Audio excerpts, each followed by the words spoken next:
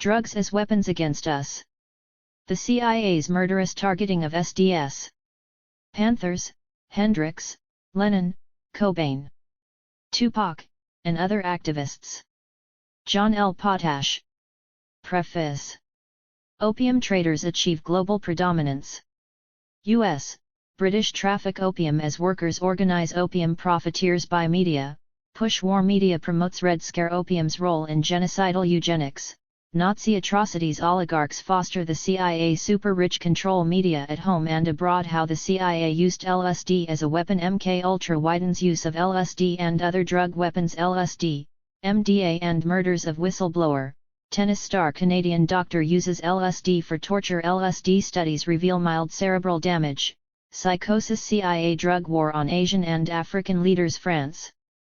U.S. fight for Vietnam area opium Asian opium used to repress Asian opposition movements U.S. use of guns and drugs on African leftists, Lumumba CIA drug targets, Paul Robeson, writers, Elvis Beats and LSD, Ginsburg and Burroughs CIA and oligarchy move to control rock and roll Elvis enlisted and drugged MK Ultra East. Civil rights LSD and Leary top spies promote, distribute acid civil rights, freedom riders and SDS Brit doses UN. Members, controls Timothy Leary and MK Ultra push acid on East Coast icons MK Ultra West. Berkeley protests, Kessie and Owsley Magic Bus promotes LSD in Harlem, South MK Ultra scientists attend acid tests.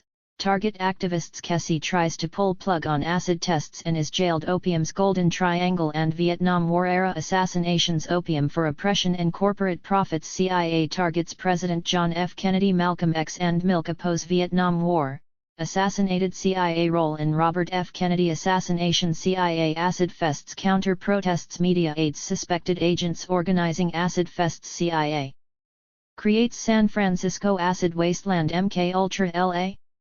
Suspected agent rock scene births hippies dentist doses Beatles, Rolling Stones framed Beatles promote acid before stopping use FBI asset gives Jagger first LSD hit, frames Stones acid damages anti-war left, SDS and Yippies SDS leaders battle infiltrators amid increasing psychedelics MK Ultra agent gives sober Abby Hoffman LSD FBI agents dose Mark Rudd and Columbia SDS doctors warned, LSD is threat to democracy acid. Bombings impair weatherman leaders acid dulls education efforts of best end.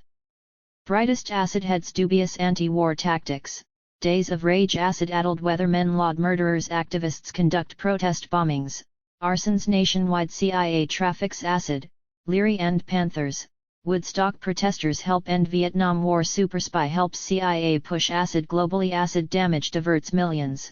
Woodstock intelligence targeting of the Rolling Stones and other bands Rolling Stones targeted and Brian Jones murdered Altamont, Hells Angels and the CIA U.S. Intelligence targets Joplin and Hendrix Queen of Rock Janis Joplin targeted with speed and heroin Jimi Hendrix drugged and murdered. The assassination of John Lennon. Lawyer's conclusion, CIA murdered Lennon. CIA family's involvement in music and radio. Nazis and CIA drug trafficking war on Latin American leftists the CIA and Nazis traffic drugs and murder leftists role of drugs in Banana Republic's wars FBI targets Black Panthers and Young Lords assassination of Black Panther leaders Fred Hampton murdered by police after converting gangs Huey Newton targeted with drugs CIA floods American urban areas with Asian opium Young Lords find activism after detoxing drugs and murder of Jamaica's Bob Marley right-wing attacks on Jamaica and Marley CIA director's son poisoned Bob Marley?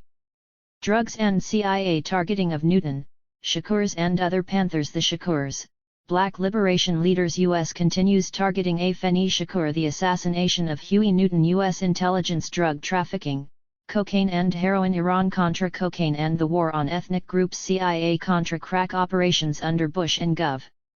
Clinton drug war against poor people of color the opium war on Afghanistan, Pakistan and opposition abroad Kurt Cobain's death, love, heroin and police cover-up heroin and alternative/punk musicians Cobain as radical political leftist love, marriage, and heroin murder and heroin chic investigators say Cobain was murdered Did Courtney Love help set up Cobain's murder?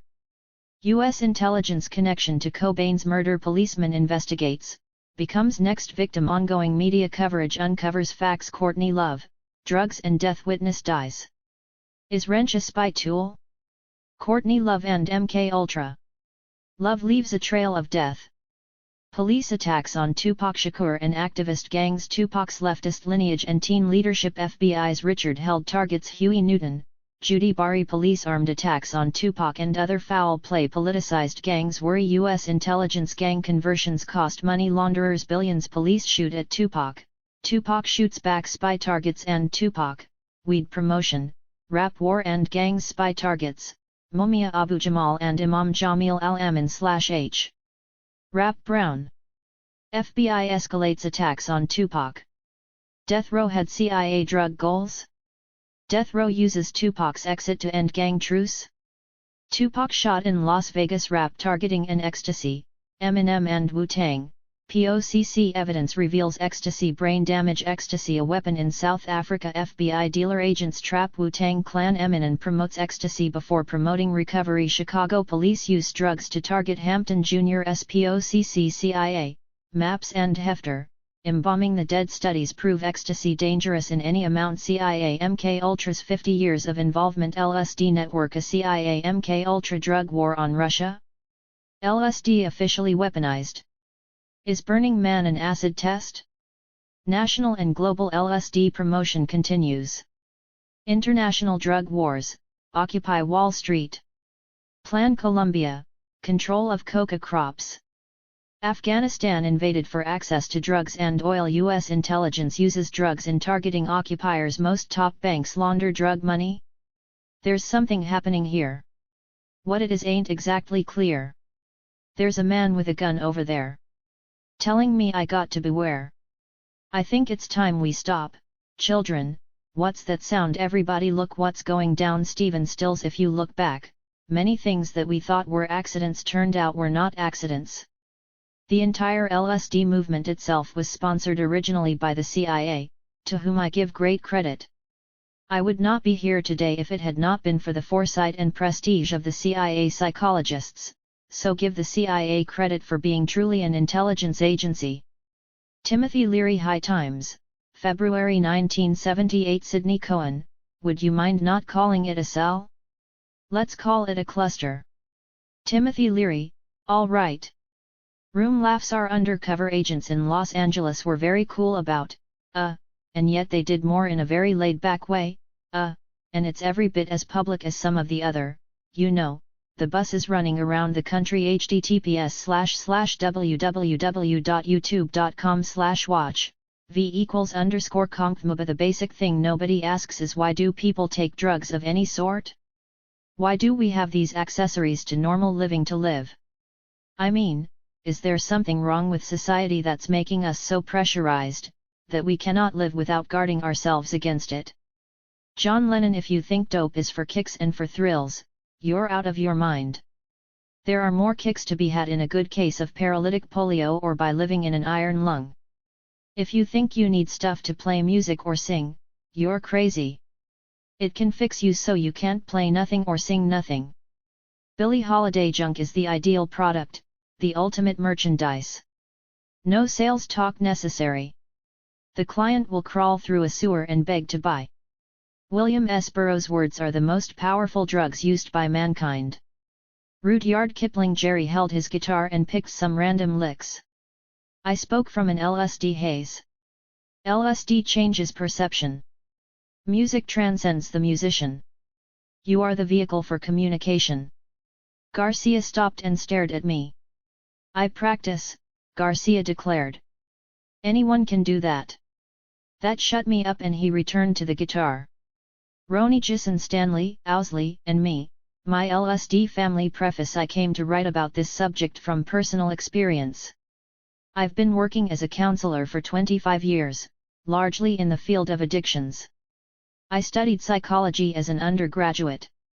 Some may think I came into my views with an anti-drug agenda from early on, but it was much the opposite. I abused drugs in high school and my first year of college before weaning off them, but I still positively coupled them with leftist activism. I grew up in Baltimore with an immediate family that always had leftist sympathies. My father organized doctors against the Vietnam War. My mother was a public defender with a leftist perspective, leftist meaning, for example, anti-war, anti-pollution, anti-poverty and pro-civil rights. Her father was a successful activist lawyer whose work led to the FBI starting a file on him. He did decades of free work for the NAACP, and he successfully represented several Black Panthers in New York. During my freshman year of college, I started getting more interested in leftist activism. Then I took LSD about a half dozen times. I never had the proverbial bad trip, but I did see my grades drop drastically afterwards. A classmate I befriended later in college took about the same amount of acid in his sophomore year and had the same experience. That classmate and I discussed our prior ability to write at least a full page of an essay in our heads word for word before committing it to paper. We both lost that ability after our LSD experiences. While our grades came back up after about a year or more following our last hits of acid, we both still couldn't remember more than one sentence at a time for our class papers. This caused me to drop the activism for a few years, until I felt that I had regained my normal mental capacity. LSD also negatively affected my confidence and emotional control for many months, if not years, after the acid trips. I wrestled in college, and I saw another upperclassman wrestler try to come back to the team after a hiatus from school during which he ate dozens of hits of acid. He ended up so anxious before each match that he had to vomit.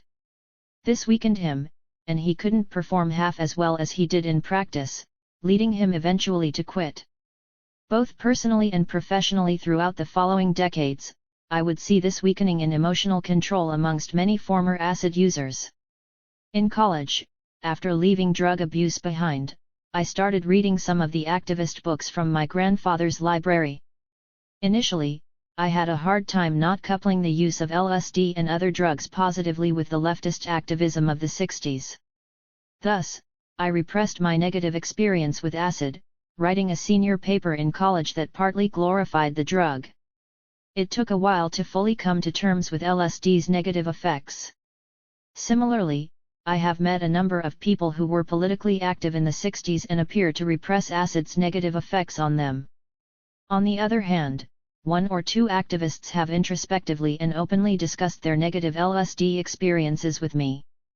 My earliest years of work started making me aware of the power structure around alcohol and other drugs, even before doing addictions work. I tended bar at a restaurant owned by powerful people. The owners worked in the state government and were also connected to the mafia. I then worked as a probation officer and saw high-level drug traffickers let off of major charges, while low-level dealers and users received jail time.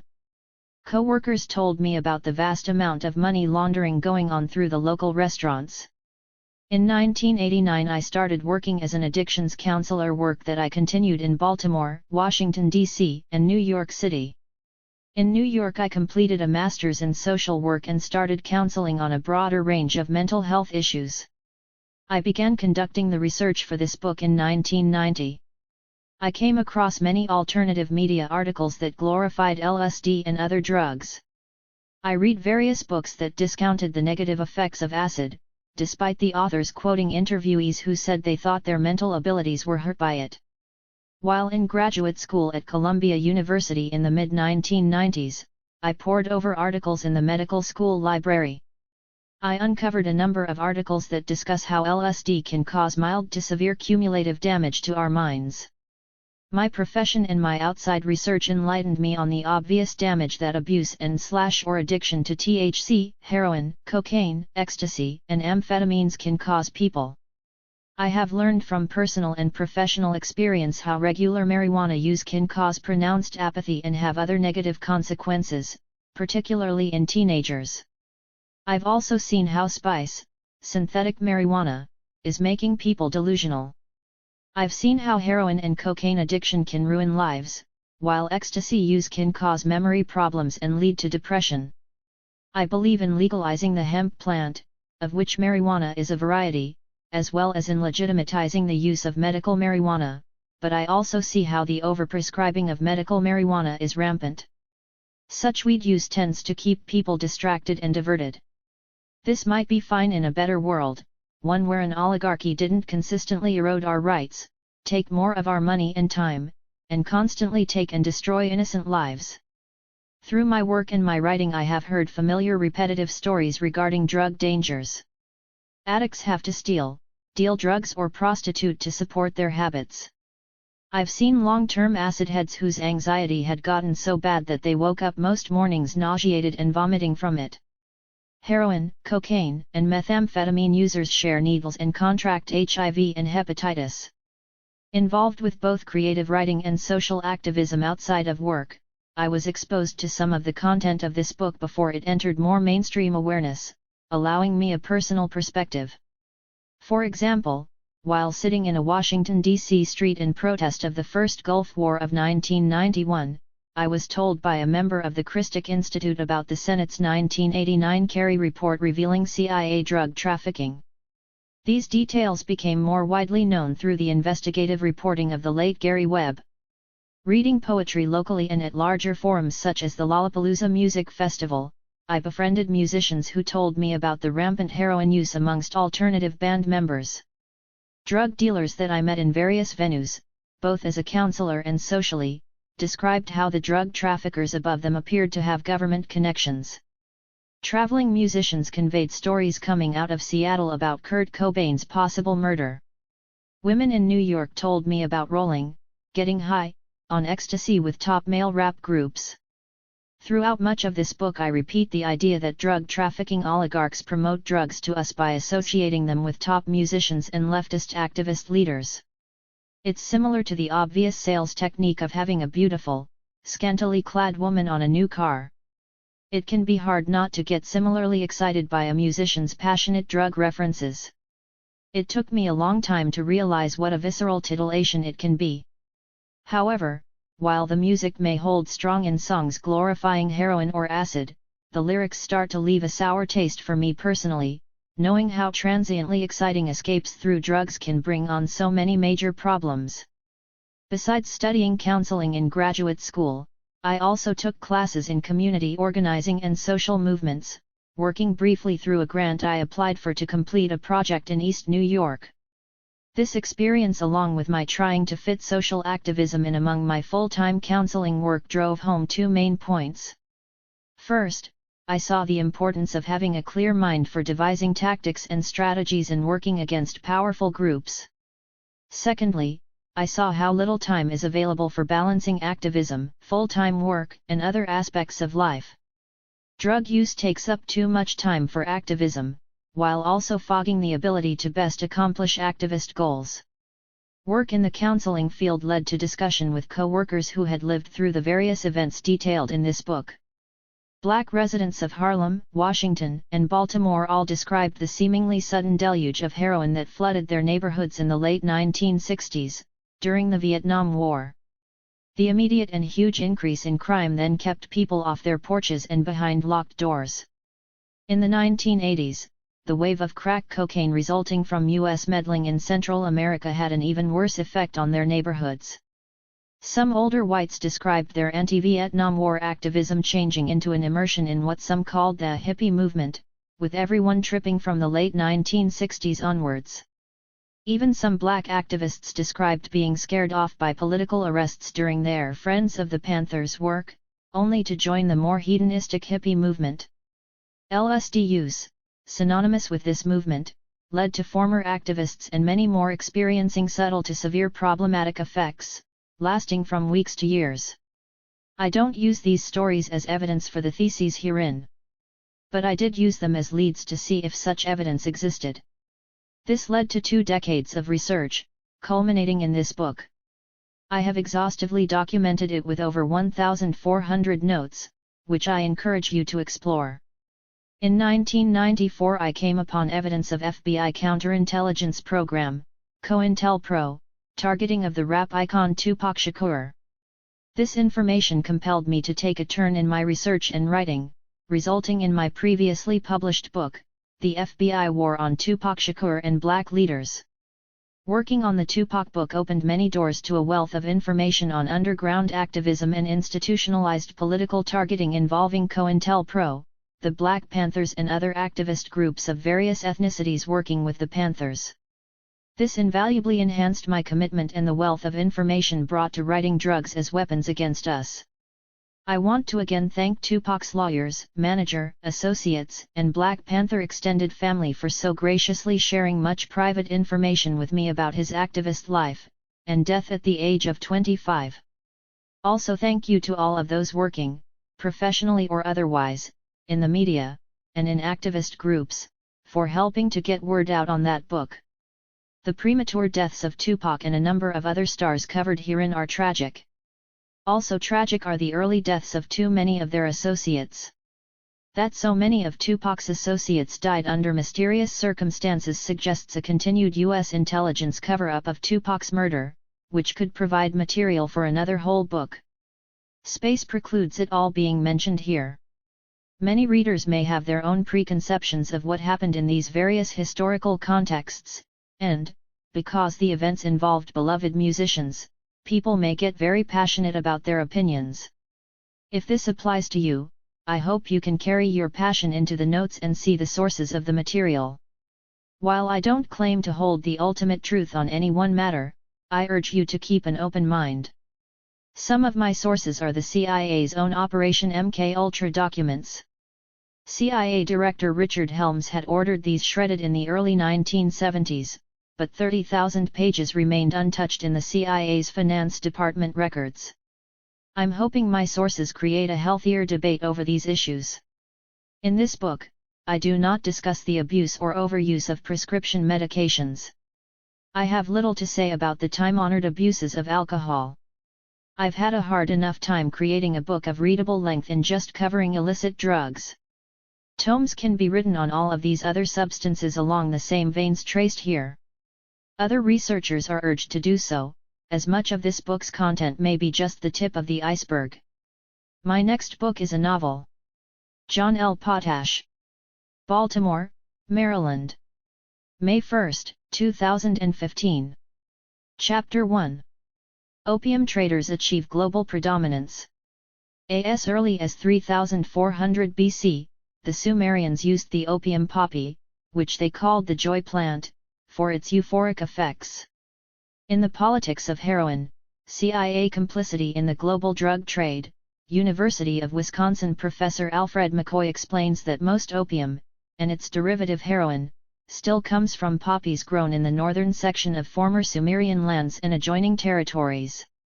Today, this includes a narrow 4,500-mile stretch of mountains extending along the southern tier of Asia, from Turkey through Iran, Afghanistan, and Pakistan to India, an area known as the Golden Crescent. That same stretch of mountains then extends to the world's second-largest area of poppy cultivation in the Golden Triangle, where Myanmar, formerly Burma, Thailand, and Laos come together adjacent to Vietnam. 1 From as early as 1500 AD, opium and other drugs played a crucial role in the rise of industrialized powers. Professor Carl Trocchi, of Queensland University, Australia, provided this summary of the opium trade. Accumulations of wealth created by a succession of historic drug trades have been among the primary foundations of global capitalism and the modern nation-state itself. Indeed, it may be argued that the entire rise of the West, from 1500 to 1900, depended on a series of drug trades. 2. Professor Peter Dale Scott of the University of California at Berkeley concurred. All empires since the Renaissance have been driven by the search for foreign resources, and nearly all, including the British, the French, and the Dutch, used drugs as a cheap way to pay for overseas expansion. 3. Access to an abundance of opium poppies by Western industrialized countries brought centuries of problems to the East, particularly in China. There, in the early 1500s, the Chinese had only used opium medicinally and in oral form. During this time the Portuguese fleet initiated the smoking of opium in China, discovering that the effects of smoking opium were instantaneous. The Chinese, however, considered the practice barbaric and subversive. 4 In the early 1700s, the Dutch took over trade with China and the islands of Southeast Asia, while popularizing the use of a tobacco pipe for opium smoking. In 1729, the Emperor Yongcheng issued an edict prohibiting the smoking of opium and its domestic sale, except under license for use as a medicine. 5 by 1750, the British East India Company had taken control of several opium-growing regions of India, and by the 1790s had developed a monopoly on the opium trade. China's new emperor, Qia King, then banned opium completely. This failed to stop the British East India Company from increasing their smuggling and sale of opium in China, which grew from 15 tons a year in the earlier 1700s to 3,200 tons a year by 1850.6. American University professor Clarence Lusane argued that once Britain had developed its empire, it used opium as an important new political tool for conquest. The British, he wrote, used opium to help addict and control the Chinese people en masse, increasing British profits in China and allowing them easier access to China's resources. 7 statements of high-level Chinese officials support this argument. In 1836, Mandarin Hsu Nitsi, vice president of the sacrificial court, informed the emperor that opium, originally ranked among the medicines, was now being inhaled. Hsu called the practice destructive, injurious, and despite its ban in 1799, the foreign barbarian merchants helped it spread throughout the entire empire. Mandarin Chun Tzu, a member of the Board of Rights, found that within the Chinese army, a great number of the soldiers were opium smokers, so that, although their numerical force was large, there was hardly any force found among them. Chu proclaimed the Chinese needed to oppose the covetous and ambitious schemes of the British with their opium sales. 8 by 1839, the British East India Company's shipments of opium to China reached 1,400 tons per year. The Chinese premier tried to outlaw foreign ships from bringing opium into Chinese ports for sale. Chinese officials confiscated 15,000 chests containing 95 tons of opium from foreign merchants, including 10 tons from the American firm Russell & Co. They dissolved the opium in a trench of water with salt and lime. 9 Unwilling to lose the political power opium had given it, Britain attacked China in the First Opium War, which lasted 3 years until 1842. China then signed a peace treaty giving Hong Kong to Britain. China kept opium illegal, but stopped confiscations. However, when Chinese officials tried to enforce the prohibition of British opium sales, tensions led to the Second Opium War, 1856–1858. Once more China lost and had to comply with British demands to legalize the opium trade. 10 In 1865, Scotsman Thomas Sutherland started the Hong Kong-Shanghai Banking Company, later HSBC. A senior Chinese government official had issued a warrant for future HSBC board member Thomas Dent in 1839, to close his opium warehouses. This helped spark the First Opium War. France's Le Monde Diplomatique said that HSBC's first wealth came from opium from India, and later Yunnan in China. Yunnan is in the Golden Triangle area. The First Opium War forced China to cede Shanghai to Western powers, transforming it from a fishing village to China's largest, most modern city with a network of opium smoking dens. Professor Alfred McCoy would eventually call Hong Kong Asia's heroin laboratory, and HSBC would become the world's second largest bank. By 1900 China had an estimated 13 million opium addicts. 6 years later, 27% of all adult males in China smoked opium. This astounding rate of addiction has never since been equaled. Other Asian countries developed similar public addiction issues when forced to participate in the drug trade by European powers. Corrupt, foreign-supported leaders in these countries may have also been motivated to make money on the side through taxing opium sales. 11 However, the opium trafficking families of the US and Europe made the most money, as they bought most of the 35,000 metric tons of raw opium being produced in 1906 and sold it at a premium once it was processed. This was 85% of the world opium production that year and more than 4 times as much from any other single source in history. Most of this opium production took place in southern China, adjoining the area considered the Golden Triangle of opium production in Laos, Thailand, Burma, now Myanmar, and Vietnam. 12 British rulers appeared to also use opium against British citizens who struggled to better their living conditions. Famous British resident Karl Marx coined the term opiate of the masses about opium abuse and addiction keeping people politically asleep. The timing of the ill effects of the Industrial Revolution, worker displacement, starvation, and rioting in the early 1800s suggests that British rulers promoted opiates to help quell the masses of poor and struggling workers, many of whom joined protests. 13 After a particularly turbulent 8 years of rioting and protest, in 1819 British Parliament passed the Six Acts, turning Britain into a police state. These acts prevented public meetings, restricted newspapers, sped up the judicial process and restricted access to firearms. Within 10 years, street patrols of police were introduced. In 1827, the first commercial batches of the opium derivative morphine were produced. 14 Opium distribution for medicinal and recreational use in industrialized European countries led to problems among their own poor and working classes. Professor Lusane cited Karl Marx in Capital, which stated that in 1861, 26% of deaths among English children resulted from their working-class parents treating the children's ailments with opiate medicines. As Professor Al McCoy also reported, mass addiction to opium became a significant feature of the late 1800s in England. 15 U.S. British traffic opium as workers' organize. Starting in the 1700s, the British East India Company acquired a number of partners among American families from New England.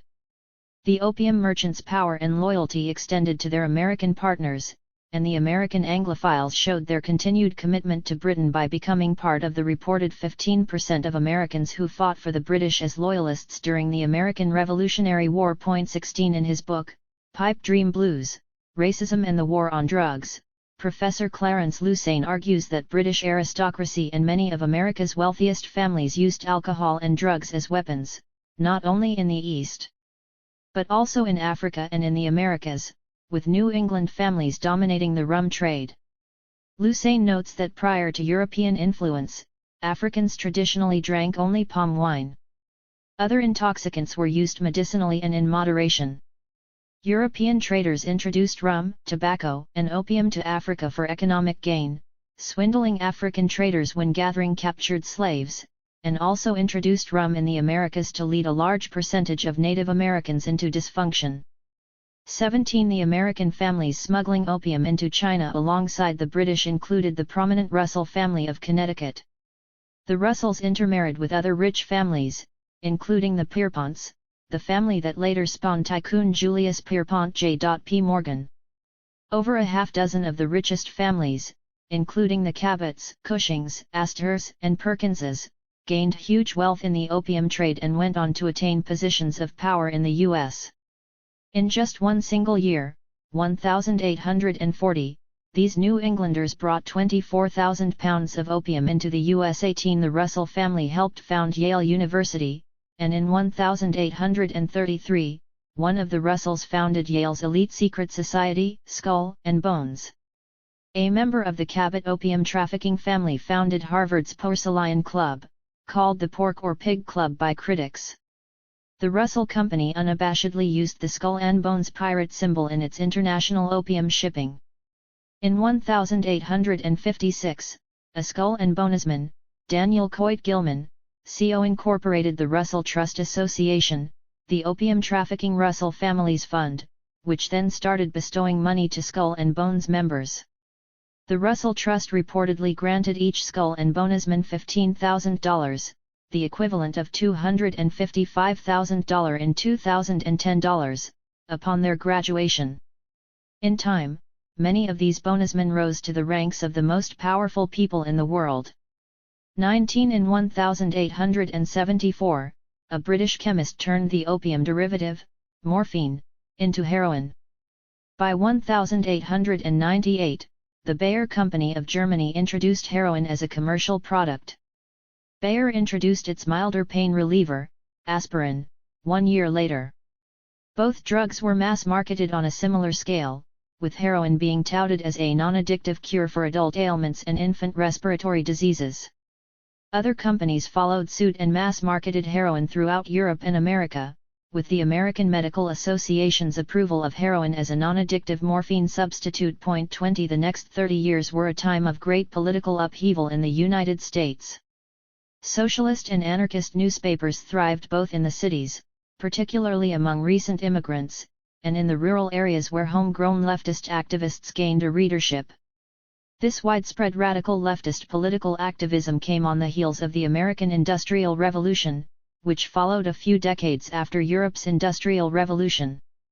In the European countries, the newly rich industrialists stood in opposition to the old money of the royal families.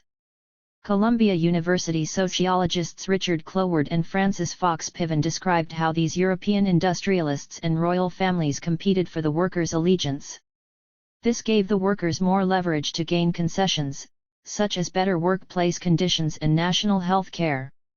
Piven and Cloward noted the marked difference between European and American labor history. When the industrialists rose up in the U.S. after the 1860s Civil War, there was no aristocracy standing in opposition to them.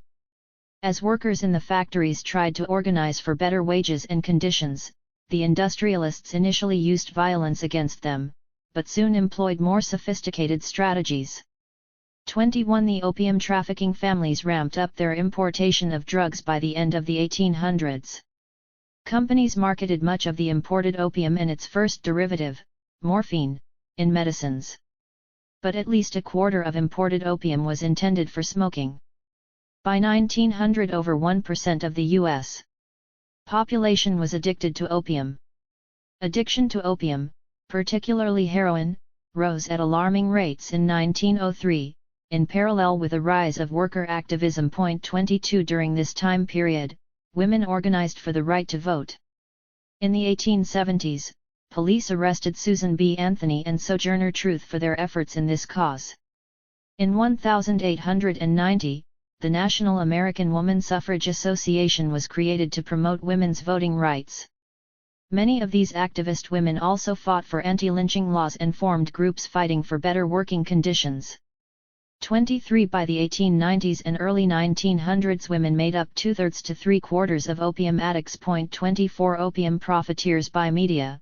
Pushwar Yale University professor David Musto wrote that opiate addiction reached its peak in the early 1900s, rising to a level never since equaled in this country. The opiate addict population nearly doubled the rate of addiction today. It is unknown how many only abused opiates without developing a full-fledged addiction. Abuse alone could generally be enough to fill up users' free time and disincline their political and social activism. 25 At the turn of the century, cocaine addiction became almost as widespread as opiate addiction. This appeared to have its genesis in 1886 when, during the early stages of the progressive movement, the Georgia counties of Atlanta and Fulton passed alcohol prohibition legislation. In response, a Georgia pharmacist, John Pemberton, developed Coca-Cola, a non-alcoholic version of French wine coca. He developed the original formula for Coca-Cola, containing 2.5 mg of cocaine per 3.3 ounces of fluid. The syrup had 5 ounces of coca leaf per gallon of syrup, an addictive amount for those with the susceptibility. This formula was sold as a headache cure and stimulant. 26 A wealthy Atlanta pharmacist, Asa Candler, bought exclusive rights to the Coca-Cola formula and incorporated Coca-Cola in 1892. Manufacturers sold cocaine in a wide range of patent medicines, tonics, elixirs, and fluid extracts at that time. Asa Candler and his wealthy investors put massive amounts of money into advertising his new drink for sale in popular drug store fountains all over the US and Canada. It soon became America's most popular drink. By 1902, cocaine-related products provided many ways to access the drug on a daily basis. This led to an estimated 200,000 cocaine addicts in the United States. Between 1900 and 1907, U.S. coca leaf imports tripled.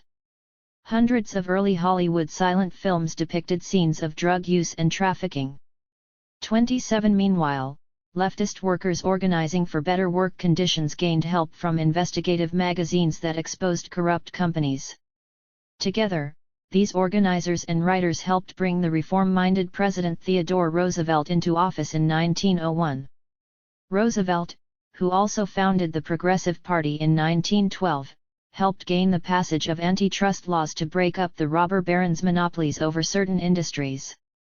When these tycoons bought out all their competition in an industry, they could raise prices as high as they liked. During the Roosevelt administration, many laws and regulations were instituted to give the average American a square deal, or a chance to make a fair living without getting robbed by the rich. 28 Professor Musto detailed how the progressive movement of the late 1800s and early 1900s brought about federal laws, improving the nation's morals and resisting the selfish actions of the rich and powerful. Most pertinently, it led to the prohibition of opium for non-medicinal purposes by 1914, and the more problematic prohibition of alcohol a few years later. 29 In seeming reaction to these progressive political developments, the Rockefeller and J.P. Morgan families bought out all the top investigative magazines that contributed to American political reform. 30 By 1915, J.P. Morgan also bought out the major newspapers. The Congressional Record revealed that in 1915, J.P. Morgan's steel, shipbuilding, and powder interests had purchased control of 25 great newspapers, to control generally the policy of the daily press of the United States. 31 Control of the media aided the Rockefellers, the J.P. Morgan family, and their fellow intermarried, wealthy families. In 1917, they swayed public opinion and influenced the United States to aid England in World War I. While tens of thousands of Americans died after the U.S. entered the war, these wealthy families made huge profits from money lending, steel manufacturing for armaments, and oil sales for trucks, tanks, railroads, and airplanes. 32 Media promotes Red Scare. Control of the media aided the creation of the first Red Scare. Researchers say the Russian Revolution of 1917 scared the wealthiest in all the capitalist countries. The Russian Revolution took land from the wealthy and redistributed it to the poor. It took ownership of the factories and gave it to councils of workers. In response, to make sure nothing fomented in the U.S., the corporate owners, including the Rockefellers, Russells, Morgans, Vanderbilts, Carnegies, Harrimans, and Bushes, helped propagate a Red Scare through the media. Their tactics led to the Sedition Act of 1918, which criminalized many behaviors formerly seen as merely unpatriotic. Legislators also passed laws directed at immigrants, leading to imprisonment and deportation of people for radical or anarchist political beliefs. 33 Evidence supports the case that U.S. intelligence framed Italian anarchist organizers Nicola Sacco and Bartolomeo Vanzetti before their trial and execution. 34 In 1919 and 1920, U.S. Attorney General A. Mitchell Palmer, and his young functionary J. Edgar Hoover, started a mass arrest of immigrant workers nationwide. These were known as the Palmer Raids. Hoover led the Alien Radical Division of the vastly expanded Bureau of Investigation, soon the Federal Bureau of Investigation, or FBI. Estimates of the numbers of Italian, Russian, and other immigrants arrested for radical subversion in one massive dragnet ranged from 3,000 to 19,000 persons. 35 Some of the still independent press complained, as did some members of Congress. The Immigration Act of 1920 initially sought to help victims of the Palmer raids. It ended up making possession of radical literature, and even sympathy for activist causes, punishable offenses for immigrants, referred to as aliens. Criminal syndicalism charges started in most states, and were used to repress socialist and anarchist political organizing. In 1903 the state militias had been organized by Congress into what would become the National Guard, for additional peacetime repression. 36 Yet again, toward the end of the 1940s, U.S. intelligence, politicians, and journalists created a second Red Scare. The U.S. House of Representatives Un-American Activities Committee, HUAC, along with a similar Senate committee led by Senator Joe McCarthy, held hearings to root out communists, suspected communists, and fellow travelers. Many were jailed, thousands more were blacklisted, even for leftist leanings, making it impossible for them to find jobs in their fields, most notably in the film industry and the arts.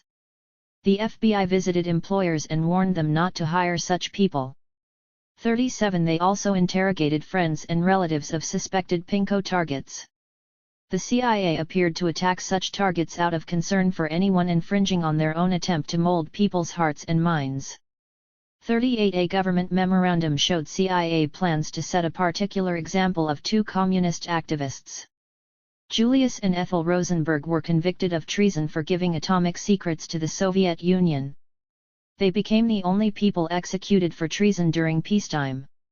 Later, published evidence supported the possibility of their innocence.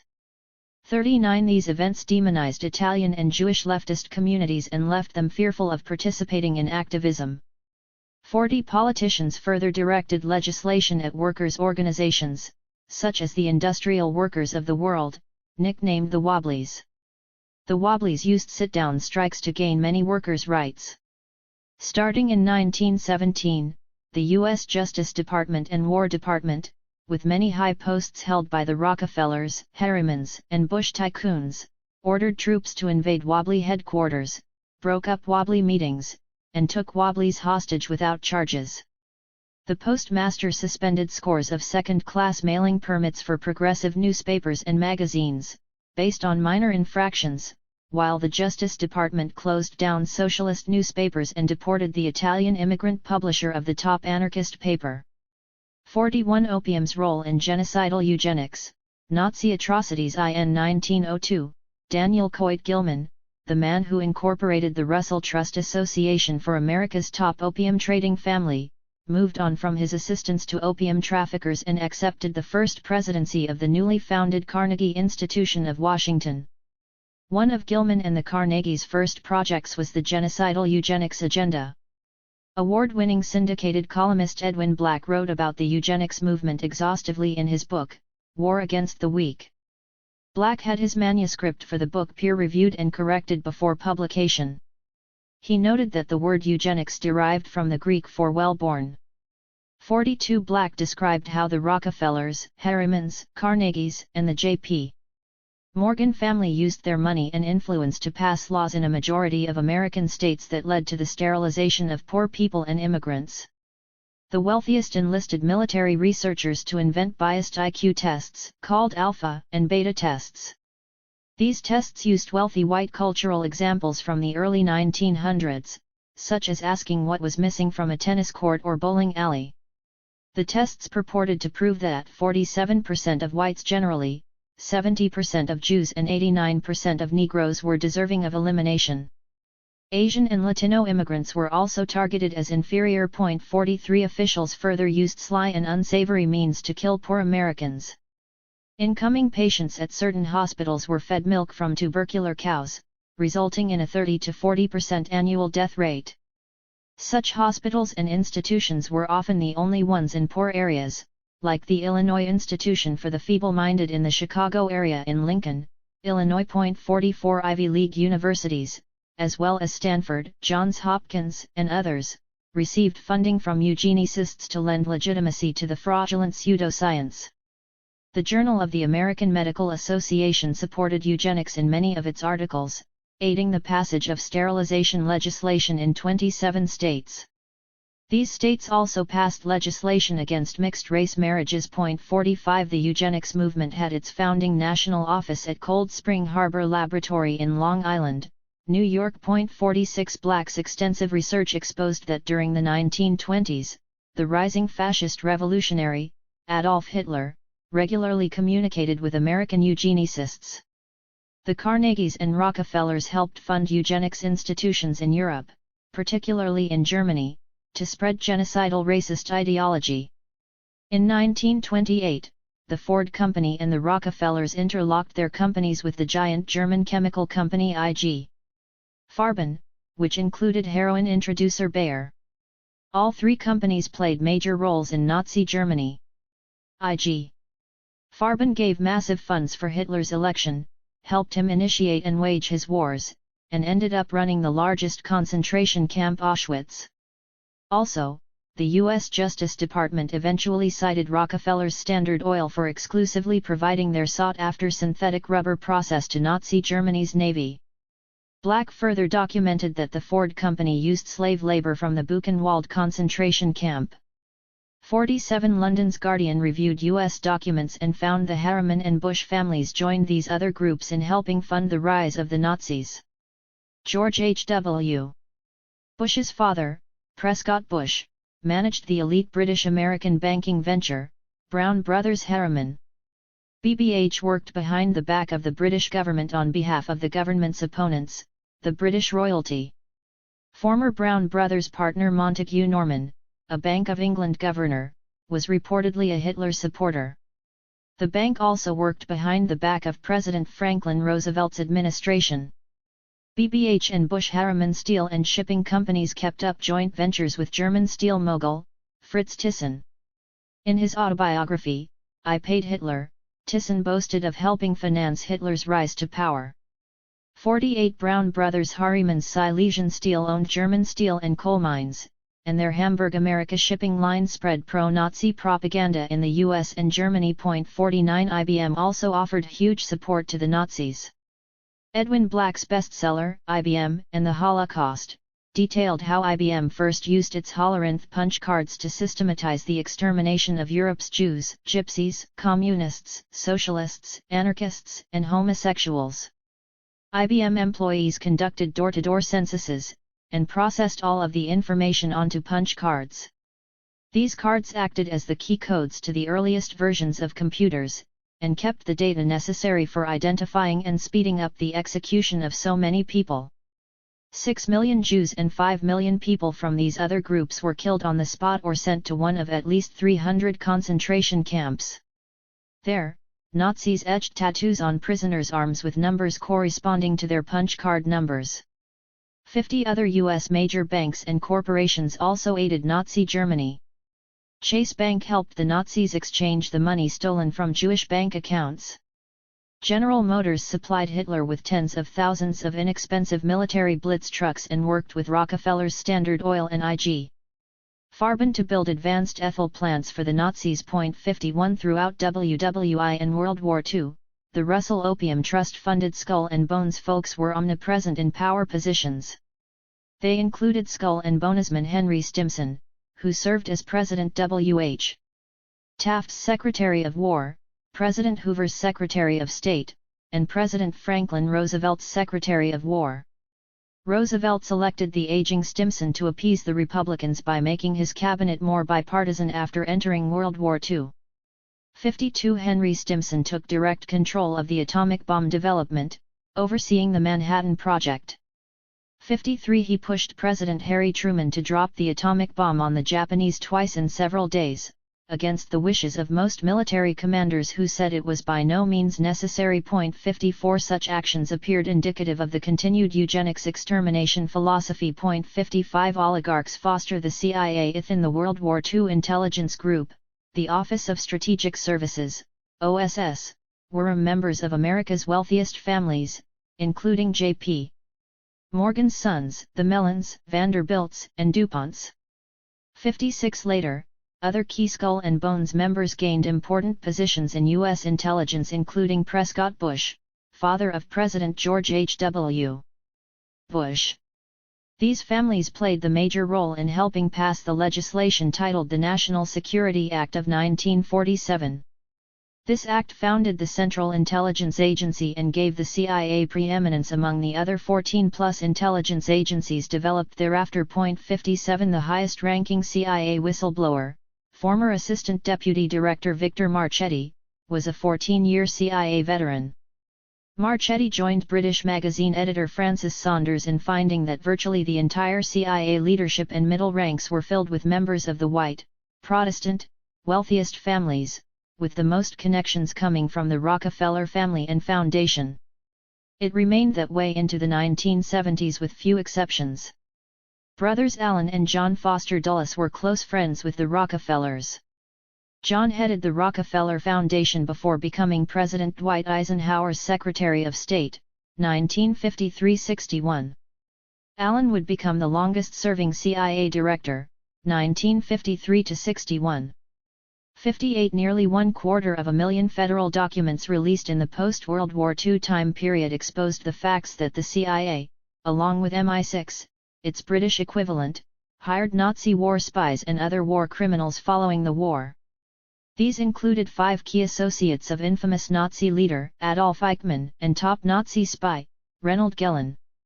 The CIA helped Gehlen and his advisors retain their leadership in West Germany's intelligence network. A New York Times article revealed that the CIA gave at least 2 of these Nazis citizenship. Many Nazi war criminals were charged with mass murders. Yet MI6 also hired many Nazi agents, including one responsible for killing close to 100 British agents. 59 researchers in the 1980s revealed other extensive aspects of CIA/Nazi work. Award-winning investigative reporter Christopher Simpson's 1988 book, Blowback: America's Recruitment of Nazis, listed hundreds of government archival files and thousands of documents, among its copious citations, describing a half-dozen U.S. intelligence operations protecting and employing Nazis. One, codenamed Sunrise, was comprised of former Nazi spies. Another, of Nazi scientists, was codenamed Paperclip. Simpson named Robert Lovett, Alan Dulles, and OSS agent Frank Wisner as U.S. intelligence leaders who pushed the hiring of Nazis to do CIA work in the U.S., Europe, Latin America and the Middle East. Simpson summarized, hundreds, and perhaps thousands, of such recruits were SS Nazi elite guard veterans. 60 A whistleblowing former chief prosecutor of the Justice Department's Nazi War Crimes Unit, John Loftus, reported that under Operation Sunrise, CIA Director Alan Dulles helped smuggle some 5,000 Nazi Gestapo and SS agents to South America for U.S. intelligence work. 61 As detailed later, these Nazis would help the CIA create vast drug trafficking networks in Central and South America. Super-rich control media at home and abroad. U.S. intelligence abided by the famous dictum of Nazi propagandist Joseph Goebbels, who said the aim was not about controlling people physically but controlling their hearts and minds. British magazine editor Francis Saunders reviewed troves of buried archival U.S. intelligence documents that explained their goals. In a 1950 NSC directive, the U.S. intelligence umbrella group, the National Security Council, described it as psychological warfare. Through propaganda, to influence people's thoughts and actions, so that the subject moves in the direction controllers desire for reasons which he believes to be his own. 62 U.S. intelligence leaders developed such extensive control over American media that they boasted about it. In the late 1940s, the CIA's Frank Wisner, at the Office of Policy Coordination, oversaw 302 people on their payroll. The office conducted psychological warfare operations through its propaganda assets inventory. Wisner boasted he could play the media like a mighty Wurlitzer music organ. Wisner supervised an increasing staff that rose to 2,812 locally in 1952, along with 3,142 overseas contract personnel. The budget also rose in that period from $4.7 million to $82 million. 63 While it is unknown exactly what Frank Wisner's employees were doing, various investigators shed some light on their work. Watergate muckraking reporter Carl Bernstein wrote a seminal 1977 expose on the media. Despite his earlier 70s Watergate fame, only Rolling Stone magazine published this revealing article. Bernstein wrote that a Senate Intelligence Committee forced CIA Director George H.W. Bush to admit more than 400 journalists had lived double lives, maintaining covert relationships with the CIA. Others in the CIA told Bernstein the number was far higher. Bernstein listed the Senate committee findings that owners of virtually all of the leading media companies worked with the CIA. They also had top executives, editors, and journalists on the CIA payroll willing to reprint CIA-written articles verbatim under their names. 64 The CIA's control of the media appeared to increase each year. Before his retirement, veteran CIA agent Ralph McGehee obtained a CIA memo in 1991 claiming the agency had representatives in every media outlet in the country that helped to spin and censor the news. 65 The Rockefeller and J.P. Morgan interests had already bought control of the most influential newspapers and investigative magazines. Ben Bagdikian, dean of the University of California/Berkeley Journalism School, set forth the ways in which multinational corporate owners continued to gain even tighter controls over public information in his book The Media Monopoly, describing how the ever-consolidating world of media ownership approached near monopolization by a few companies. 66 He explained that most major media outlets have directors on their company boards who also sit on the boards of major multinational corporations.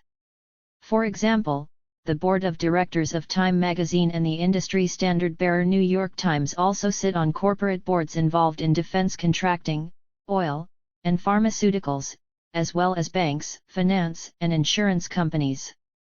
Under law, the director of a company is obliged to act in the interests of his or her own company. 67 Thus, the directors of media further the interests of the interlocked multinational companies.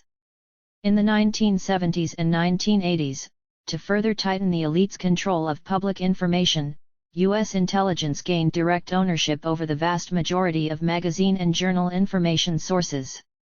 One of their own publications, Armed Forces Journal International, revealed that the Pentagon, military intelligence, published 371 magazines in 1971, making it 16 times larger than the nation's next biggest publisher.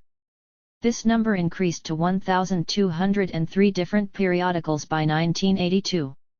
68 These 1,200 magazine and journal titles straddled many areas of life, controlling information that could make it to the pages of news, fashion, and sports magazines crowding book chain outlets. In 1975, a Senate Intelligence Committee issued a report revealing the taxpayer-funded CIA owned outright more than 200 wire services, newspapers, magazines, and book publishing complexes, according to Professor Michael Parenti in his book, Inventing Reality, and Washington Post reporter Morton Mintz in his book, Power, Inc. Mintz quoted a Senate Select Committee on Intelligence Activities 1976 report that showed how the CIA promoted its own propaganda. It said a book written by one CIA operative was reviewed favorably by another CIA agent in the New York Times. 69 Dan Rather, one of the best-known media insiders, described the media's conservative censorship in stark terms. Rather's career included reporting for United Press International, working as the CBS Southern Bureau Chief and then a position as anchorman on the CBS Evening News in 1981. He remained in that position until 2005. In 2002, the British Broadcasting Corporation interviewed Rather about the media's aid in the suppression of dissent in the United States.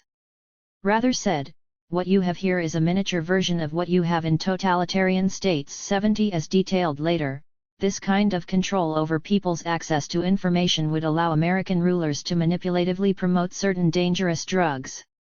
It would further hide the use of Nazis in various U.S. intelligence-related operations. And, it would influence people to fight wars to control other countries' drug crops, while leading people to believe they were fighting for freedom and democracy. Chapter 2. How the CIA used LSD as a weapon. 76 LSD subjects, 24% of 320, reported one or more long-term adverse reactions to LSD exposure. Table 6, U.S. Army 1980. All complaints from subjects were reported as adverse effects even though these events had occurred on average 19 years earlier. U.S. Army Medical Department, U.S. Army Health Services Command, Project Director LTC David A. McFarling, M.C. LSD Follow-up Study Report, October 1981. Project MK Ultra was the CIA's umbrella name for at least several projects that used psychedelic drugs against the enemies of the American ruling oligarchy.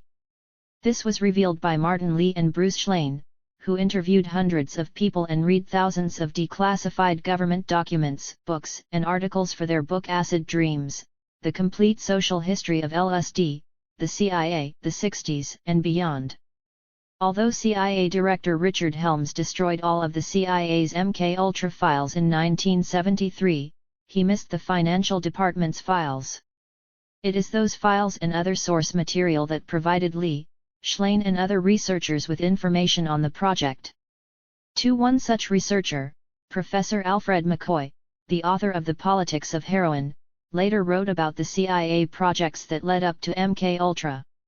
In his book, A Question of Torture, McCoy wrote that Dr. Kurt Plotner and other Nazi scientists tested mescaline on concentration camp prisoners during World War II. The New York Times wrote that the U.S. Justice Department printed a 600-page secret report in 2006 about the U.S. government's operations saving Plotner and thousands of other Nazis. Writers such as retired Air Force Colonel Walter Boyne, a former director of Washington's Air and Space Museum, wrote an Air Force magazine article about Project Paperclip, better known as Operation Paperclip, that saved at least 700 Nazi scientists. The Joint Chiefs of Staff started these operations in 1945, and the CIA continued them, saving what was originally estimated as 10,000 Nazis from various professions, though the Justice Department report found a somewhat lower number of Nazis saved. The operations gave these Nazis employment with the U.S. government, ostensibly to fight communism during the Cold War. 3. Hank Albarelli Jr., a veteran journalist who also had served in President Jimmy Carter's administration, wrote several articles as well as a book about Operation Paperclip and MKUltra, exposing the fact that the operation transferred over 1,600 Nazi scientists to the U.S. to work in the former eugenics office, known as Cold Spring Harbor Laboratory, as well as in the Brookhaven Nuclear Laboratory and on Plum Island, the site of biological weapons experiments. Nazi scientists brought with them their research on psychedelics into offices shared with CIA scientists. They also regularly met with Swiss Sandoz scientist Albert Hofmann. 4. The many inhumane exploits of these Nazi scientists who later worked in MKUltra programs are well known. CIA employed Nazi scientist Herbert Gerstner had programmatically killed German children. 5. America's father of space medicine, Hubertus Strughold, tested psychedelics on concentration camp victims at Dachau, and he conducted experiments that involved shooting victims, injecting them with gasoline, crushing them to death, and freezing them to death in ice water. 6. In 1938, Albert Hofmann created lysergic acid diethylamide, LSD, while working for a Swiss company, Sandoz, a subsidiary of the Nazi IG Farben cartel. The Swiss pharmaceutical industry had previously handled much of the European opium traffic. Sandoz then supplied LSD to Nazi Dr. Joseph Mengele, who first experimented with it on concentration camp victims. 7. In 1943, Albert Hofmann tried his first experiment with LSD on unwitting patients at a Swiss hospital.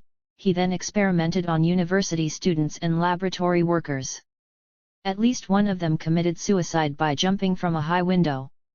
A later independent commission of experts in Switzerland found that Sandoz, as well as the Swiss pharmaceutical company Ciba, acted in collaboration with IG Farben in Nazi atrocities. During World War II, Farben fired all the Jews employed in its companies and replaced them with Nazi supporters.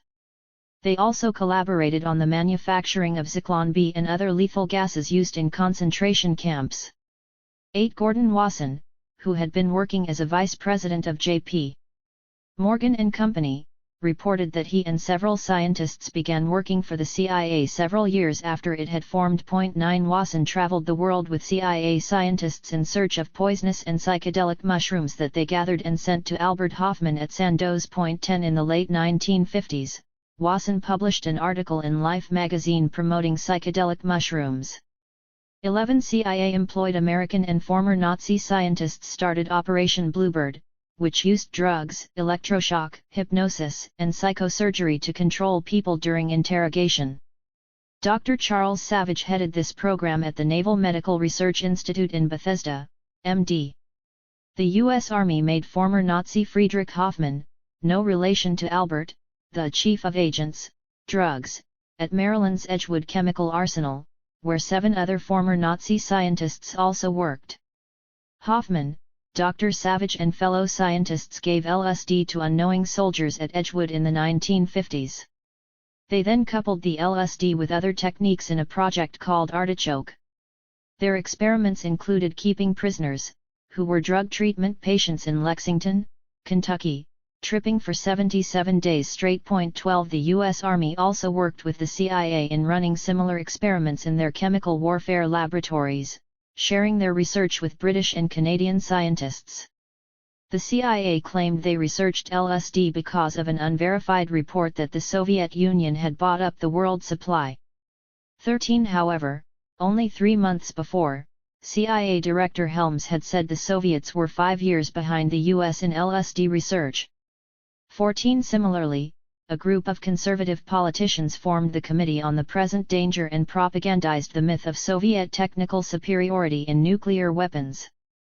They warned of imminent danger from a Soviet Union nuclear attack.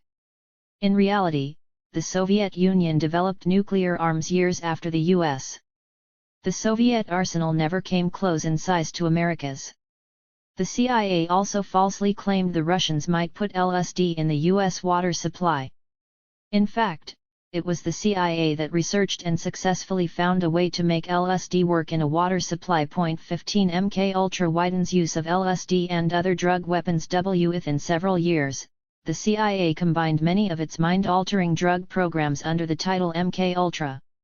At the time, future CIA Director Richard Helms was an assistant deputy, in charge of covert operations, and supervised Dr. Sidney Gottlieb, who ran the program.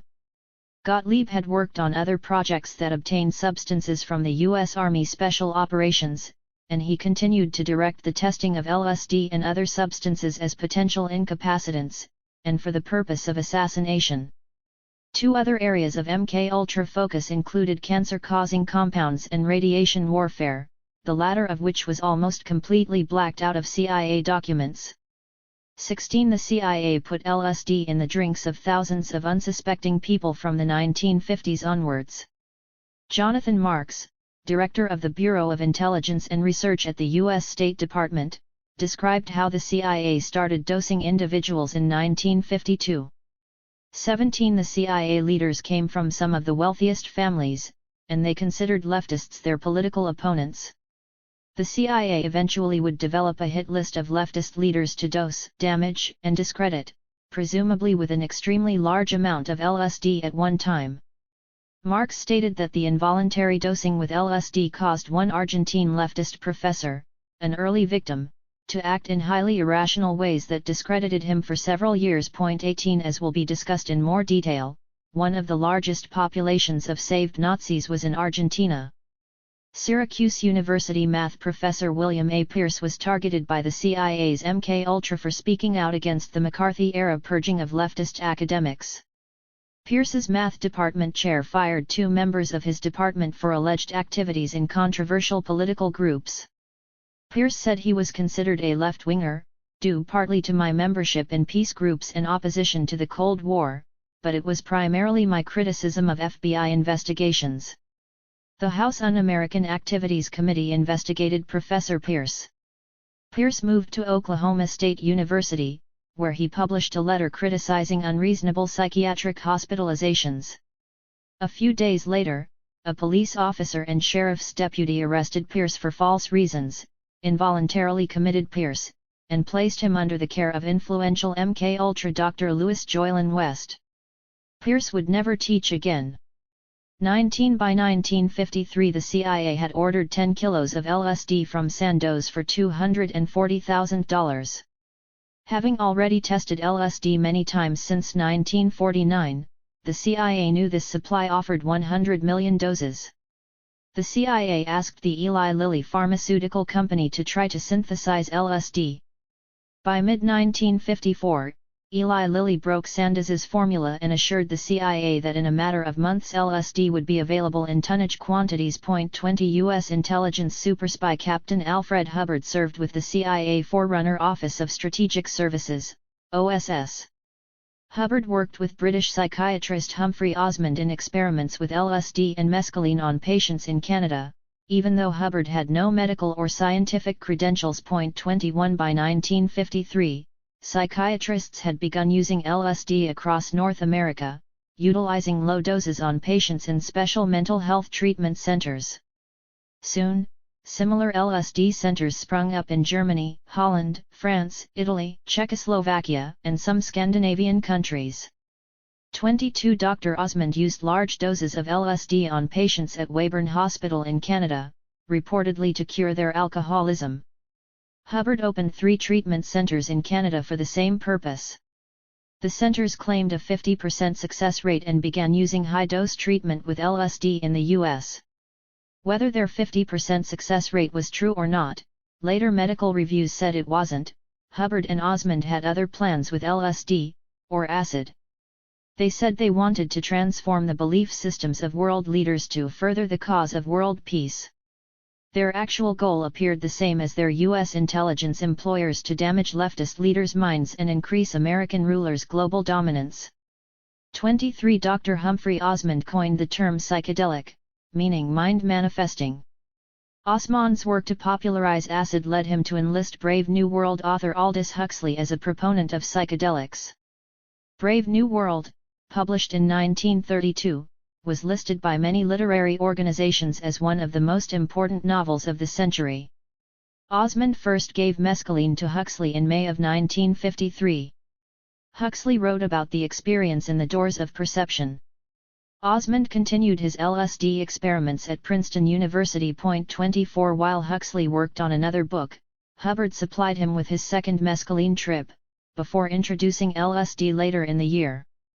Captain Hubbard impressed Huxley with his connections to the top echelons of American business and government, which Huxley believed was due partly to Hubbard's fortune made as a uranium entrepreneur. 25 Huxley promoted psychedelics in his last books, despite the themes of Brave New World, which warned of rulers keeping people content with their lot through the use of escapist drugs. LSD, MDA and murders of whistleblower, tennis star in the early 1950s. A push began for mental hygiene departments that were closely intertwined with eugenics. William Welch, a founding leader of the Committee of Mental Hygiene, was also chairman of the Eugenics Record Office Board of Scientific Directors, and scientific director for top eugenics funder John D. Rockefeller. 26 This movement enabled Drive. Sidney Gottlieb to run MK-Ultra psychedelics experiments through contracts with many institutions. It began with jails, but soon included drug treatment agencies and mental institutions. The directors of the National Institute of Mental Health and the National Institutes of Health used their agencies to help channel funds to these institutions for the known purpose of testing drugs on subjects. By 1953, in what appeared to be purposeful targeting, MK-Ultra doctors started damaging more prominent people with their MK-Ultra drugs. After a divorce in that year, Harold Blauer, a once highly seated, 42-year-old, Jewish professional tennis player, went inpatient for depression. Despite progress he made in talk therapy, doctors at the Rockefeller-funded New York State Psychiatric Institute ordered MDA for him as part of a military experiment on him without his knowledge. MDA, code name EA-1298, is an ecstasy precursor drug, and the Army Chemical Corps, stationed at Maryland's Edgewood Arsenal, supplied it. Dr. Paul Hodge, a member of the still extant Eugenics Society, and Blauer's hospital physician, ordered the drug, well aware it would damage Blauer, as Hodge had previously published a paper on that very subject. When Blauer had a bad reaction and attempted to refuse a fourth injection of the drugs, Dr. Hodge ignored him. A fifth injection of the drugs killed Blauer. 27 It should be remembered that eugenics deemed 70% of Jews deserving death. 28 Dr. Hodge worked for the Army and as a CIA consultant.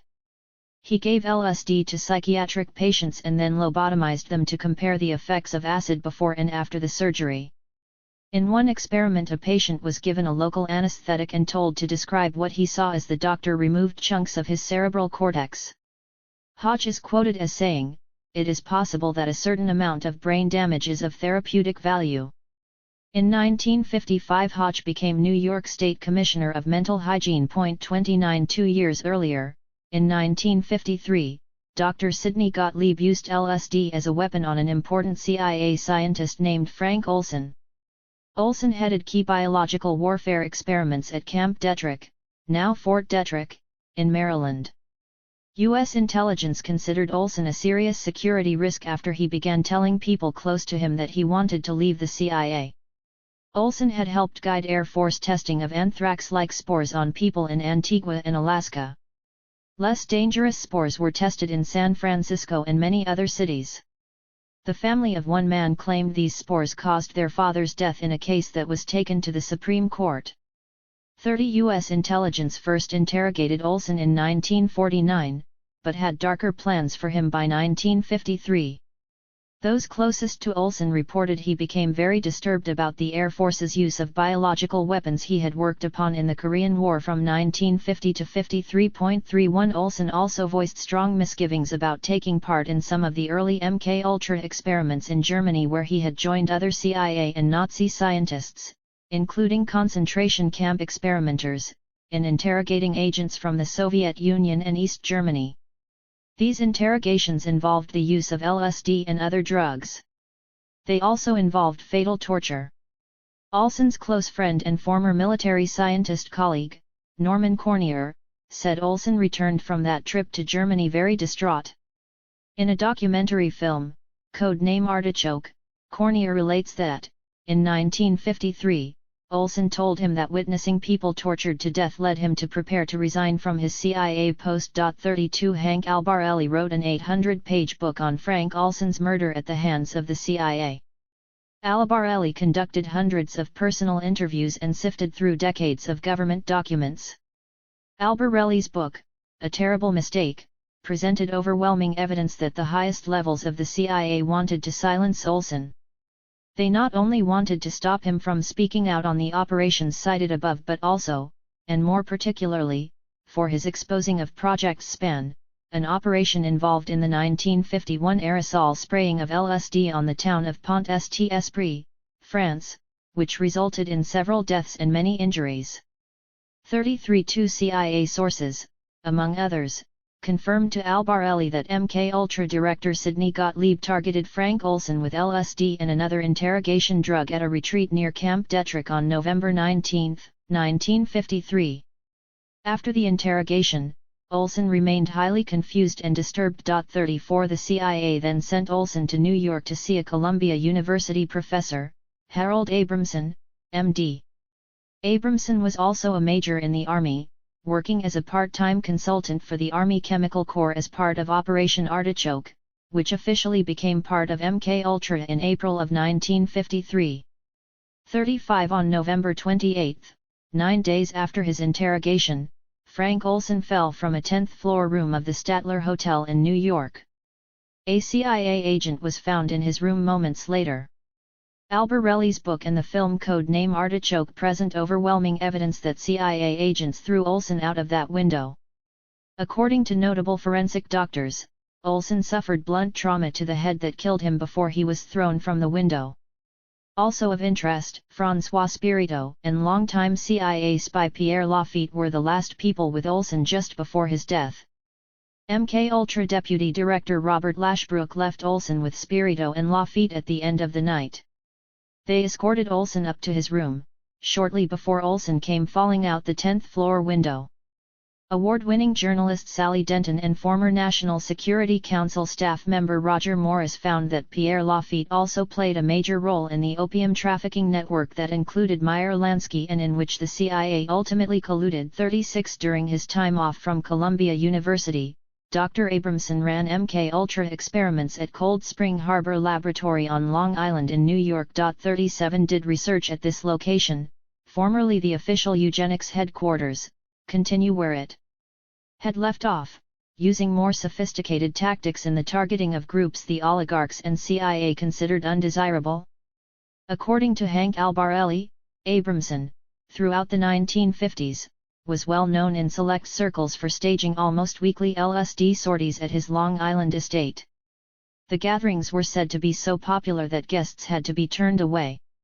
38 MKUltra agents appeared to duplicate Abramson's model in the 1960s. Canadian doctor uses LSD for torture. Dr. Ewan Cameron, an important Canadian academic working with LSD, had headed the Canadian, American, and the World Psychiatric Associations before his death. While working at McGill University, Cameron administered LSD in frequent doses and delivered massive electroshock treatment in conjunction with repeatedly playing tape-recorded messages to depattern and then recondition people he diagnosed with schizophrenia. Cameron also injected LSD into patients with depression and put them through electroshock treatment, many times at far higher doses than was standard. 39 Dr. Cameron's methods were later discredited, and 9 of his subjects sued the American government for $1 million each when it was learned that Cameron had been working with the CIA's MKUltra program. Plaintiffs said they never agreed to participate in Cameron's scientific experiments and still suffered from the trauma up into the 1990s. 40 The CIA settled out of court for substantial amounts of money. One of Cameron's victims was the wife of a prominent Jewish leftist politician, David Orlichow. After Orlichow's wife, Val, gave birth to their daughter, she suffered from postpartum depression. The Winnipeg Free Press described what happened next. She was sent to Montreal for several treatment stints, totaling 3 years, under the care of psychiatrist Ewan Cameron. She was made an unwitting guinea pig in secret brainwashing experiments financed by the CIA that used frequent shock treatments at far stronger than standard levels. She was the subject of 14 experiments with LSD. The damage to her mind was permanent. 41 Dr. Cameron had also been a member of the Nuremberg Tribunal, 1945–1948, that passed judgment on Nazi war criminals. To many, the Nuremberg trials appeared a sham, at least in part. For example, Mary M. Kaufman prosecuted the case against I.G. Farben, which ran murderous experiments on prisoners at the Auschwitz concentration camp.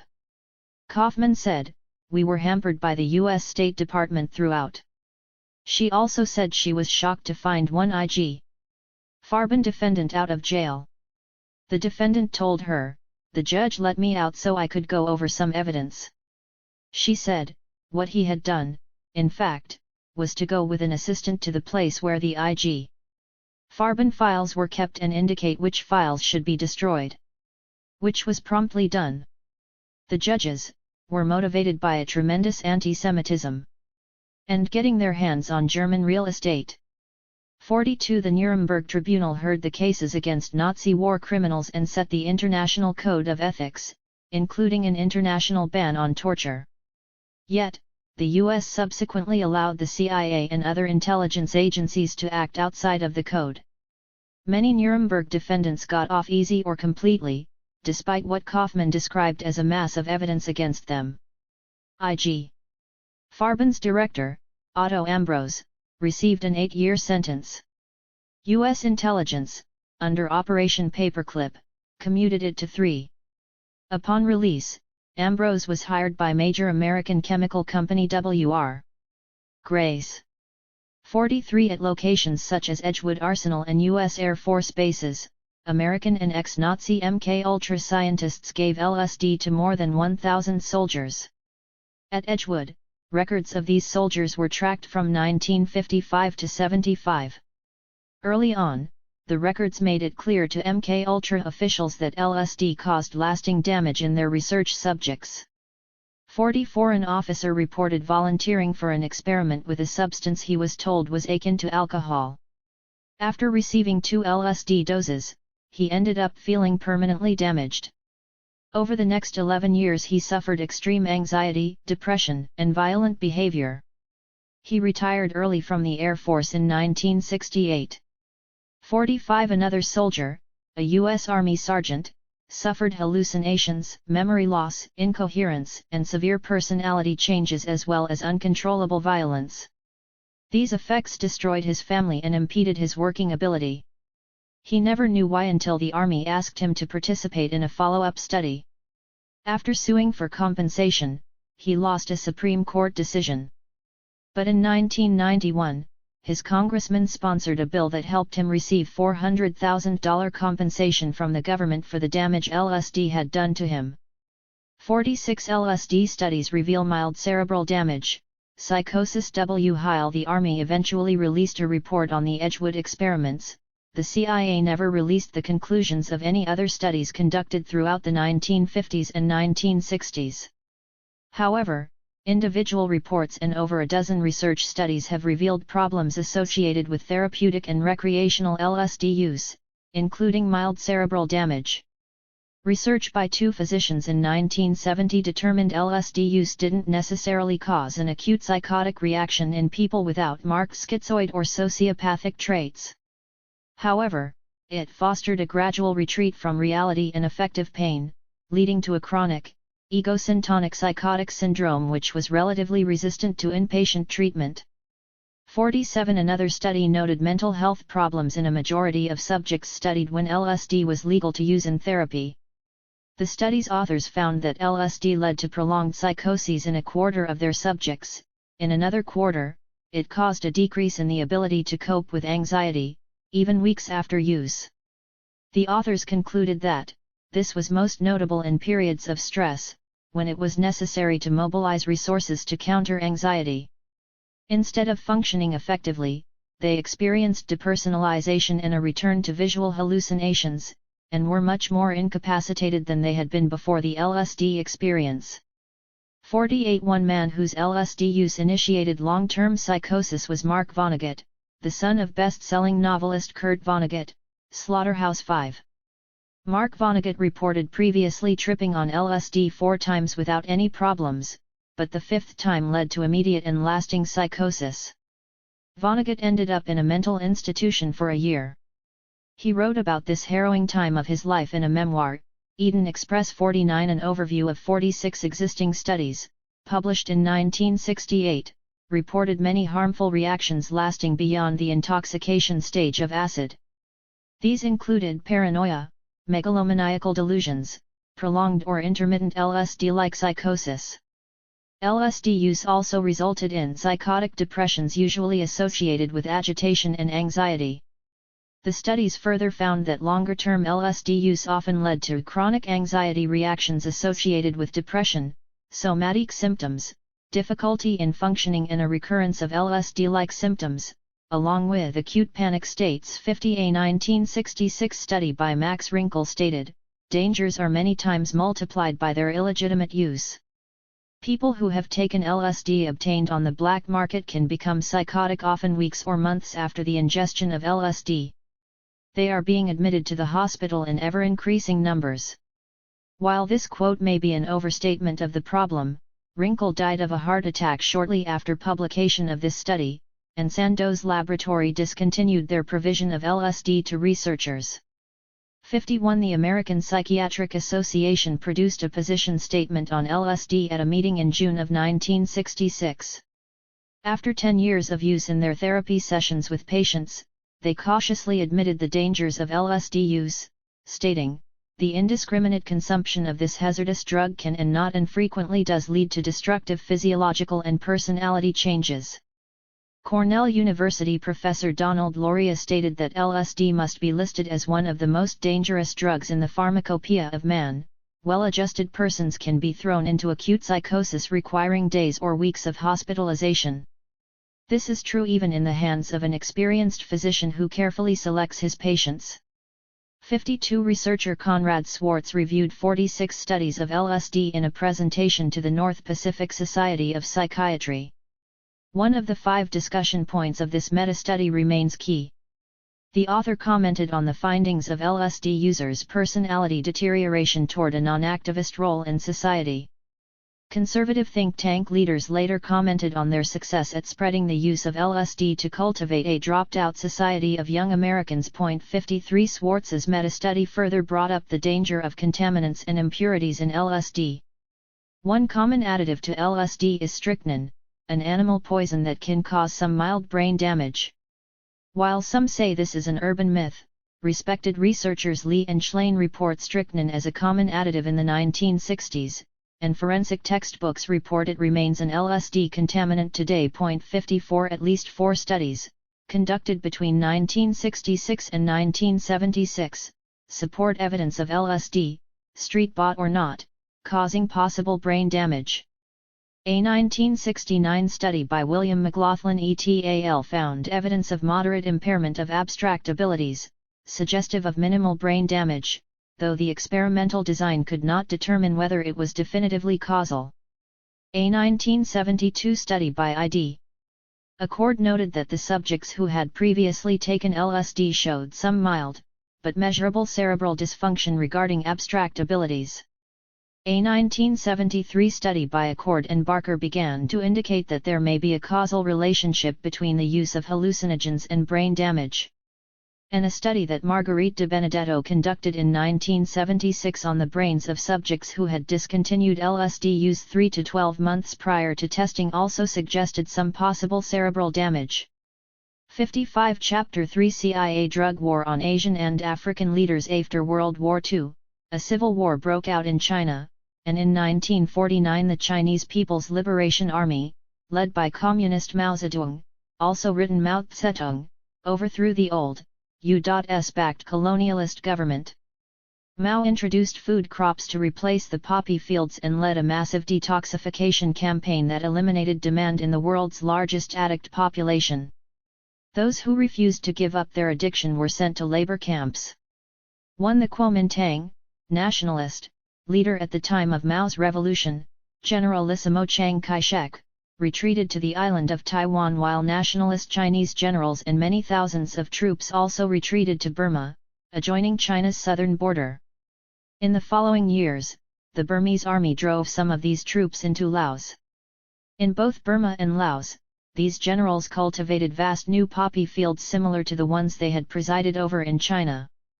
From 1950 onwards, the U.S. military and intelligence also aided Chiang and his generals' attempts to regain control of China. 2. By 1950, weapons manufacturing companies in the U.S. gathered politicians to form the Committee on the Present Danger. Under the leadership of Paul Nitze and Dean Acheson, they influenced President Truman to pass National Security Council Directive 68 that called for military containment of the Soviet Union. The National Broadcasting Corporation aired a weekly television program to promote it. This initiated the anti-communist Red Scare, or Cold War, that lasted for over 3 decades. 3. The fight against the Red Menace was first played out in Korea, a country bordering communist China's northeast. By the end of World War II, the Japanese had controlled Korea for over 50 years. After World War II, Korea was divided in half, with the Soviet Union occupying North Korea and the US occupying South Korea.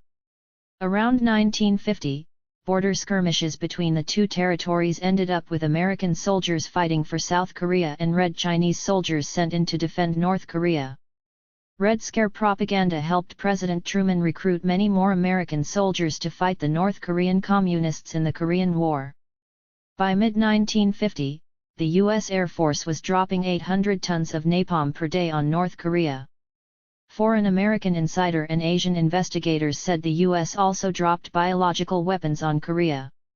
5. One source estimated that 8 to 9 million Koreans died in the war, about 20% of their population. 6. That war appeared to be more than just a fight over political ideologies. Journalist Larry Collins wrote in the New York Times. The CIA ties to international drug trafficking date to the Korean War. In 1949, 2 of Chiang Kai-shek's defeated generals, Li Wenhuan and Tuan Shi-wen, marched their 3rd and 5th Route armies and families and livestock, across the mountains to northern Burma. Once installed, the peasant soldiers began cultivating the crop they knew best, the opium poppy. When China entered the Korean War, the CIA had a desperate need for intelligence on that nation. The agency turned to the warlord generals, who agreed to slip some soldiers back into China. In return, the agency offered arms. Officially, the arms were intended to equip the warlords for a return to China. In fact, the Chinese wanted them to repel any attack by the Burmese. 7. In brief, the U.S. followed a CIA directive to arm these long-time opium trafficking generals partly for a counter-revolution in China. Professor Alfred McCoy backed Collins's assertion that the CIA also helped arm the Chinese nationalist generals in Burma to protect their opium crops from attacks by the Burmese army. The CIA supported the nationalist Chinese while they became the opium barons of the Golden Triangle area of Burma, Thailand, and Laos. According to McCoy, CIA activities in Burma helped transform its Shan states into the largest opium-growing region in the world. 8. In late 1952, towards the end of the Korean War, the nationalist Chinese generals once loyal to Chiang Kai-shek and the US led thousands of nationalist Chinese mercenaries to help them expand their territory in Burma. The Burmese army pushed back and found American consultants' dead bodies on the battlefield. In March of 1953, 4 months before the end of the Korean War, Burma took its case of nationalist Chinese and American aggression before the UN.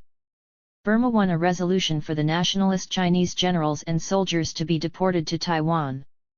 Professor McCoy detailed how the U.S. ambassador to Thailand, a senior advisor to the CIA, helped orchestrate a fake exodus of nationalist generals and soldiers, impersonated by tribal boys, that actually left all the generals and most of the mercenary nationalist Chinese soldiers where they were, in Burma, protecting their opium fields. 9 France, U.S. fight for Vietnam area opium. Many of the wealthiest American families already had a hand in the opium trade. Now family members and employees in leadership positions at the CIA helped them increase this role. They did so in conjunction with their opposition to communist influence in countries worldwide. Professor McCoy, in The Politics of Heroin, points out how, when France was still digging itself out from war in 1947, various factors, including the CIA covertly intervening, helped topple the Communist Party from power and brought about a permanent realignment of politicians in Marseille, France. 10 Just after World War II, the newly created CIA provided arms, money, and other support to help the Corsican Mafia take control of Marseille ports from the labor unions and Communist Party. The CIA aided the Mafia in drug trafficking too, and soon Marseille was the opium trafficking capital of the industrialized world. This was spotlighted in a Hollywood movie, The French Connection. Heroin laboratories opened in Marseille in 1951, only months after the Corsicans gained control over the waterfront. 11 The French had fights over opium trafficking both locally and abroad. The future North Vietnamese leader, Ho Chi Minh, was educated in France, before helping found the French Communist Party. In Marseille's, dock workers fought for higher pay and better working conditions, striking in 1947 and 1950. A CIA agent was quoted as saying he supplied a leader of the American Federation of Labor with up to $2 million to pay off Corsicans to break strikes and bring in replacement workers from Italy. Corsican gangsters threw any communist leaders who opposed them into the harbor. 12 In South Vietnam, the French and US gave money and arms to local leaders in a war with each other for control of the country. French intelligence, the DXIM Bureau, spent a great deal of money strengthening their already existing groups, such as the Binh Xuyen. The CIA gave millions of dollars to Prime Minister Ngo Dinh Diem and his Vietnamese army. 13 UC Berkeley professor Peter Dale Scott documented the importance of drugs in America's Vietnam War. In Drugs, Oil, and War he wrote, in 1959, the local drug trade was threatened by political developments, which pulled the U.S. into its first U.S. Marine presence in Vietnam within a year. Scott's research also found the CIA supporting the Kuomintang Nationalist Chinese Party in their goal of reconquering China, and in their drug trade with corrupt officials in Thailand and Hong Kong. 14 Professor McCoy detailed how in 1959, Field Marshal Sarat Thanerat of Thailand unleashed a full military assault on the opium trade. Troops swept the country, raiding the opium dens, seizing their stocks, and confiscating opium pipes. Sarat then made a declaration of drug eradication to the Thai people. 15 2 weeks later, seemingly on behalf of the American oligarchy's drug traffickers, the CIA raised this as a crisis in neighboring Laos, saying it required increasing American military intervention over the next decade, and triggering the war in neighboring Vietnam. Agent John Stockwell, like other whistleblowers, took part in the drug trafficking for his employer throughout that area and Indochina before he quit the CIA. 16 Asian opium used to repress Asian opposition movements. The opium traffickers who comprised part of America's wealthiest ruling oligarchy had good reason to covet the poppy fields of the region around Vietnam. Along with its potential for cash, they wanted the opium to help suppress leftist liberation movements at home and abroad. So, in tandem with using the money garnered from opium sales to buy support against the communist North Vietnamese, they flooded American inner cities with heroin. They appeared to do this to repress anti-war activists and people of color struggling for equal rights. In his landmark book The Politics of Heroin, Professor Alfred McCoy detailed the manner in which American-supported South Vietnamese leaders were able to traffic heroin with U.S. intelligence aid. McCoy also chronicled later how South Vietnamese heroin was directly imported into New York and other cities. Around the time Ho Chi Minh and the Communist Viet Minh were about to win an overwhelming victory in the 1954 Vietnamese elections, the American oligarchs and their political allies countered by supporting a political split in that country. The Communists posed the threat of ridding the country of opium dealings, as Mao Zedong had done after the Communist Revolution in China. 17 McCoy quoted the infamous Pentagon Papers leaked by government official Daniel Ellsberg to the press. The conclusion: South Vietnam was essentially a creation of the United States, and, without U.S. aid in the following years, South Vietnam could not have survived. 18 McCoy cited military reports on the development of major heroin trafficking from this U.S. intelligence-created South Vietnamese government. One report from a U.S. Army provost marshal stated that high-ranking members of the South Vietnamese government were the top zone in a four-tiered heroin-pushing pyramid. 19 The CIA aided the South Vietnamese government and the neighboring Laotian government in fighting the growing movement of people in both countries struggling for a more egalitarian communist society. The Academy Award-winning documentary Hearts and Minds presented South Vietnamese leaders saying the CIA forced their government to do CIA bidding, such as arranging deliveries from other opium-producing countries like Burma to areas where Laotian and Vietnamese people sided with the Communists against U.S. goals. 20 The CIA also trained the Hmong people. From 1960–1974, the CIA maintained a secret mercenary army of 30,000 Hmong tribesmen in the mountains of northern Laos, participants in a covert operation that remains the largest single operation in the agency's 40-year history, to fight communist insurgents throughout Laos. 21 The Hmong cultivated opium-producing poppy fields, the opium was processed into heroin, and the CIA had its charter airline, Air America, transport the heroin. 22 Many historical records, such as a diverse array of South Vietnamese interviewed in Hearts and Minds and McCoy's hundreds of interviews in Vietnam, present the huge South Vietnamese resistance to America's division and control of Vietnam. In further response, U.S. intelligence repressed the Vietnamese militarily through Operation Phoenix, which assassinated communist South Vietnamese by the tens of thousands. The CIA expanded its use of heroin to repress activists and potential activists in China and other Asian countries. McCoy wrote, still enjoying tacit CIA support for their counterinsurgency work against the government of Communist China, ousted nationalist Chinese military caravans in Burma continued to move almost all of Burma's opium exports into northern Thailand, where they were purchased by a Chinese organized crime syndicate for domestic distribution inside China and export to Hong Kong and Malaysia. These Chinese nationalist CIA assets were used as part of what news organizations labeled the 1967 Opium War against communists in Burma, partly to gain further control of their poppy fields. 23 During U.S. military missions in Indochina, the CIA set up a vast opium trafficking system through Laos. 24 Within a dozen years, the country would have one of busiest airports in the world despite having a population under 3 million and its third world status. With the other two countries around Vietnam, Burma, and Thailand, Southeast Asia became the source of about 70% of the world's opium for heroin production by 1970. 25 U.S. use of guns and drugs on African leftists. Lumumba European countries conquered the African continent in the late 1800s through military innovations developed during their Industrial Revolution, dividing Africa into various territories at the Berlin Conference of 1884–85. By 1905, Europeans controlled virtually all of Africa except Ethiopia and Liberia, the country founded by freed American slaves. While Britain and France controlled the most African nations, Germany, Spain, Italy, Belgium, and Portugal also controlled African territories.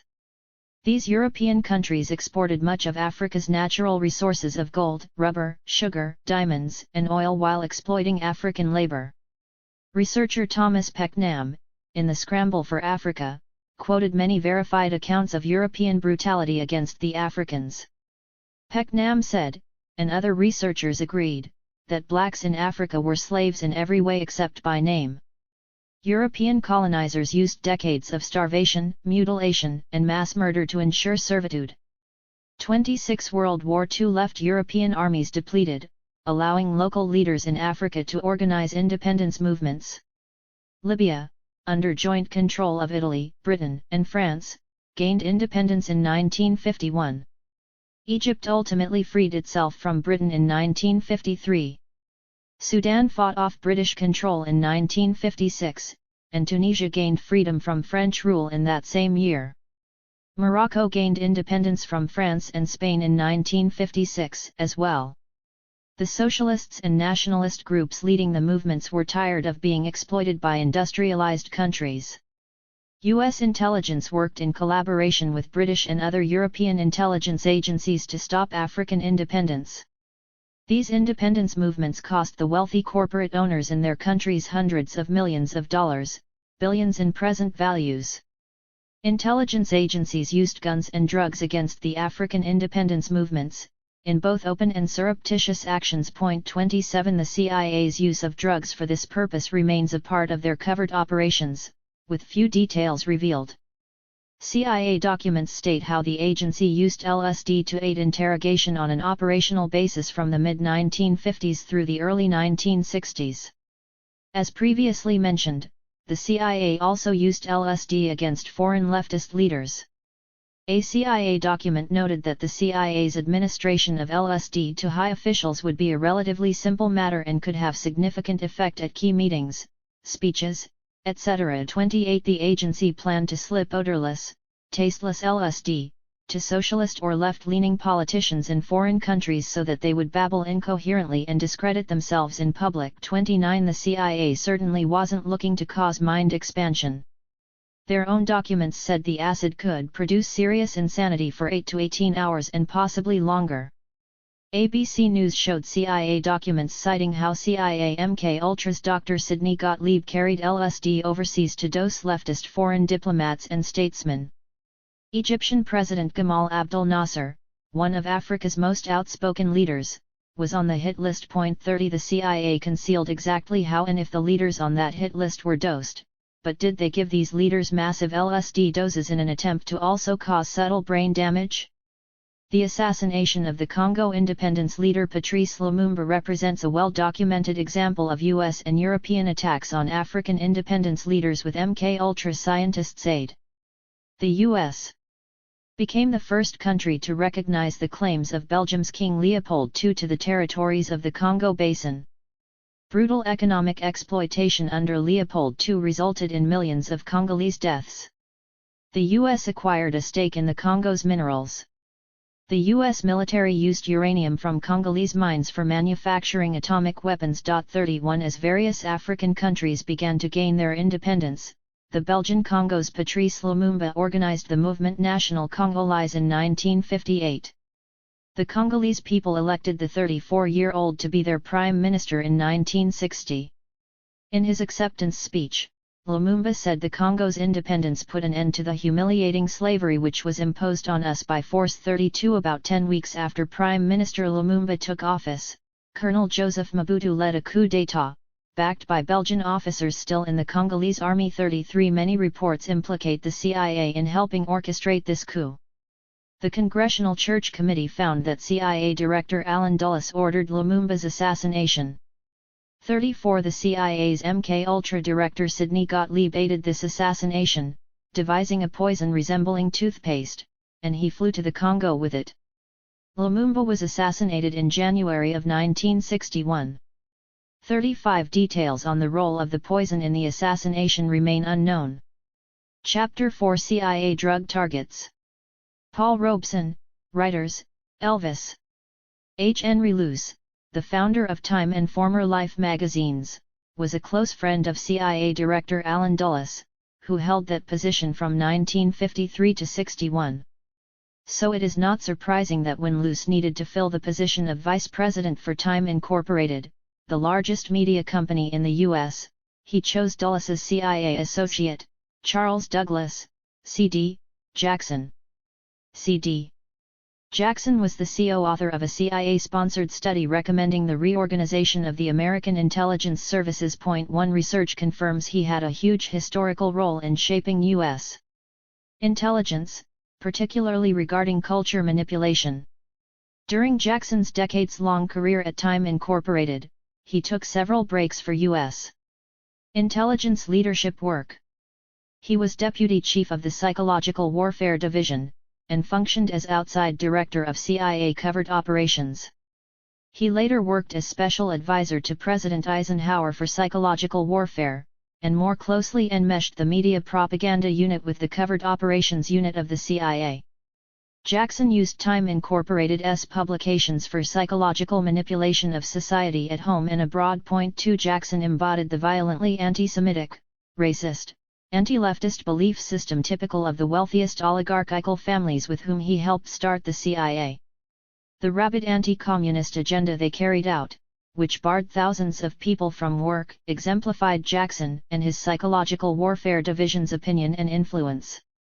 3. Jackson's psychological warfare operations also targeted black cultural leaders. One of his propaganda projects financed black musicians, writers, and actors who didn't comment on U.S. racism, eroding the livelihood of activist black writers and performing artists. 4. One of C.D. Jackson's activist targets was the African-American singer Paul Robeson, who overcame institutionalized racism while becoming the most accomplished black entertainer of the first half of the 20th century. An extensive report from military intelligence to FBI Director Hoover detailed the close intelligence surveillance of Robeson and his wife as early as 1951, according to an FBI memo discussing his friend Richard Wright. 5. Paul Robeson held concerts for the Freedom Riders of Northern Whites and Blacks who came down to help Martin Luther King and the Student Nonviolent Coordinating Committee's civil rights work in 1960. Robeson had achieved much in a wide variety of endeavors by the 1930s.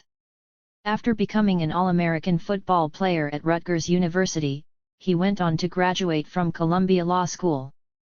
He starred in plays and then movies, while also receiving honors as a world-renowned singer. Robeson's activism included raising money against Spain's fascist Generalissimo Francisco Franco during the Spanish Civil War in the mid-1930s. Robeson told President Truman that if he refused to sponsor anti-lynching legislation to stop the ongoing murders of Southern blacks, they would arm themselves for self-defense. 6. British intelligence had been looking at Robeson's activities as early as 1935. In 1943, the CIA's predecessor, the Office of Strategic Services, opened a file on him. In 1947, Robeson was nearly killed in a car crash after someone tampered with his car's left wheel. Senator Joseph McCarthy's anti-communist hearings sabotaged his acting and singing career in the U.S. in the 1950s. 7. After Robeson refused to cooperate with the HUAC/McCarthy hearings, the government blacklisted him. 8. Robeson spoke more than 20 languages, including Russian, Chinese, and several African languages. When the government returned Robeson's passport in 1958, he decided to live in the Soviet Union, where he said he experienced less racism. Robeson was on close terms with Jawaharlal Nehru, Jomo Kenyatta, and other Third World leaders. He always planned to return to the U.S. to help lead the emerging civil rights movement. 9. While Robeson was in the Soviet Union, he arranged a trip to Cuba for a meeting with President Fidel Castro and revolutionary leader Ernesto Che Guevara, scheduled for 2 years after Castro's revolution and 2 weeks before the failed U.S. Bay of Pigs invasion of Cuba. In lectures, interviews, and articles, Robeson's son, Paul Robeson Jr., detailed how U.S. and British intelligence orchestrated a chemical attack on his father, partly to stop him from jeopardizing the U.S. invasion of Cuba. As British intelligence-linked psychiatrists worked closely with the CIA on MKUltra, the CIA targeted Robeson with LSD. 10. At the time, Paul Robeson was staying at a hotel in Russia. A large group of anti-Soviet Americans connected to the U.S. government had a large party in the rooms next door to Robeson's. Some of the Americans talked Robeson into joining the party, where they gave him a drink that caused him to experience the symptoms of an LSD trip. Note: Robeson said it was either a large dose of LSD or the more potent BZ, in different speeches. When Robeson's son went to check on his father the next day, someone also dosed his drink with a hallucinogenic. Robeson Jr. said that when he came down from his trip he was able to function again and help his father when he came out of the hallucinogenic trip. Several days later, Paul Robeson re-experienced the hallucinogenic trip and depressive symptoms. Doctors and associates talked his wife into having him go into a psychiatric hospital near London, where they kept him for 2 years and gave him 54 electric convulsive treatments at levels much higher than those used today. His son found that this, along with drug therapy used at the British hospital, matched the CIA's Project MK-Ultra mind depatterning technique. 12 Within months of Robeson's treatments, another leftist artist, writer Ernest Hemingway, also experienced the same damaging treatments while U.S. intelligence closely spied on him. 13 When Paul Robeson Sr. came back to the United States, someone dosed his drink yet again. Robeson felt he couldn't fully recover from the more recent incident. He kept himself out of the public eye until his death 15 years later, to avoid tarnishing his legacy. The CIA had effectively neutralized him. 14 Robeson's son subsequently lectured about his father's targeting. He also told Julia Wright he believed that her father, the renowned African-American novelist Richard Wright, a close friend and political ally of Paul Robeson, was similarly targeted with LSD. With the 1940 publication of Native Son, Wright had become the first best-selling African-American novelist. While a mass of evidence supports the contention that U.S. intelligence targeted Wright due to his leftist political activism, adequate evidence for the use of psychedelics in that targeting has yet to appear, though it seems clear that intelligence-manipulated media played a role in an organized attempt to discredit him. Richard Wright continued his literary success with the bestseller Black Boy, A Record of Childhood and Youth, published in 1944. In 1945, an article about Wright in Time-owned Life magazine showed a picture of unidentified adults putting a glass of something to a young boy's lips, with an outrageous caption, "At the age of 6, Richard Wright became a drunkard." Wright's FBI files contained a 1951 military intelligence memorandum to FBI Director Hoover discussing surveillance of Wright's meetings with Paul Robeson. In 1960, Richard Wright spent many hours discussing strategy with Martin Luther King. In November of 1960, Wright also made a long speech discussing tactics U.S. intelligence was using in America, in Paris where he resided, and against his friend Patrice Lumumba in the Congo. It was filmed and first broadcast on November 28 on Radio-Télévision Française as the first of 4 installments.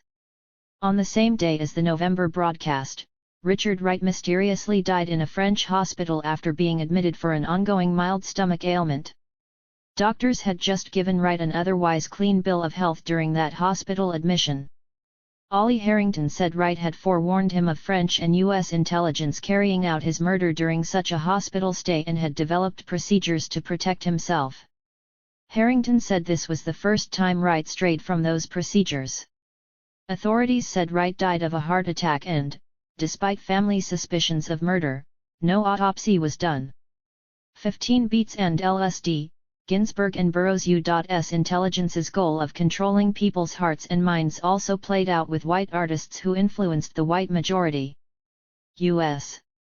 intelligence sought to manipulate, control, damage or silence such figures when they opposed the wealthy oligarchy's bigoted, hyper-capitalist agenda. The Beatniks, or Beats, wrote popular poems and books with radical political content that countered racism, anti-communism, and the war industry.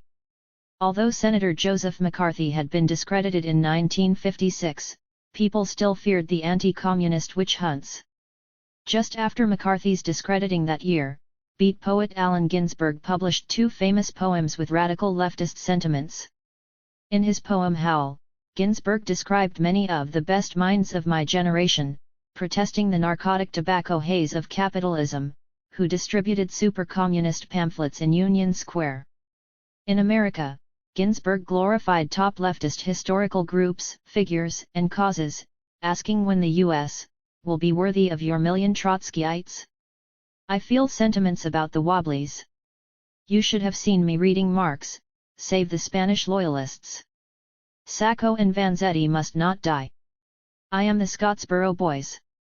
Psychiatrists who had worked for the U.S. Navy and U.S. intelligence gave Allen Ginsberg his first LSD dose in 1959, as part of the CIA MK-Ultra experiments. 16 acid, the popular term for LSD, diverted Ginsberg and some other beats. Ginsberg's friend Jack Kerouac wrote the highly acclaimed classic On the Road in the early 1950s, and later The Dharma Bums. In the latter book, Kerouac created a lead character who took psychedelic drugs. 17 Within a few years, Allen Ginsberg partly weaned himself away from psychedelics. Ginsberg started feeling depressed about his drug trips. In 1961 he visited eminent Jewish philosopher Martin Buber in Israel, and an Indian Swami who influenced him away from acid. While in Japan in mid-1963 he wrote a poem titled The Change about leaving psychedelics behind. 18 Another beat writer, William S. Burroughs, took an immediate dislike for psychedelics. Burroughs was no prude about drugs, and had written several books related to his heroin addiction. He was hooked on heroin and wrote about it while living in Tangiers, producing Naked Lunch, a literary blockbuster. The U.S. tried to ban Naked Lunch, but many called it a work of allegorical genius. Naked Lunch beat the ban, selling well. 19 Burroughs's fame grew as large as his Beat Generation friend Jack Kerouac's. In their book Acid Dreams, Lee and Schlane noted Burroughs's comments on psychedelics. Looking back on the era, Burroughs eventually said, LSD makes people less competent. About the forces behind LSD, he added, you can see their motivation for turning people onto acid. Very often it's not necessary to give it more than just a little push. Make it available and the news media takes it up, and there it is. They don't have to stick their necks out very much. 20 In 1964, Burroughs sent a warning to readers with the opening passages of his book Nova Express. By that time the CIA manipulated press and operations had made LSD a popular underground phenomenon in the US. Burroughs didn't buy it, saying, at the immediate risk of finding myself the most unpopular character of all fiction and history is fiction, I must say this, bring together stay of news, inquire onward from state to doer, who monopolized immortality? Who monopolized cosmic consciousness? Who monopolized love, sex and dream?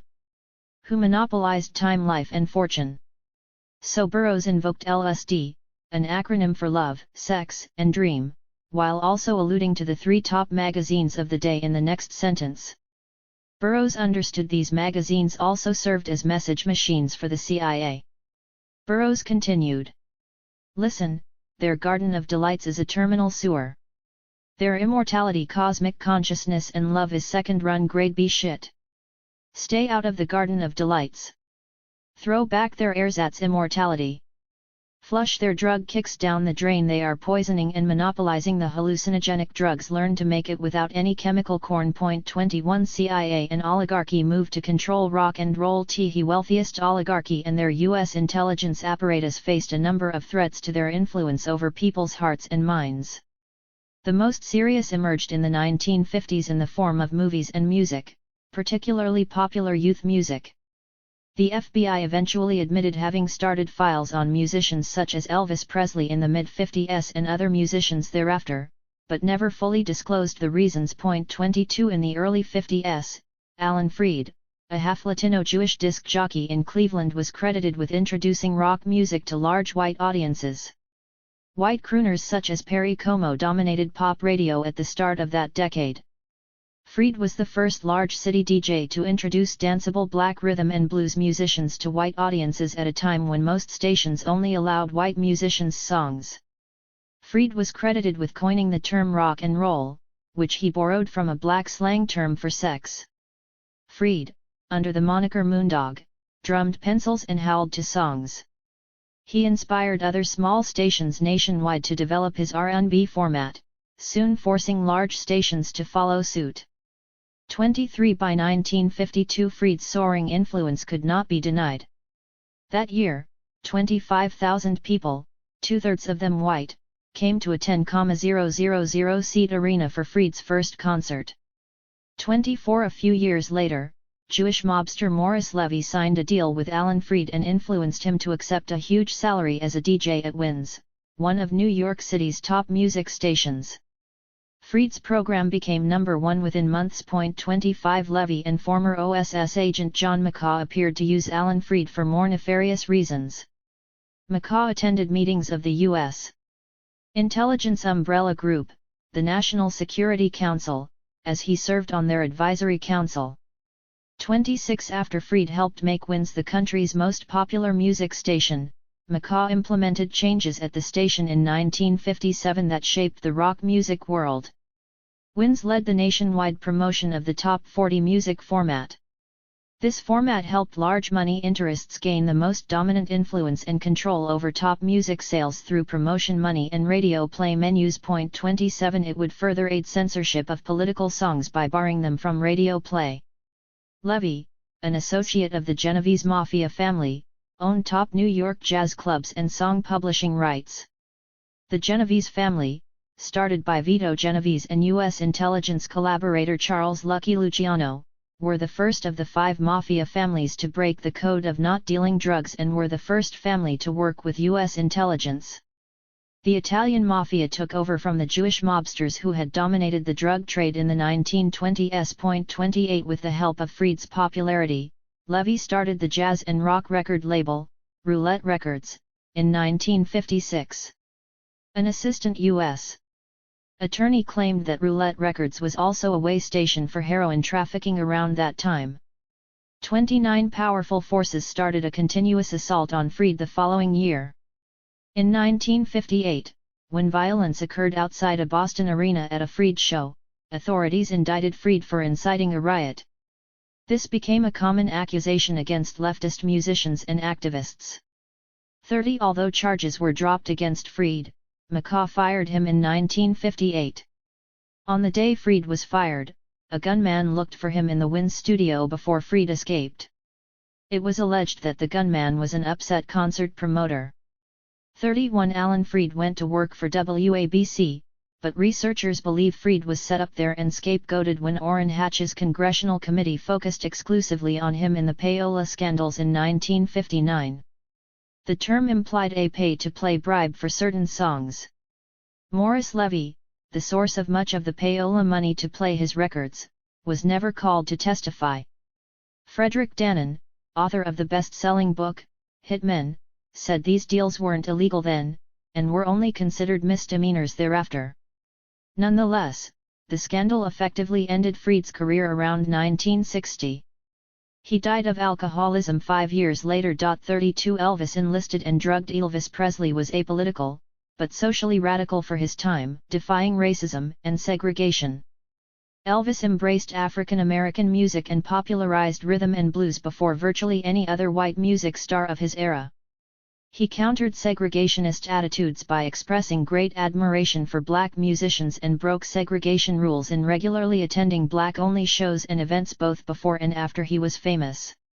At least a dozen black celebrities, from Muhammad Ali to Fats Domino, whom Elvis called the real king of rock and roll, defended their friend Elvis against accusations of racism, as did investigating black magazines. 33 Reports of Elvis's racism stemmed from Sepia magazine reprinting a rumor in 1957.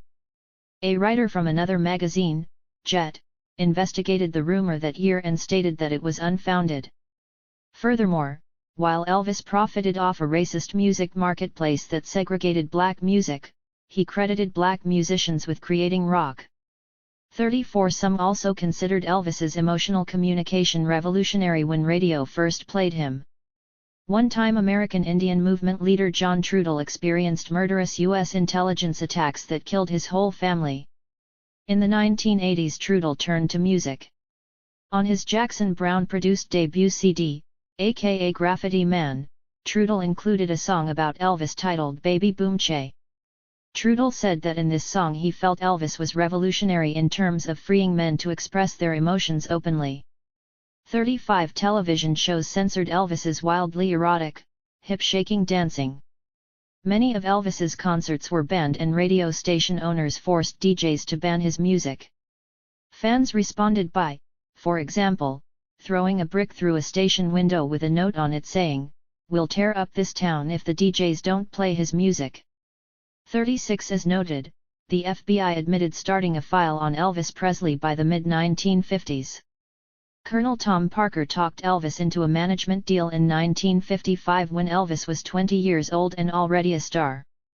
In 1948, Tom Parker had received the rank of colonel in the Louisiana State Militia, which was involved in major U.S. intelligence-covered operations. 37 Elvis's former manager, Memphis radio DJ Bob Neal, reportedly couldn't accommodate Elvis's success and let Parker take over some duties. Parker took complete control over Elvis Presley's management and his life. Did Parker do this on behalf of U.S. intelligence? In the late 1950s the Army drafted Elvis and mainly stationed him in Germany from 1958 to 60.38. As previously noted, MKUltra was conducting operations with former Nazi intelligence at their military bases in Germany. A close associate of Elvis said Parker introduced Elvis to amphetamines early on, and Elvis started using them heavily while in the Army. 39 Researchers claimed that the Elvis Presley who emerged from the Army in 1960 would bear little resemblance to the Elvis who entered the service in 1958. 40 John Lennon, who was watching Elvis's career closely, would later state on BBC Radio 1, "When Elvis died, people were harassing me for a comment. I'll give it to you now. Elvis died when he went into the Army. That's when they killed him. That's when they castrated him. The rest of it was just a living death." 41 Writers described the vast control Colonel Parker took over Elvis Presley for the rest of the entertainer's strange life. 42 Parker wouldn't let Elvis perform a live concert until 1967, a hiatus of almost a decade. 43 Parker also only permitted the star to perform in films that were all of a similar superficial type, forcing Elvis to turn down many film offers, including West Side Story, A Star Is Born, and Midnight Cowboy. 44 Some said Parker gained assistance in controlling Elvis from Joe Esposito, Elvis's tour manager, whom he met during his tour of duty in West Germany in 1958. 45 Many say that Parker and Esposito, along with several other of the Memphis Mafia who worked with Elvis, at least allowed, if not encouraged, his increasingly dangerous drug problem. In the 1960s and 1970s, Elvis's addiction led to multiple near-death overdoses and concerts where reports stated he could barely function. 46 If Colonel Parker and his associates worked for U.S. intelligence, as their control of Elvis suggests, the wealthiest had power over a music star with influence over millions of fans. Bloated, overweight, 42-year-old Elvis Presley was found dead on the floor of his bathroom in 1977. Before the autopsy was complete and toxicology was known, medical examiner Jerry Francisco declared cardiac arrhythmia as the cause of death. Within months, 2 lab reports said that polypharmacy was heavily implicated. 47 Elvis's Dr. George Nichopoulos had written prescriptions for 10,000 doses of amphetamines, sedatives, and narcotics in Elvis's name for the 8 months before the singer's death. Dr. Nichopoulos's license was suspended for 3 months. In the 1990s the State Medical Board revoked the doctor's license for overprescribing. 48 Was Nichopoulos working for U.S. intelligence before losing his immunity in the 1990s? Chapter 5. MKUltra East, Civil Rights LSD and Leary. In 1957 and 1958, American college students organized to protest in ways never seen before concerning issues of racial equality and free speech, and against the often mandatory participation in the Reserve Officer Training Corps, ROTC. Students organized large demonstrations involving thousands of people and, in 1959, started the Pacifist Student Peace Union, a nationwide group on dozens of campuses. In 1960, the Students for a Democratic Society, SDS, first convened in Michigan, demonstrating for labor and civil rights issues. In the 1960s, SDS members became freedom riders to combat racial inequality in the South, joining forces with the Student Nonviolent Coordinating Committee, SNCC, to desegregate buses, register Southern blacks to vote, and for other civil rights. Mostly white SDS increased in numbers nationwide. 3. In the early 1960s, civil rights demonstrations and marches began exploding onto newspaper front pages in the U.S. and abroad.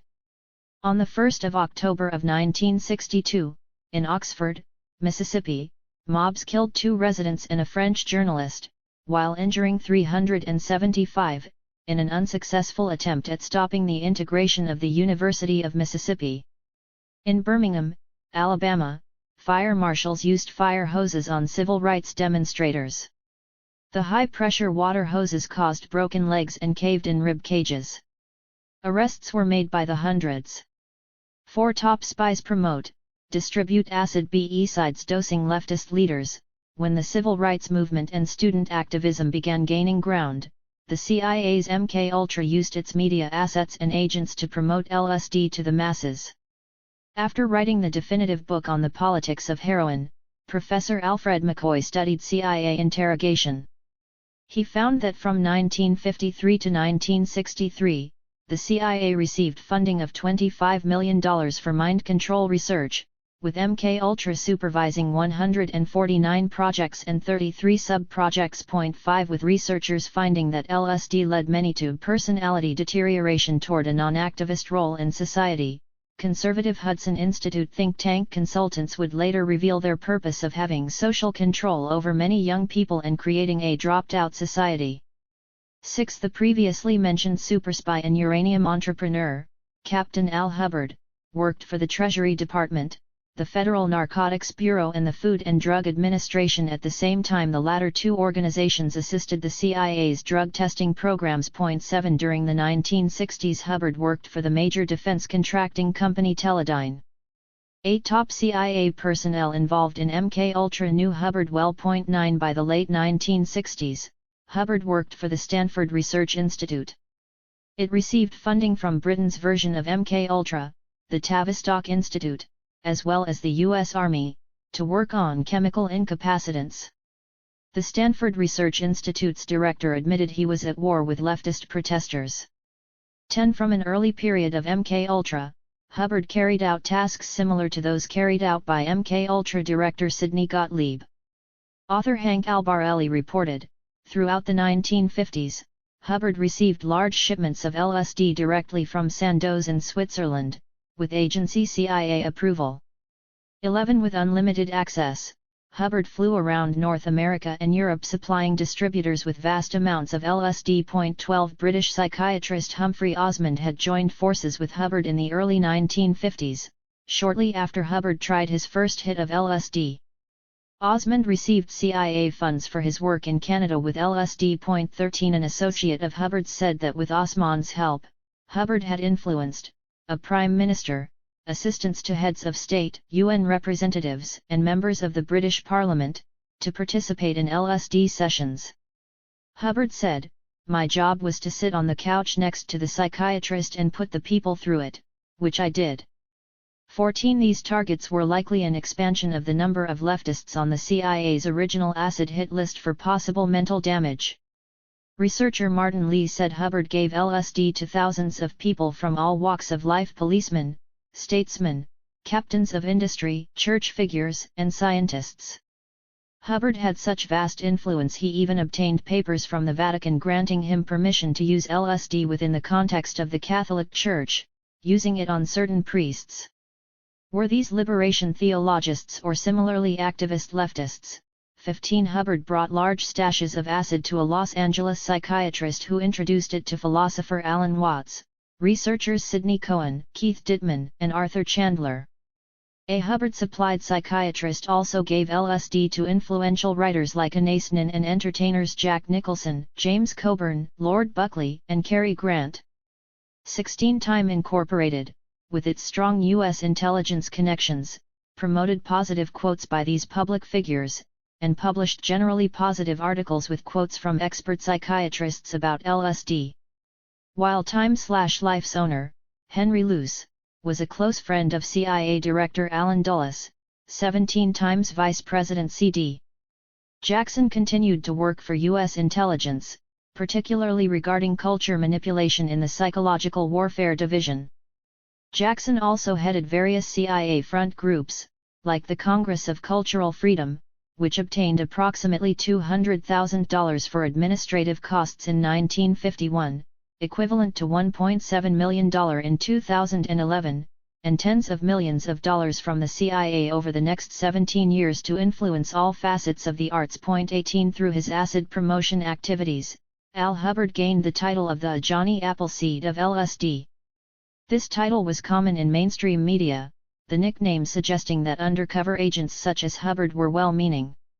In the same period, high-level CIA whistleblowers countered any good intentions of the agents involved in CIA tasks, reporting that the CIA carried out genocidal operations globally. 19 From approximately 1955 until 1966, undercover MK-Ultra agents employed prostitutes to dose people. CIA agent George Hunter White and others paid drug-addicted prostitutes in both New York and San Francisco to pose as non-professionals. They would pick up men and bring them back to safe houses where the men would be unknowingly dosed with LSD. It remains uncertain if these were actual targets or test subjects, but the fact that these operations were run in areas of leftist activism suggests the former. 20 Civil rights, freedom riders and SDS. In conjunction with increasing white student activism, civil rights demonstrations gained more national support. The leftist national organization, Students for a Democratic Society, SDS, grew dramatically each year. Starting with 250 members, by 1964 membership grew to 2,500. As early as 1962, professors at Brandeis University, near Boston, organized for university reform that could help spread leftist ideas and leftist activism. Top leftist sociologist, Herbert Marcuse, taught there and helped bring together a conference with other leftist professors including Paul Goodman, and SDS leaders such as Tom Hayden. SDS members wrote about it in their school newspapers. 21 A PBS special noted President John Kennedy's moves towards integration. In 1962 President Kennedy sent hundreds of U.S. Marshals to enforce a court order to admit African American James Meredith to the University of Mississippi. The Marshals encountered fierce resistance from violent segregationists. In a melee, 2 people were killed and dozens injured. White activists came from the North to aid SNCC and Martin Luther King Jr.'s organization in the South. Southern racists continued their reaction to these inroads with ever-increasing violence towards civil rights organizers, soon bombing organizers' homes and offices. Blacks rioted in response. 22 Between June and October of 1964, 24 black churches were bombed in Mississippi alone. 23 segregationists set off so many bombs in Birmingham, Alabama, it became known as Bombingham. It remains uncertain what role U.S. intelligence played in these racist attacks. A professor's book, The Informant, detailed the work of undercover FBI agent, Gary Rowe, who was in the vicinity of just about every conflagration of racial violence in the virulently segregated Alabama of the early 1960s. He was around for beatings, bombings, ultimately even murder. The book said he almost never arrested anyone and kept several top Klansmen from getting arrested after their brutal crimes. With the CIA leadership's vehemently racist history regarding the eugenics movement, did undercover agents take an active role in fomenting these racist attacks? 24 In 1963, King led a civil rights march to Washington, D.C. where he delivered his famous I Have a Dream speech. Folk singer Bob Dylan played at that event and influenced young whites to get involved in civil rights activism. Within a few years, Dylan sidelined himself from activism after using psychedelics and taking on the motto "Better Living Through Chemistry." The temporary but increasing blurriness of this once brilliant mind can be heard in interviews from late 1965 to 1968. Note that Dylan also had a serious motorcycle accident in July of 1966. Proof of U.S. intelligence directly targeting Dylan is lacking. 25 One of the largest civil rights groups was the Congress of Racial Equality, CORE. While activists founded CORE in Chicago, the New York chapter was considered indistinguishable from the Chicago national office, due to so many CORE leaders living in New York. A large wave of white leftist students joined in 1961. They became freedom riders that summer and the following few summers. 26 The civil rights movement and white student support brought major changes for the cause. In 1963 alone, Americans held 1,412 demonstrations. More and more white Northern students traveled down south for the freedom rides to register black voters. The white segregationist backlash culminated in the 1964 murders of 3 SNCC members, 2 Jewish activists from New York, Michael Schwerner and Andrew Goodman, along with a black activist from Mississippi, James Chaney. Evidence suggests that police aided the Ku Klux Klan in killing them. 27 Britt Doze's UN members, controls Timothy Leary. The increase of activism coincided with an increase of U.S. intelligence's spread of LSD. Along with American agents who worked on spreading LSD, help came from MI6, the British version of the CIA. While a former MI6 agent claimed MI6 supervised the CIA's work promulgating LSD and other drug use, the truth of this can't be ascertained. 28 As previously noted, Britain's Tavistock Institute ran a congruent operation with the CIA's MK-Ultra regarding the use of acid as a spy weapon. 29 Britain's Michael Hollingshead dosed many unsuspecting foreign leaders through his job at the United Nations. Hollingshead threw parties at his Fifth Avenue apartment where he invited people from the UN, reportedly covering his entire apartment with LSD so anyone who touched anything got a dose of acid involuntarily. 30 In a memoir, Hollingshead said he was on a crusade to launch LSD on the world, as if for the love of humanity. 31 Hollingshead's links to the CIA and British intelligence suggest the more insidious shared motives of the CIA's Dr. Sidney Gottlieb and Richard Helms. Hollingshead said that in 1961 he worked as executive secretary of the Institute for British-American Cultural Exchange, a semi-official British propaganda agency in the field of international cultural relations where creating propaganda was a primary task. British police detective Dick Lee called Hollingshead's organisation the British Council, which was heavily funded by King George VI in 1940, while also working partly for the British government in cultural propaganda. Much like the CIA. 32 Hollingshead admitted he got funding for his group from the Rockefeller Institute. This institute channeled CIA funds for MK-Ultra projects at universities. Nelson Rockefeller sat on the National Security Council in the early 1950s, which decided to okay CIA funding for these MK-Ultra projects. 33 Michael Hollingshead further revealed that CIA asset Lionel Trilling served on his Institute for British-American Cultural Exchange's board of directors. For her book, The Cultural Cold War, Frances Stoner Saunders interviewed key people who verified that Trilling knowingly accepted CIA aid for his work over many years and was highly involved in CIA work. Trilling recommended the director for a CIA front group, the Fairfield Foundation, and he worked on acquiring funds for the American Committee for Cultural Freedom. Saunders found that the CIA's Psychological Strategy Board supervised the American Committee for Cultural Freedom. She also found the Fairfield Foundation was meant to be a cover for CIA funding of artists and writers, paying for Trilling's trips to Poland, Rome, Athens, and Berlin. 34 In 1961, Michael Hollingshead, with CIA approval, bought a gram of LSD.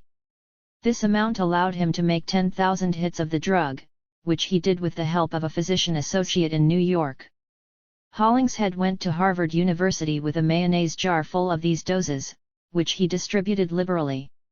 35 In 1964, when William S. Burroughs printed his warnings about LSD, the CIA's MK-Ultra projects already had vast covert programs to promote its use on both American coasts. On the East Coast at Boston's Harvard University, psychology professor Timothy Leary ran experiments, also conducted at other schools nationwide, where professors received grants to pay students to take psychedelic drugs. A group called the Human Ecology Fund gave Leary and other professors the money for this work. 36 MK-Ultra scientists gave depositions about the start of the Human Ecology Fund. The CIA started it in 1959 at Cornell University Medical School in New York City as a covered funding source for various MKUltra projects. Besides Cornell and Harvard, it involved other prestigious universities near hotbeds of student activism, such as Stanford University near Berkeley, California, and Johns Hopkins University in Baltimore, Maryland, where student-led civil rights activism had made considerable headway. Harvard, Stanford, Hopkins, and Yale had all been hotbeds for eugenics, suggesting why they spearheaded these experiments. Harvard, Stanford, and Cornell medical schools became epicenters for MKUltra activities, paying student volunteers to take part in experiments with psychedelics, from mushrooms to LSD. Many of the volunteer students had poor, ethnic immigrant backgrounds and were in need of the money to help pay their way in school. 37 in total, the CIA allocated $7 to $13 million for 44 colleges and universities to conduct this research. 12 hospitals and 24 other institutions received MKUltra funds and conducted similar experiments. 38 up to this time, Professor Leary had done tests only with psilocybin, mushrooms. Leary hadn't tried LSD and said he wasn't eager to begin, as he believed one psychedelic was like all others. Researcher Martin Lee detailed how in 1961, Hollingshead first convinced Leary to try acid with him, after Leary's initial refusal. Lee noted that Hollingshead gave Leary about 6 times the normal dose of acid, which had Leary tripping for 3 days. The experience led Leary to consider Hollingshead his guru. Leary's closest Harvard psilocybin project associates, Richard Alpert and Ralph Metzner, were upset to see Leary in a helpless state and blamed Hollingshead for having blown Leary's mind in the destructive sense. Lee described Hollingshead as very witty, and the pot-bellied Brit eventually convinced doubters Alpert and Metzner, along with other Harvard associates, to sample the acid from his mayonnaise jar. Soon after they started using LSD as part of their research. 39 This fell in line with CIA MKUltra goals regarding LSD. The United States Senate's Church Committee would eventually investigate and publish a little-known report detailing MKUltra. It stated that one goal of MKUltra was to manipulate foreign leaders after dosing them with LSD. The Senate Select Committee's report cited a memorandum from the Director of Security to MKUltra Sub-Project Artichoke, subject, Artichoke Restatement of Program. It stated that the CIA was using LSD in order to develop means for the control of the activities and mental capacities of individuals whether willing or not. 40 This source also cited the use of LSD on unwitting Americans. This and other evidence indicates MKUltra similarly worked against American cultural and political leaders at home. Through Timothy Leary, Hollingshead met top jazz artists such as white trumpet player Maynard Ferguson. Hollingshead smoked a joint with Ferguson and his wife, and told them about acid. By the end of the night Hollingshead had the Fergusons sampling his mayonnaise jar supply. 41 In an interview later in life, Leary admitted that within a year of his first acid trip, I was working as an intelligence agent since 1962. I was a witting agent of the CIA. 42 Leary and MKUltra push acid on East Coast icons. Harvard University expelled Leary and Alpert in 1963 for taking too much LSD with the subjects of their experimentation. The two professors immediately started a grassroots non-profit group called the International Federation of Internal Freedom, IFIF, and Leary's guru Hollingshead joined them in this venture. They opened offices in Boston, New York, Los Angeles, and headquarters in Mexico near Acapulco. Mexico expelled them after 6 weeks, but not before the group acquired 3,000 dues-paying members. 43 IFIF quickly found new benefactors and participants. Peggy Mellon Hitchcock opened IFIF's New York office, and her brother, William Mellon Hitchcock, rented IFIF his 4,000-acre estate in Dutchess County, NY for only $500 a month. At the center of the estate was Millbrook, a 64-room mansion, where Leary lived and set up shop. They started a major expansion of the weekly LSD parties that MKUltra scientist Harold Abramson had thrown at his Long Island home. Much evidence supports the notion that the CIA's MKUltra guided IFIF. William Hitchcock's uncle, Andrew Mellon, was a wealthy Pittsburgh financier. Mellon Bank, and Hitchcock's grandfather, William Larimer Mellon, founded Gulf Oil, later Chevron, one of the largest oil companies in the world. 44 During the 1940s, the Mellon family held U.S. intelligence posts in Madrid, London, Geneva, and Paris. 45 Paul Mellon worked for the Special Operations Executive in London while his sister, Elisa, once known as the world's richest woman, was married to his OSS London chief. 46 Europe OSS Operations Chief Alan Dulles supervised them at that time. Later Dulles supervised all of U.S. intelligence as CIA director, overseeing 8+ years of MK-Ultra, until President John F. Kennedy replaced him in 1961. 47 Martin Lee noted how certain influential members of the Mellon family maintained close ties with the CIA. Mellon family foundations have been used repeatedly as conduits for agency funds. Notably, Richard Helms was a frequent guest of the Mellon patriarchs in Pittsburgh during his tenure as CIA director, 1966 to 1973. 48 Lee referred to William Mellon Hitchcock as the black sheep of the family, but William's actions stayed in line with those of his sister Peggy. While Timothy Leary, Hollingshead and Alpert lived in Bill Hitchcock's mansion, Hitchcock stayed a half-mile away in a private 4-bedroom house. As a millionaire and member of one of the country's wealthiest families, he threw many parties for his elite social circles. Despite a $65,000/month allowance from his trust fund, Bill Hitchcock also still worked each morning, talking with Swiss and Bahamian bankers. The CIA used both for covert operations such as laundering cocaine money with the Bank of Credit and Commerce International, BCCI. He kept in close contact with New York brokers and investors, inviting them over to Leary's parties 2 hours north of New York City, where he helped initiate many, most likely his enemies, to acid. 49 At the Millbrook Mansion, Hollingshead apparently had access to various new CIA drugs and used Alpert as a guinea pig.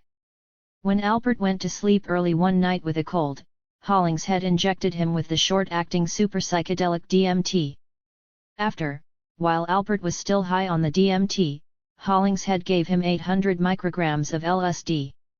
Later, Alpert believed he could fly and jumped out of a second-story window, ending up with a broken leg. 50 Several top government psychiatrists and physicians regularly passed through or set up an office at Millbrook. Max Feelgood Jacobson worked in the White House. At Millbrook, Jacobson injected people with psychedelics. 51 He would later give regular injections to members of artist Andy Warhol's factory in New York City. Other intelligence agents reported mentoring Leary at this time. Top spy Alfred Hubbard frequently spoke to Leary and supplied drugs to him. 52 MK-Ultra psychiatrist Humphrey Osmond was yet another MK-Ultra figure who set up shop at Millbrook. Martin Lee called Millbrook the psychedelic central for the whole East Coast. It attracted jazz musicians including Steve Swallow and Charles Lloyd. Philosopher R.D.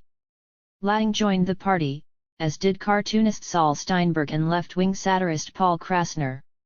Krassner said Hollingshead guided his trip. 53 Paul Krassner later gave acid to fellow secular Jewish comedians Groucho Marx and Lenny Bruce. 54 Bruce, an extremely popular young comedian, had leftist political alliances, particularly about integration and civil rights.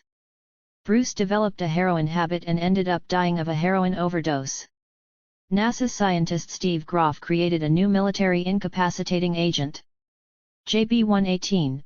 Its action was similar to that of the Army's BZ. Both were potent superhallucinogenics that made users feel they were in free fall, and gave them bizarre visions. Millbrook resident Ralph Metzner said Millbrook attendees took these drugs. They proceeded to see things that were not there, along with walking into furniture and doors. Another Millbrook visitor named Arthur Kleps swore that Hollingshead placed a few thousand micrograms of pure Sandoz acid in some brandy by his bed. Kleps ended up founding the Neo-American Boohoo Church in 1966. He declared LSD a sacrament and sought protection under the law similar to Native Americans' sacrament of peyote.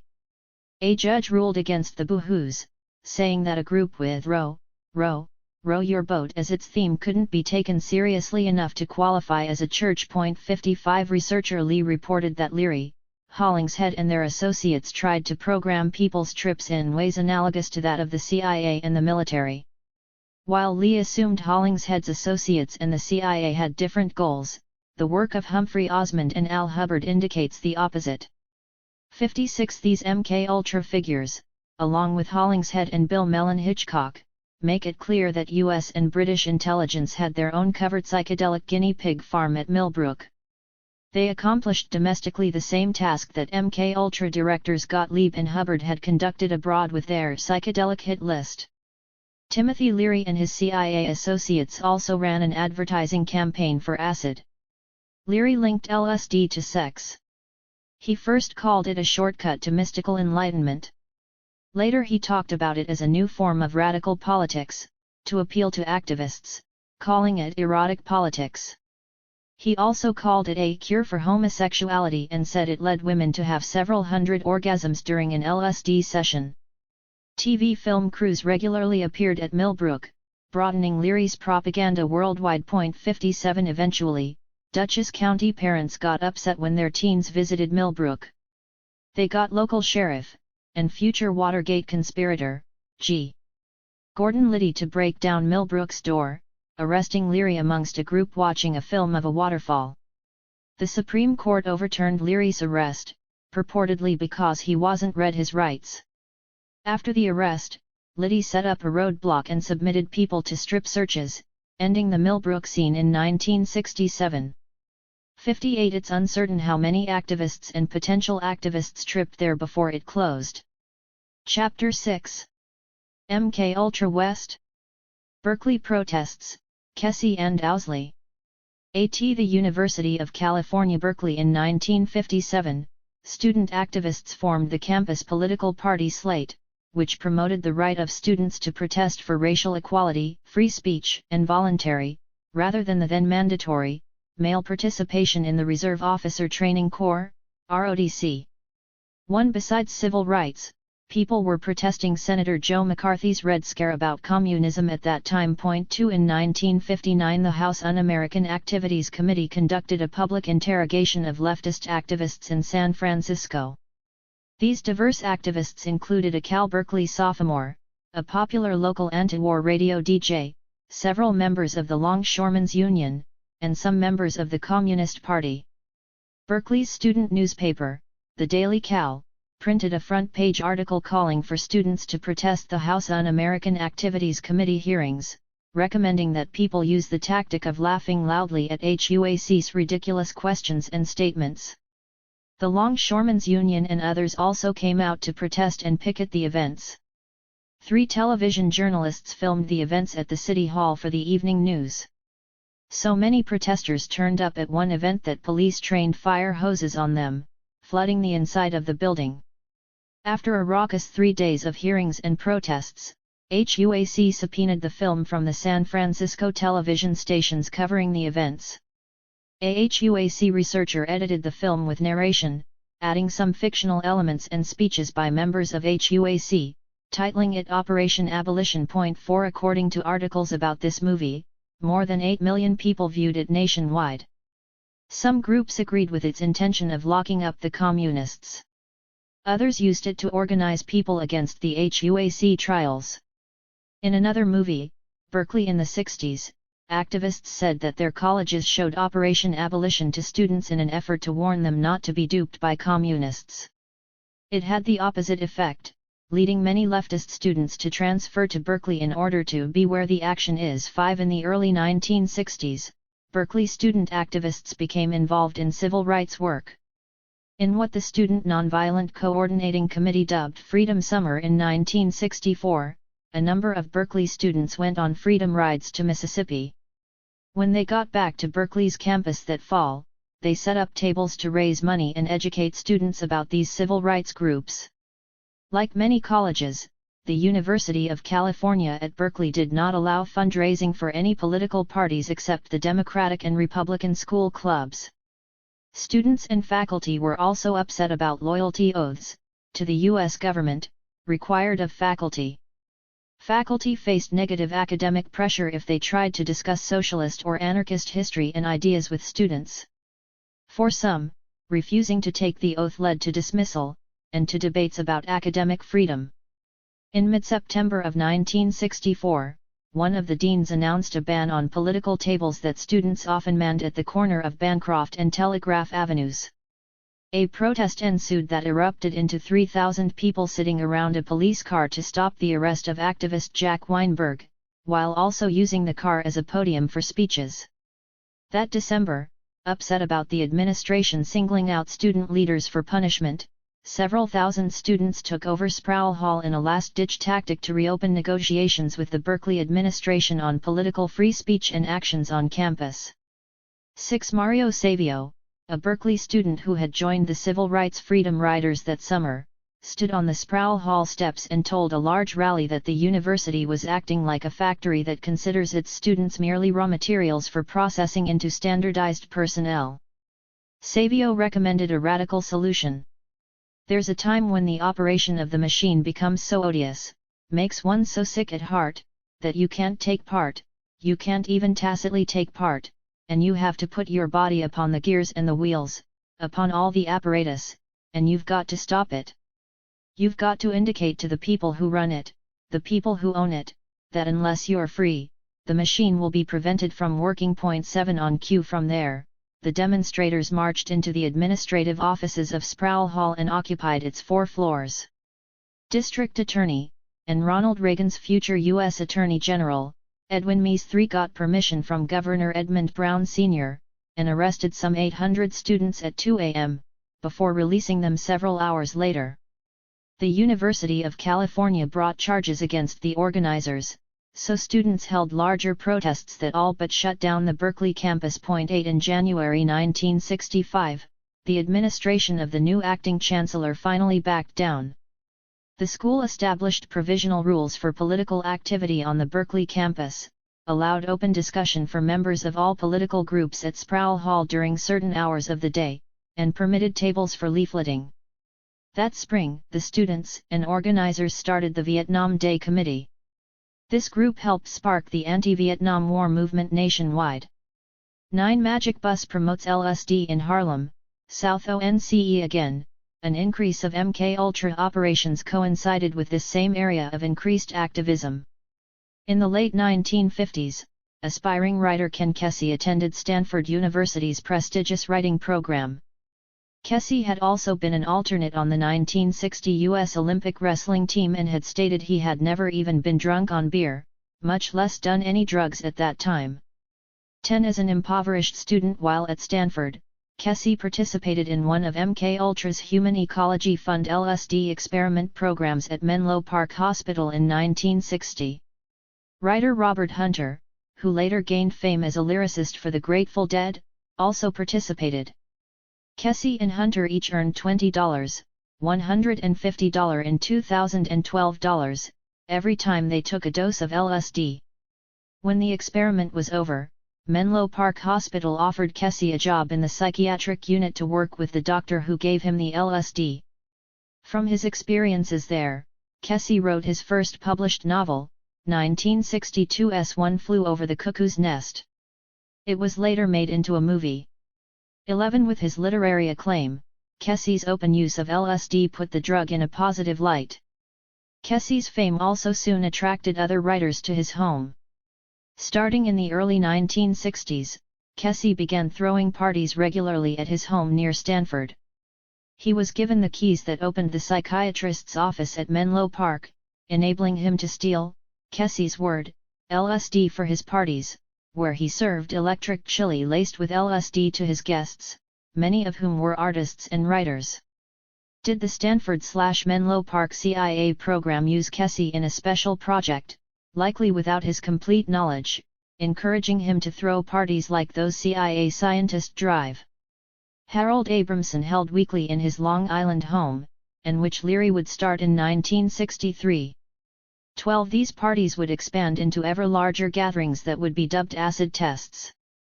That at least 3 high-level CIA MK-Ultra scientists attended these parties, discussed below, suggests that they were a West Coast version of Timothy Leary's CIA-attended acid parties at William Mellon Hitchcock's Millbrook estate. Kesey coined the term merry pranksters to describe the growing crew of people hanging out at his place and made himself the leader of this group. 13 An uncertain number of key people appeared to push Kesey's and the merry pranksters' LSD promotion.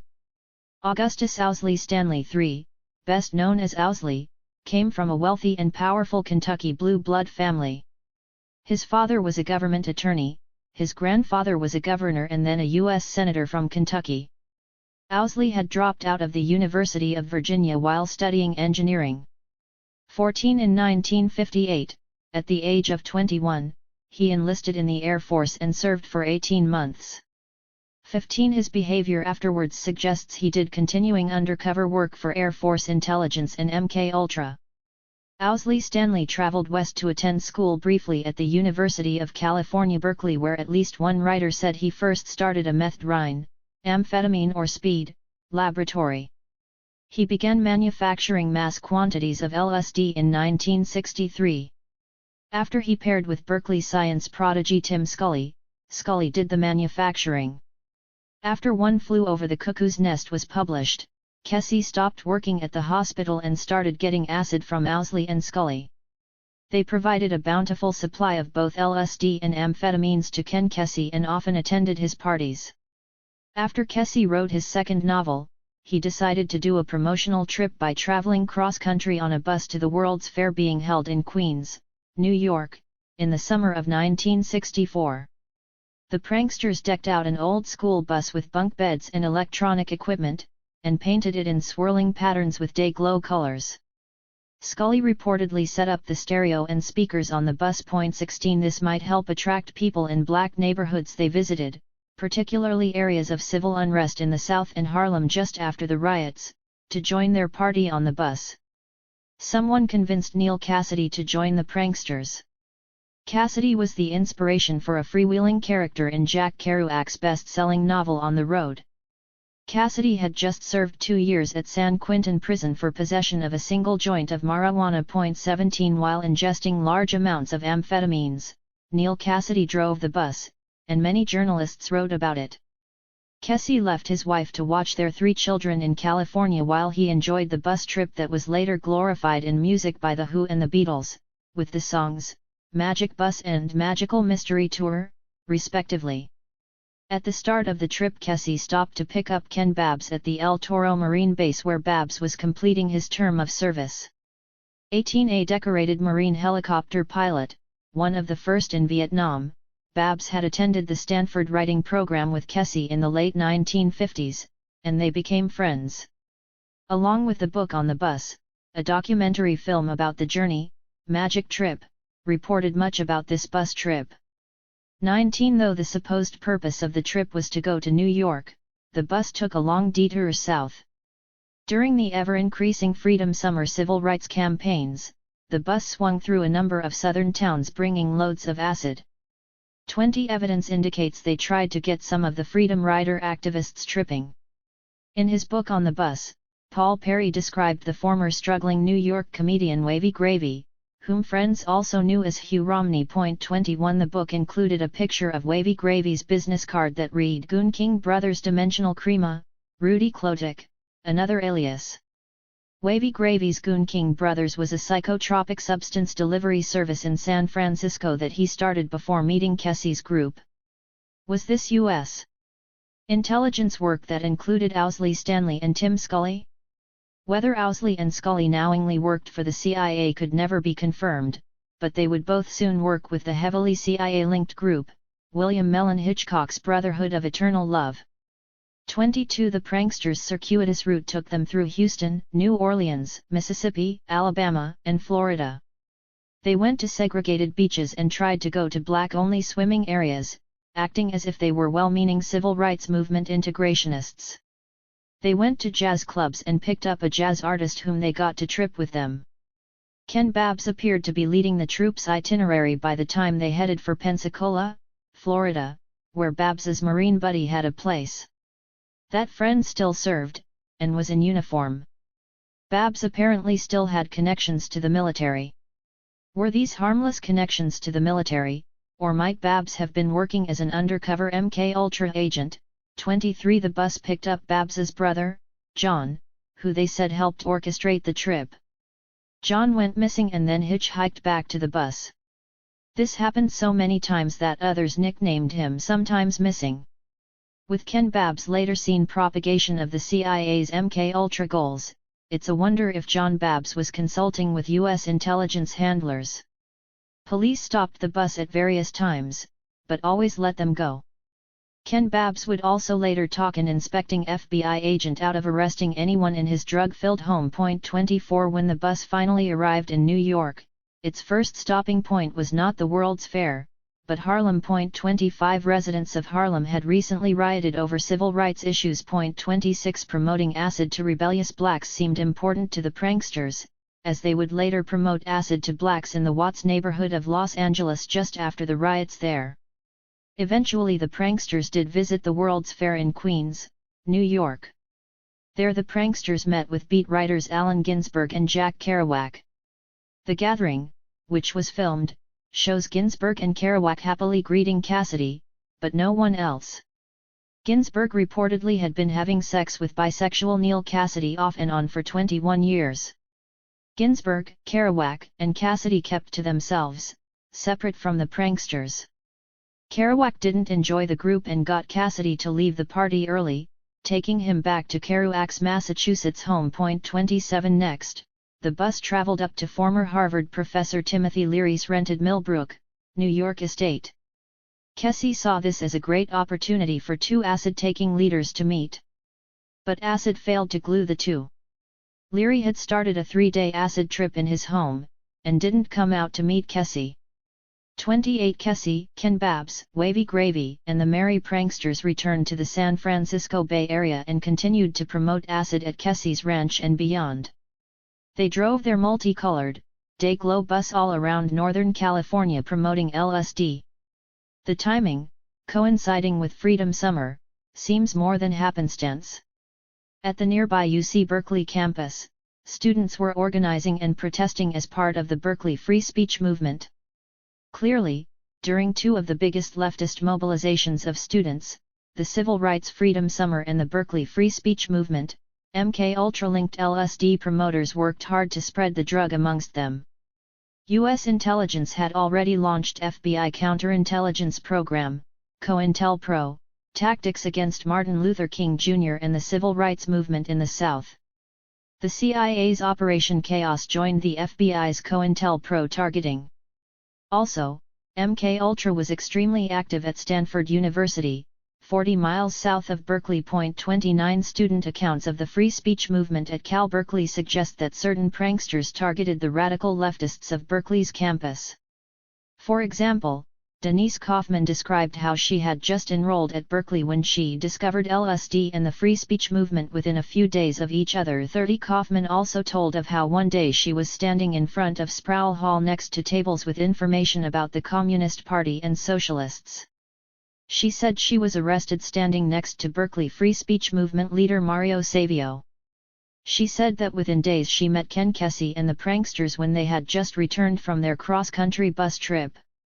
Kaufman later became one of the pranksters. 31 Activists invited Kessie to address a large anti-war rally, but he appeared to have been led to play the same role as Timothy Leary, who had a tune in, turn on, and drop out message. Kessie brought both pranksters and pro-war Hells Angels with him on the bus to that event. When it was Kessie's turn to speak, he played Home on the Range on a harmonica and then asked the crowd, "Do you want to know how to stop the war? Just turn your backs and say fuck it." He then walked away. 32 Kessie and the pranksters brought many student activists back to their La Honda home for acid parties. 33 In Acid Dreams, Lee and Schlane discuss this, stating, Kessie's scene was all the rage in the Bay Area. Among others, it attracted people who were involved with the free speech movement that arose on the Berkeley campus of the University of California in the fall of 1964. 34 Police didn't arrest Kessie for years, either on his drug-raddled bus tour or at his home parties, where distribution of illegal drugs was rampant, and neighbors complained about the noise from Kessie's loudspeakers blaring in his backyard. In one instance, police cars arrived with red lights flashing but never came in, while the party lasted 2 days. 35 This suggests U.S. intelligence asked the police to hold off. According to On the Bus, finally, in April 1965, Kesey and 14 pranksters were arrested, at Kesey's home. Most of the charges were for marijuana possession except for Kesey's, who was charged with operating a premises where marijuana was furnished, and with resisting arrest. Kesey got out on bail and then had over a dozen court appearances before he received a suspended sentence. MKUltra scientists attend acid tests, target activists after leaving the Marines. Ken Babs had a business card that read Ken Babs, Intrepid Trips, Inc. Other pranksters, such as Lee Kwarnstrom and Ron Bevert, had similar picture ID cards, stating membership in Babs's Intrepid Trips, Inc. On the back of the cards was a picture of Uncle Sam, as seen on World War II recruitment posters, with the legend, "Can you pass the acid test?" The acid tests were a series of parties where pranksters served Kool-Aid fruit punch spiked with LSD. Acclaimed writer Tom Wolfe would later write a book about it, The Electric Kool-Aid Acid Test. 36 Ken Babs held his first acid test party in 1965 at a 400-acre farm he owned in Santa Cruz. 37 The Warlocks, Army veterans Jerry Garcia and Bob Weir's band, performed at the party. Before the end of that year, the band changed its name to the Grateful Dead. A prankster stated that no one came to their first show but fellow pranksters. 38 This suggests that the Warlocks/Grateful Dead first started playing only for these events. To help make the acid tests more alluring, Owsley Stanley and Tim Scully designed advanced sound equipment for the rock group. Rolling Stone magazine said this advanced sound system was the likely reason the Grateful Dead broke out of the San Francisco scene. 39 The Warlocks' first manager, Hank Harrison, said that an important struggle arose early on regarding influence over the band. Harrison described himself as a student of a leading leftist community organizer named Saul Alinsky. He stood in opposition to the band's top benefactor, Augustus Owsley Stanley III, who Harrison said was very right-wing. Harrison said that Owsley had teamed up with William Mellon Hitchcock as early as 1964. Billy Hitchcock's Mellon family, as described earlier, was one of the country's wealthiest families who held many U.S. intelligence posts. Hitchcock provided unlimited financial and technological resources to the band. In opposition to Owsley, Harrison preached moderation in all drug use. Harrison's managerial position was cut short in 1965, after 6 months, and Owsley gained the upper hand in influencing the band. Nonetheless, Harrison continued as a consultant and roommate of longtime Grateful Dead bass player Phil Lesh until 1972. Harrison also described the understated roles of 2 extremely wealthy women. He said that Owsley's girlfriend, Melissa Cargill, aided his work. Her family's Cargill Company had been listed as America's largest family-owned company. Harrison reported that Cargill was a chemist and that both she and Owsley were taught and continually advised by Professor Alexander Sasha Shulgin, who also worked for Dow Chemical Company. Harrison said Shulgin's advising often included hanging out with Owsley on the side or back of the stage at Grateful Dead shows for years. Shulgin synthesized and popularized MDMA, ecstasy, as well as the super psychedelic STP for Dow and the MKUltra collaborating U.S. Army Chemical Corps. Harrison added that William Mellon Hitchcock's sister Peggy helped fund their Brotherhood of Eternal Love acid manufacturing and promotion group. Pranksters held the second acid test on December 4, 1965, at a house owned by a black man who lived near San Jose State University. The pranksters held it the same night as the Rolling Stones concert in San Francisco. They passed out flyers at the Stones show asking, "Can you pass the acid test?" and got about 400 people to the party drinking their acid-spiked punch. Once again, the Grateful Dead played all night there. Police eventually stopped the music, but no one was arrested. 40 The pranksters and Grateful Dead went on to serve huge bowls of Kool-Aid spiked with LSD to increasingly large numbers of people all over California, and the bowls eventually became trash cans full of electric Kool-Aid. Anyone who attended the shows and got thirsty dancing to the band was dosed without fully knowing they would be tripping. The pranksters and Grateful Dead appeared to target impressionable students in black neighborhoods of unrest, including San Francisco State University and the Black Watts neighborhood of Los Angeles. As previously mentioned, journalist Hank Albarelli wrote a lengthy book on the history of MKUltra, A Terrible Mistake. Albarelli had worked in President Carter's White House and for the Department of the Treasury. He quoted John Gittinger, a CIA Technical Services staff scientist with a dozen years at the agency, who helped organize MKUltra's Human Ecology cover program in universities. Gittinger had even interviewed Dr. Sidney Gottlieb, to screen him for the position of CIA MKUltra director. 41 under deposition in a lawsuit brought by victims of a Canadian MKUltra doctor, Gittinger admitted that he and two of his fellow CIA Chemical Division scientists traveled from the East Coast and attended a number of acid test parties. Gittinger recalled how at one of these parties, U.S. intelligence superspy Alfred Hubbard and some doctor, two bald-headed, portly guys in dark suits walking into the middle of all this madness, people began melting away from them. At least when we went to these things we made an effort to blend in with things. The effort to blend in suggests that Gittinger and his colleagues were spying on the events. Did these high-level CIA scientists spend this large amount of time traveling to the West Coast because they helped orchestrate these acid tests? 42 Meanwhile, anti-war activists increased their organizing on the West Coast. On a weekend in mid-October of 1965, 14,000 protesters marched on the Oakland Army Induction Center. Writers called it the first major San Francisco Bay Area anti-Vietnam War demonstration. The police turned protesting marchers away the first day, and Hell's Angels turned the marchers away the second day. At the end of the second day of action at the Induction Center, many protesters were lured to a longshoremen's hall. The longshoremen are a particularly radical labor union. Overall, 400 to 1,200 people came to the hall for the birth of a scene, with a group of rock bands and psychedelic lights. 43 Kesey tries to pull plug on acid tests and is jailed after a third acid test with about 300 people on Muir Beach near San Francisco. Ken Kesey stated that the acid tests were over, as he wasn't happy with them anymore. In short order, police arrested Kesey a second time for possession of marijuana.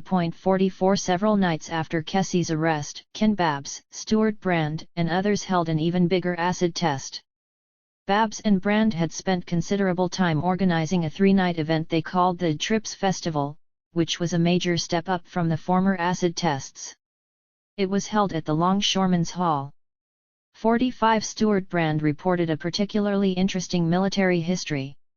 In one interview, Brand said he, like Babs, was in the military ROTC at Stanford from 1960 to 62, and taught basic training at Fort Dix, New Jersey.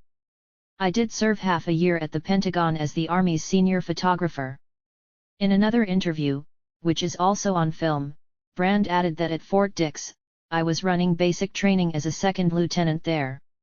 And then my weekends were in the Lower East Side in New York hanging out with artists, messing with psychedelic drugs. Brand further said that with the merry pranksters, there were a number of ex-military people, including Kesey's number 2, Ken Babs, that gave us a common language and a set of understandings. 46 Journalist Hank Albarelli reprinted CIA MKUltra scientist John Gittinger's report that he and at least two of his colleagues attended the Trips Festival. Researchers Lee and Schlein noted that the Trips Festival was 3 days long and included advanced technology for its time, such as closed-circuit television cameras set up all over, so people could see themselves dancing. Grateful Dead lead guitarist Jerry Garcia said there were several thousand attendees each day. Music promoter Bill Graham described acid everywhere. They had ices spiked with acid, available to all, children as well. There were big tubs on the balcony and downstairs. 47 Ken Kesey's first marijuana arrest had resulted in probation with a 3-year jail sentence hanging over his head if arrested again. 48 Friends bailed Kesey out after his second marijuana arrest, and he fled the country for Mexico. Sources stated, with Kesey in Mexico, Babs was the man in charge. He took the bus to Los Angeles for a series of acid tests. With the help of Wavy Gravy, the pranksters put on 4 acid tests. 49. Besides holding a test in a Unitarian church, the Los Angeles acid tests notably included one in a garage in the Black Watts area, just after one of the largest riots in American history. 50. Was it more than coincidence that Ken Babs and his tripped out, easily led pranksters tried to push acid at the 2 locations of the nation's first 2 major black riots, Harlem on the bus trip, and Watts? With the Grateful Dead playing, the Watts acid test dosed many without their knowledge. After people got heated up dancing, they drank from one of the several 30-gallon drums of Kool-Aid fruit punch. People received massive doses of acid in that punch. Someone purportedly miscalculated the right amount of Kool-Aid for a normal trip, and people who followed the instructions got 6 hits of LSD per cup instead of 1. 51. Wavy Gravy described the scene. People would be dancing for about 3 hours to the Grateful Dead, and then they'd be looking for something wet. Well, wet was about 300 micrograms a swallow. That was pretty intense for some people, but if they wanted to go outside, there was nowhere to go because Watts was still smoldering from the riots. 52. Along with the CIA's MKUltra scientists, local police and state narcotics agents also attended the events that appeared to be larger human guinea pig experiments. Witnesses said people harassed the police without a response. 53. During an acid test at a movie studio in Los Angeles, the pranksters added only dry ice to the Kool-Aid to make it bubble, but drug-free. Life magazine photographed the pranksters for its cover.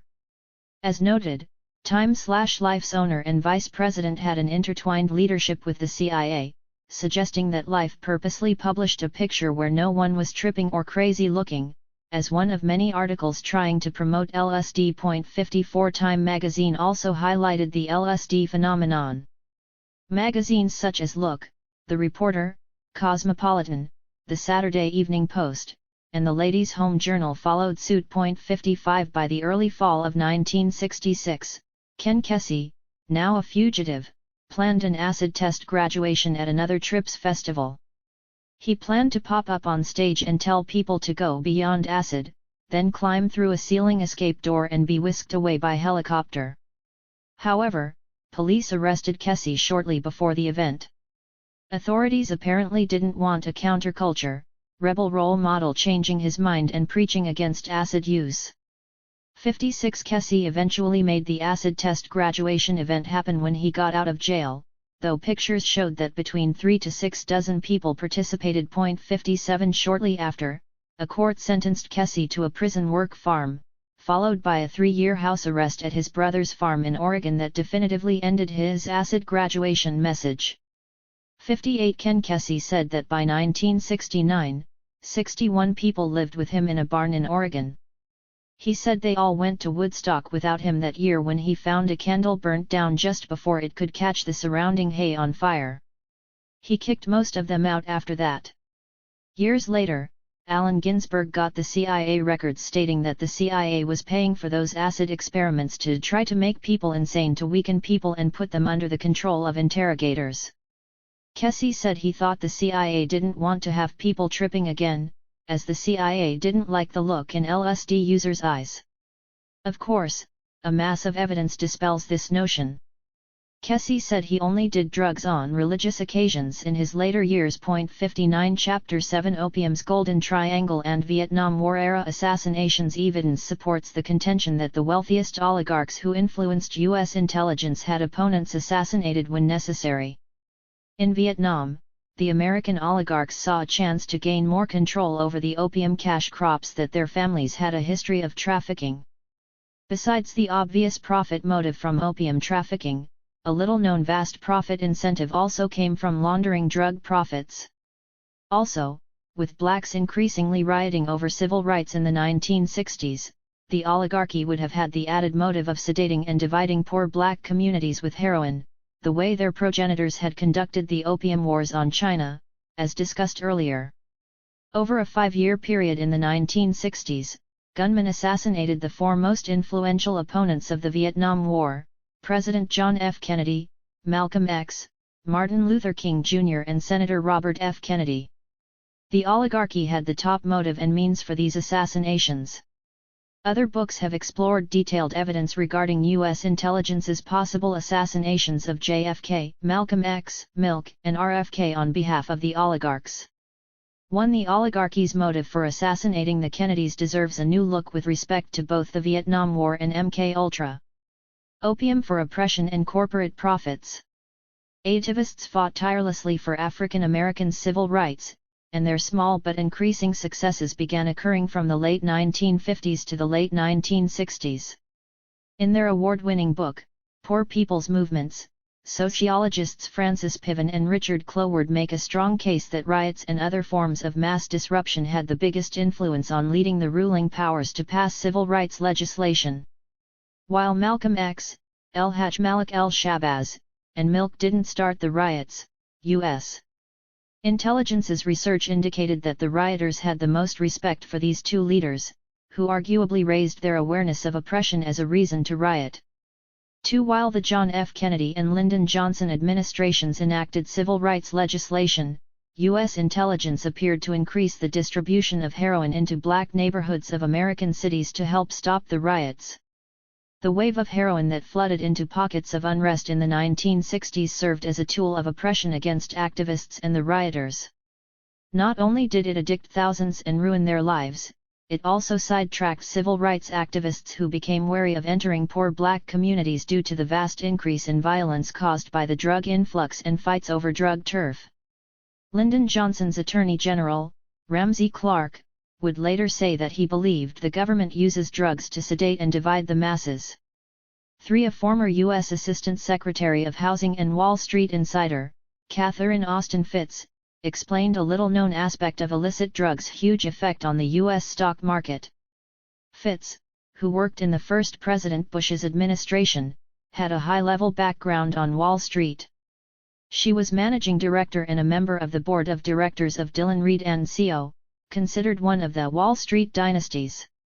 She was also former president of the Hamilton Securities Group and later started the Solari Group, Inc. 4. Fitts revealed that the CIA and Department of Justice admitted to creating a memorandum of understanding that permitted the CIA to help its allies and assets to traffic in drugs and not have to report it.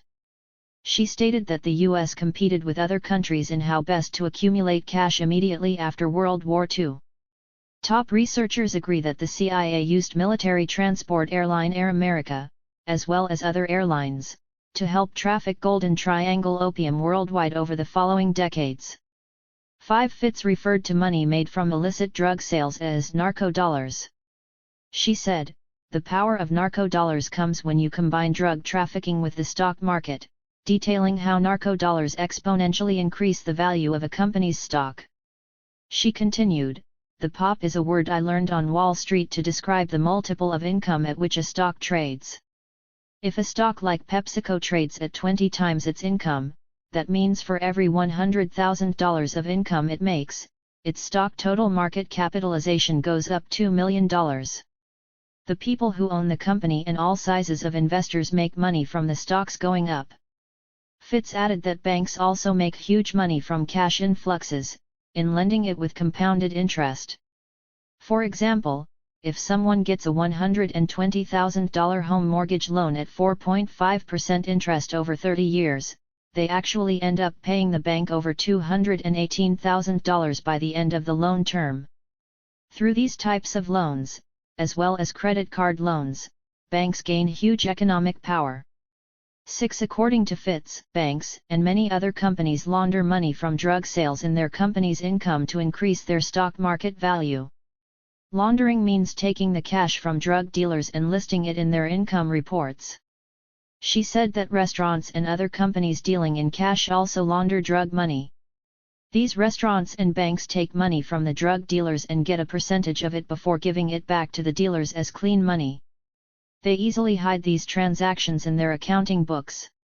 With a plausible 20 times increase in the stock value of the company that owns the restaurant, it's easy to return the money to the drug dealer in other ways that launders it of its source from the illegal drug trade, and hides it from the Internal Revenue Service. 7 Global sources have documented the ever-increasing amount of money laundered over the last half-century.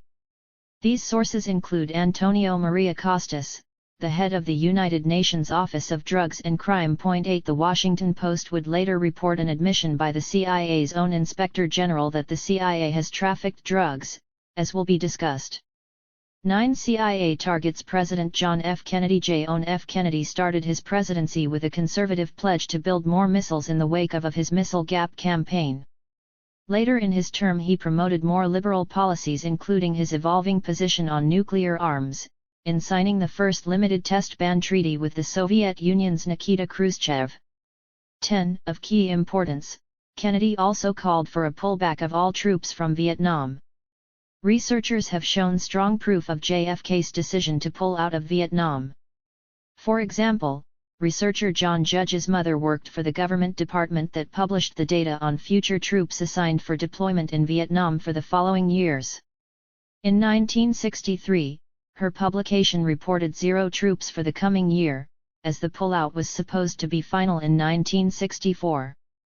Also, University of Texas professor James Galbraith, son of a Kennedy advisor, stated on a British news show that the historical record includes official position statements and tapes documenting that Kennedy and his Secretary of Defense, Robert McNamara, had made the formal decision by October of 1963 to pull all troops out of Vietnam by the end of 1965. 11 When President Kennedy took office, he fired CIA Director Allen Dulles and appointed John McCone as CIA Director. Dulles, a former lawyer for the Rockefellers, had championed the MK-Ultra program, and McCone ended the program. Richard Helms, the CIA's deputy director for covert operations, who was second in command under Dulles, took matters into his own hands and ran MK-Ultra behind McCone's and Kennedy's backs. But in 1963, CIA Inspector General John Ehrman accidentally stumbled upon the MK-Ultra project. McCone tried unsuccessfully to defund the program, but Richard Helms continued it until at least 1973. 12 With Kennedy's presidency cut short on November 22, 1963, he had little time to stop the programs of Helms and others still loyal to Allen Dulles and the Rockefeller-Harriman-Morgan oligarchy. It seems Helms first tried to get to Kennedy with MK-Ultra doctors. Lee and Schlane state that Max Dr. Feelgood Jacobson, M.D., regularly visited Timothy Leary's headquarters on William Mellon Hitchcock's Millbrook estate, where he worked with known MK-Ultra operatives, such as psychiatrist Humphrey Osmond. Dr. Jacobson also worked as JFK's personal physician. Dr. Jacobson administered vitamin injections that left Kennedy flushed and excited, leading some to speculate the shots included methamphetamine and/or cocaine. Other sources reported that these shots did in fact include amphetamines.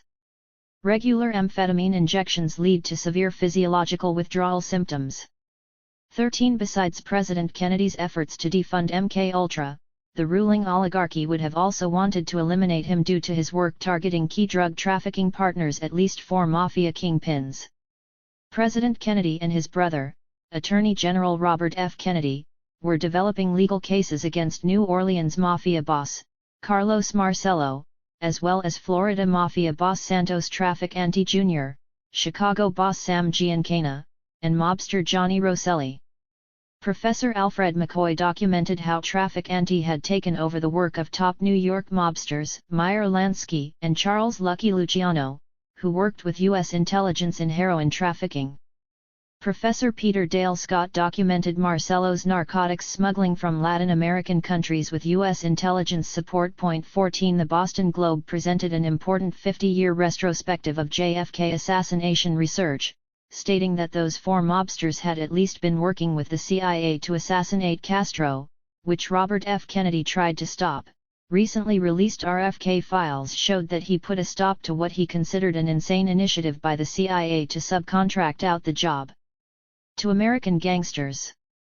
Yet those efforts continued, but with different mobsters, and out of view of the Attorney General.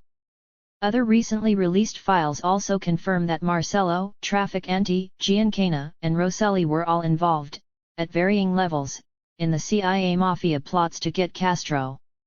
15 New Orleans District Attorney Jim Garrison was made famous in Oliver Stone's movie JFK, based on Garrison's book On the Trail of the Assassins. In reviewing that book, the New York Times summarized Garrison's analysis: the CIA, motivated by disgust with Kennedy's withholding of air cover during the Bay of Pigs invasion of Cuba and his reported decision to withdraw troops from Vietnam, executed Kennedy in a coup d'état. The aforementioned Boston Globe article also stated that 1 week after JFK's assassination, Robert Kennedy sent loyalist William Walton to Moscow to tell Soviet leader Nikita Khrushchev of his belief that domestic hardliners, rather than foreign agents, were responsible. Here RFK was referring to right-wing oligarchs, the CIA, and anti-Castro mafia. Government documents included Marcello's eventual confession to his involvement. The Boston Globe said that a 1975 Senate subcommittee was the first official body to openly question the lone gunman narrative, calling Giancana and Rosselli to appear before it. Each was murdered before he could give testimony. In addition, researchers Ed Haslam and Judith Very Baker presented ample evidence that she worked with accused JFK assassin Lee Harvey Oswald and David Ferrie on a U.S. intelligence project while Ferrie and Oswald were also working for Marcello's crime ring. 16 President Kennedy continued on his path against the desires of the oligarchy and his generals' advice, and many argue that his presidency was cut short by that opposition. For example, James Douglas's highly regarded JFK and the Unspeakable highlights Kennedy's decision to pull out of Vietnam as a major reason for his assassination. UC Berkeley professor Peter Dale Scott's Deep Politics and the Death of JFK specifically posits that Kennedy's imminent withdrawal of the U.S. military from Vietnam was a threat to American coordinated international drug trafficking forces, and the primary reason for his assassination. In Deep Politics, Scott revealed that organized crime aided the CIA and America's notorious drug trafficking families, who were concerned about losing their huge profits, in orchestrating Kennedy's assassination in Dallas. 17 Malcolm X and Milk oppose Vietnam War. Assassinated Malcolm X and Martin Luther King Jr. were two of Black America's most important leaders in the 1960s. Internationally, Malcolm X had commented that African independence leaders had developed socialist policies. These leaders formed a group they called the Organization of African Unity. Malcolm X was the only American allowed in their meetings. 18 Malcolm X had split with the Nation of Islam, NOI, by 1964. 19 Malcolm formed the Organization of Afro-American Unity based in New York to expand his work for civil rights and social justice to non-religious and non-black activists who weren't part of the NOI.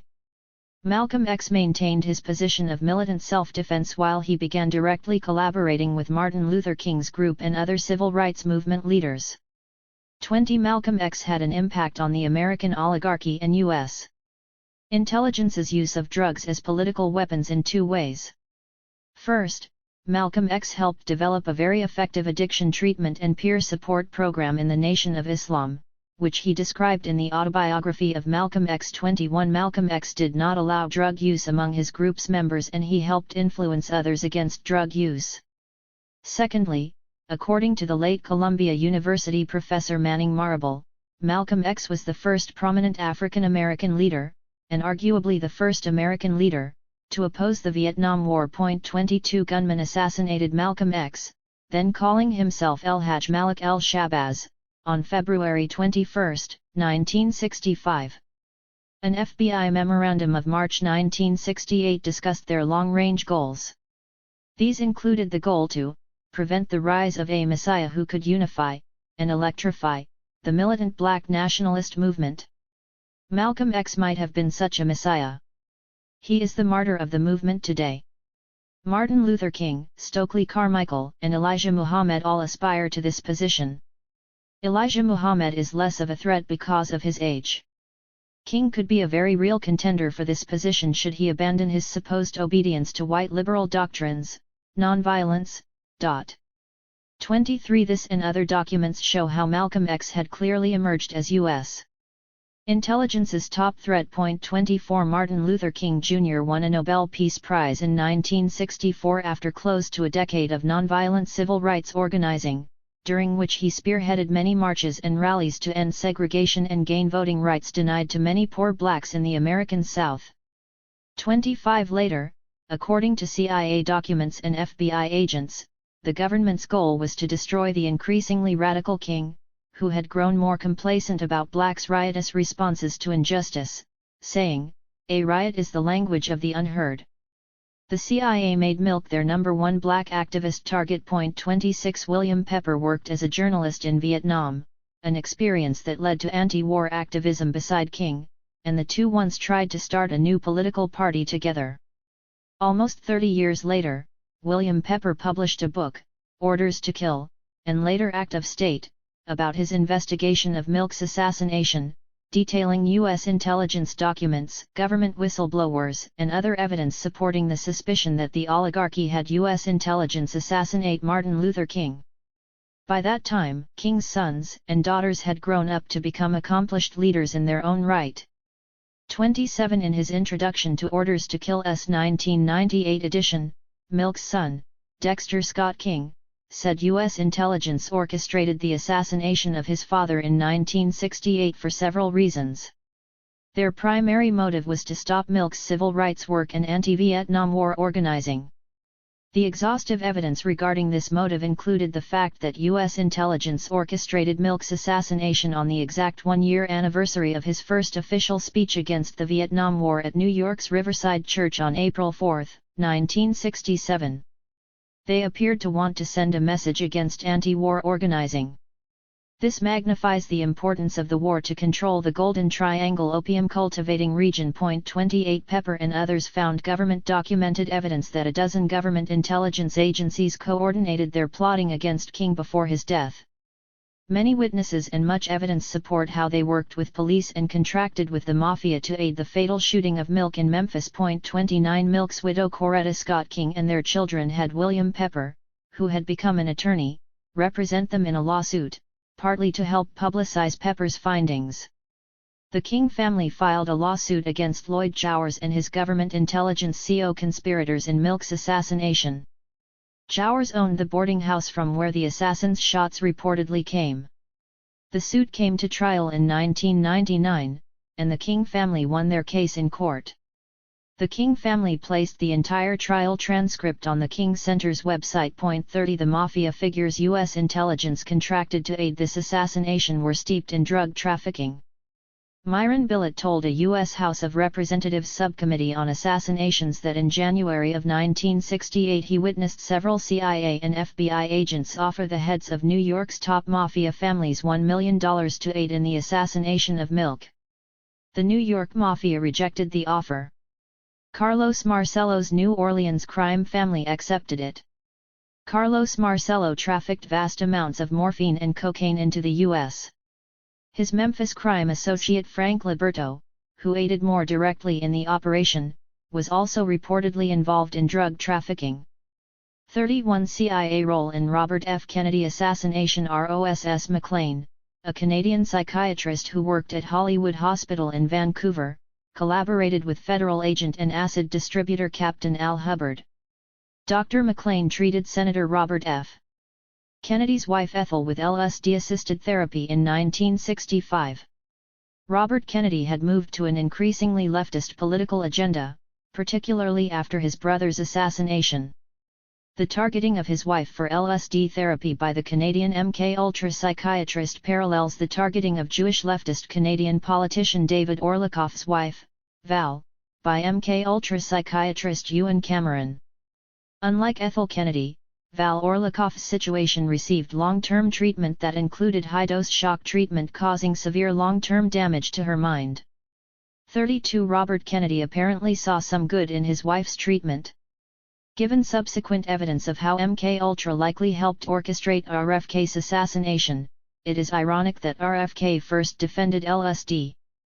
Kennedy interrogated government psychiatrists and stated, "Perhaps we have lost sight of the fact that LSD can be very helpful in our society if used properly." 33 CIA representatives hid from Kennedy their research results on thousands of soldiers at Edgewood Arsenal from 1955 to 1975, showing that LSD had caused lasting damage in many of their research subjects. 34 By 1968, U.S. intelligence considered Robert Kennedy a serious risk to the interests of the ruling oligarchy who wanted to win the Vietnam War and gain control over the opium-producing poppy fields.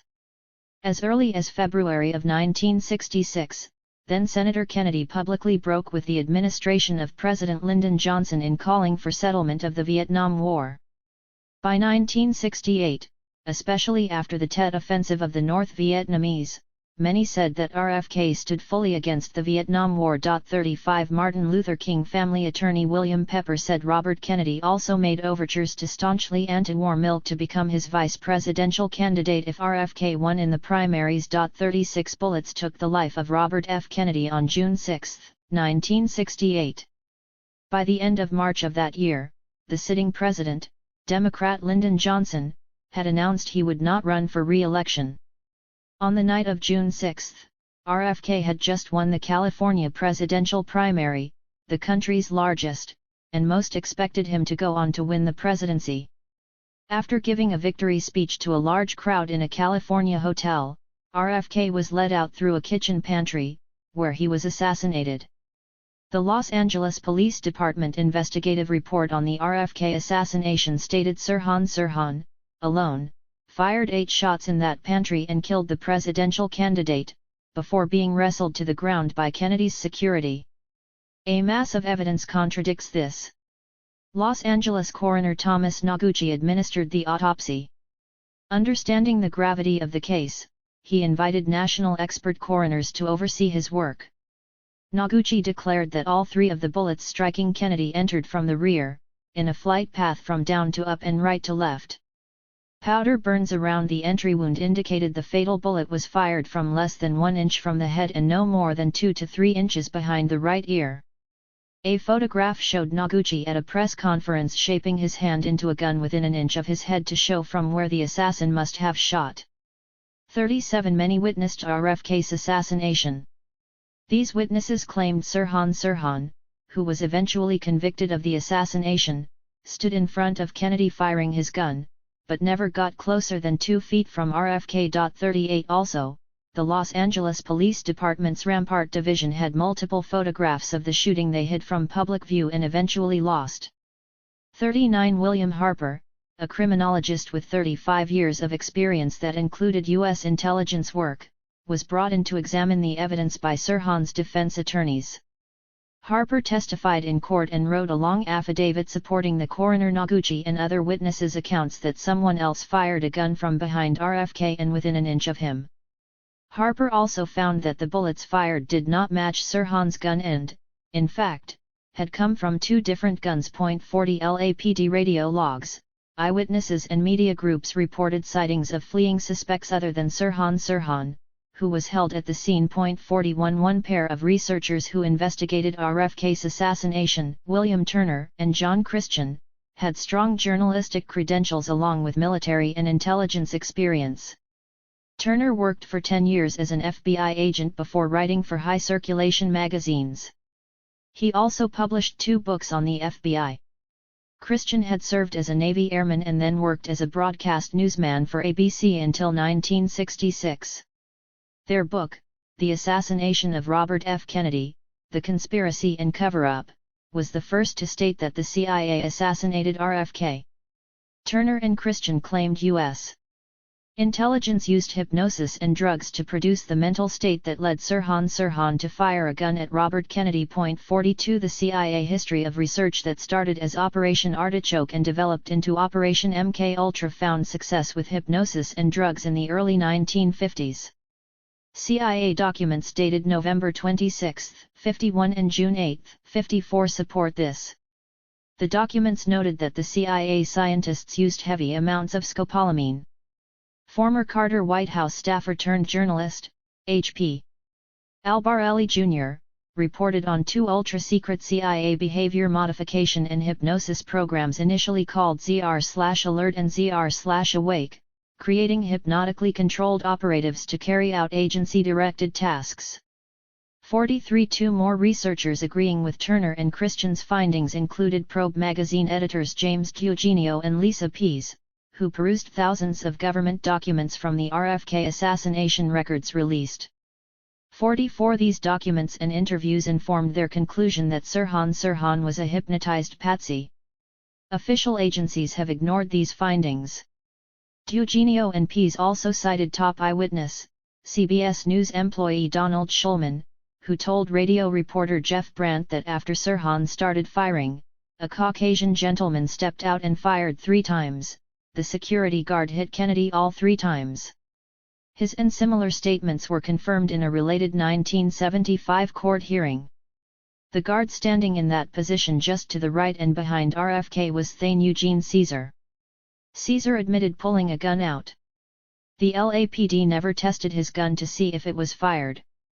Caesar worked for Ace Guard Services. It's telling that LAPD criminalist Dwayne Wolfer, who may have helped cover up evidence concerning RFK's assassination, became president of ACE some years later. 45 Another researcher, Shane O'Sullivan, originally produced the 2007 documentary RFK Must Die, The Assassination of Bobby Kennedy for BBC Newsnight. RFK Must Die presented evidence in agreement with the main points of these other researchers. The O'Sullivan documentary showed an interview with world-renowned hypnosis expert Dr. Herbert Spiegel of Columbia University Medical School. Dr. Spiegel testified in court that Sirhan was among the 5 to 10% of people found to be highly hypnotizable. 46 Martin Luther King family attorney William Pepper eventually took on the Sirhan case and hired a Harvard Medical School psychiatrist, hypnosis expert Daniel Brown, to spend 60 hours interviewing Sirhan. The Associated Press said Professor Brown found Sirhan remembered being led by an attractive woman in a polka-dot dress who pinched him. Pepper's court filings state someone placed Sirhan under hypnosis with the aid of drugs, so that the pinch caused him to realize he had a gun and to start firing it, thinking he was at a shooting range. Only under hypnosis did Sirhan remember seeing another gun fire shots and other details of what happened at RFK's assassination. 47 Turner and Christian cited the FBI summary report that included interviews of 7 witnesses who claim seeing the woman in the polka-dot dress flee the scene, along with a man believed to be another shooter. Eyewitnesses Sandy Serrano and a couple identified as the Bernsteins gave interviews to police officer Sergeant Paul Sherriga stating that the woman in the polka-dot dress exclaimed, "We shot him, we shot him." Serrano asked, "Who did you shoot?" The woman replied, "Senator Kennedy." This bizarre pronouncement suggests that the fleeing woman was also under hypnosis. Furthermore, the multiple shooters would explain why 6 people were shot at the scene of Kennedy's assassination. 48 And finally, a British Broadcast Corporation televised news report linked with Shane O'Sullivan's work presented several former CIA associates identifying 3 senior CIA agents at the Los Angeles hotel where RFK was assassinated. The BBC said these operatives had no authority inside the US, they were supposed to be in Vietnam at the time. But one of these CIA operatives, David Morales, admitted to friends, "I was in Dallas when we got the son of a bitch, and I was in Los Angeles when we got the little bastard." 49 Chapter 8 CIA Acid Fests counter-protests. Reflecting upon the 60s, a surprising number of counterculture veterans endorsed the notion that the CIA disseminated street acid en masse so as to deflate the political potency of the youth rebellion. Martin Lee and Bruce Schlane, Acid Dreams, The Complete Social History of LSD, the CIA, the 60s and Beyond. A top CIA-connected think tank, the Rand Corporation, headquartered in Santa Monica, California, played a crucial role in designing strategies for counter-revolution and pacification both in Vietnam and against anti-war Americans. A 1962 Rand report revealed that LSD could lead those in left-wing organizations to resign or become inactive. 2 Evidence shows that the CIA's MKUltra operations first dosed various leaders in politics and the arts, then had their media assets spotlight these leaders in a sophisticated way to make them well-known counterculture figures. They often coupled them with undercover agents in propaganda campaigns to promote LSD to leftists. In February of 1965, President Lyndon Johnson initiated Operation Flaming Dart, a major expansion of U.S. involvement in the Vietnam War. It included the bombing of North Vietnam as well as the first use of U.S. ground troops to fight the Viet Cong in South Vietnam. 3 The Students for a Democratic Society, SDS, at the University of Michigan held the first anti-war teach-in, and other SDS chapters began to follow suit. In October of 1965, UC Berkeley students, led by free speech veteran organizers including Jerry Rubin and Mike Rossman, held one of the nation's largest events, an all-day teach-in to protest the Vietnam War. Throughout the next 14 months, Berkeley activists recruited more and more anti-war protesters for rallies and campus strikes. 4 Berkeley students inspired other student actions nationwide. Many students joined SDS. By October of 1965, SDS had grown into a massive organization of leftist students with 10,000 members and chapters in 89 schools. By the end of that school year it added 5,000 more members and nearly doubled its chapters to 172 schools. 5 The psychological handling of writer Ken Kesey to lead youth to acid went astray when Kesey urged people to graduate from LSD.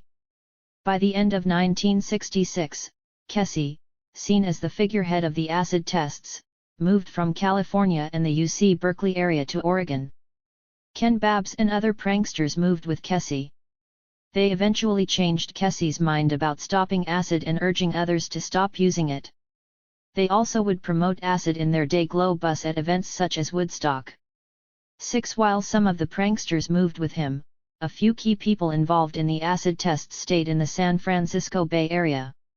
These included top LSD trafficker Owsley Stanley and chemist Tim Scully. Within a year, these two and their cohorts had vastly expanded the size of the acid tests.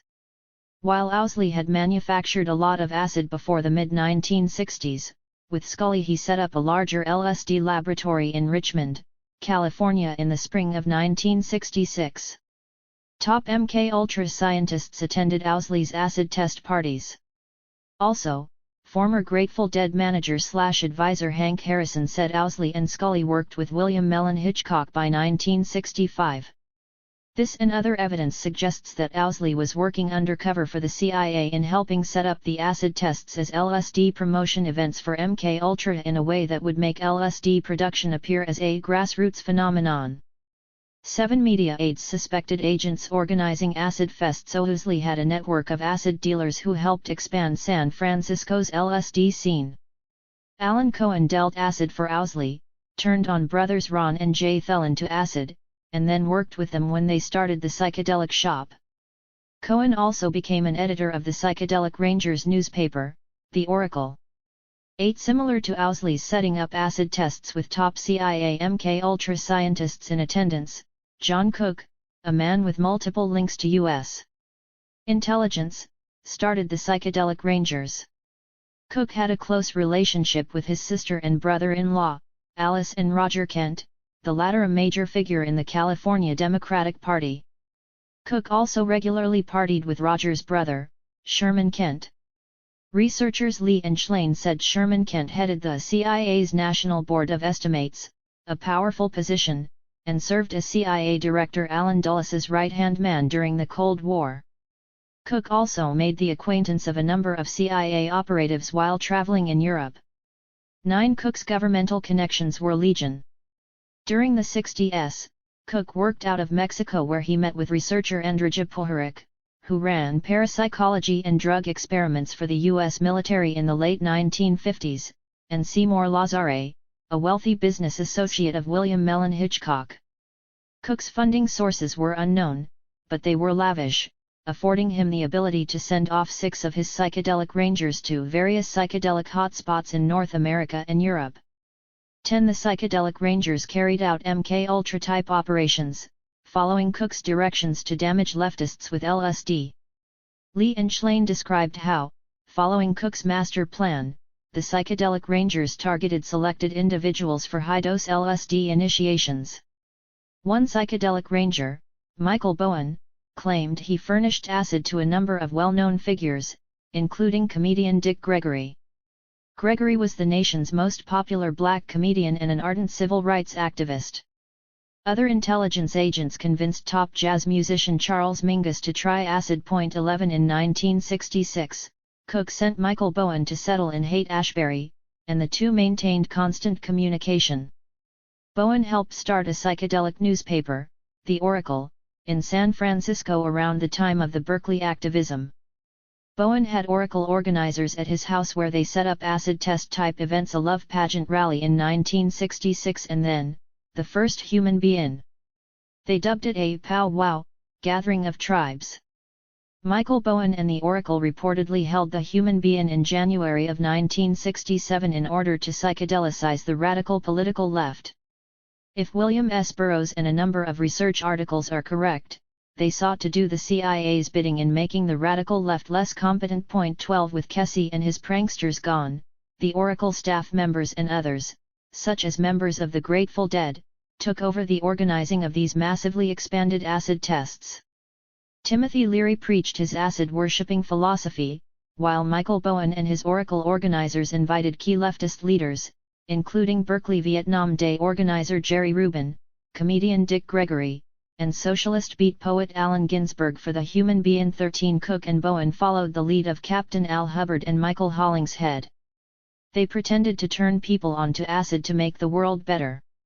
But details of their operations show they were most likely undercover agents following the MKUltra game plan of damaging leftists' minds. As Lee and Schlane described, Michael Bowen and his organizers followed Cook's master plan. The psychedelic rangers gave people 2,000 to 3,000 micrograms, more than 10 times the usual dose, during a single session in an effort to bring about a rapid and permanent transformation of psychological disposition. In other words, they overdosed them to damage them and make them easier to manipulate, as the U.S. Congressional House Select Committee said was MKUltra's goal with foreign leaders. 14 The Oracle LSD promoters quoted Timothy Leary. By the mid-1960s, as student activism increased nationwide, Leary traveled the country urging young folks to turn on, tune in, and drop out. Here Leary meant dropping out of society, including dropping activism. Oracle editor Ron Thelen repeated Leary in summarizing the paper's editorial slant.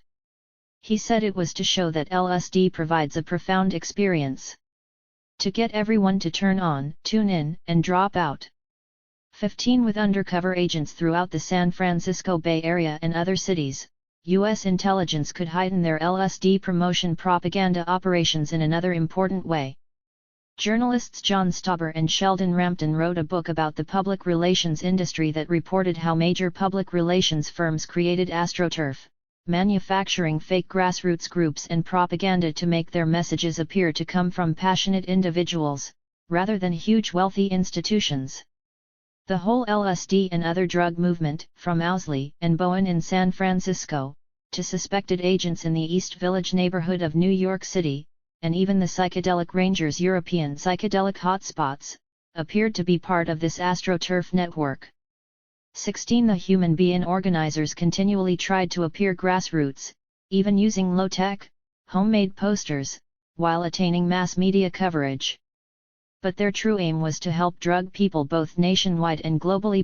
17 The organizers had Hells Angels bikers working security at the being the same Hells Angels who fought against activists marching in protest of the Vietnam War.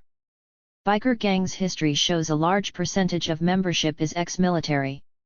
Hells Angels also did contract work for U.S.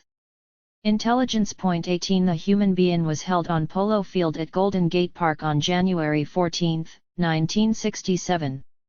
Timothy Leary sat on the stage, dressed from head to toe in white, with his hands together as if in a prayer. His constant presence was a reminder to eat acid as part of the spiritual communal ritual. The Grateful Dead and other San Francisco rock bands played music at the Bean and increased the bandwagon effect to encourage tripping. 19 descriptions of the event reported that only Jerry Rubin and Allen Ginsberg talked about protesting the Vietnam War, and they were largely ignored. The human being created an overriding theme around the false myth of expanding consciousness. Leary and others pushed the myth that eating acid had this desirable effect. A high percentage of the crowd of over 25,000 men, women, and children were initiated into taking LSD at that event, including activists drawn in by anti-war speakers like Rubin. 20 Timothy Leary continued his refrain after the event. In a press conference with philosopher Alan Watts and writers Allen Ginsberg and Gary Snyder, Leary presented himself as a perfect spokesman for those trying to suppress anti-war activists. Leary said, "The choice is between being rebellious and being religious. Don't vote. Don't politic. Don't petition.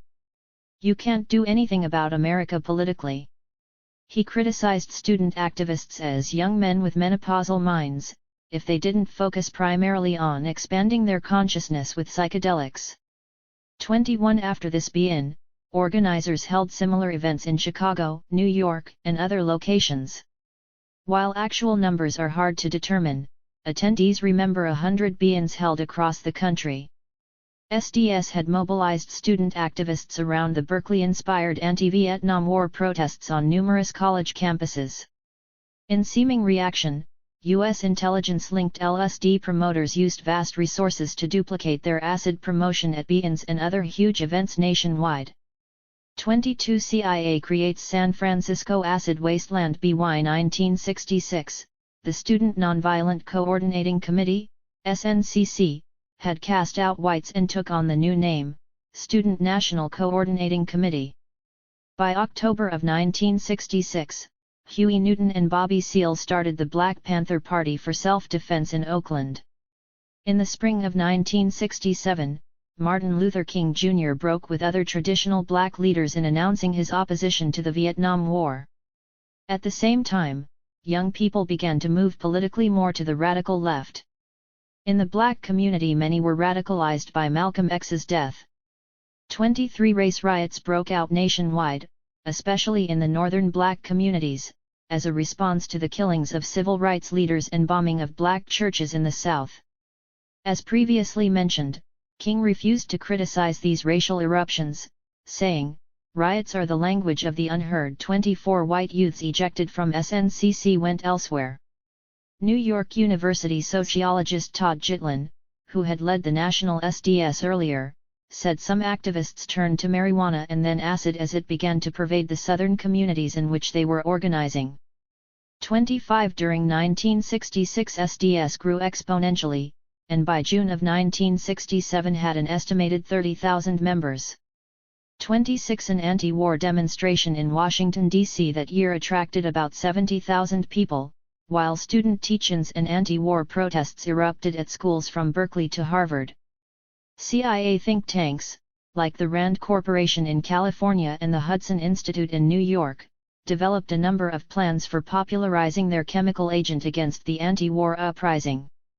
U.S. intelligence used its expanding media assets to help draw many to the San Francisco Bay Area. FAIR co-founder Martin Lee said, in 1967, when the grassroots acid scene was floodlit by the mass media, young people started turning on in greater numbers than ever before. The media catalyzed the widespread use of LSD. 27 Undercover MK-Ultra agents merely awaited the arrival of their test subjects. Lee and Schlein interviewed a former CIA contract employee who said, CIA personnel helped underground chemists set up LSD laboratories in the Bay Area during the Summer of Love to monitor events in the acid ghetto. Writers asked why the CIA would do this.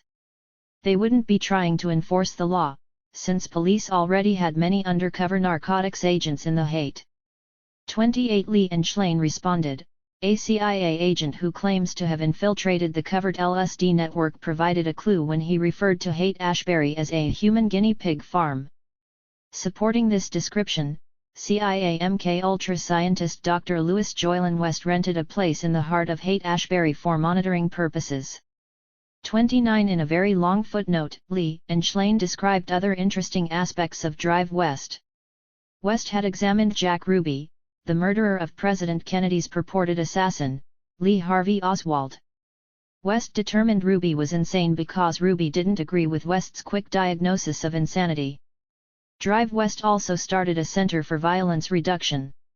It made news when West proposed that very young black males receive psychosurgery and chemical castration as pre-delinquent children. West clearly had the same bigoted mentality as his superiors who started genocidal eugenics in the same offices later occupied by MK-Ultra scientists. 30 Congregations of politically left white activists organized with Black, Latino and other ethnic activists in urban areas nationwide. The Multiracial Congress of Racial Equality, CORE, had 53 chapters, mostly in large cities, and then became part of the anti-war movement, especially after King made his famous anti-war speech in April of 1967. 31. The number of CIA undercover agents and MKUltra scientists in San Francisco, a center for activism, illustrates the way in which U.S. intelligence appeared to create psychedelic wastelands of burnt minds among idealistic young adults. During the summer of 1967, mainstream media provided a Summer of Love blitz. Time magazine had a cover story on the hippies, philosophy of a subculture. It should be remembered that Time Incorporated's vice president, C.D. Jackson, rotated in and out of his government position as head of psychological warfare. 32. The Summer of Love media blitz also included a very popular song, San Francisco, Be Sure to Wear Flowers in Your Hair, by John Phillips of the Mamas and the Papas. Scott McKenzie's recording of the song entered the Billboard magazine music charts in May and reached number 4 on the charts by the end of the summer. 33. Phillips reportedly wrote the song to help bring people to what had been called the first of many widely promoted and heavily attended multiple band rock music events, the Monterey Pop Music Festival. Between 55 and 90,000 people came to listen and party at the 3-day event. 34. Along with the Music Fest, the constant national media coverage of the Haight-Ashbury neighborhood led huge masses of people to visit that small section of San Francisco in the summer of 1967. 35. It's unknown how many who went there were initiated into LSD use. Owsley Stanley became the largest acid dealer in the country by that summer. Estimates of his acid sales started at about several 100,000 hits a year, and grew through the 1960s. 36. Owsley reportedly started the first amphetamine, speed, laboratory in the Bay Area. 37. Reports also stated he had dealers distributing both drugs from Haight-Ashbury to Berkeley. 38. At that time, Owsley and U.S. intelligence were coming out with more than just acid and speed. Dow Chemical made new drugs for the U.S. Army Chemical Corps that worked hand-in-hand with CIA MKUltra scientists. In 1964, Dow developed STP, a hallucinogenic, as a possible incapacitating agent for use by the U.S. Army Chemical Corps. The CIA used it for behavior modification experiments. STP, referred to as serenity, tranquility, peace, was quite the opposite. People described using STP as akin to being shot out of a gun for an intense 3-day trip. Owsley started manufacturing STP, and shortly thereafter the drug was in the hippie districts of San Francisco and New York. 39. At the onset of the Summer of Love, someone organized a solstice celebration. 5,000 tablets of STP were given out at that event. Many tripped for 3 straight days from the super hallucinogen, and San Francisco emergency units were filled with people afraid they would never come down. Doctors thought their patients were suffering from extended LSD trips and gave them Thorazine, but that drug potentiated the effects of the STP.40. Another drug that dealers began to sell in San Francisco was PCP, angel dust. MKUltra psychiatrists had been testing PCP on psychiatric patients, and the CIA stockpiled it as a non-lethal incapacitant. Some chemists also started adding speed and strychnine, a poison, to LSD at this time. 41. In San Francisco, Scott McKenzie had sung, "If you're going to San Francisco, you're going to meet some gentle people there." 42. A quickly reporting grassroots news group, The Communications Company, gave a different account of what the drug ethos had led to. Pretty little 16-year-old middle-class chick comes to the Haight to see what it's all about and gets picked up by a 17-year-old street dealer who spends all day shooting her full of speed again and again, then feeds her 3,000 mics of LSD and raffles off her temporarily unemployed body for the biggest Haight Street gangbang since the night before last. 43. Lee and Schlane described how a similar culture was cultivated in New York City. A leading nuclear strategist, Herman Kahn, walked through St. Mark's Place in the East Village neighborhood of New York. He worked for the Hudson Institute that specialized in classified research on national security issues and also did MKUltra work. He observed the dropped-out flower children whose brains and bodies were damaged by the CIA-initiated psychedelics, stimulants, and depressants.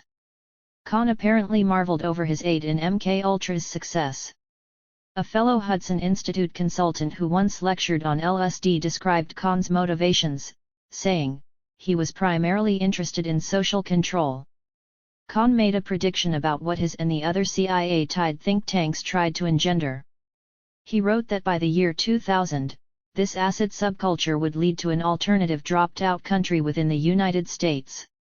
44 At the end of 1967, some well-meaning federal agents not linked with MKUltra arrested Owsley at his tabbing factory. 45 Owsley had a large stash of LSD and STP with a street market value of $10 million. Despite this vast amount of drugs, reports note that Owsley was quickly released from jail. Owsley continued his work as he fought his trafficking charge in court. Owsley only ended up serving jail time when he was arrested again in New Orleans after a concert as part of a 19-member crew working with the Grateful Dead. 46 Owsley eventually got a $3,000 fine and a 3-year prison sentence. This appeared to be part of a show to make him appear anti-establishment. Owsley served only 2 years in a federal prison. 47 By then, U.S.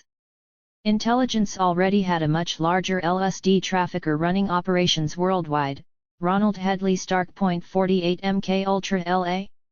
Suspected agent Roxine births hippies. PAPA John Phillips comes into question regarding his song beckoning youth to San Francisco for the first outdoor multi-band rock concert, the Monterey Pop Music Festival.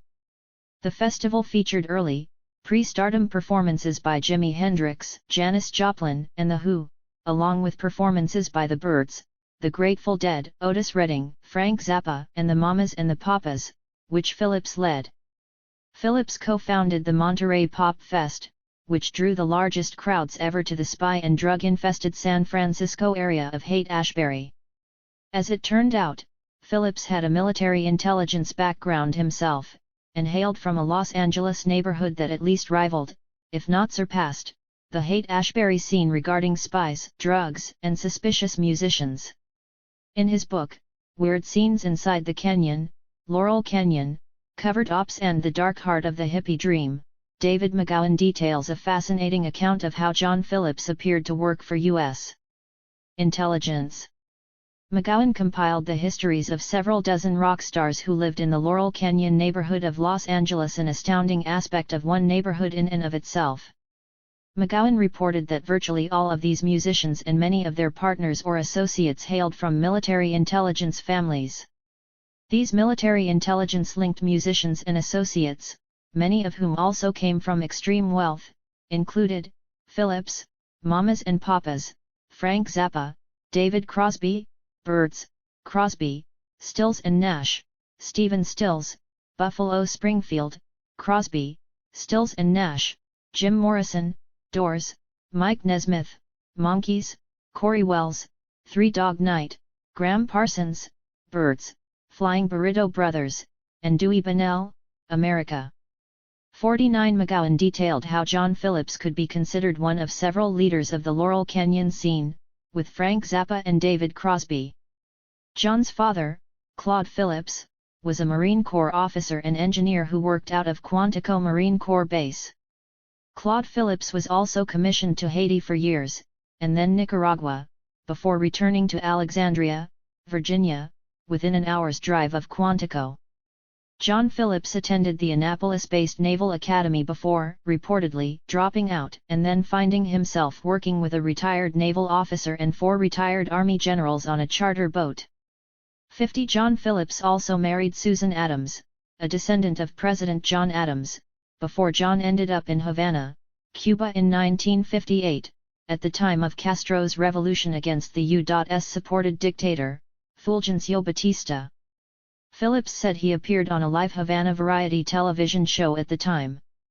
Phillips dabbled in music while also spending 2 weeks in Jacksonville, Florida, the location of the Naval Air Station and Naval Station Mayport, at the coincidental time of the Cuban Missile Crisis. 51 2 months after the Cuban Missile Crisis, Phillips left his wife, with whom he had a 5-year-old child, to marry an 18-year-old Michelle Gilliam.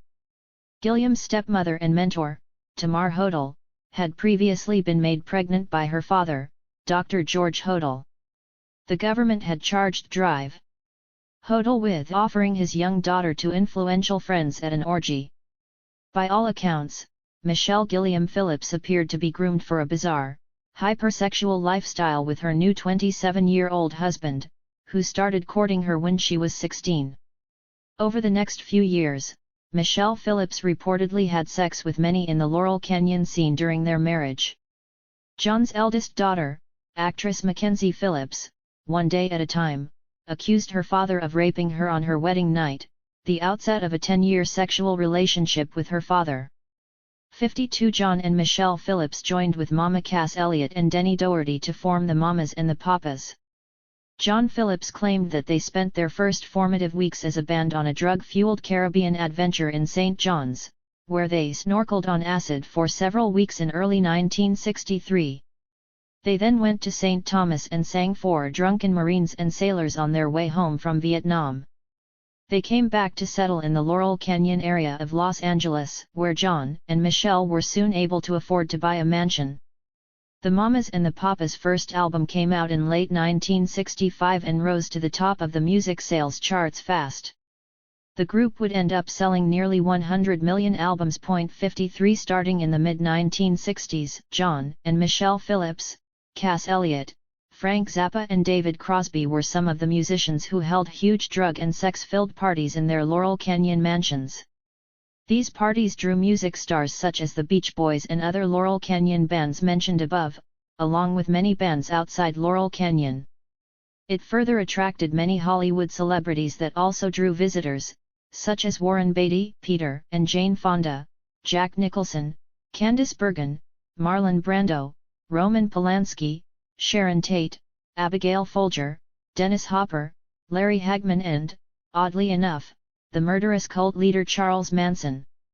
These parties introduced many to LSD, cocaine, heroin, and other drugs. 54 McGowan detailed how an older artist, Vito Polakis, worked with the musician leaders in appearing to birth the style and culture that evolved into the hippie scene.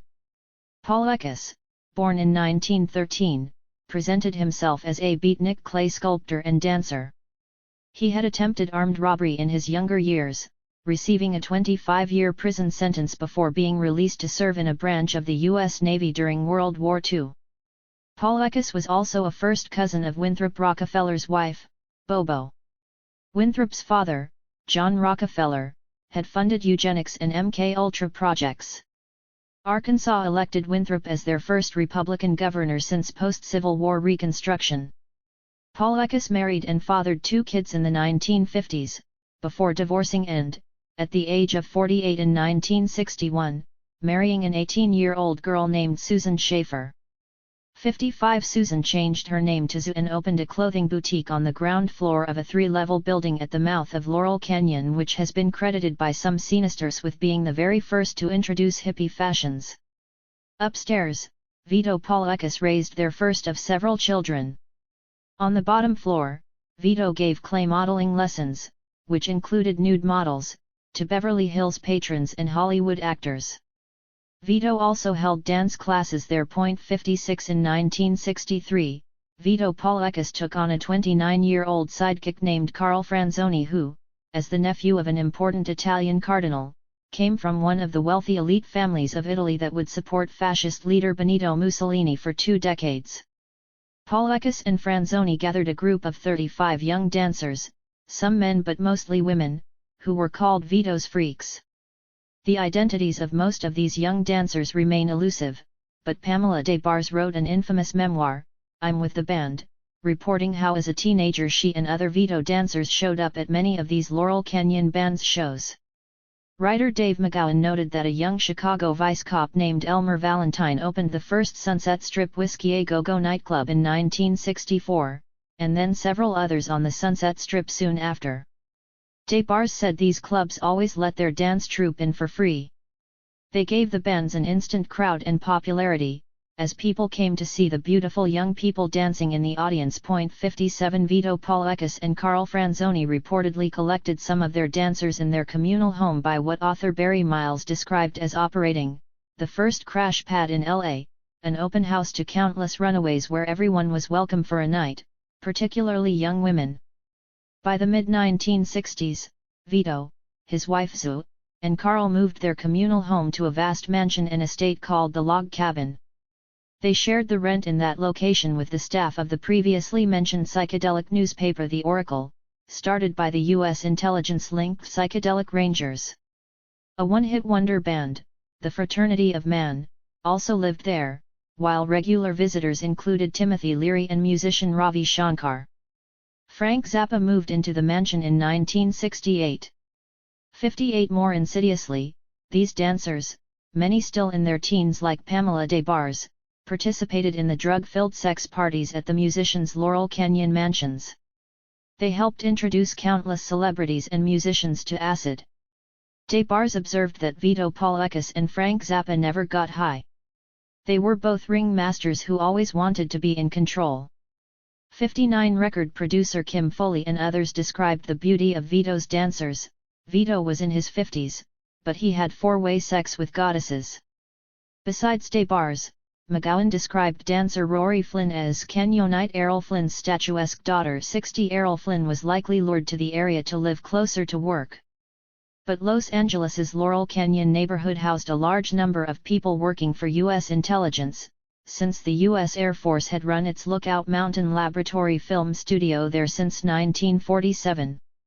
Flynn and other film luminaries, such as John Ford, Jimmy Stewart, Howard Hawks, Ronald Reagan, Bing Crosby, Walt Disney, Hedda Hopper and Marilyn Monroe, signed secrecy agreements while working at that studio. Lookout Mountain produced some 19,000 classified movies at its Laurel Canyon location until at least 1969.61. McGowan noted that Frank Zappa's father, Francisco, started his work as a chemist assigned to MK Ultra facility Edgewood Arsenal. The elder Zappa spent the rest of his life employed by the U.S. military intelligence establishment. Younger Frank went to the Arsenal complex's Edgewood School, and his family's elite connections included his mother having famed composer Edgar Varese call him for his 15th birthday. McGowan reported that Frank Zappa was only 22 years old when he partnered with a marine electronics expert making guided missiles to open a first-class recording studio. It had a custom-built 5-track tape recorder when most independent recording studios featured just mono or, at best, 2-track recording. By 1963, Zappa played a bicycle as a musical instrument on the nationally televised Steve Allen Show. An international arms dealer named Herb Cohen, who had been in the Congo at the time of the CIA-orchestrated coup against Patrice Lumumba, then became Zappa's manager. Cohen later managed Linda Ronstadt, the band Alice Cooper and Tim Buckley. 62 Regarding Vito Polekis, writer Carl Gottlieb described how Vito and his freakers were an acid-drenched extended family of brain-damaged cohabitants. In his book Hippie, Barry Miles wrote, Vito, his wife Sue, Captain Fuck Carl Franzoni and their group of about 35 dancers. Called themselves freaks, they lived a semi-communal life and engaged in sex orgies and free-form dancing whenever they could. Vito and his freakers were the first hippies in Hollywood, perhaps the first hippies anywhere. Nationally released films and other media popularized Vito, Carl, and the Freakers, including Mondo Bizarro, 1966, Something's Happening, aka The Hippie Revolt, released in 1967, and You Are What You Eat, featuring David Crosby, Frank Zappa, and Tiny Tim, 1968. Carl Franzoni later turned up working on The Gong Show, produced by Chuck Barris, who wrote a memoir purporting to have worked as a CIA assassin while chaperoning couples who won trips on another of his shows, The Dating Game. 63 others also appeared to step in the position of spreading the hippie culture nationwide. For example, Stephen Gaskin taught at San Francisco State University, giving courses on subjects such as witchcraft, until his job ended in 1967. Gaskin then began lecturing on his own, with as many as 1,500 pure hippies reportedly showing up for his weekly talks from 1967 to late 1970 or early 1971, sources differ. In February 1971, Gaskin traveled with several hundred people in 25 colorfully painted buses, along with 35 to 50 vans and campers, to churches in 42 states for 4 months. But as with Vito Polekis's 35-member dance troupe, who were able to afford years of communal work with no discernible jobs, how did 300 acid-taking people support themselves traveling nationwide for 4 straight months? Who could afford 25 buses to paint? Several factors suggest that the prime suspect with the deepest pockets, U.S. intelligence, helped orchestrate this acid-taking hippie culture promotional tour. Similar to the Laurel Canyon musicians, Stephen Gaskin had volunteered for the Korean War and spent 3 years in the U.S. Marine Corps fighting in Korea. From 1967 to the start of 1971, the 4 most important years of the anti-war protests, Gaskin was known as an acid guru, regularly lecturing at the Family Dog Rock Hall, regularly drawing thousands. After spending money supporting 4 months of nationwide travel, the group bought a farm of over 1,000 acres at $70/acre, $411/acre in 2014 dollars. Granted, the commune, called the farm, reportedly did charitable work helping various disaster-stricken Central American countries and U.S. cities. Furthermore, after its vast promotional psychedelic bus tour, it also reportedly banned synthetic psychotropic drug use by its commune residents. Still, in the 1980s, the farm contracted with President Ronald Reagan's Federal Emergency Management Agency, FEMA, on radiation detectors, and then reportedly did much lucrative work with Homeland Security under George W. Bush in 2004.64 Chapter 9 Dentist Doses Beatles, Rolling Stones framed in Great Britain, British MI6 and the Tavistock Institute worked with psychiatrists in a program similar to MK Ultra. It allowed psychiatrists in England to experiment freely with acid during the 1950s and 1960s, dosing up to 1,500 patients. Their findings were that acid tended to induce schizophrenia only in those predisposed to it. More than 50 of these induced schizophrenic patients disagreed and sued them. While the result of that case is unknown, the U.S. government paid $750,000 to each of 9 patients to settle a similar case, and the Canadian government has also paid dozens of compensation claims. One by the mid-1960s, the CIA sent its MK Ultra deputy director, Robert Lashbrook, to its London station. Lashbrook had at least 2 key assignments.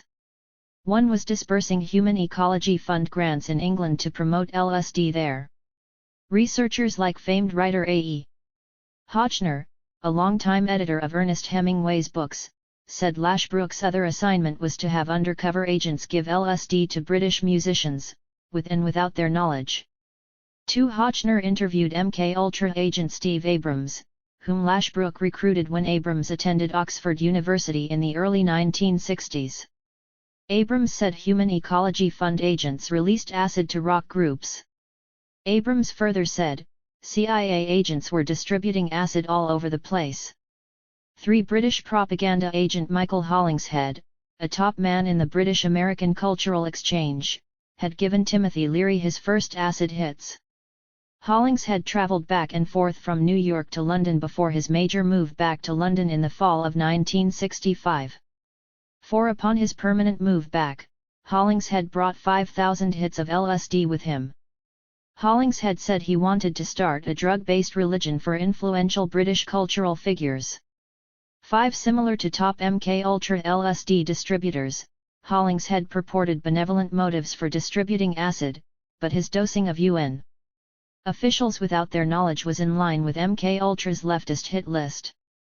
Before the end of 1965, Hollingshead started the World Psychedelic Centre in the fashionable Kings Road district of London, where LSD-dipped fingers of bread were handed out gratis, much as today's supermarkets offer free samples of cookies or salad dressing. 6. Throughout the 1960s, Hollingshead brought well-known psychiatrists to his centre, along with famous artists and musicians, including Ian Somerville and filmmaker Roman Polanski, along with musicians Donovan, Eric Clapton, Paul McCartney, and the Rolling Stones.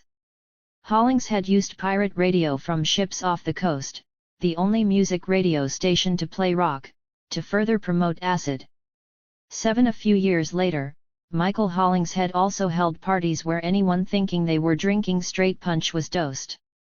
8. With this in mind, Michael Hollingshead's travels back and forth across the Atlantic Ocean in 1965 deserve more scrutiny. 9 His goal, to get influential British cultural figures tripping, would surely include the Beatles' lead singer/songwriter John Lennon. But, similar to most of Hollingshead's actions that decade, it fell perfectly in line with the plans of known CIA MK-Ultra agents working in London. 10 John Lennon founded the band that evolved into the Beatles in Liverpool, England during the late 1950s. Lennon took them to Hamburg, Germany in 1960, where they gained more popularity. Germans flocked to their shows despite young Lennon deriding older crowd members, asking, "What did you do during the war? Bloody Krauts." 11 Lennon brought the Beatles back to Liverpool, where the band morphed and then solidified into the famous four of Lennon, McCartney, Harrison, and Starr, drawing a nationwide following. By 1963, British television featured them opening for other top-billed bands playing the Prince of Wales Theatre. Before the last song, Lennon derisively addressed upper-class members of the audience, including the Queen and other royals, "For this number, we'd like to ask your help. Will the people in the cheaper seats clap your hands? And the rest of you, just rattle your jewelry."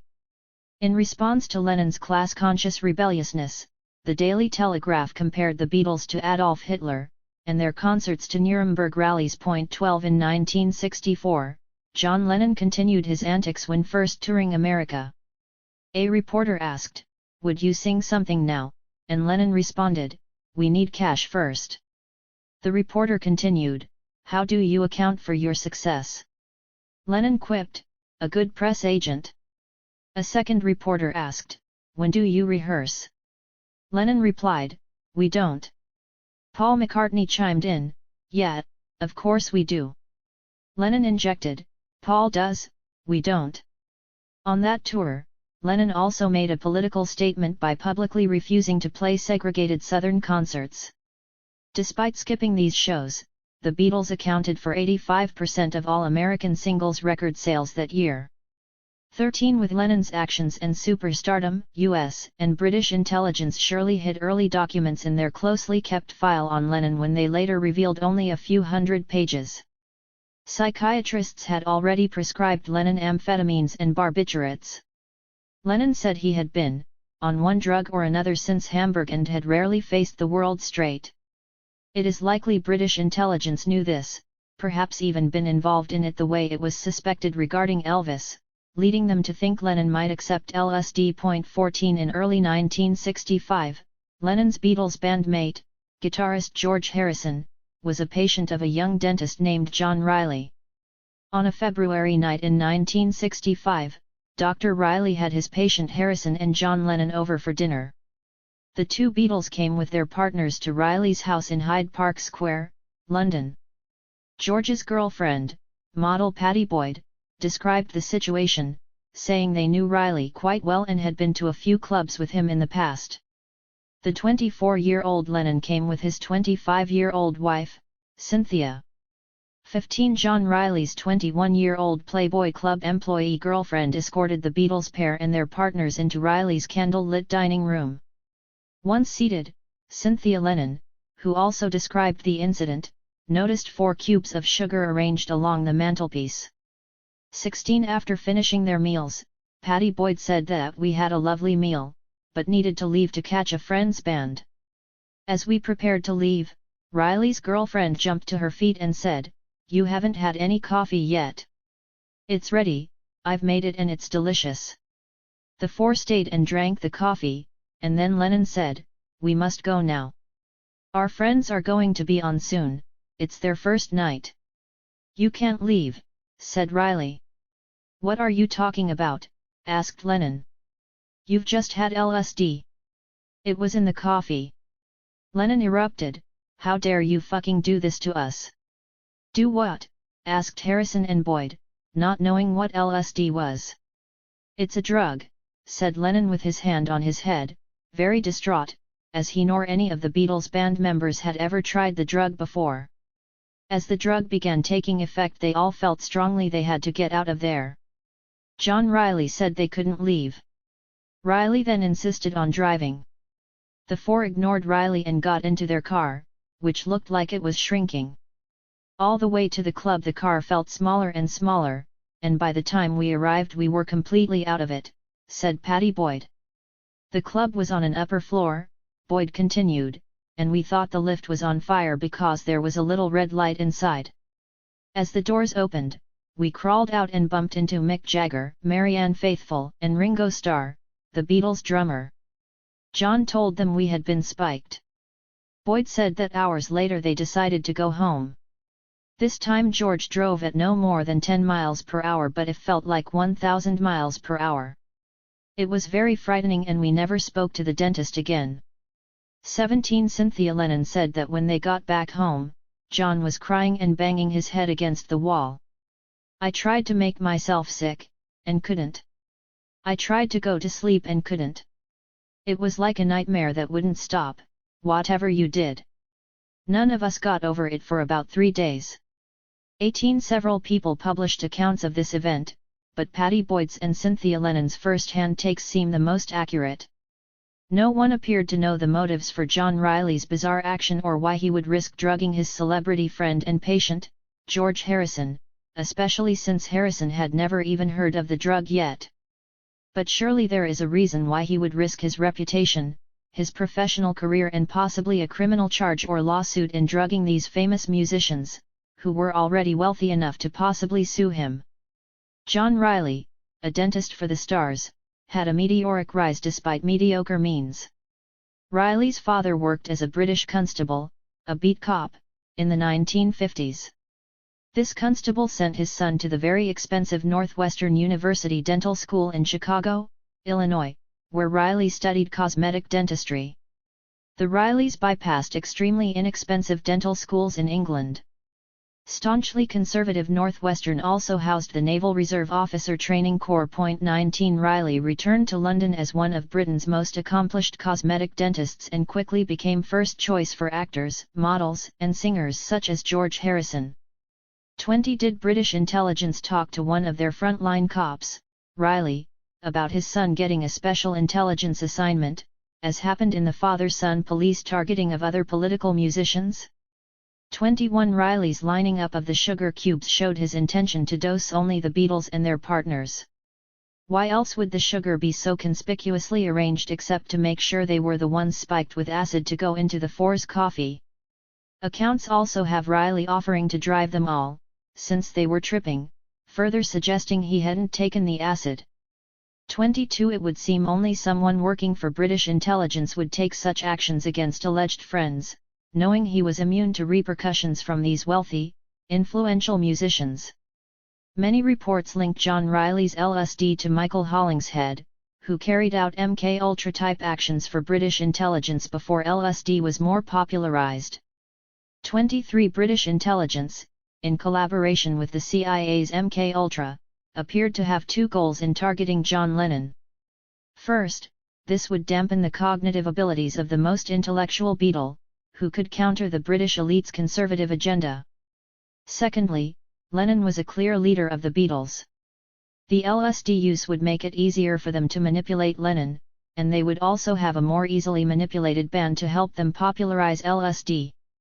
This would help them divert more young idealistic civil rights and anti-war activists to drugs. Beatles promote acid before stopping use. After John Lennon and George Harrison had a bad experience with their first trip, people around them apparently tried to sway them back to LSD and think of it in a more positive light.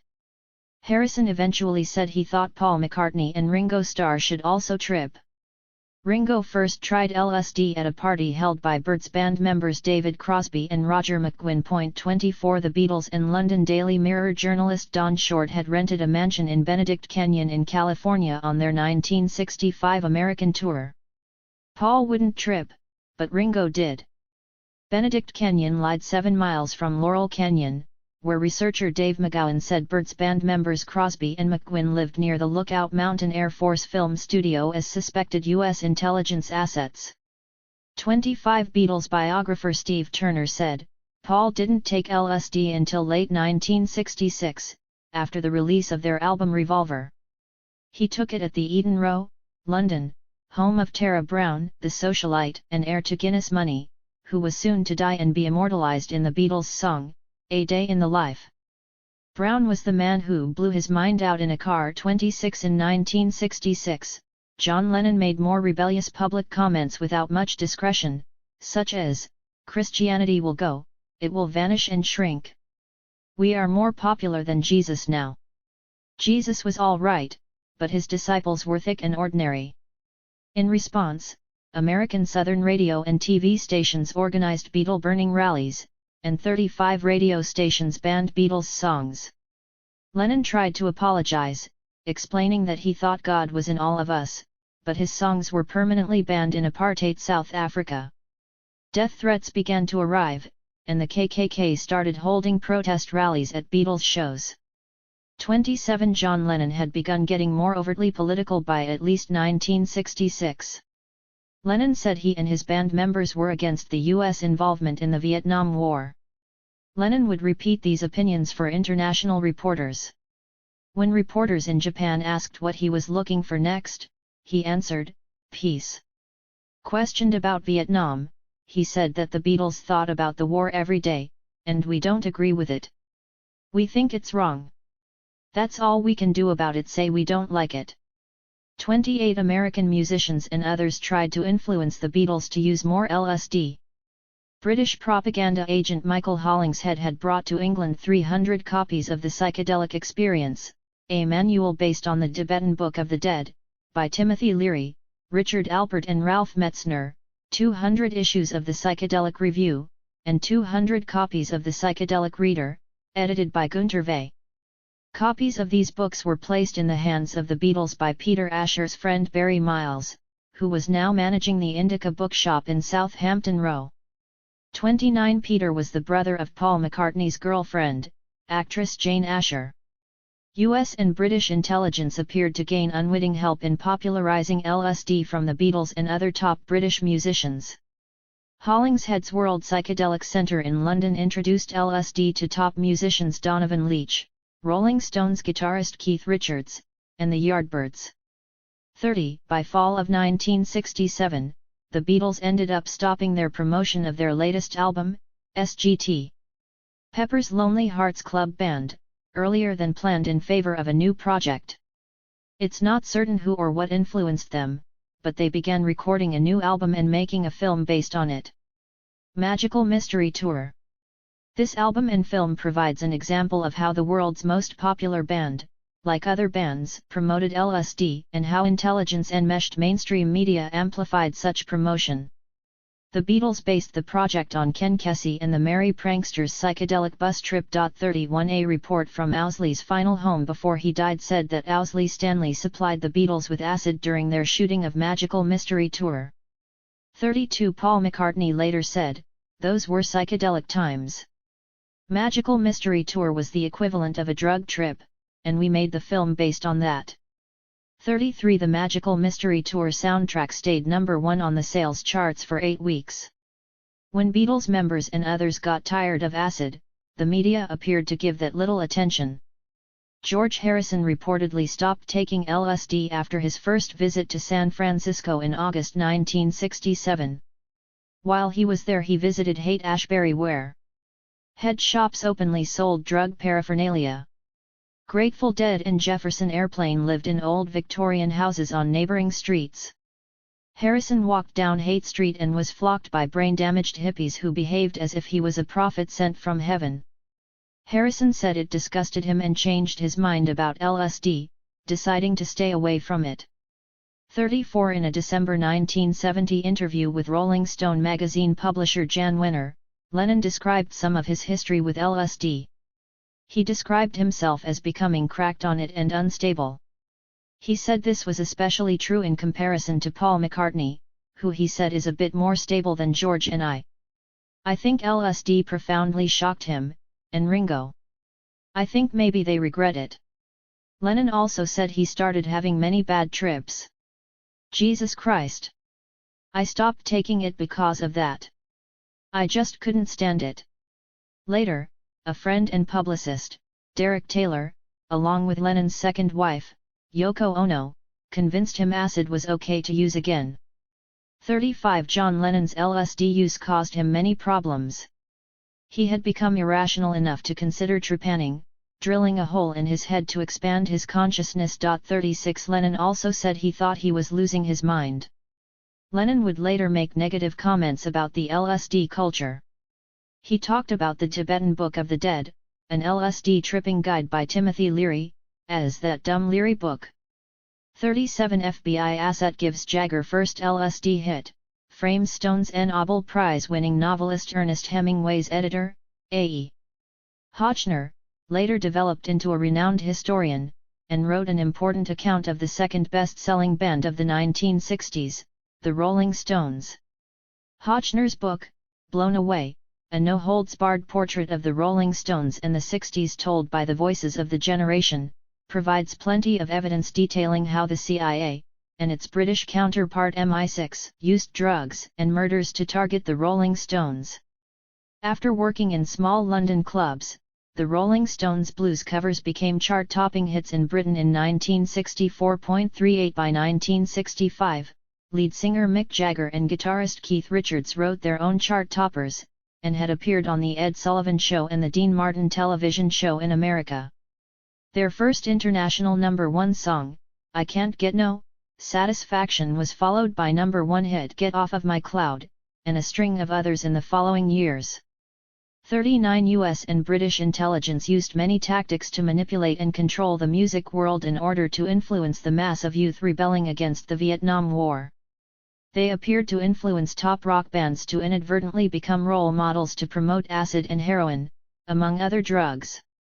The Rolling Stones lyricists Jagger and Richards had written 9 chart-topping singles, and all 15 of their singles released from 1964 on were in the top 10 on the music charts. 40 By 1967 in London, where the Rolling Stones were based, activists debated LSD's role in radical leftist action. Some activists had argued for a politics of ecstasy, saying acid would radicalize youth. Others opposed that view. Some said, don't give LSD to Cuban revolutionary leader Che Guevara, he might stop fighting. British psychiatrist David Cooper feared drugs might undermine political commitment. The right-wing Rand Corporation think tank put forth the same thesis, that drugs would undermine people's commitment to radical politics, and they committed a large amount of money to making that happen. 41 Rolling Stones lead singer Mick Jagger had a relationship with singer Marianne Faithfull at this time. Faithfull said that before February of 1967, Jagger had resisted taking LSD. She said Jagger was suing a London newspaper, The News of the World, for libel for saying Jagger was participating in LSD orgies. Jagger, one of the most popular musicians in the world and one with a rebellious reputation, was telling millions he never used LSD, making a dent in MKUltra's goal of creating a bandwagon effect to get people tripping. 42 On February 11, 1967, Keith Richards held a party at his Redlands estate in England. David Schneiderman, an admitted LSD dealer, was already working for British intelligence and the FBI when he came to this Rolling Stones party. He helped get Mick Jagger to take his first dose of LSD at that event. 43 Schneiderman came to the party with a briefcase full of drugs. The next morning he urged those who stayed overnight, including George Harrison and his wife, to have some of his tea, which contained a hallucinogenic he called white lightning. By all reports this was actually his brand of LSD, called Sunshine. Mick Jagger drank the tea and had his first trip. They were all tripping for at least 8 hours. By that evening, someone else joined the weekend festivities and pulled out a large bag of hashish and passed it around. 44 Police raided the home that night. Schneiderman told police he couldn't open his briefcase, which was full of drugs, as it had undeveloped film in it. They allegedly took him at his word and let him and his drug supply go. They arrested Keith Richards for allowing cannabis to be smoked in his home and Mick Jagger for possession of prescription pep pills, a common type of amphetamine. 45 By this time, both US and British intelligence were spreading LSD throughout England with the help of Michael Hollingshead. As also mentioned, CIA MK-Ultra Deputy Director Robert Lashbrook had many agents in London trying to get pop musicians on LSD. David Schneiderman, sometimes spelled Snyderman or Schneiderman, told his wife he was working for British agents who were also working with the FBI's counterintelligence program, COINTELPRO. This admission made clear that COINTELPRO and MI6 were working in close collaboration with the CIA's MK-Ultra program. Schneiderman made acid and sold it in England. 46 Schneiderman's former girlfriend detailed his role as one of Lashbrook's MK-Ultra agents. She said, they'd come up with some new kind of way to make acid, and Schneiderman would travel from California to England to sell it. She added that Schneiderman was a heavy drug user, but he had a quick wit. He was the perfect choice to infiltrate the Stones. 47 mainstream London newspaper, the Daily Mail, confirmed that FBI undercover asset Schneiderman, often called the Acid King, set up the Rolling Stones' Mick Jagger and Keith Richards for a high-profile drug bust. 48 The drug bust would spread the word that the two used drugs, and would subconsciously encourage others to emulate their idols and do the same. The bust could have also been for gaining a reverse psychology effect through the ever-increasing anti-establishment youth mantra, if the government doesn't want you to do it, it must be good. 49 A final, most prominent motive for the arrest was to impose legal restraints on the Rolling Stones. The Stones were second only to the Beatles among top-selling bands. Some of the Stones' top-selling hits were already subversively questioning marketing techniques, such as the 1965 hit, I Can't Get No Satisfaction, describing watching the TV and that man comes on to tell me how white my shirts can be, but he can't be a man 'cause he doesn't smoke the same cigarettes as me. When the legal cases of Mick Jagger and Keith Richards came to court, the judge showed his extreme bias by saying to the jury, there is no defense to this charge. The jury found Jagger guilty in 5 minutes, and the judge remanded him to prison for 3 months. A jury also found Richards guilty, and he was sentenced to a year in prison. The London Times editor-in-chief said that this sentence for Jagger was particularly surprising, as the Rolling Stone singer was a first-time offender, and Jagger's is about as mild a drug case as can ever have been brought before the courts. 50 Jagger and Richards eventually appealed their sentencing and won their way out of prison, but remained on probation, which kept legal pressure on them. 51 Dave Schneiderman ended up in Hollywood, where he changed his last name to Jove and produced a television show. 52 The following years would find the Rolling Stones inadvertently promoting acid and other drugs, while also coming under attack after writing anti-war songs, as will be discussed. Chapter 10 Acid damages anti-war left. SDS and yippies. The widespread use of LSD, or similar drugs waiting in the psychedelic wings, could lead to a whole generation of psychedelic dropouts, incapable or uninterested in addressing themselves to the important sociologic problems that challenge our times. If this happened, the very structure of this democratic society would be threatened. Donald Loria, MD, Cornell University Medical School professor, in his column for the New England Journal of Medicine, February 1968.1 BY 1968, the U.S. military ramped up its war effort, drafting young Americans to war. Meanwhile, membership in Students for a Democratic Society, SDS, was enjoying a strong growth spurt, thanks in large part to the actions of the Columbia University chapter regarding the military draft. Columbia SDS first gained success on campus by educating and mobilizing a majority of students to successfully oppose the class ranking of students based on their academic standing. In the fall semester of 1967, the group also had gained support for their anti-Vietnam War effort by showing the campus proof of Columbia's involvement with both the Institute for Defense Analysis and the CIA. Leading SDS historian Kirkpatrick Sale wrote in his definitive history, SDS, that despite this revelation, Columbia was going through the doldrums that practically every chapter encountered at one time or another. Several of the former chapter leaders had graduated or dropped out. Drugs proved a more satisfying answer than politics for many, and certainly less frustrating. Not only did drug use lead many away from SDS, police also arrested SDSers for weed possession, which lessened their likelihood to continue their political work in having to worry about their legal problems. 2. Columbia SDS leadership broke into two groups regarding the way it approached activism.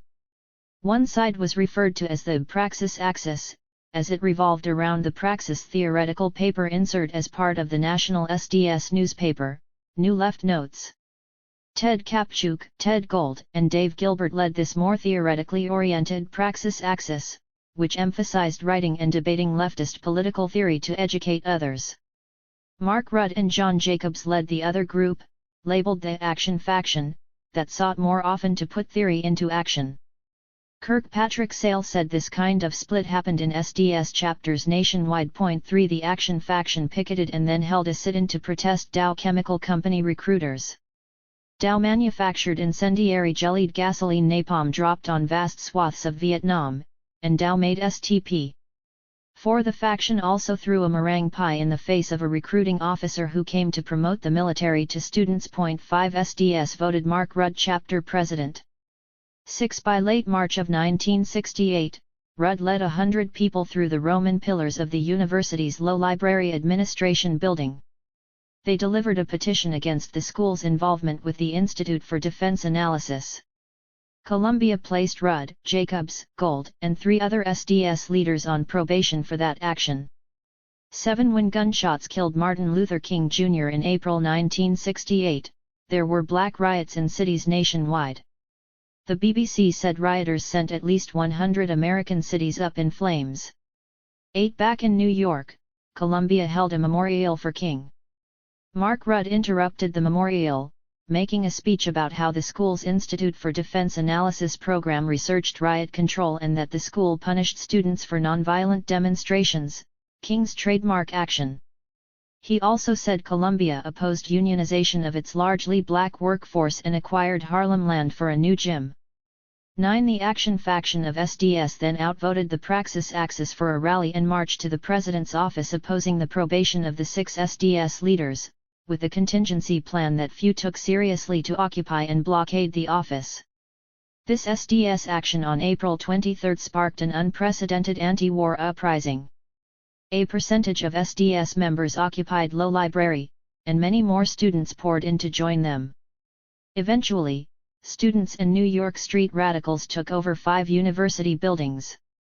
The Praxis Axis faction of SDS ultimately followed the emotionally radicalized students. 10 Columbia building occupiers included the only 8 black Columbia undergraduates, radical blacks from outside the university, Latino activists, and some radical Columbia professors. Other radicals, including former SDS leader Tom Hayden, also joined the strikers occupying the buildings. Members of a radical New York City group, Up Against the Wall Motherfuckers, named for what police said to them at times, joined in occupying the buildings. 11 With access to university files, students were successful in finding more on Columbia's and other universities' collaboration with military actions in Vietnam. 12 This uprising gained particular significance because New York was the media capital of the world. Reporters and photographers sent images of the strike around the country and the world that effectively inspired other student protests. On the 8th day of the strike, university officials called in a massive police raid to take the building occupiers out in the middle of the night.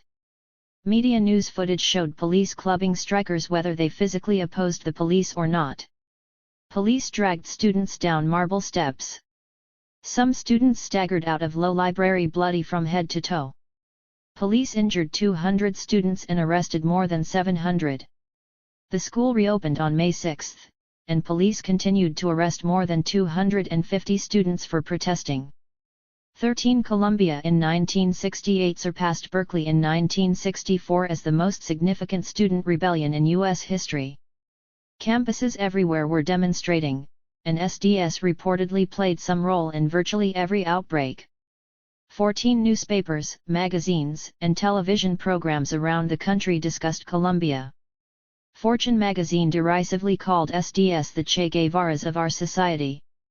Acting to overthrow bourgeois America. 15 The New York Times, which had a board member who was also a Columbia trustee, a common situation, derided the student protest as a temper tantrum, without exposing any negative finding on Colombia's support for the Vietnam War. 16 After this, Congress passed bills to withdraw financial aid to students who disrupt universities. It also denied funds to 22 schools that banned military recruiters. The U.S. president could send federal troops into any situation without sanction. And activists who crossed state lines to participate in a riot or committing any act of violence in furtherance of a riot could get up to 5 years in prison and a $10,000 fine. 17 Nonetheless, student takeovers of buildings broke out nationwide. Most were non-violent. Cuban revolutionary Che Guevara had said, 1. Too many Vietnams. The SDS National Office was saying, 1. Too many Colombia's. 18 After Colombia SDS stopped construction of a gym on Harlem land, Columbia University withdrew from the Institute for Defense Analysis, its administration humiliated. This gained the SDS's action faction many new recruits. 4 weeks after the first building takeover, they retook the same buildings to protest disciplinary action against 4 SDS leaders. Colombia threatened to suspend any student arrested, forcing students to decide between continuing their studies or starting full-time radical activism. Police arrested 160 people at the end of the second student takeover of the same buildings. 19 In June of 1968, Robert F. Kennedy was assassinated. While SDS's national leadership didn't make any endorsement of Kennedy, there were reports of SDSers willing to defect from radicalism if he became the Democratic presidential candidate. SDS co-founder Tom Hayden reportedly cried at RFK's casket. 20 SDS leaders battle infiltrators amid increasing psychedelics. Future SDS leader Bernardine Dohrn joined the Columbia takeover while working as an activist lawyer in New York. 21 Dohrn began her activist leadership in Chicago. She had attended the University of Chicago Law School and got her law degree at a time when the average law class included fewer than 10% women. 22 While in college, she was the student leader of the National Lawyers Guild, the association of leftist lawyers. The January 1967 San Francisco Human Being reportedly led Dohrn to help organize a similar event in Chicago in the spring of '67. It is not certain if Dohrn used LSD at that time. 23 One-time SDS leader Todd Gitlin said Dohrn painted her legs in psychedelic swirls for the Chicago Bean. But Gitlin didn't name Dohrn as the organizer of that event, instead placing the event as the work of a newly organized underground newspaper called The Seed. 24 Whether The Seed was similarly linked to U.S. intelligence as San Francisco's Oracle was, isn't known. One source did say The Seed and the Oracle were two of the first tabloid newspapers to use special split-font inking on a web press. This suggests large initial funds and expertise for these upstart underground presses. They also had unusually large funding to be able to distribute some 40,000 copies nationally. 25 SDS started turning towards psychedelics in 1967. The SDS national newspaper, New Left Notes, featured a headline article positively covering a human being, held in New York, in its April issue. LSD promoting groups such as Timothy Leary's League for Spiritual Discovery CO sponsored the Bein. New Left Notes also published a November 1967 article by someone living in San Francisco's Haight-Ashbury, who said, "We left, lit our pipes and popped our acid, we pumped the nation full of acid, pot. Hippies are, an act of rejection, a military vanguard, a hope for the future." While another article, Hippies on the East Village, was less flattering of New York's hippies. In June the SDS National Administrative Committee unanimously decided that the SDS National Office would become official members of the Grateful Dean Fan Club. 26 Bernardine Dohrn gravitated towards the psychedelic hippie scene, but it didn't yet appear to affect her competence. She worked with Martin Luther King Jr. in the mid-1960s, organizing students around both anti-war activities and civil rights. When a gunman assassinated Milk in April of 1968, a friend said Dohrn cried a lot. After, she changed from her signature mini dress into riot gear pants to participate in demonstrations that included vandalism. She also began talking about urban guerrilla warfare. 27 In the summer of 1968, Dorn traveled to Michigan State University to run for the national leadership position of Inter-Organizational Secretary at the SDS National Conference. One audience member used the McCarthy red baiting tactic in asking Dorn if she was a socialist.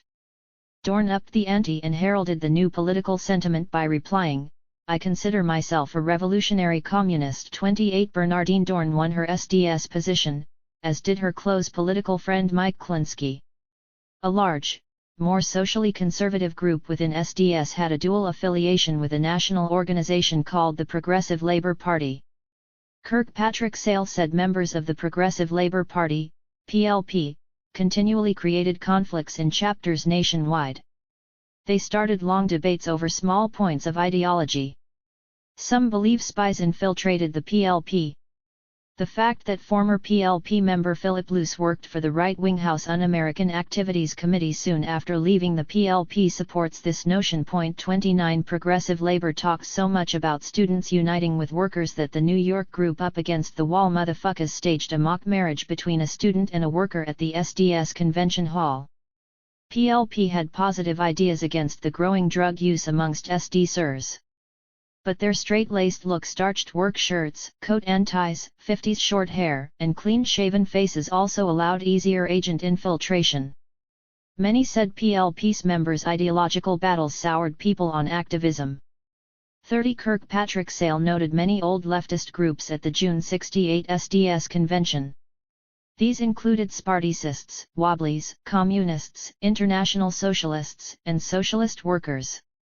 While these groups also appeared overly sectarian, PLP had the largest student presence, and they opposed the SDS National Office regulars of Dorn, Mike Klinsky, et.al.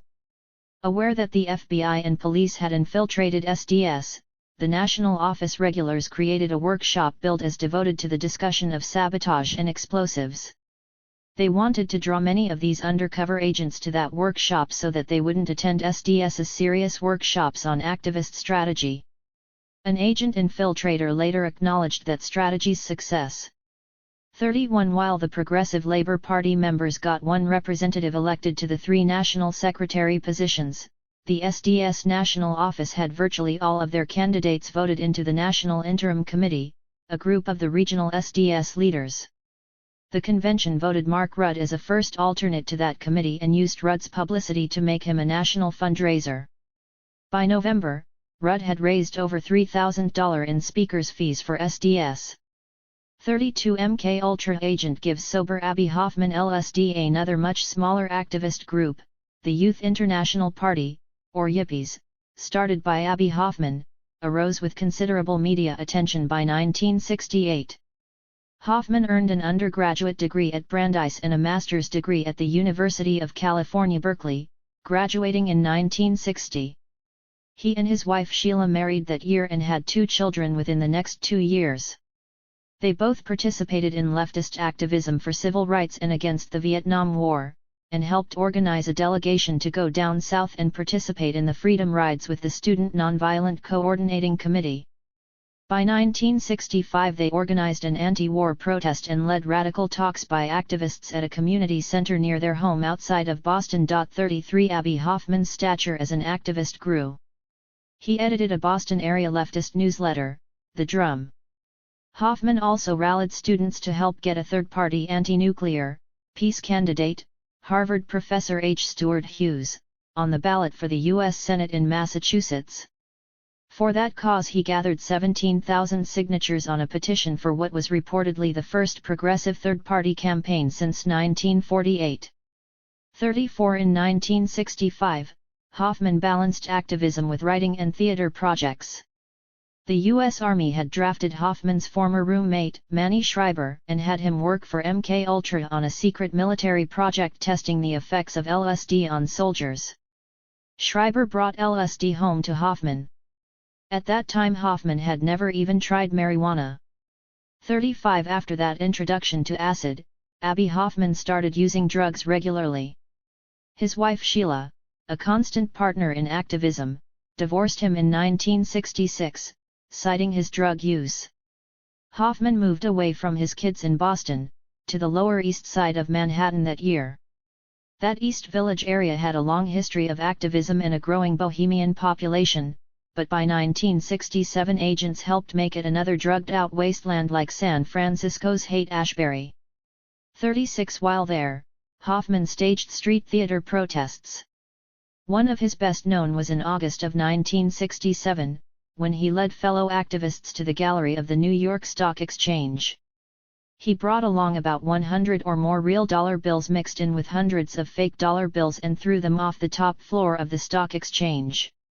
Many of the traders frantically scrambled to pick up the bills, creating a metaphor for their rat-like scampering for money.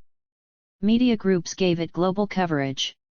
37 In October, David Dellinger of the National Mobilization Committee to End the War in Vietnam, MOB, asked Berkeley free speech veteran Jerry Rubin to help mobilize and direct a march on the Pentagon. 70,000 protesters gathered at the Lincoln Memorial to hear Dellinger, Dr. Benjamin Spock and others give speeches.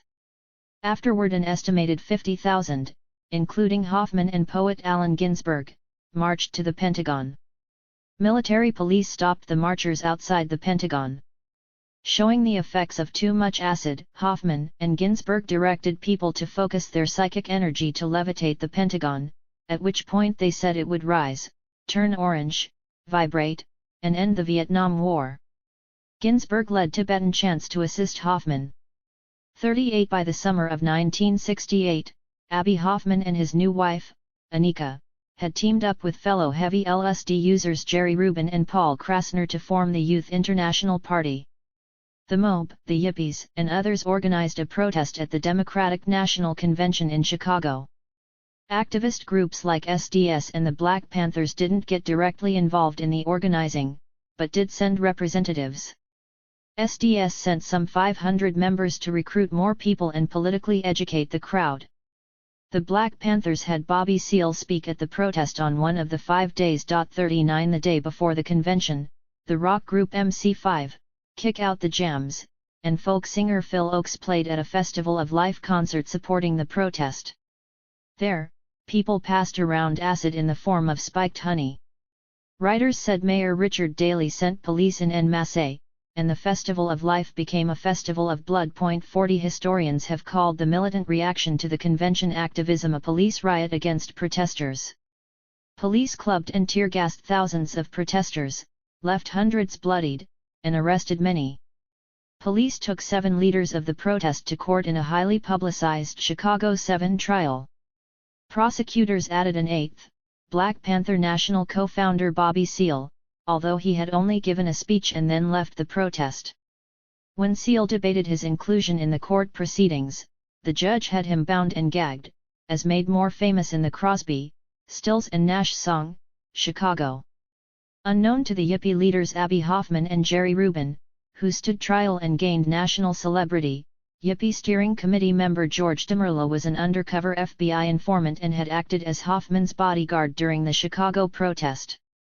U.S. intelligence appeared to put acid-fueled activists Hoffman and Rubin in a media spotlight as top 60s activist icons, thoroughly linking LSD and activism. 41 George DeMerlo was one of a number of undercover operatives at the Democratic Convention and among the Yippies.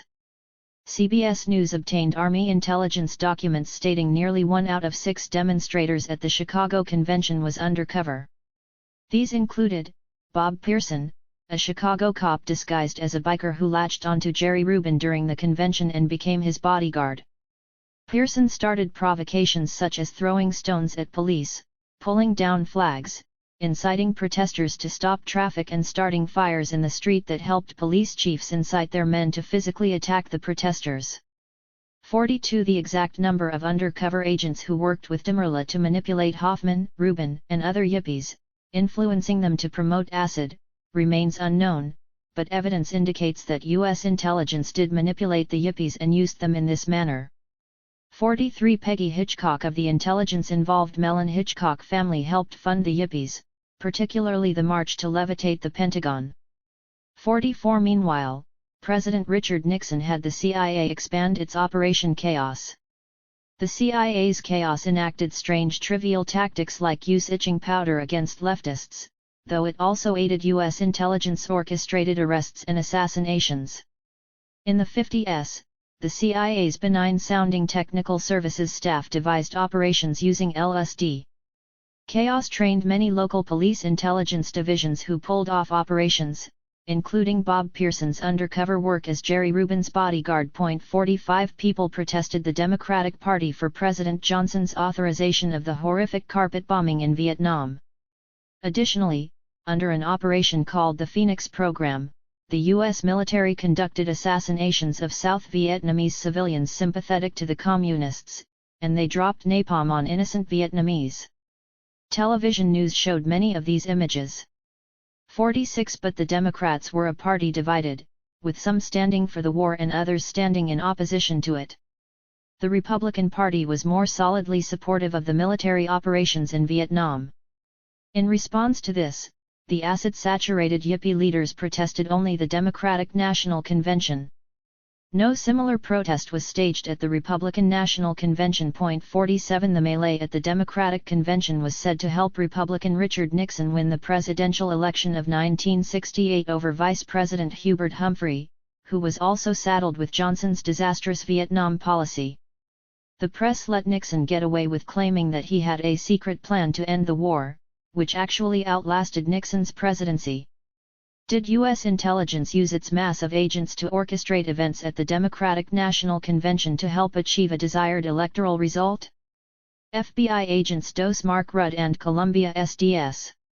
ONCE Richard Nixon got into office, he instituted draconian sentencing for drug possession charges.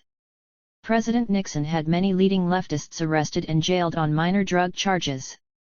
White Panther leader, an MC5 band manager, John Sinclair was given 10 years in jail for 2 joints.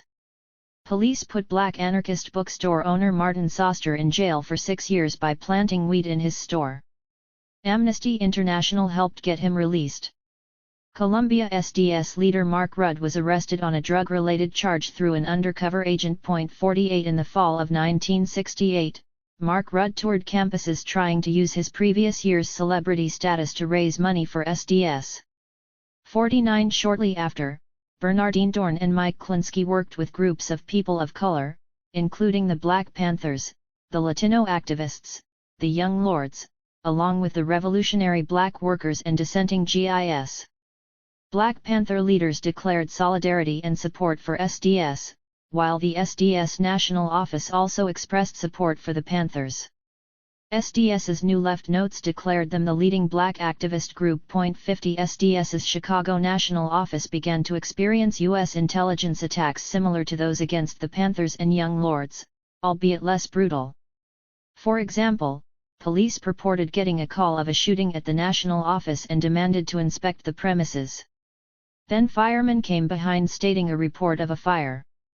The police and firemen tried to barge into the office while SDSers physically tried to keep them out, thinking it was a police plot to ransack their premises. Police arrested Mike Klinsky and 5 other SDS leaders. 51 In the summer of 1969, Dorn, Rudd and 9 others formed a committee which released a paper they called the Weatherman Statement. It attempted to distance itself from the progressive labor contingent and align SDS with youth and revolutionary groups of color. The Weatherman name came from Bob Dylan's 1965 political song, Subterranean Homesick Blues, "You don't need a weatherman to know which way the wind blows."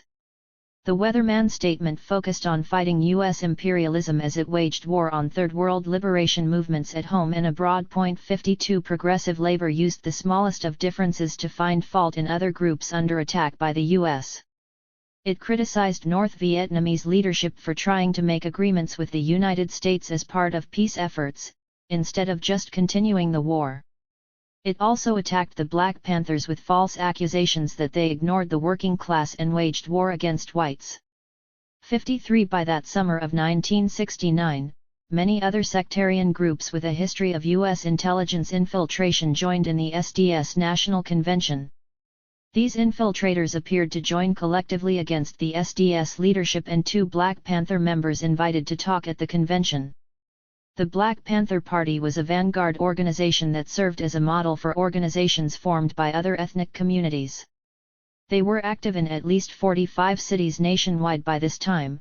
though they had also closed membership in many of these cities because the FBI had heavily infiltrated so many of their chapters. 54 The 1969 SDS convention had scheduled talks by lesser-known Panthers, including Rufus Chaka Walls, Minister of Information of the Illinois Black Panthers, who worked with SDS's national office.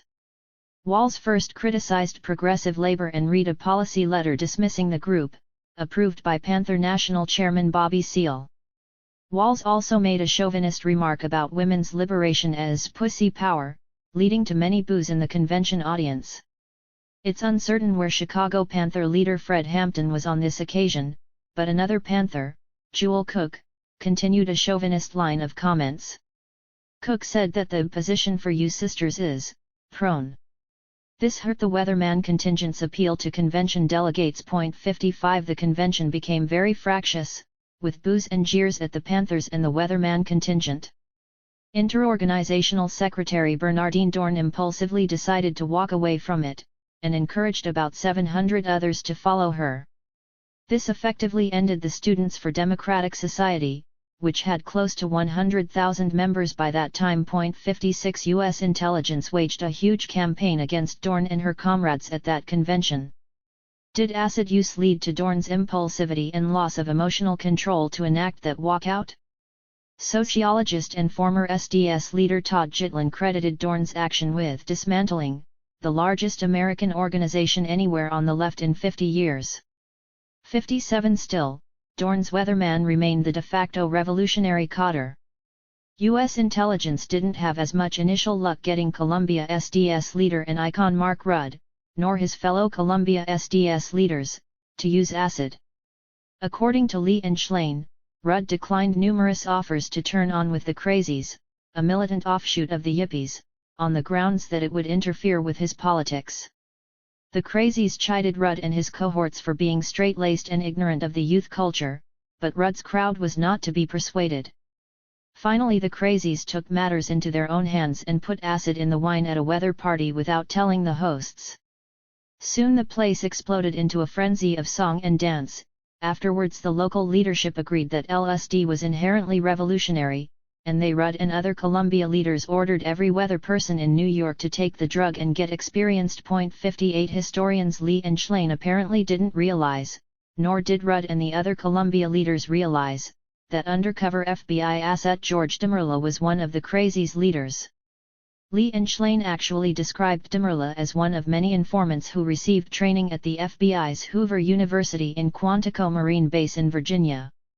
This elite academy taught them how to infiltrate left-wing organizations. These undercover agents smoked pot and dropped acid with unsuspecting radicals. Lee said that New York radical circles knew DeMerla as Prince Crazy, without connecting him with the Yippie offshoot group. 59 Radical anti-war activist Jane Alpert detailed DeMerla's work with the Crazies. Alpert said DeMerla was 38 years old in 1968, and his face looked like worn-out rubber. He tried to convince her to drop chemicals in manholes of New York's financial district in order to blow out the supply of electricity to major Wall Street corporations. She further said DeMerla founded the Crazies, and she saw him man the Crazies booth for many hours at the Woodstock Music Festival. 60 DeMerla later revealed his undercover identity when he testified in court against Alpert and other radicals in the mid-70s. 61 Abby Hoffman eventually got clean and sober, identifying himself as an addict in recovery. Hoffman continued organizing protests in a more clear-headed way against the CIA, and against U.S. intervention in Latin America. Hoffman further organized successfully against nuclear reactors. In 1989 Hoffman was found dead of a reported suicide by barbiturate overdose at 52 years of age. 62 Doctors warned, LSD is threat to democracy. As early as February of 1968, experts saw what rampant expansion of LSD usage was doing to America, and tried to warn their colleagues to help stop it. For example, Cornell University Medical School professor Donald Loria, MD, wrote a column addressing this in the prestigious New England Journal of Medicine.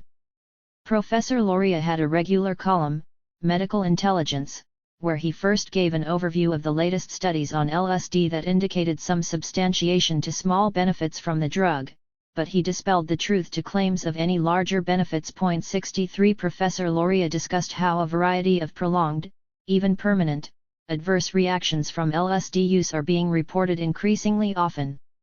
Loria warned, many of the proponents of the LSD experience, undaunted by the lack of documentation of benefits or the many tragedies caused by the drug, are irresponsibly and unconscionably promoting the use of LSD or other equally potent hallucinogens. Advancing facile arguments about individual freedom, trumpeting the alleged ecstasies, minimizing the dangers and depending on personal charisma, these psychedelic missionaries are attempting by every possible overt and covert emphasis added technique to inveigle young people into joining the hallucinogenic drug movement. Such proselytizing is extraordinarily difficult to counteract. Loria also warned that laws against LSD had failed to stop its spread, which had reached critical proportions in some areas of the US and in some colleges. Loria then urged, as with other public health problems, a vigorous education campaign is mandatory if those unalterably committed to the potent psychedelic drug experience are to be prevented from subverting the majority of young people who are uncommitted but educable. The medical profession must give itself fully to this educational effort but has not yet done so. If responsible persons, including physicians, fail or abrogate their educative obligations, an enormous increase in the use of LSD and other potent hallucinogens, with consequent medical and psychiatric tragedies, will almost inevitably occur. Even more important, the widespread use of LSD, or similar drugs waiting in the psychedelic wings, could lead to a whole generation of psychedelic dropouts, incapable or uninterested in addressing themselves to the important sociologic problems that challenge our times. If this happened, the very structure of this democratic society would be threatened.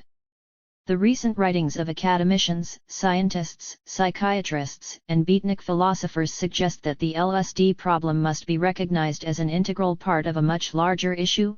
This, put in its simplest form, is the question of whether man's mind and emotions in the 21st century should be unfettered or should be controlled by euphoria-producing or hallucinogenic drugs or carefully placed electrodes. This question may seem to many hardly worthy of serious consideration, but serious it is, and its answer may well determine the future course of our civilization. 64 Chapter 11 Acid bombings impair weatherman leaders. LSD makes people less competent. You can see their motivation for turning people on. Very often it's not necessary to give it more than just a little push. Make it available and the news media takes it up, and there it is. They don't have to stick their necks out very much. William S. Burroughs 1 Students for a Democratic Society, SDS, members in Weatherman showed signs of a cerebral downturn in their behavior as their acid use increased. Included were some of the brightest and most courageous of the SDS leaders, including Bernardine Dohrn, Mark Rudd, Jeff Jones, Billy Ayres, and Kathy Boudin. Dohrn was an attorney who graduated from the University of Chicago Law School. Rudd had risen to the leadership position at Columbia for his inspiring speeches and tactics, with Jeff Jones by his side. Boudin, a bright, inspiring activist, was the daughter of a top radical New York lawyer. Acid dulls education efforts of best and brightest Hen. These top weathermen, as the group came to be known, were with SDS. They helped lead protest actions. They also tried to educate others through local chapter newsletters, as well as the national SDS newspaper New Left Notes, explaining why they took their radical stances. Other activists published in alternative magazines such as Ramparts, New York City's Rat and The Guardian, where non-SDS radical activists Jane Alpert and Sam Melville worked. 2 The U.S. government put out a barrage of propaganda in the mainstream press to persuade people to support the war in Vietnam and the suppression of black liberation leaders. SDS and other activists had to use their limited resources to try to convince people otherwise. They had to be lucid, clear-thinking, and knowledgeable about the issues. Acid impaired these abilities. Several of the weather contingent's leaders started taking an over-the-top anti-intellectual stand that mirrored their increased acid uptake. Bill Ayres initially had reservations about eating acid. He had taken a major role in the University of Michigan's Jesse James Gang and then became part of the nucleus of Weatherman leadership. The Jesse James Gang was Michigan SDS's version of Columbia's Action Faction.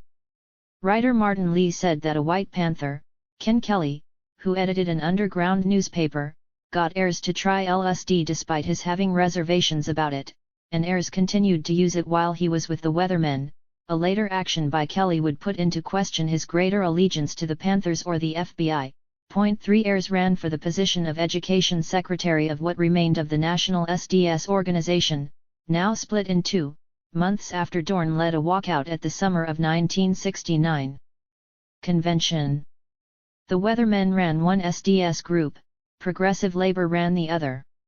In his nominating speech, Ayres announced with pride that neither he, nor former SDS leaders Mark Rudd and Jeff Jones, had read a book in a year. 4 The Weathermen first carried out ideas that Ayres proposed for expanding their adherents. Even sympathetic historians regarded these tactics as very futile and counterproductive. Weathermen marched with Vietnamese National Liberation Front flags through local parks, comparing the first American Revolution to the need for current revolution. They also held jailbreaks, invading community colleges and high schools, gagging teachers, and preaching to classrooms, leading to many Weatherman arrests. They further fought progressive labor activists and police with their fists and broken table legs. 5 Weathermen interrupted other activist gatherings to announce their October 69 national action in Chicago. This action involved Weathermen planning a riot in Chicago they would later call the 4 Days of Rage. They tried preaching to others to recruit more participants in the national action. Many of these former SDS leaders acted with good intentions after visiting anti-imperialist fighters from Cuba to Vietnam, but their tactics appeared increasingly less effective in their initial year. After Rudd's first experience with acid in the summer of 1969, his subsequent change of behavior was obvious. He began to promote the use of LSD to the rest of his New York activists, and frequently behaved irrationally. He toured the country haranguing student audiences, and engaging progressive laborites and others who disagreed with him in bloody fistfights. In general, he also displayed decreasing effectiveness at appealing to college students. In a September appearance at Columbia University, he paced back and forth away from the podium, brandished a chair leg and yelled at the students for being soft, bragging about his preparation for the revolution, saying, "I've got myself a gun. Has everyone here got a gun? Anyone? No. Well, you'd better fucking get your shit together." After about 20 minutes a short, stocky SDS member got up and said Rudd had his turn and now he wanted to speak. Rudd glared at him and tried to punch the SDS member who pushed Rudd into the podium. Rudd, stunned, joined his friends on the side, gaining no Weatherman recruits that day. 6 In September, the trial of the Chicago Democratic Convention protest leaders began. Chicago prosecutors accused the Chicago 7, actually 8 with Bobby Seale, of organizing the protests and creating the riotous atmosphere. Some SDS national office leaders had attended the Chicago Democratic Convention and were arrested there. 7 The Chicago Black Panthers' highly regarded leader Fred Hampton had organized well with the SDS national office. But when Weathermen such as Mark Rudd started acting strangely after their acid use, Hampton's respect for them decreased. Earlier, Rudd made a speech at a Chicago event CO organized by Hampton, and spoke about the 4 Days of Rage in an attempt to get the Panthers and white activists involved. Only one movement group, Youth Against War and Fascism, ever offered support. Hampton called Rudd a motherfucking masochist to his face and proceeded to deck him with a single blow. 8 Acid Head's dubious anti-war tactics. Days of Rage. The Weathermen apparently hoped to draw thousands to the 4 Days of Rage in Chicago. But the first cold night they huddled around a bonfire to keep warm, and found they numbered only about 200. The total for the 4 days drew about 600 participants. The hundreds wore motorcycle, football, and construction helmets, along with padded bras, pipes, first aid kits, and T-shirts with emergency numbers written on them. Bernardine Dorn tried to rally them, saying it was the 2nd anniversary of Che Guevara's death. 9 Historian Kirkpatrick Sale described how the acid-addled Weathermen went on a rampage chanting Ho! Ho! Ho Chi Minh! Dare to struggle, dare to win! They also shouted, Bring the war home, and off the pigs! They threw rocks and bricks through windows of posh apartment houses and smashed the windows of parked cars. They sometimes pummeled a solo policeman in their way. Police ran their cars through the weathermen throng, indifferent to hitting them. Police also beat many of the protesters until they were mangled and bloody. 10 On some days, Mark Rudd put on a fake mustache, suit and tie, and simply watched from the darkness. Police arrested Rudd with 3 other leaders on the 4th day of rage. The weathermen smashed store and car windows before the police grabbed and brutalized them. All the leaders were arrested except Bill Ayers, Terry Robbins, and Jeff Mellish. The group faced $2.3 million worth of bail bonds and up to 5-year jail sentences. But the longest jail time actually ended up being 112 days, because the most seriously charged went into hiding. 11 One faction of the SDS leadership was not aligned with the Progressive Labor faction, nor the Weathermen. This group, Revolutionary Youth Movement 2, RYM2, had Mike Klinsky and Noel Ignatin as its spokesman. The Black Panthers and Young Lords, Chicago and New York-based Hispanic activists, supported RYM2 as they held peaceful demonstrations in Chicago. After 6 weathermen were shot and 68 arrested during the Days of Rage, Weatherman cancelled its planned actions: a rock concert, a march on the Chicago courthouse, and more jailbreaks, encouraging students to walk out of school, in order to rethink their mission and strategies. 12 Historically, criticism of the Weathermen's actions must be tempered with an understanding of those violent times. By December 4 in Chicago, police had raided Black Panther leader Fred Hampton's home and murdered him in his bed. A mass of evidence suggested it was an FBI-orchestrated assassination, one that also killed Illinois Panther leader Mark Clark. 13 With the media accurately reflecting America's mass murder of Vietnamese men, women, and children, the Weathermen might be seen as simply reacting by the only means left, as past peaceful protests hadn't had much effect. Still problematic is the Weathermen's poor judgment on the best tactics for violent protests against the government-sanctioned genocide in Vietnam. With the national SDS splintered, few were left to carry the mantle of protest on white college campuses. The Weathermen made national headlines with their October action, albeit with articles titled, "Radicals Go on a Rampage."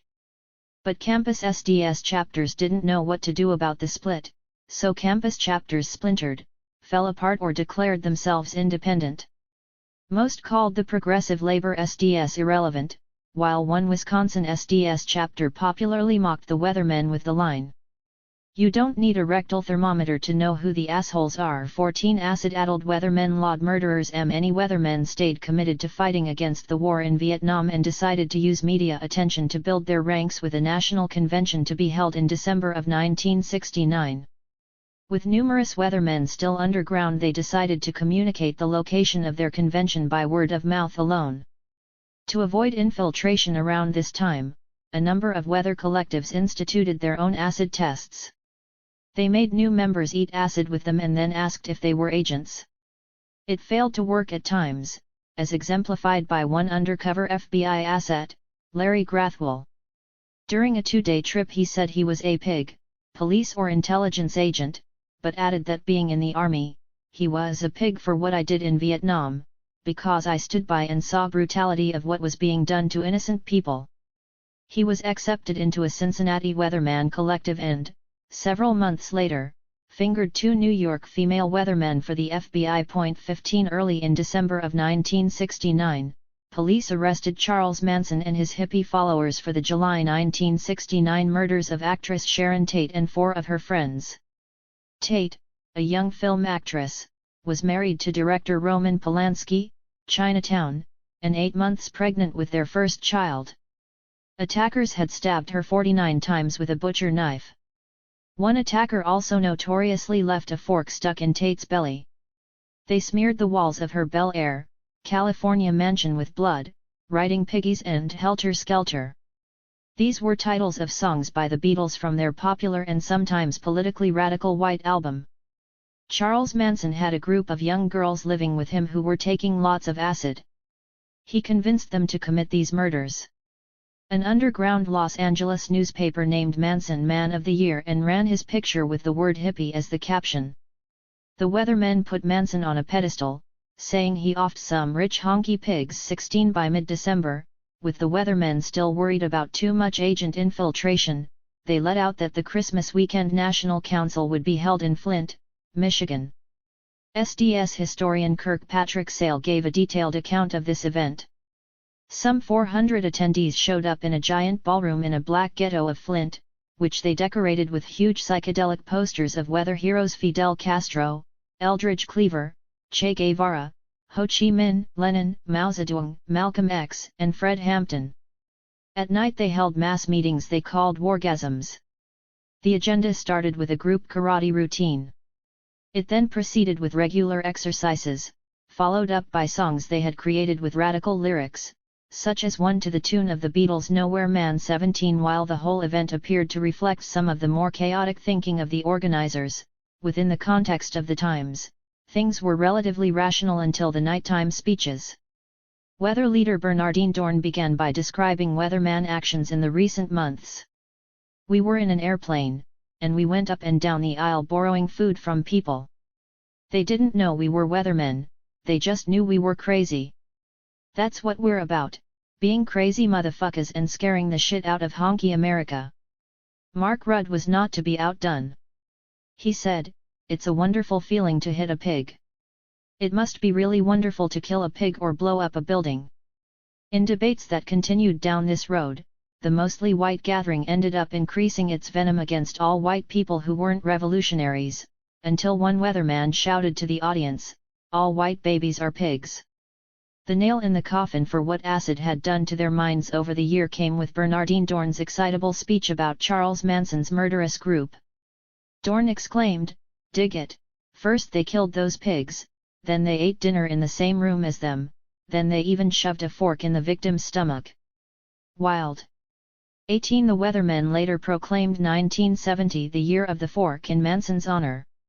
They also held abstract debates about whether killing white babies was correct. 19 Acid-fueled irrational adulation for Manson spread. Yippee-co leader Jerry Rubin, coming off his fame in the Chicago 7 Democratic Convention protest trial, expressed his sentiments. Rubin said that when the accused murderer appeared on television, he fell in love with Manson's cherub face and sparkling eyes. 20 Researcher Martin Lee, in describing Weatherman's December National War Council, called it a drug-crazed wargasm conference. But he said that at the close of the 4-day conference, the weathermen dropped acid and danced all night long, as if to indicate they had not eaten acid earlier. If, in fact, they were not on acid when they spoke, this suggests the lasting damage the acid did to their judgment. While dancing, Martin Lee said they burst into spirited chants, including the appropriate women power, and struggling power, but also Sirhan power, and Charlie Manson power. The Sirhan cheer seemed very inappropriate, given that Robert Kennedy had evolved to oppose the Vietnam War. 21 Kirkpatrick Sale said that in later months Bernardine Dohrn came to regret lauding Charles Manson. Sale stated that some weathermen tried to stop using all drugs at this time. It's unknown how soon Dohrn and others did stop taking acid, but over the following years they did eventually regain much clarity that helped their anti-war and anti-racist activism. They conducted most of this activism while in hiding. All the weathermen decided to go underground at this National War Council and to split up into revolutionary cells with 8 to 10 members. 22 Activists conduct protest bombings, arsons nationwide. By the end of 1969, activists inside and outside SDS and the weathermen began using different militant tactics. Besides the rioting over civil rights issues, they also started setting buildings ablaze and conducting bombings. They focused these actions mostly on military-related buildings, while also targeting structures related to the government's murders of Black Panthers. Kirkpatrick Sale wrote that the bombings actually started on college campuses in the spring of 1968 to protest the draft and the Vietnam War. He cited government statistics stating 10 bombings occurred on campuses that spring.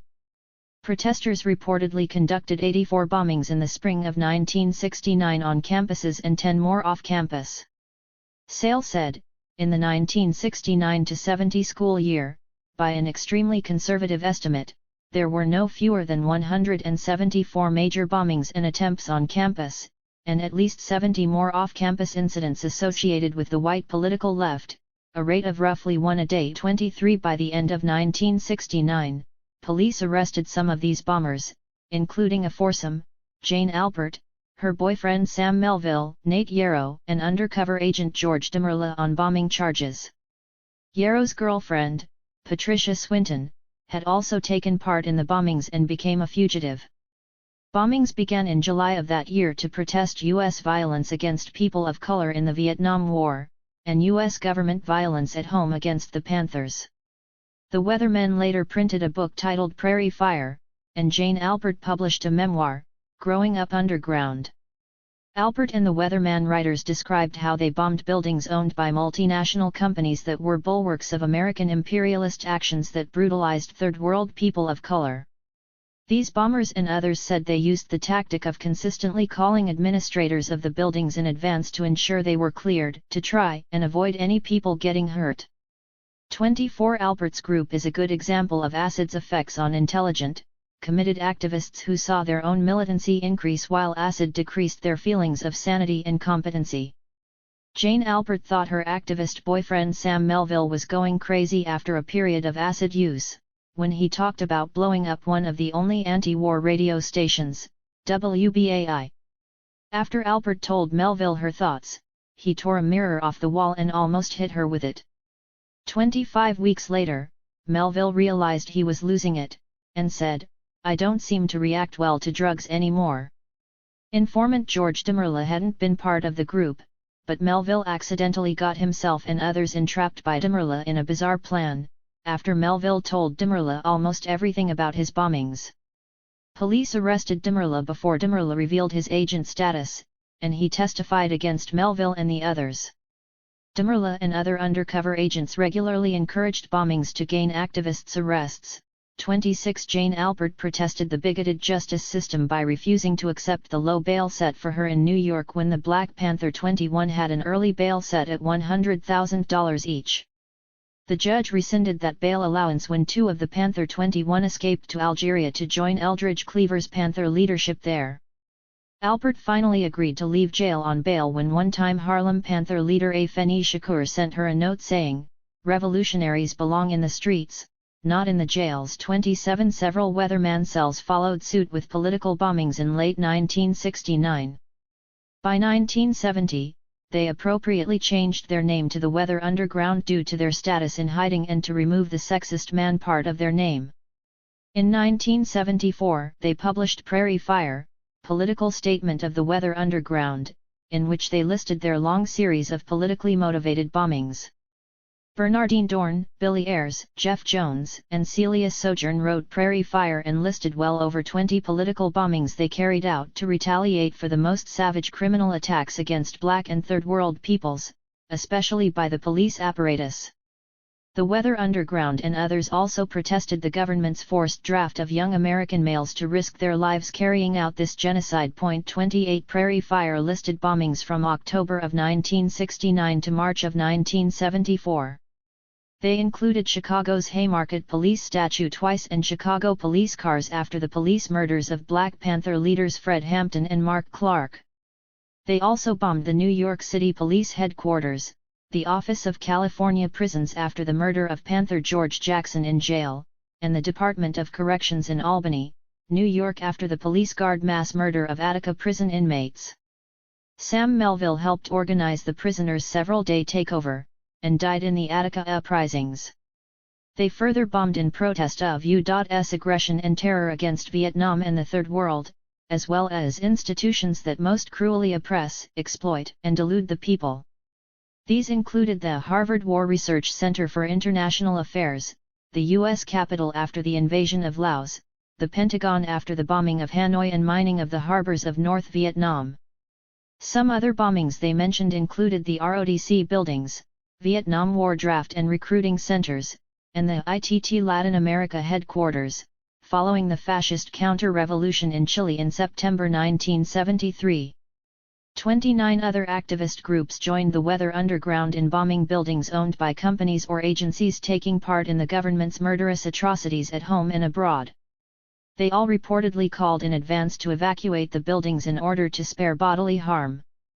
They targeted ROTC buildings, 197 acts of violence, from bombings to window breaking, including the destruction of at least 19 buildings, an eightfold increase over 1968 to 69 actions, government buildings, at least 232 bombings and attempts from January 1969 to June 1970, chiefly at selective service offices, induction centers, and federal office buildings.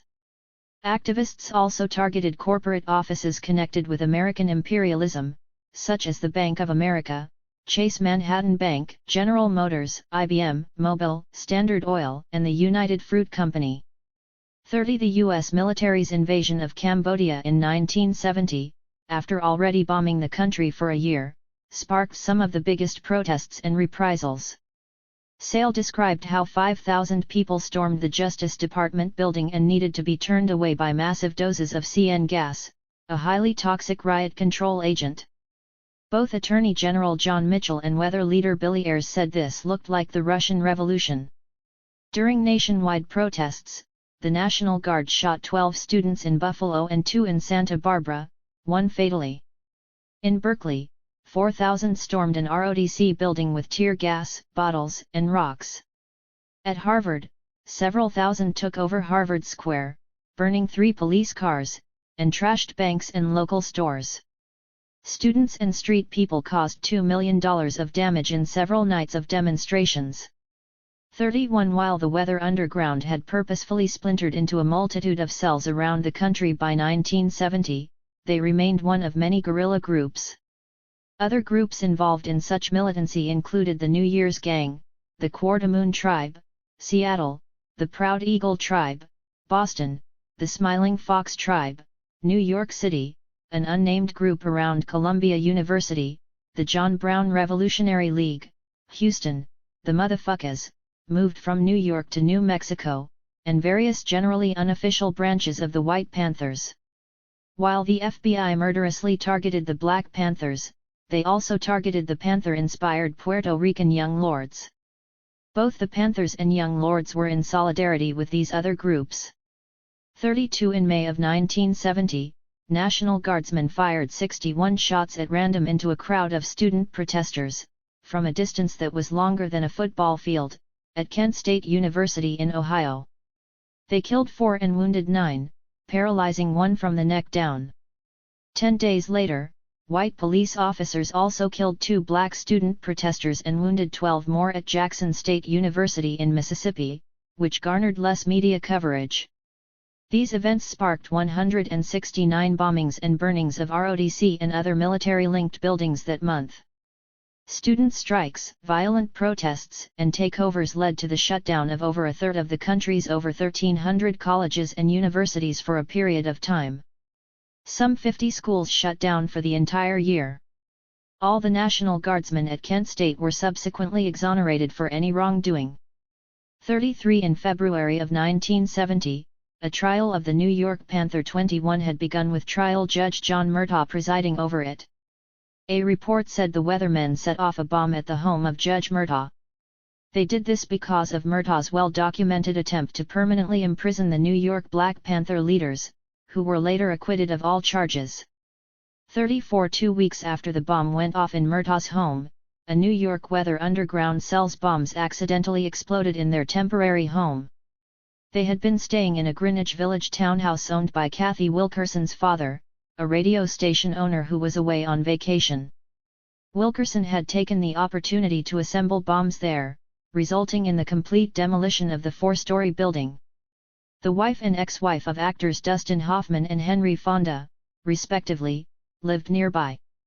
They helped 2 naked Weather Underground women, Kathy Wilkerson and Kathy Boudin, get out of the rubble and into clothes. Wilkerson, Boudin, and 3 others escaped. Another 3 Weather Underground members, Ted Gold, Terry Robbins, and Diana Oden, were blown up beyond initial recognition. 35. Chapter 12 CIA traffics acid, Leary and Panthers, Woodstock. If U.S. intelligence bodies collaborated in an effort to drug the entire generation of Americans, then the reason they did so was to disorient it, sedate it, and depoliticize it. Professor Carl Oglesby, 1966 SDS president in the acid test and how it failed, The National Reporter, Fall 1988.1 U.S. Intelligence appeared to counter the threat of radical underground groups by targeting their mental functioning. They used ever more complex schemes to continue promoting acid use as part of radical protest. A prime example came with the Weather Underground's operation to free Timothy Leary. Starting in the summer of 1969, the Weather Underground cells had thrown themselves into Mao and Marx. They practiced karate and survived on brown rice diets. Accustomed property feelings needed to be rooted out, so that no one felt attached to personal belongings. Individualism and selfishness had to give way to a collective spirit. Also important at this time was that they tried abstinence from drugs, alcohol, even pets too, but some weather cells, including the leadership cell of Bernardine Dohrn, Jeff Jones, Billy Ayres, and others, still thought of acid guru Timothy Leary as a hero. 3 Timothy Leary's top benefactor, Millbrook estate owner William Mellon Hitchcock, had taken a more active hand in LSD distribution. His Brotherhood of Eternal Love had become the top American acid trafficker in the country. 4 By 1967 Hitchcock financed the Brotherhood's LSD manufacturing and distribution group. The Brotherhood produced 10 times more LSD than when they had previously worked with Owsley Stanley. Owsley's partner, Tim Scully, remained a Brotherhood chemist. 5 Hitchcock stored much of his money in Castle Bank in the Bahamas, which was set up by the CIA as a funding conduit for a wide range of covert operations in the Caribbean, according to Lee and Schlein. Castle Bank's founder, using a CIA proprietary company, C Supply, set up the Golden Triangle Mercenary Army, which cultivated fields of opium poppies. C Supply also supplied weapons to anti-communist guerrillas in that Golden Triangle area near Vietnam. 6 With the increased militancy of anti-war protests came a huge increase in LSD production and distribution worldwide, supported by U.S. intelligence. Hitchcock's links to U.S. intelligence, along with his late 1960s acid trafficking, typified the continuance of MK-Ultra work. In the summer of 1969, a key figure, Ronald Hedley Stark, came into the Brotherhood of Eternal Love with a kilo of LSD, 1.5 million doses. When police in Italy later arrested Stark in 1975, an Italian judge ended up releasing him because he belonged to the American Secret Services. 7 After Timothy Leary left Hitchcock's Millbrook estate in New York in the summer of 1969, Hitchcock gave Leary a $14,000 check and had him relocate near his Brotherhood of Eternal Love's Laguna Beach headquarters just south of Los Angeles. The Brotherhood provided for Leary's living expenses there and paid for his frequent travels to Berkeley, where they rented a second place for him. 8 In September of 1969, police arrested Leary on a marijuana possession charge. Leary went to trial a number of months later, and his sentence made big news, with Leary going to a minimum security prison. The Weather Underground planned a prison break for Leary. On September 20 of 1970, Leary jumped a fence and climbed into a van driven by weathermen, before going to the hiding place of Bernardine Dohrn, Jeff Jones, and others. The Weather Underground referred to a bombing connected to this, which might have been a small detonation for a distraction of some sort. 9 The weather leaders described Leary as a political prisoner who was captured for the work he did in helping all of us begin the task of creating a new culture on the barren wasteland that has been imposed on us by Democrats, Republicans, capitalists, and creeps. They declared acid and weed would help make a better world in the future, but for now we are at war. Peace is only possible in the destruction of U.S. imperialism. 10 The weather leaders got stoned with Leary and housed him for a while. Leary shaved the top of his head, dyed his hair and grew a mustache. He made proclamations through the weather leaders' communications channels. Leary, changing for the times, no longer played the pacifist. He now said, "Shoot to live." To shoot a genocidal robot policeman in defense of life is a sacred act. Leary seemed to try to appeal to the Black Panthers' reaction to their genocide by the FBI and police. 11 But Leary added, World War III is now being waged by short-haired robots whose deliberate aim is to destroy the complex web of free wildlife by the imposition of mechanical order. Blow the mechanical mind with holy acid, dose them, dose them. He urged everyone to stay high and wage the Revolutionary War. The Weather Underground helped Leary make this escape with a false passport. Leary and his wife flew to Algeria, where the Black Panthers in exile had a chapter. Eldridge Cleaver, the former National Black Panther Minister of Information, headed the group with his wife, Kathleen, the former National Panther Secretary of Communications, spokeswoman. They accepted Leary, announcing at a Solidarity press conference, "Drive. Leary is part of our movement."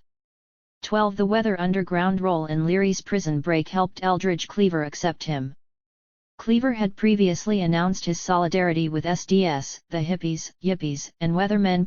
13. The Cleavers needed to keep their security tight, and they trusted few, particularly since they didn't get any kind of safety promises from the Algerian government. U.S. intelligence spies remained a concern, and Leary attracted media attention. The Panthers frisked all visitors, even Leary's friends, and drugs were banned from Panther headquarters except on rare occasions when Eldridge Cleaver said it was okay. Leary tried to persuade Cleaver to free yourself internally before you attempt to free yourself behaviorally. 14. Not long into Leary's stay, Cleaver put Leary and his wife under house arrest. CIA agents had infiltrated the Cleaver's Panther encampment, and undercover FBI agents in the New York Panthers were sending poison pen letters to Cleaver.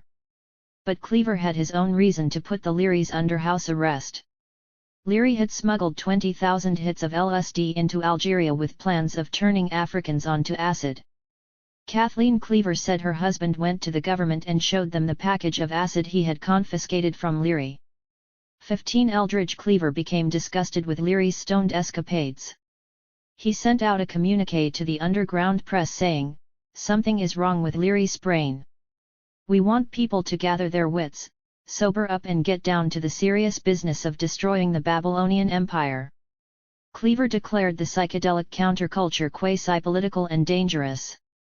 Lee and Schlein detailed Cleaver's communication about LSD as describing Leary's attempt to sell him on drug-induced totalitarianism.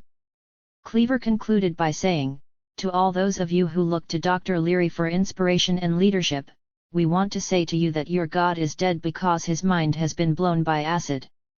16. Evidence indicates that much of Timothy Leary's prison break and travel to Algeria was a CIA propaganda and espionage operation. For one thing, Leary admitted knowingly working for the CIA since 1962. Secondly, Hitchcock and U.S. intelligence agent Ron Stark's Brotherhood of Eternal Love financed every step of it, giving the unwitting Weather Underground $25,000 to fund Leary's escape from prison. When that plan succeeded, Stark flew to the Brotherhood of Eternal Love's ranch in California and celebrated the operation's success. 17. Researchers Lee and Schlein said that the Brotherhood also supplied a group of trained professionals to take Leary and his wife out of Algeria. Undercover CIA agents who had infiltrated Cleaver's Panthers in exile, likely aided Leary's freedom and departure. When Cleaver put Leary under house arrest, the Brotherhood bought his freedom for another $25,000. A CIA-employed Algerian bureaucrat arranged exit visas for Leary and his wife. 18. Upon leaving Algeria, Leary entered Switzerland, where authorities imprisoned him while reviewing his case. A mysterious benefactor and gunrunner, Michel Gustave Hochard, pampered Leary while he was detained. Hochard had strong connections in the Swiss government to achieve Leary's release. Hitchcock met Leary in Europe, as did LSD's founding chemist, Albert Hofmann. Hofmann had worked for American intelligence, working with high-level CIA MK-Ultra agents.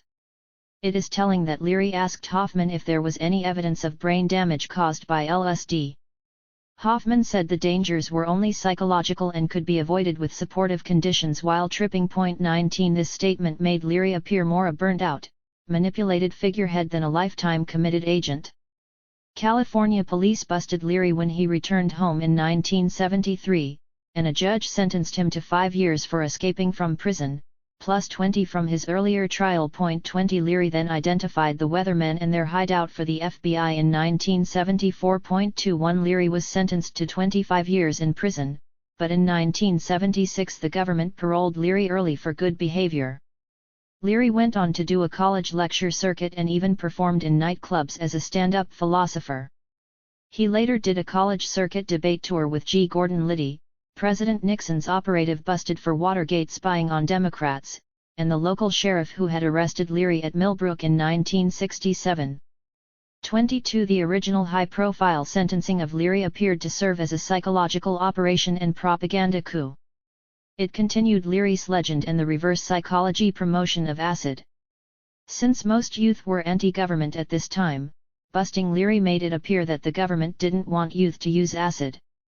Actually, CIA agents and contacts remained the largest manufacturers and traffickers of acid. The U.S. intelligence's use of acid's subtle brain impairment to bring down the leftist rebellion continued in order to counter an onslaught of tactics to stop the Vietnam War. Protesters help end Vietnam War. Many groups helped to end the Vietnam War. One was a Baltimore-based clergy-linked peace movement. After standard marches, rallies, and letter-writing campaigns, the Baltimore group took a new approach to ending the drafting of young Americans to die in the Vietnam War. In October of 1967, Catholic priest Philip Berrigan, artist Tom Lewis, writer Dan Eberhard and Rev. James Mengel, entered a Selective Service Board office in Baltimore and poured blood on draft files. For this action they became known as the Baltimore Four. While out on bail, Berrigan, his fellow priest and brother, Daniel, and 7 other Baltimore activists took draft files from a Catonsville neighborhood of Baltimore and burned them in the parking lot with homemade napalm. They left a statement saying America's religious bureaucracy is racist, is an accomplice in this war, and is hostile to the poor. 23 This action and some of these same activists helped organize 100 similar actions nationwide, culminating in the media, Pennsylvania, FBI office break-in and document theft that exposed the FBI's counterintelligence program, COINTELPRO, U.S. intelligence's war on anti-war and civil rights activists. 24 Meanwhile, U.S. military atrocities in Vietnam grew. An elite Tiger force of U.S. troops tortured and executed prisoners. They threw prisoners into Tiger cages built by Texas military contractor RMKBRJ, the forerunner of Halliburton subsidiary KBR. The Tiger Force cut off executed prisoners' ears as souvenirs and made them into necklaces. New York Times best-selling author Mike Davis reviewed more Vietnam War atrocities and quoted officers who had witnessed them. The U.S. military assault on the Vietnamese grew to the routine slaughter of unarmed farmers, elderly people, even small children. As one former sergeant said, it didn't matter if they were civilians. If they weren't supposed to be in an area, we shot them. If they didn't understand fear, I taught it to them. Women and children were regularly killed. A 13-year-old girl's throat was slit after she was sexually assaulted, an unarmed teenager was shot in the back, and a baby was decapitated to remove a necklace. The latter incident finally got public attention and led to a 5-year investigation. Eventually, members of President Gerald Ford's administration buried the case. 25 students and other young adults heard about many of these atrocities, and they saw friends come home in coffins or as amputees. They empathized with Vietnamese, feared being drafted and killed, and responded in various ways. They tried teach-ins, moved on to nonviolent rallies and marches, then to civil disobedience, then violent opposition. Students and young adults posed an increasingly important threat to the oligarchy that supported the Vietnam War. The Alcohol, Tobacco, and Firearms Division of the U.S. Treasury did an extensive survey on anti-war protest violence between January 1969 and June 1970, which established that there were no fewer than 40,934 bombings, attempts, and threats, by admittedly conservative estimate, during these 15.5 months, and of the 36% it was able to attribute, something like 8,255 incidents were related to campus disturbances.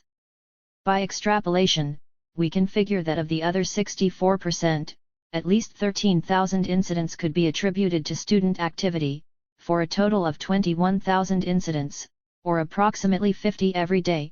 Of those, also by extrapolation, one can estimate some 2,800 were actual bombings, or approximately 6 a day for the entire period. 26 other researchers gave similarly large figures, and these actions inspired violent protest in many countries.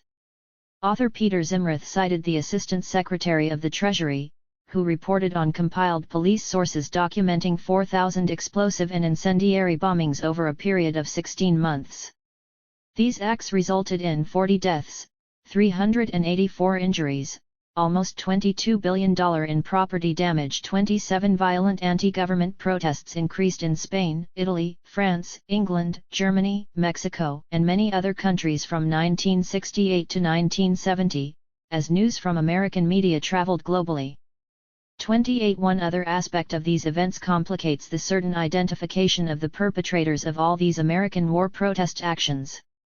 When investigators looked at the 1970 Kent State shootings, they found a witness, Dr. Elaine Whelan, who overheard uniformed and plainclothes officers around a ROTC building before and after it was set ablaze. Whelan overheard someone with a walkie-talkie say they should not send down the fire truck, as the ROTC building was not on fire yet. In that same incident, an FBI undercover agent fired a gun 4 times, which soldiers believed to be protester sniper fire, 1 minute before the Ohio National Guard commander ordered his guard to shoot at the protesters. This puts into question how many other incidents were orchestrated to bring down martial force against anti-war protesters and try to scare them away from their protest actions. 29 Around May of 1971, war protesters tried another tactic. A group calling themselves the May Day Tribe, or Above Ground Weather Underground, put out a call for a new civil disobedience action, the blockage of government all over Washington, D.C. until the war was ended. Various anti-war activist collectives made their own decisions around blocking roads, bridges, and government offices with barriers and their bodies. The idea was to produce an action that created as much social chaos as possible while still maintaining the support of much of the general public. About 25,000 took part in this action. The Nixon administration used approximately 14,000 police and National Guardsmen to arrest 13,500 people. It was called the largest sweep arrest in U.S. history, turning martial law on bustling Washington, D.C. 30 A final tactic, fragging by soldiers, also helped to end the war. Fragging was a shorthand term for setting up a fragmentation hand grenade to explode and kill a soldier's own commanding officer or fellow soldier. A particularly large number of black soldiers joined other soldiers in conducting fragging against officers who tried to force them into combat zones, partly to oppose the war and partly to spare their own lives. Military lawyers estimated that only 10% of these fragging perpetrators ended up in court. A congressional investigation reported 1,016 incidents of fragging between 1969 and 1972. Historian David Courtwright noted that incidents of enlisted men assaulting their commanding officers with all sorts of weapons were likely in the thousands near the end of the war. By 1972, President Nixon began de-escalating the Vietnam War. 31 Superspy helps CIA push acid globally. In the summer of 1969, the top acid trafficker in the world, Ronald Stark, came into the Brotherhood of Eternal Love with a kilo of LSD, 1.5 million doses. 32 Ronald Hadley Stark started trafficking LSD on multiple continents. Stark had business contacts with the Japanese mafia, who could smuggle acid into mainland China, the Soviet Union, and other communist countries. British researcher David Black extensively detailed how Stark set up LSD laboratories and international trafficking operations. 33 Stark came to London at the same time as Cord Meyer, who had previously worked as Cultural Affairs Chief for the CIA in Washington. To researcher Black, Meyer coming to London appeared more than coincidence. In his book Acid, he extensively detailed Stark's work in the CIA and regarding Cord Meyer. Black wrote, Meyer was the overseer of a worldwide operation to infiltrate international student organizations and promote various cultural foundations which were, in reality, CIA fronts.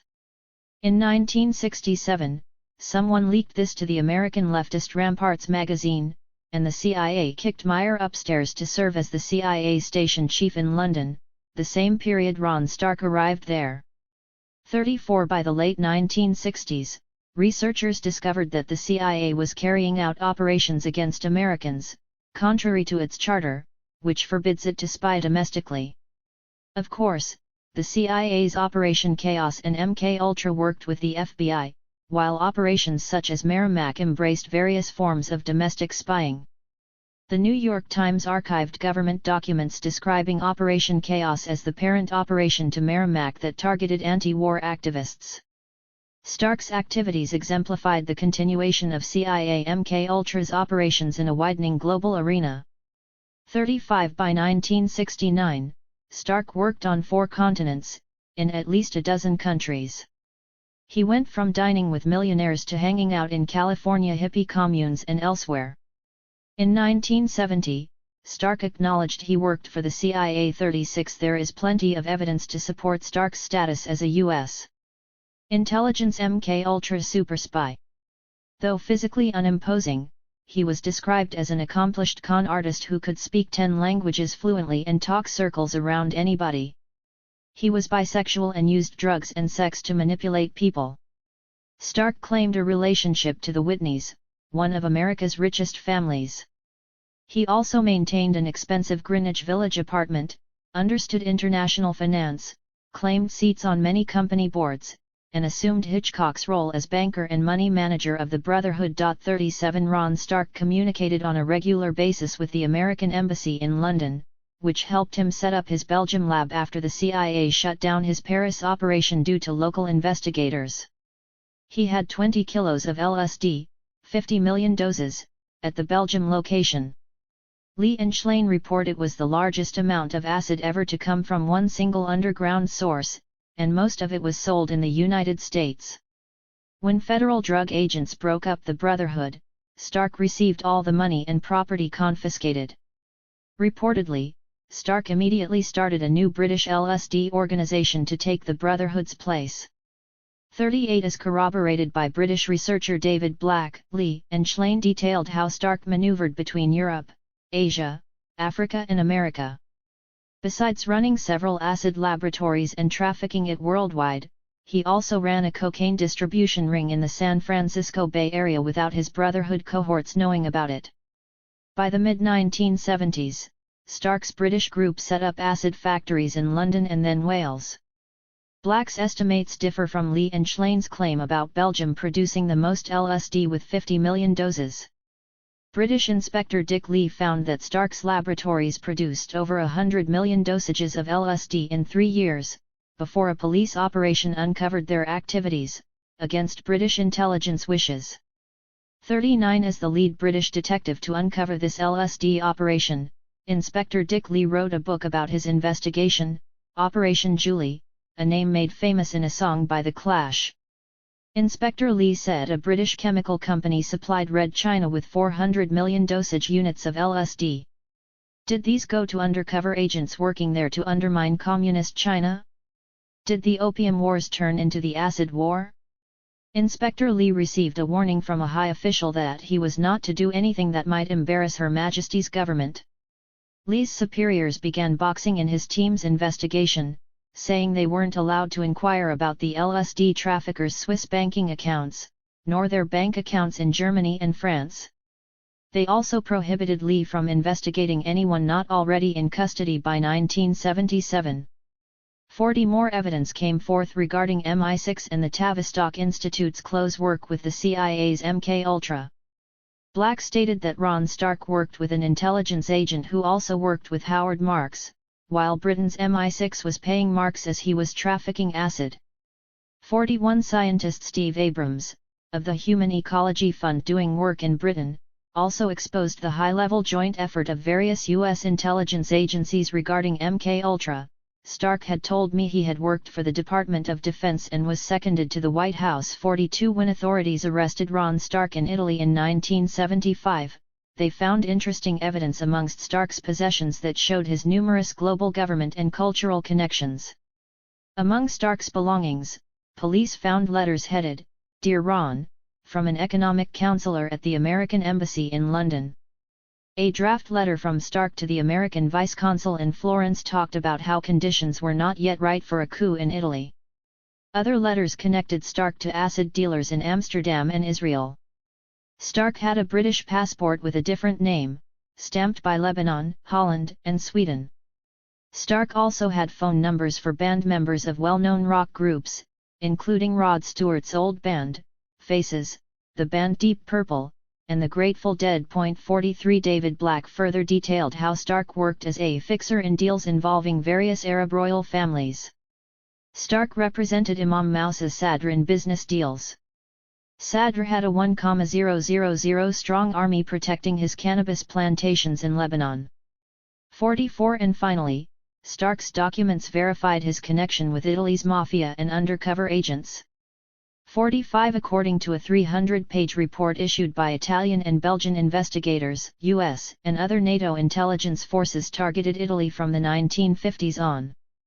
The report, confirmed by the Italian Prime Minister in 1990, stated that England's MI6 and the CIA left stay-behind armies across Europe that included many agents who had been loyal to Hitler, Mussolini, and other fascist Axis country leaders in World War II. These agents worked directly with the CIA and MI6, creating a parallel secret service to the Italian government's intelligence agencies. 46 An Italian court sentenced Ron Stark to 14 years in prison for his drug trafficking. Lee and Schlein described how, in 1978, the courts assigned Bologna magistrate Graziano Gori to investigate and clarify Stark's ties to the US, the Arabs, Italian terrorists, and other mysteries. A few weeks later Gori was killed in a car accident. The Italian government subsequently charged Stark with armed banditry for his role in aiding and abetting terrorist activities, but he never stood trial on these charges. 47 In April of 1979, Judge Giorgio Floridia ordered Stark released from prison. Floridia wrote that he released Stark due to an impressive series of scrupulously enumerated proofs that Stark was actually a U.S. intelligence agent. Floridia said these and many other circumstances suggest that from 1960 onwards Stark belonged to the American Secret Services.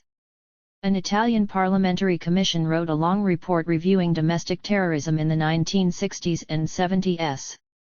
In a special section titled, The Case of Ron Stark, they restated the CIA's use of Stark. 48 Judge Floridia also stated that Stark received regular payments from Fort Lee, known to be the site of a CIA office, and that one of Stark's assistants also worked for U.S. intelligence. 49 Acid damage diverts millions.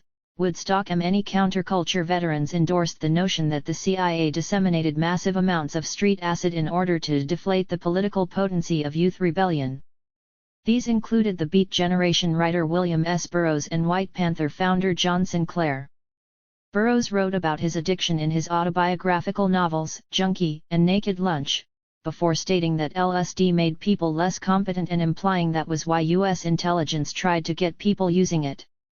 50 Former acid enthusiast John Sinclair had started the White Panthers based on the socialist Black Panthers and also managed the rock group MC5.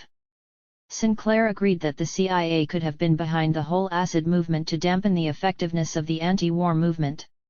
"It makes perfect sense to me," he said. "We thought at the time that as a result of our LSD-inspired activities great things would happen. And, of course, it didn't. They were moving that shit around. Down on the street, nobody knew what was going on." Sinclair also said LSD blinded him from seeing that everyone didn't turn on to radical politics from acid. 51 With their assets and growing control over mainstream media, the CIA had the means for many MKUltra operations. They expanded the size of their 1965 acid tests at the 3-day-long San Francisco Trips Festivals of 1966. Where several thousand attended each day. 52 This increased to tens of thousands at the Human Beings started in San Francisco. 53 And twice as many people attended the 1967 Monterey Pop Music Fest, when San Francisco was an acid wasteland filled with undercover CIA agents. An estimated 400,000 people attended the Woodstock Music Festival in upstate New York in 1969.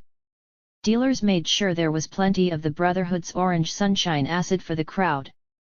Nearly everybody was blazed on something, and unarmed policemen, clothed in bright red t-shirts with the words love and peace emblazoned across their chest, let the dopers do their thing. Lumps of hash were there. Once someone is very stoned on these so-called gateway drugs, it's easier to talk them into trying a new drug such as acid. 54 At Woodstock, many groups started, or infiltrated, by undercover agents attended, the Yippies, the Crazies, including at least one FBI informant, George DeMerla, Motherfuckers, White Panthers, and Weathermen. Attendee Jane Albert detailed her conversation there with undercover agent George DeMerla, the Crazies founder.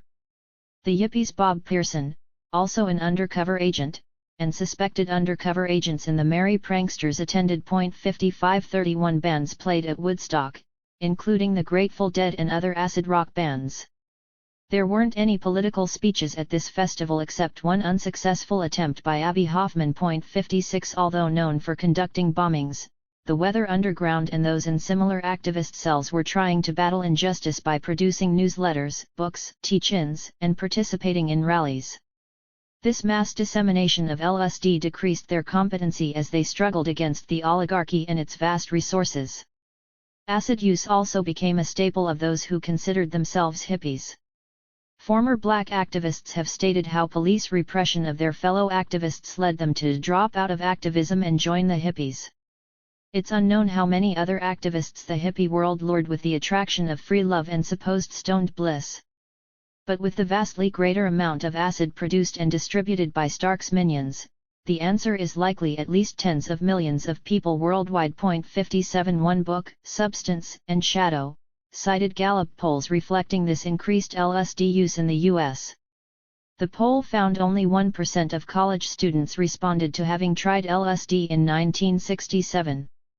That rose to 4% in 1969 and more than tripled to 14% by the end of 1970, peaking in the mid-70s. Another report noted that by 1970, between 1 and 2 million Americans had tried LSD. 58 Other surveys reported that among young adults, LSD use kept rising until 1979. That year, 25% of young adults, between 18 and 25, reported having used a hallucinogen, predominantly LSD, in their lifetime.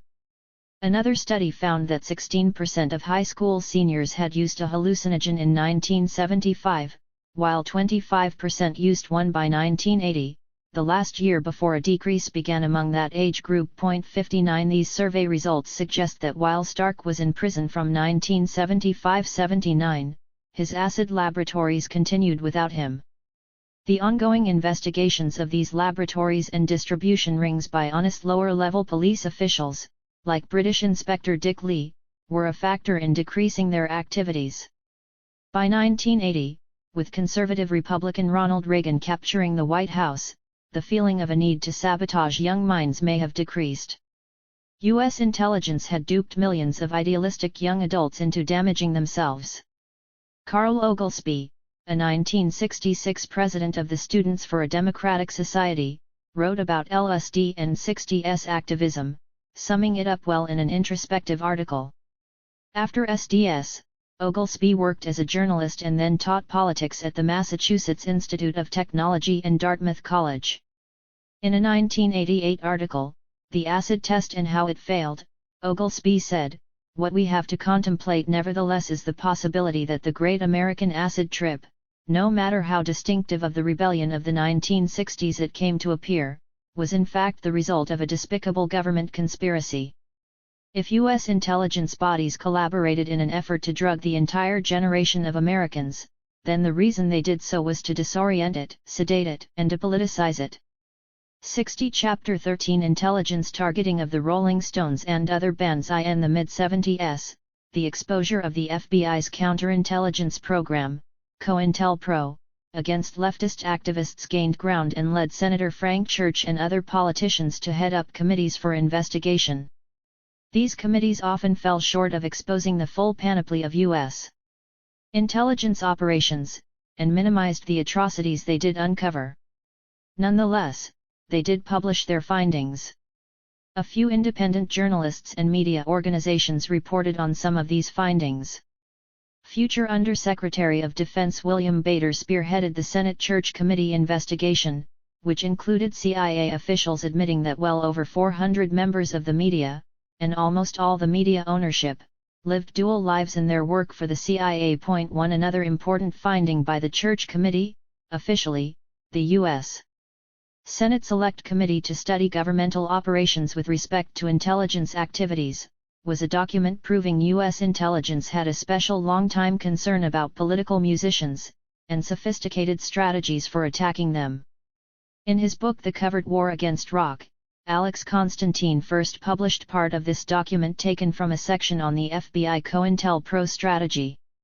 The memorandum detailed many tactics used against political musicians. It instructed agents: show them as scurrilous and depraved. Call attention to their habits and living conditions, explore every possible embarrassment. Send in women and sex, break up marriages. Have members arrested on marijuana charges. Investigate personal conflicts or animosities between them. Send articles to the newspapers showing their depravity. Use narcotics and free sex to entrap. Use misinformation to confuse and disrupt. Get records of their bank accounts. Obtain specimens of their handwriting. Provoke target groups into rivalries that may result in death. 2. While the FBI orchestrated lower-level targeting of political musicians in this regard, the CIA and MI6 appeared to have a slightly different agenda in their first work with musicians. Excepting the FBI, the CIA director supervised all 14+ intelligence agency directors.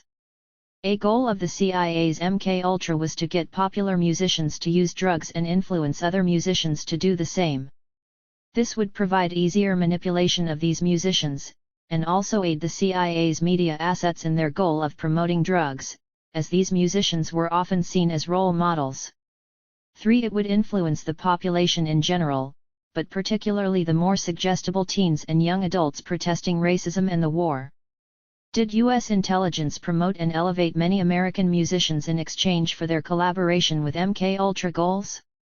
As previously detailed, Dave McGowan wrote about the inordinate number of musicians living in the Laurel Canyon area of Los Angeles whose parents had elite military and wealthy white Anglo-Saxon Protestant backgrounds. These bands and musicians included Jim Morrison, The Doors, David Crosby, The Byrds, and Crosby, Stills and Nash, Stephen Stills, Buffalo Springfield and Crosby, Stills and Nash, John Phillips, The Mamas and the Papas, Mike Nesmith, The Monkees, Gary Beckley, America, of Horse with No Name fame. Some of these musicians appeared to aid MK-Ultra goals, such as Jim Morrison's popularizing of acid, along with Crosby holding the party where Beatle George Harrison tripped his second time and Ringo first tripped. 4. Mae Brussels, a radio journalist in the 1970s, listed many famous musicians she believed the CIA targeted through MK-Ultra. She said, all of these musicians were at the peak of a creative period and success at the time they were offered LSD. Their personalities altered drastically. Optimism and gratification were replaced with doubt and misery. Brussels included folk musician Phil Ochs in this list, while noting the incredible fact that he just happened to be touring Africa when a native robber jumped after him and cut his throat so that it affected his singing. Ochs was the most political symbol of protest against the war in Vietnam, whose songs were sung by Bob Dylan, Joan Baez, and many others, selected from millions of U.S. tourists for assault to his vocal cords. She included a timeline of MK-Ultra and linked murderous operations.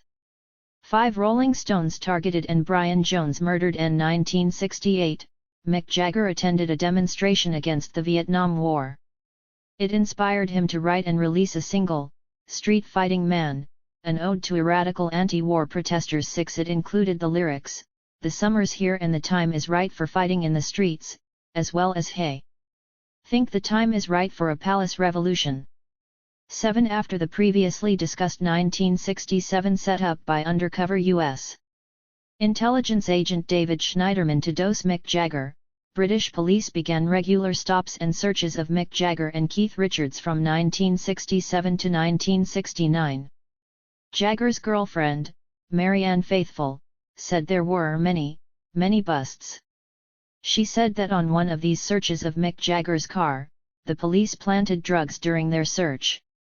After the police officer planted the drugs, Jagger then set the guy up, the detective, whoever he was, to pay him off, and filmed the payoff with a hidden camera.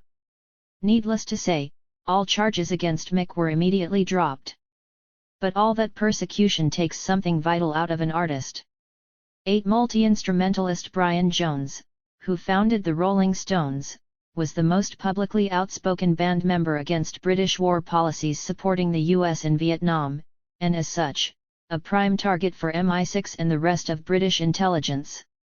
Jones's first arrest came on May 10, 1967, the day his bandmates Jagger and Richards went to trial on the Schneiderman setup. Jones was convicted for possession and use of marijuana and received a 9-month jail sentence. He was arrested a second time in 1968, and this time sentenced to 3 years probation. About that arrest, Rolling Stones bassist Bill Wyman said that a dozen police officers entered Jones's home, to bust another one and end the Stones for good. 10. Wyman said they found one planted vial of marijuana. Citing these two convictions, British authorities denied Jones a visa to leave the country with the Stones in 1969, on their first American tour in 3 years. 11. By the summer of 1969, British intelligence appeared to target Brian Jones more severely.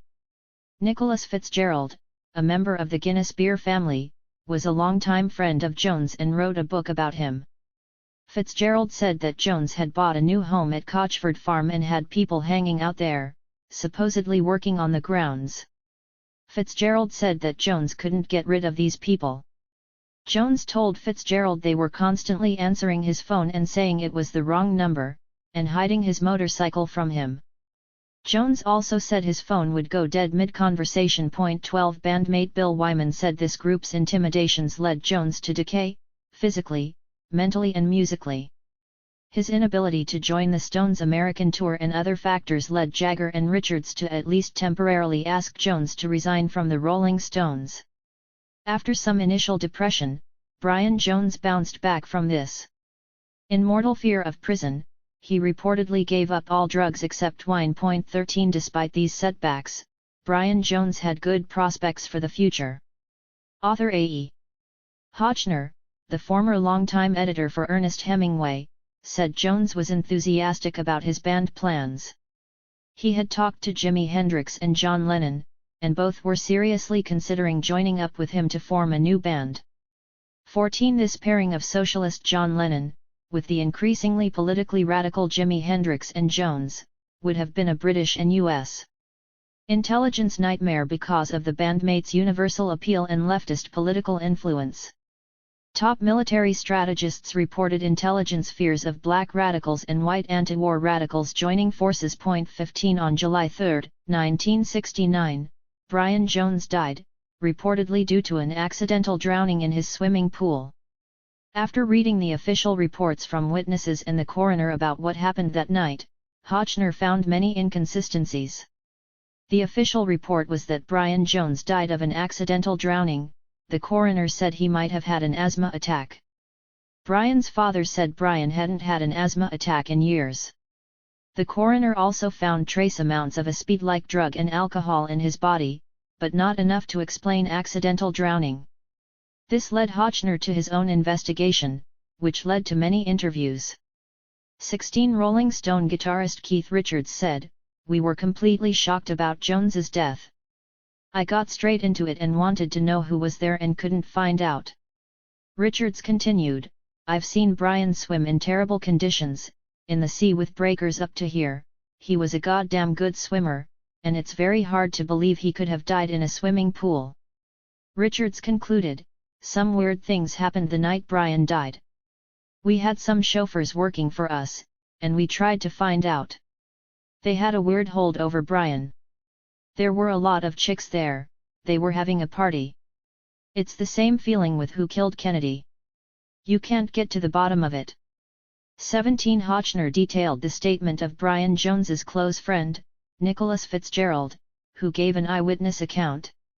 Fitzgerald said he had been to Jones's home, and Jones asked him to pick up a friend in the nearby village.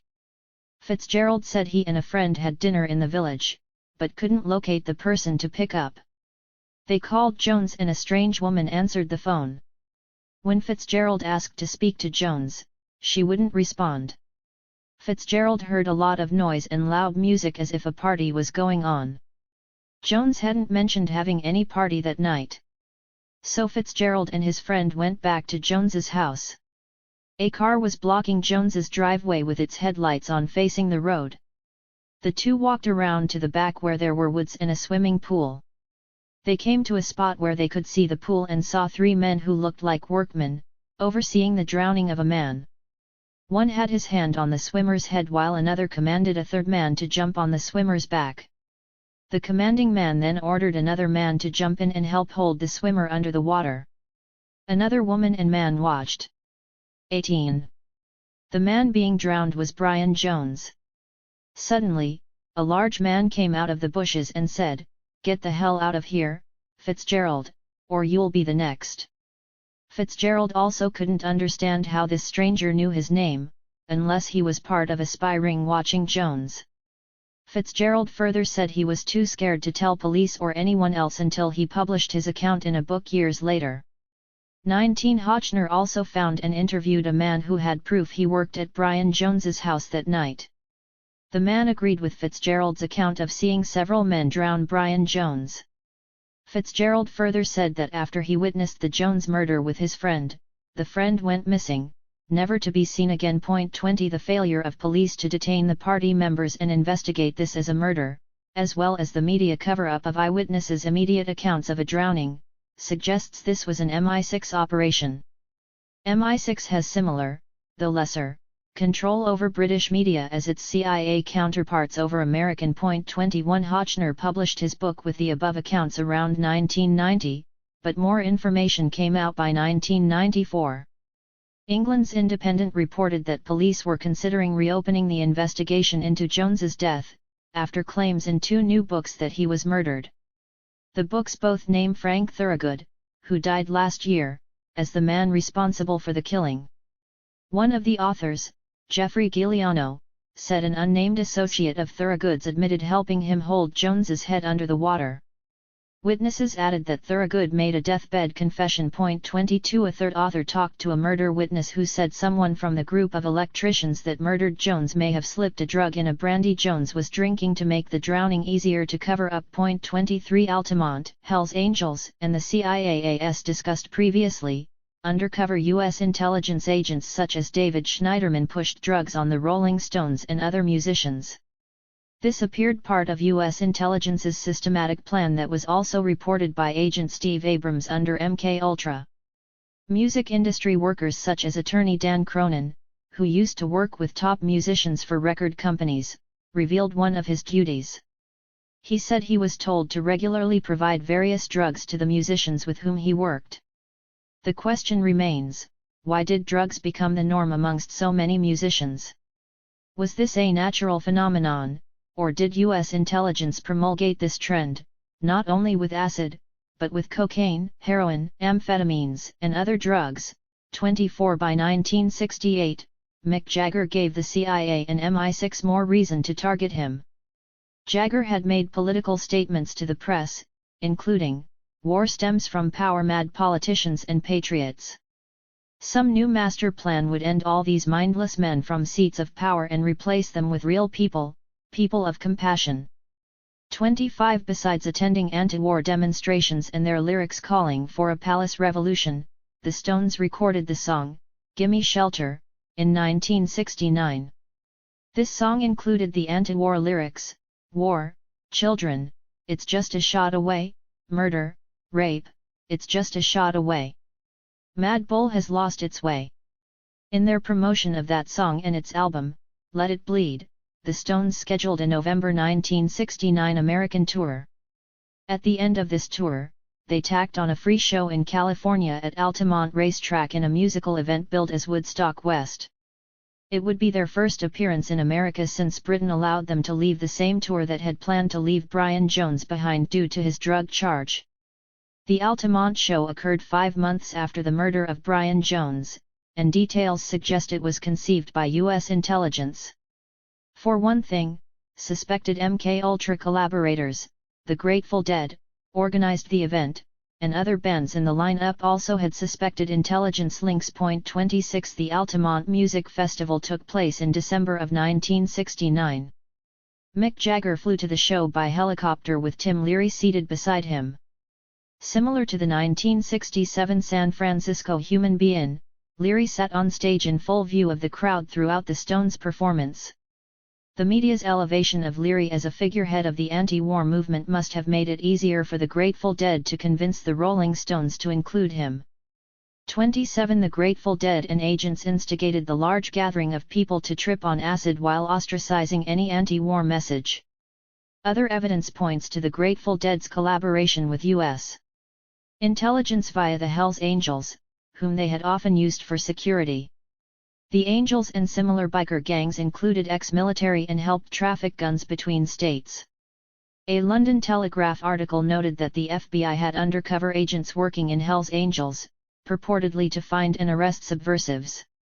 An ATF, alcohol, tobacco, and firearms agent testified in court that the ATF contracted with the Oakland Angels leader Sonny Barger to murder Black Panther National Minister of Information, Eldridge Cleaver, as well as Cesar Chavez, who headed the Migrant Farm Workers Union. 28 The Grateful Dead once again enlisted Oakland's Hells Angels to provide security at the Altamont Music Festival. The Angels were in charge of keeping people off the unusually low, 39-inch high stage. 29 Someone supplied the Angels with 1,000 hits of amphetamine-laced LSD for the event. 30 The motorcycle gang guzzled beer and ate amphetamine-laced LSD by the handfuls throughout the day's festival, leading them to behave in brutal ways. They were well prepared, loaded with weapons, knives, chains, lead pipes, tire irons, and sawed-off pool sticks with lead-weighted ends. 31 Dealers of acid and other drugs hawked their wares to concert-goers. It's likely these dealers included local undercover FBI and CIA agents, as had been the case at New York's Woodstock Fest. The crowd of 300,000 suffered so many bad trips, and broken bones from Angels beatings, that physicians at nearby Haight-Ashbury and Berkeley free clinics ran out of the antipsychotic treatment for LSD, Thorazine, in half an hour. 32 Filmmakers at the festival described many incidents of the Hells Angels clubbing anyone who tried to get near the stage, or cameramen trying to take pictures of their bloody bludgeoning. 33 Yet cameramen did capture movie film of a murderous incident where someone managed to climb on stage for a moment. When the Rolling Stones were playing Sympathy for the Devil, an 18-year-old black man, Meredith Hunter, stood near the stage, took out a gun and climbed onto the stage only a few yards from Mick Jagger. Before Hunter could fire the gun, a Hells Angel named Alan Passaro pulled him down from the stage, grabbing his gun arm and stabbing him. Other Angels finished the job, killing Hunter.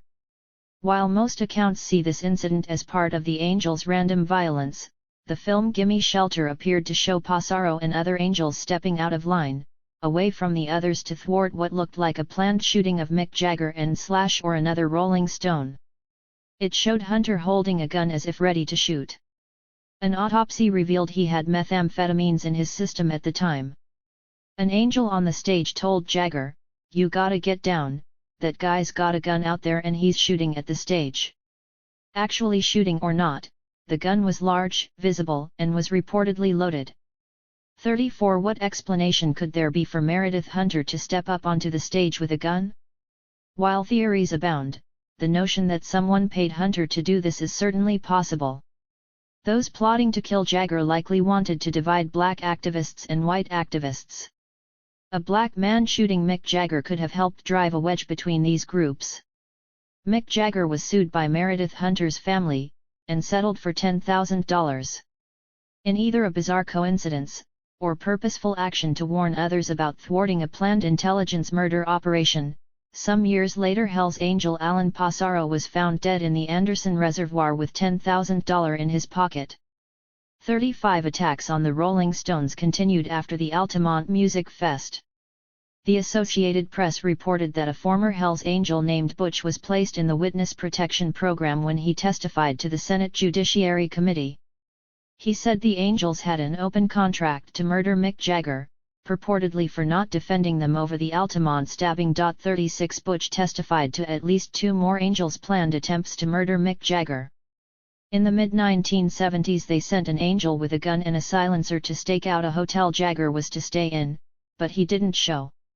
Later, when Mick Jagger stayed on Long Island, a Hells Angels chapter tried to carry out a murder plan there. They piloted a boat and transported plastic explosives to Jagger's house, but were foiled by a storm just before Jagger left that location.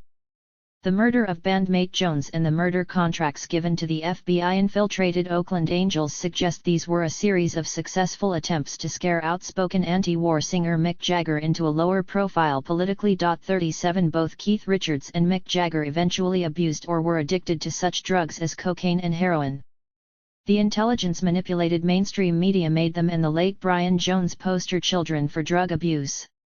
During this time the Stones stopped writing political lyrics, but began again in the early 1980s with the song Undercover of the Night, about the brutality of the U.S.-supported fascist regimes in South America. MTV banned the video for that song, purportedly due to its violent content. 38 Chapter 14 U.S. intelligence targets Joplin and Hendrix. U.S. and British intelligence appeared to target musicians from historically oppressed groups, particularly early in their careers. Examples of such early targeting arise in 2 trailblazing activist rock musicians, one female and one black. Evidence suggests that intelligence agents entered the lives of musical prodigies Janis Joplin and Jimi Hendrix early in their careers. Queen of rock Janis Joplin targeted with speed and heroin Janis Joplin, whom National Public Radio would later dub the first Queen of Rock and Roll, had a typically hard time breaking into the male-dominated rock world of San Francisco, but she clearly had star talent early on. After growing up in Texas, Joplin attended the University of Texas at Austin, where the school newspaper highlighted the bluesy white singer in the early 1960s. By 1963, she had moved to San Francisco, where musicians such as Tony Brown said, the word was out that there was this singer, who was going to be very big. Joplin also became a hit on the second stage of the 1963 Monterey Folk Festival, where she won 3 singing contests, and major label record companies soon wanted to sign her. By 1964 a U.S. intelligence-linked man entered Janis Joplin's life.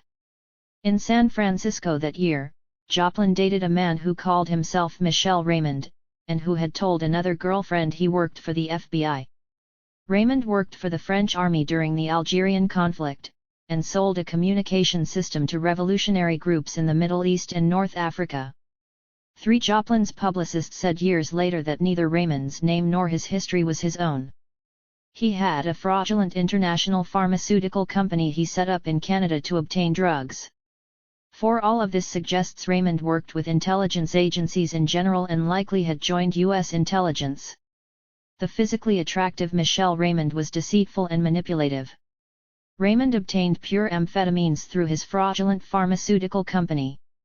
A musician friend of Joplin's said Raymond got Janis to use speed regularly until she was totally strung out.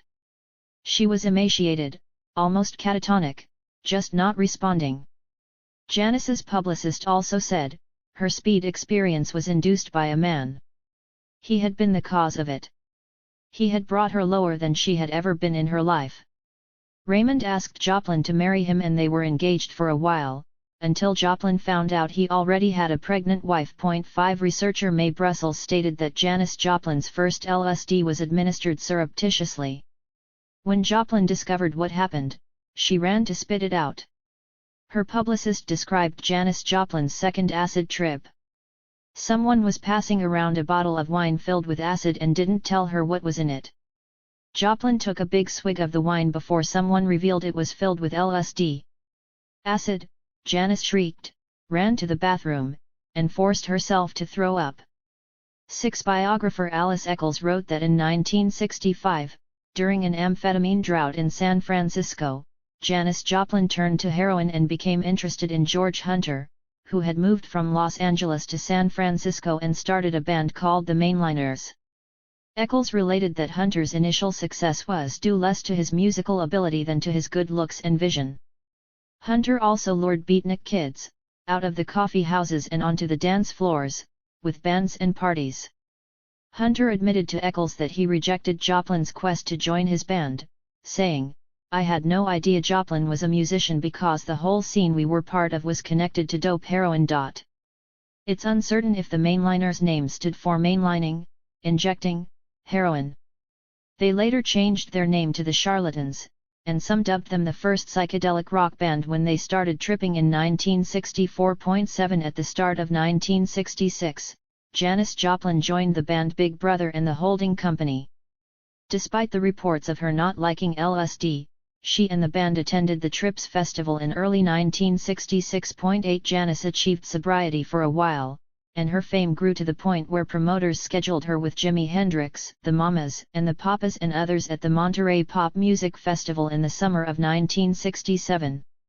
That concert got Joplin's Big Brother and the Holding Company signed to Columbia Records, where a number of their recordings topped the charts. During this time, Big Brother and the Holding Company moved near the Grateful Dead at Lagunitas, and Janis often hung out at the Dead's house. Biographer Eccles said, "Not everyone in or around the band was shooting speed, but once Janis moved to Lagunitas, she found little support for staying clean." As previously mentioned, the Grateful Dead's first manager published a 1971 book revealing that the Grateful Dead dealt heroin in the 1960s, presumably to finance their early tours. But it may have had another purpose, to get many local musicians hooked to make it easier to get control over them. Pushing speed, heroin, and acid appeared to be mainstays in that MK Ultra-linked crowd. Janis Joplin's on and off struggles with heroin are well known. She joined a growing list of music stars who had either dabbled in or become strung out on it. While MK Ultra undercover agents and scientists manipulated Janis Joplin's San Francisco home area in the 1960s, it's uncertain if any suspected agents besides Michelle Raymond specifically targeted her. However, researchers filed Freedom of Information Act requests, and FBI documents revealed that surveillance and discussion of Joplin had begun by the time of Woodstock in the summer of 1969. In 1970, Janis Joplin planned to participate in two huge, unprecedented anti-war music concerts. These festivals for peace raised a lot of money for the peace movement. In Joplin's third appearance on the nationally popular Dick Cavett television talk show, she announced two of these peace festivals, with the first scheduled in New York's Shea Stadium that August of 1970, and the second scheduled for Philadelphia. With a U.S. intelligence tactic used more often later, police refused to provide security for the latter show, and got it cancelled. By October of 1970, Janis Joplin had fallen back into using heroin again, which she exclusively bought from her usual dealer. That fall, the dealer's supplier had apparently given him a batch of heroin that was 40 to 50% pure, 4 to 10 times purer than the average. Joplin died within 90 minutes of injecting it. All of the dealer's customers would die from that batch. Janis's sister Laura said rumors persisted that the CIA had arranged her sister's death, but she didn't know if there was any truth to them. Just before her death, Joplin, with a backup band, had recorded the album Pearl. It included a cover of a song by her one-time lover Chris Christopherson, Me and Bobby McGee, a CO-written Mercedes-Benz, and a birthday song she recorded for famed Beatle John Lennon. Pearl sold over 4 million copies, topping the Billboard sales chart for 9 weeks. Jimi Hendrix drugged and murdered? In the U.S., Jimi Hendrix found little fame in the mid-1960s while he toured with music legends such as Sam Cooke, who was the first black musician to produce his own records before his career was cut short by his murder. In 1966 Jimi Hendrix moved to England where he would initially reach stardom. In England, a former spy, Mike Jeffrey, coerced his way into managing Hendrix. Jeffrey had worked for British MI6. Jeffrey's continued partnerships with CIA-linked figures, his sudden huge wealth, and his skills at acquiring CIA-type tax havens in the Bahamas suggests he maintained MI6 work undercover. 15 black artists were a particular intelligence focus because of left-wing radicalism among them. By 1968, Jimi Hendrix became popular worldwide. The assassination of Martin Luther King Jr. that year led Hendricks to actively support the Black Panthers and engage in more radical left activism. 16 Former Air Force Secretary Townsend Hoops said one of the government's greatest fears was the fateful merging of anti-war and racial dissension. The widely admired Jimi Hendrix aided the bridge between the predominantly white anti-war movement and black civil rights activists. 17 FBI and police targeting soon began against Hendrix in the U.S., and other countries aided their efforts when Hendrix went abroad. Such collaboration is common through the international police group Interpol. Also, while British and U.S. intelligence collaboration is well known, at least one former MI6 agent said the CIA actually looked to his agency for guidance, as American intelligence was partly created by British intelligence. 18 While this relationship isn't certain, and may have changed over the century, British intelligence's 300-plus-year head start on the CIA supports the possibility of this claim. The FBI started a closely guarded file on Hendrix and placed him on a security list of subversives to be rounded up for detainment in case of a national emergency. 19 Police detectives began round-the-clock surveillance of Hendrix and his band. 20 When Hendrix traveled north of the U.S. border, Canadian federal police arrested him at an airport, claiming he transported drugs. 21 Biographers Harry Shapiro and Cesar Glebeek cited Hendrix saying he'd never take such a risk and that his manager, Mike Jeffrey, set up that airport arrest. The biographers described many ways Hendrix's manager stole from the famed guitarist and tried to sabotage him. Hendrix's biographers said that, contrary to popular belief, Hendrix produced his first classic album with virtually no drug use. Then, after getting into drugs for a while, Hendrix gave them up except for moderate alcohol and marijuana use. 22 The media didn't give up on their manufactured image of Jimi Hendrix as a constant user of LSD. They also fabricated his having a heroin addiction. Various media sources claimed Hendrix was with different women all the time. In fact, Hendrix was living with his fiancée Monica Danman when he was only 27, contradicting this image. 23 These Jimi Hendrix biographers and Monica Danman further claimed that Hendrix's manager Mike Jeffrey consistently sabotaged the guitar legend's political activist work. Danman believed Hendrix when he said he thought Jeffrey dosed his drink with a large amount of acid before one political benefit show that caused him to end his set early. Danman said Jeffrey and his associates had also attempted to control Hendrix by constantly giving him drugs, in an unsuccessful attempt to get him addicted. In fact, she said, in his last year of life, Hendrix spoke out against drugs in interviews, as well as some of his songs. 24 According to the same sources, Mike Jeffrey's mafia connections were extensive. In 1969, a mafia group kidnapped Hendrix for several days. Jeffrey gained Hendrix's freedom by purporting to have help from a larger mafia family. 25 Researchers have previously noted the CIA/FBI/mafia links.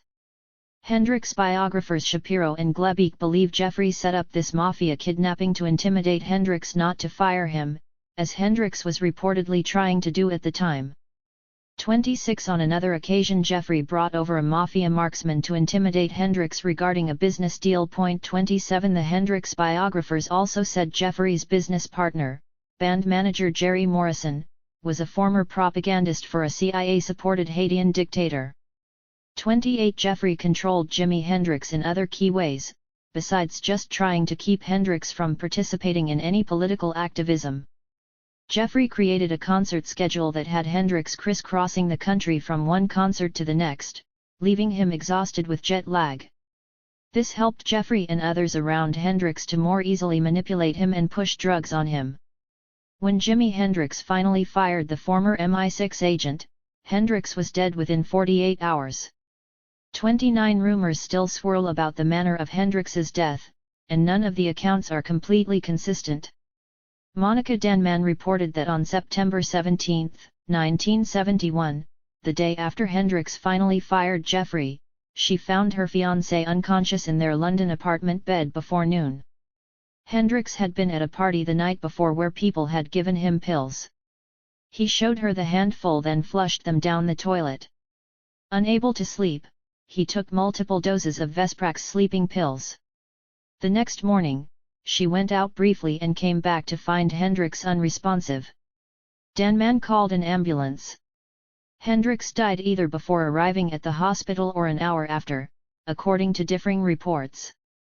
While biographers Shapiro and Glebeek found some discrepancies within Danny Maughan's account of Hendricks's last 24 hours, most of their eyewitnesses' reports backed Danny Maughan's general description.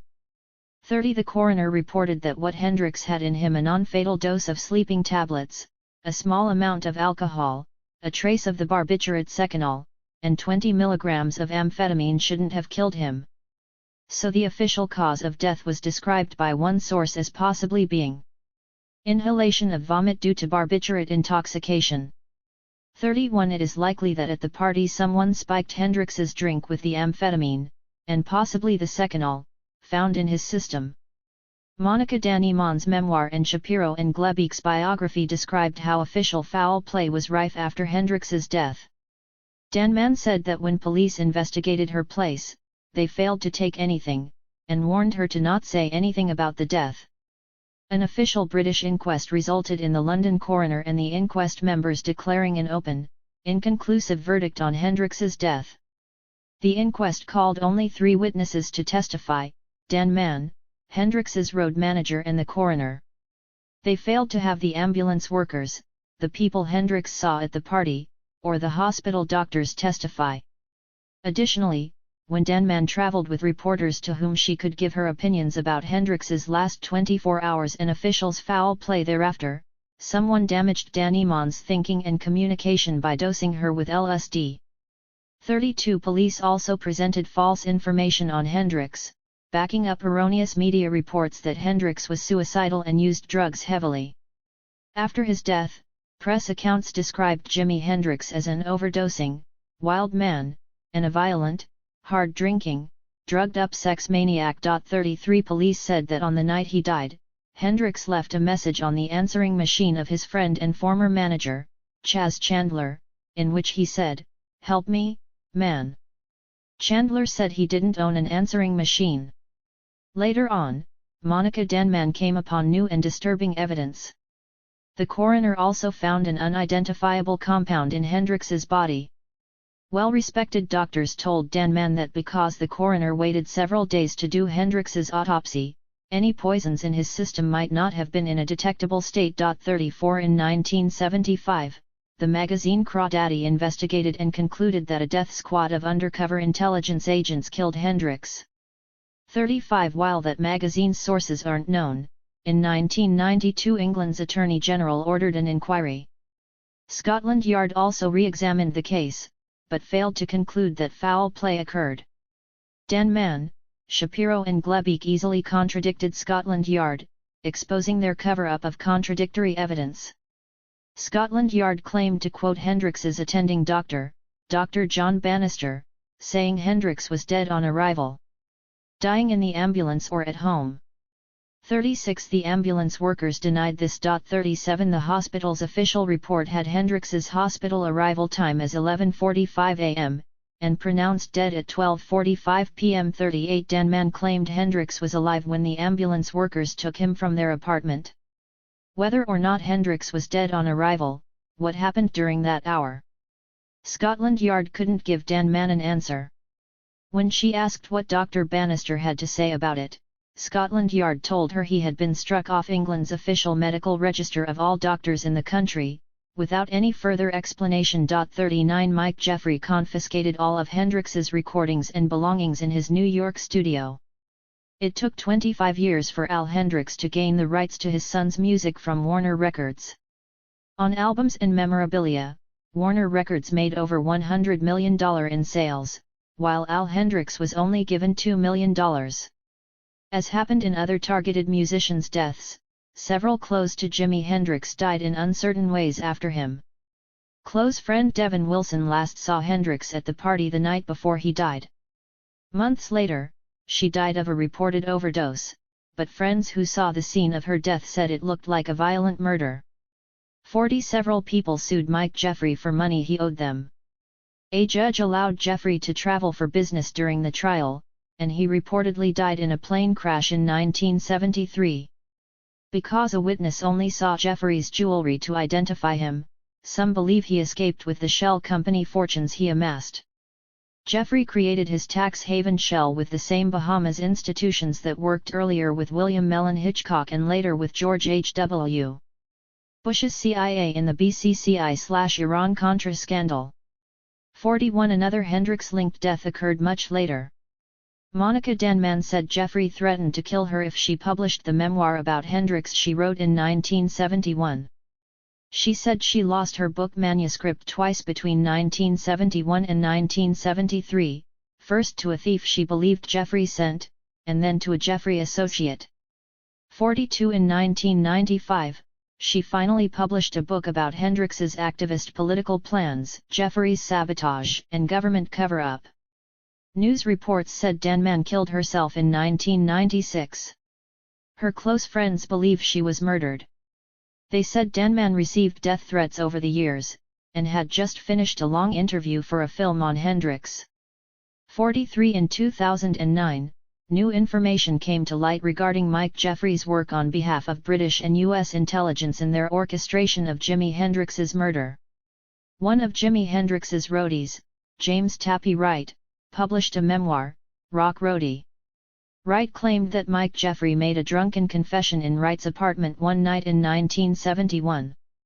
Wright said Jeffrey confessed to having Hendrix murdered. The emergency room doctor, John Bannister, also said that after examining Hendrix it was plausible that Hendrix was murdered.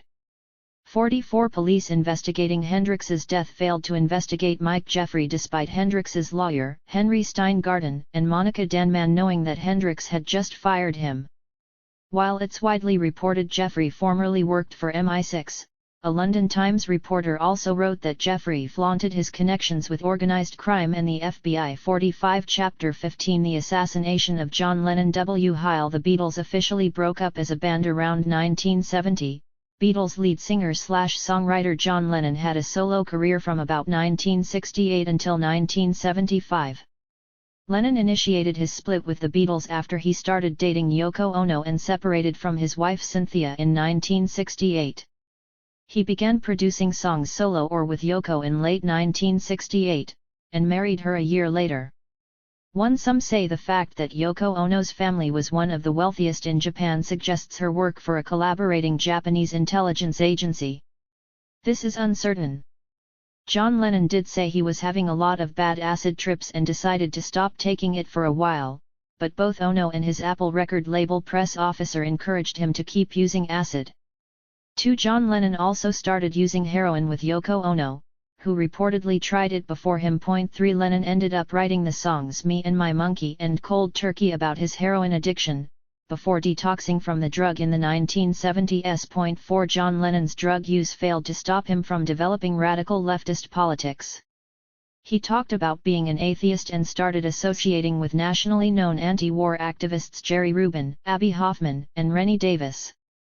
He held anti-war events and did a benefit concert to free imprisoned activist John Sinclair.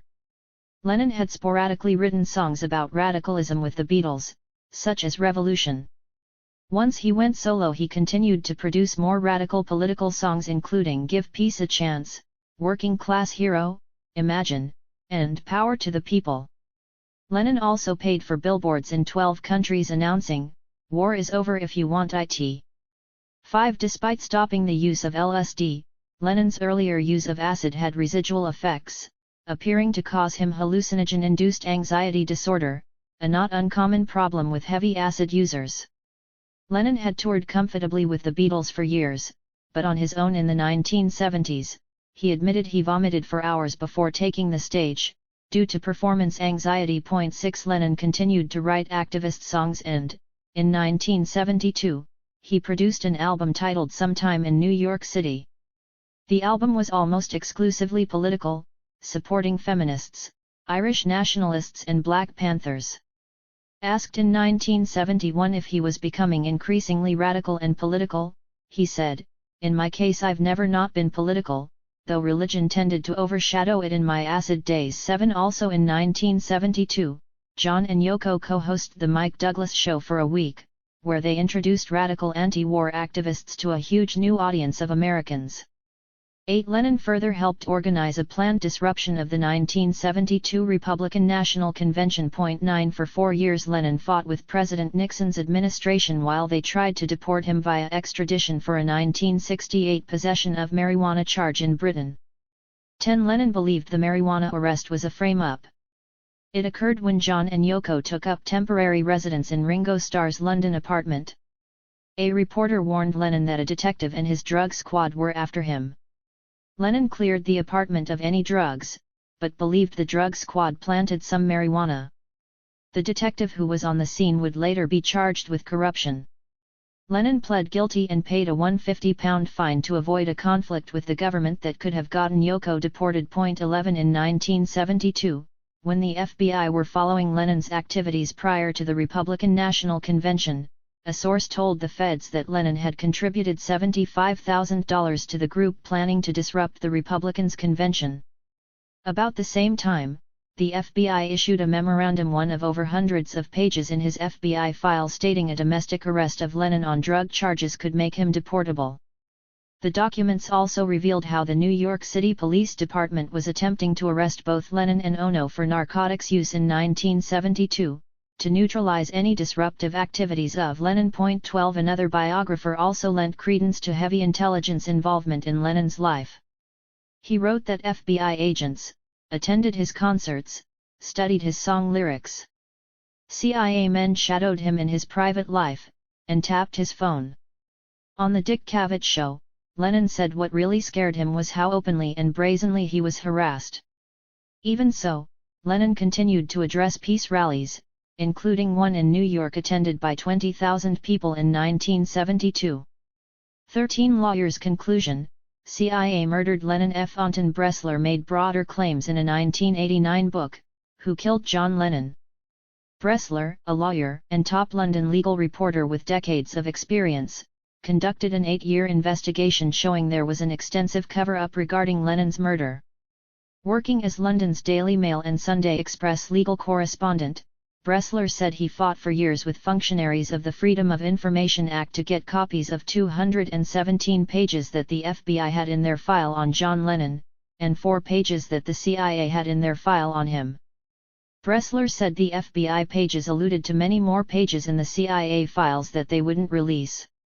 14. These and other FBI COINTELPRO documents, along with findings by a judge and former COINTELPRO agent Wes Swearingen, indicate the ongoing political targeting of John Lennon. 15. Many other research investigations, including one by the New York Times, revealed how the CIA joined in these operations against American leftists in the 1970s with its Operation Chaos.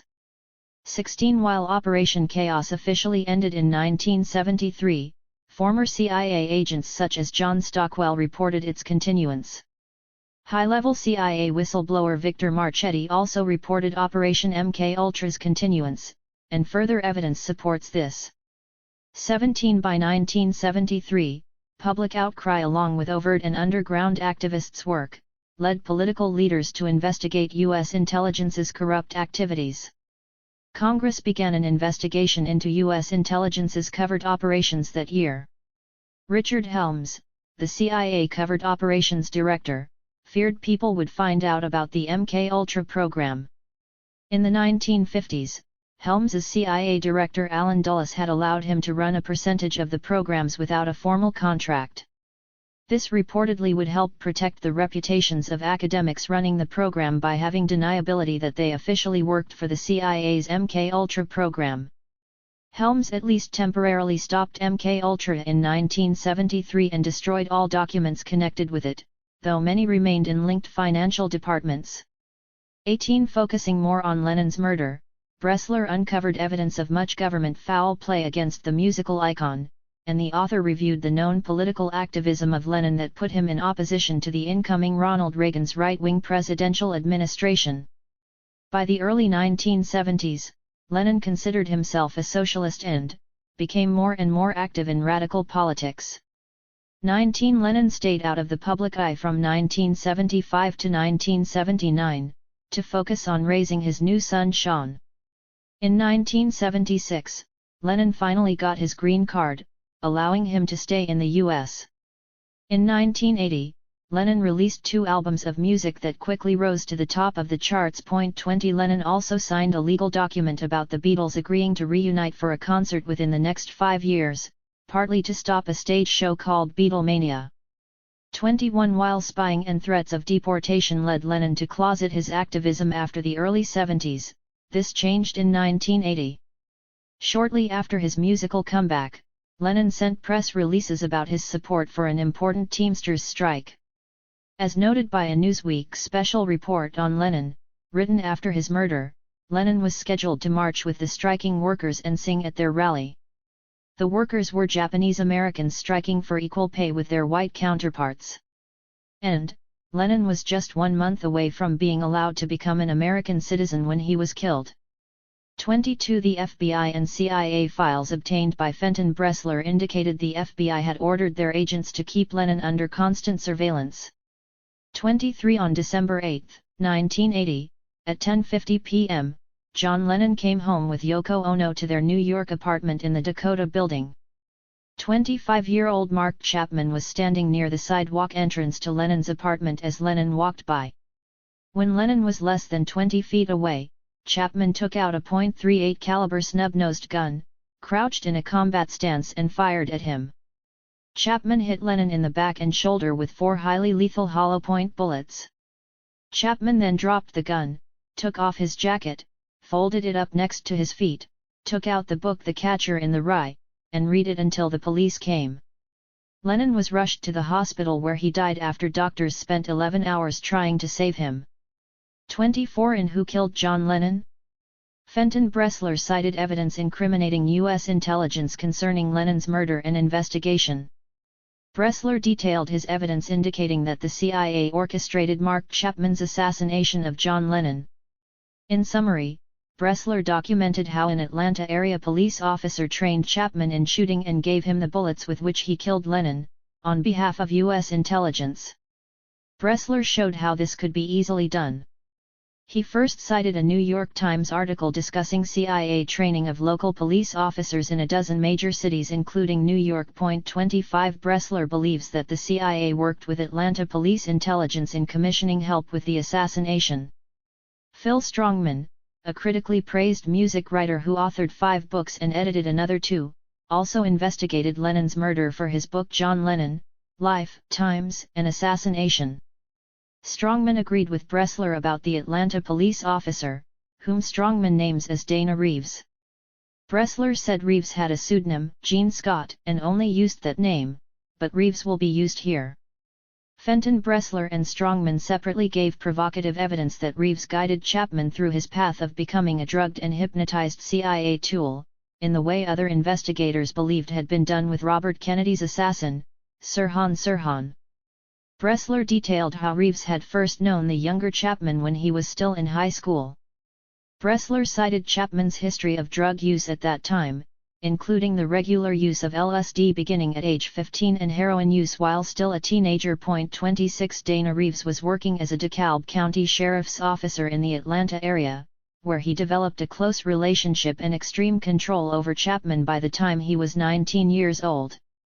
Chapman's parents feared Reeves's involvement with their son, and said the police officer changed their son's personality. For example, the parents and others described Chapman as anti-gun throughout his teens, but Reeves turned Chapman on to guns, training him to be a very competent shooter. Chapman had worked at a regular YMCA summer camp in Atlanta. In 1975, Chapman applied for exotic positions in YMCA's abroad program, first unsuccessfully in the Soviet Union, despite not speaking Russian, and then working in Beirut, Lebanon in June 1975. He had just turned 20 in May. 27 Bressler believed that the CIA blooded Chapman in Beirut to aid his becoming a programmed killer. Bressler described this as exposing someone to the kind of constant gun murders going on in war-torn areas such as Beirut, in order to desensitize them to killing. Many researchers, such as Watergate muckraker Bob Woodward, described the massive CIA presence in mid-1970s Beirut. The country was involved in its second civil war at that time. 28 Beirut was also the site of a U.S. naval intelligence base and a CIA assassination training camp. 29 Furthermore, Philippa G., a leading CIA whistleblower, cited the CIA's use of international YMCA facilities for their operations abroad, and said that at least 2 active CIA officers were on the YMCA's board of directors. Chapman had reportedly never heard gunfire before and brought home tape recordings of bombs, gunfire, and screams from the wounded people just outside the windows of his temporary home, working for the YMCA in Beirut. 30 After about 6 months in that position, Chapman received a job, as special assistant to the director of the YMCA's camp, working with 5,000 South Vietnamese refugees for 5 months in Fort Chaffee, Arkansas. A percentage of these refugees had been working for the U.S. military's puppet leader of South Vietnam in the war that just ended. 31 Fenton Bressler said that refugee camp placed thousands of refugees into homes and then closed up in December of 1975. Dana Reeves picked Mark Chapman up from Arkansas and took him back to Atlanta. They were living together in 1976, when Reeves suggested that the 21-year-old Chapman get a job as an armed security guard. Chapman had quickly turned from hating guns to scoring an 88 out of a 100 in a pistol shooting test for which he only needed to score a 60.32 by January of 1977. Mark David Chapman decided to make a move halfway around the globe to Hawaii, a location with 7 major military bases. On a security guard's salary, Chapman flew to Hawaii, came back again to Atlanta briefly and then was back in Hawaii again. This time, biographers purported that Mark David Chapman was diagnosed and treated for clinical depression at Castle Memorial Hospital, a Seventh-day Adventist hospital, in the summer of 1977.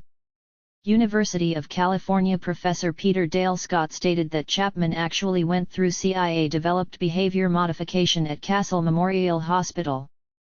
33 Bressler and Strongman agree that in Castle Memorial and in other locales, the CIA was developing Chapman into an assassin.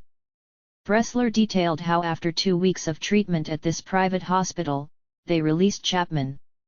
Weeks later, Castle Memorial Hospital hired him to work in maintenance, and then in customer relations there for the next 27 months, until November of 1979.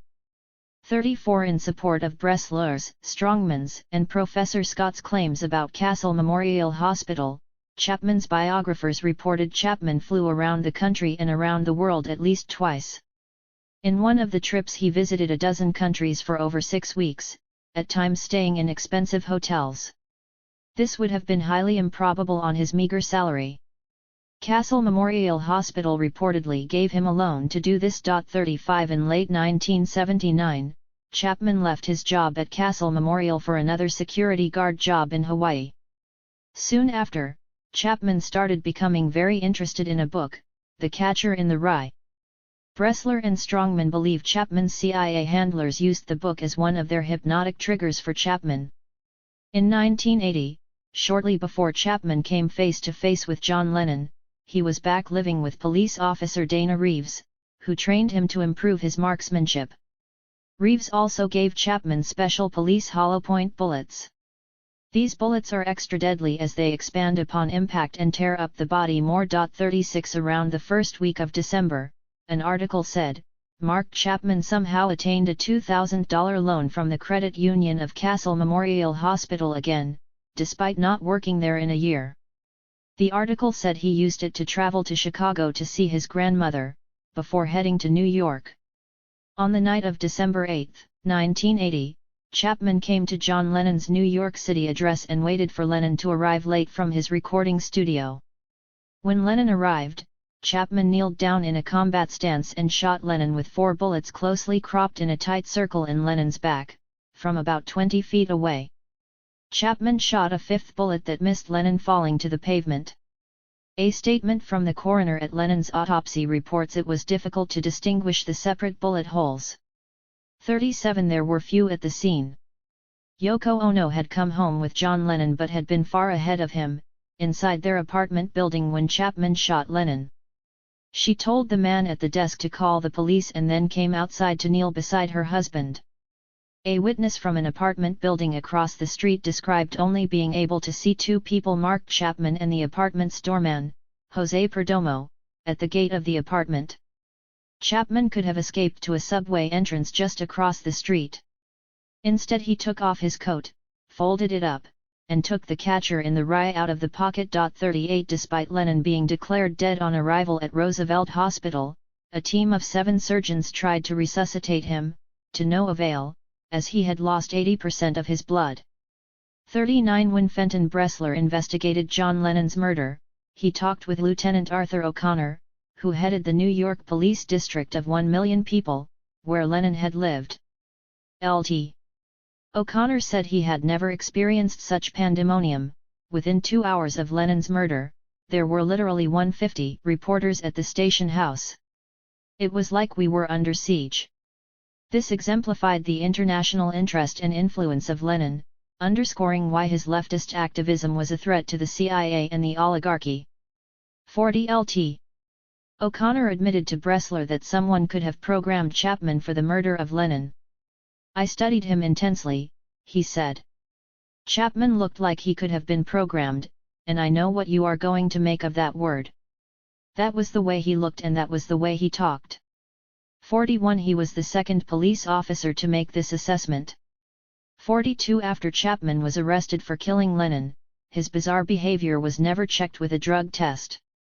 43 So, attorney and crime reporter Fenton Bressler believes the CIA's MK-Ultra program hypnotized Mark David Chapman, with the aid of drugs, to become an assassin.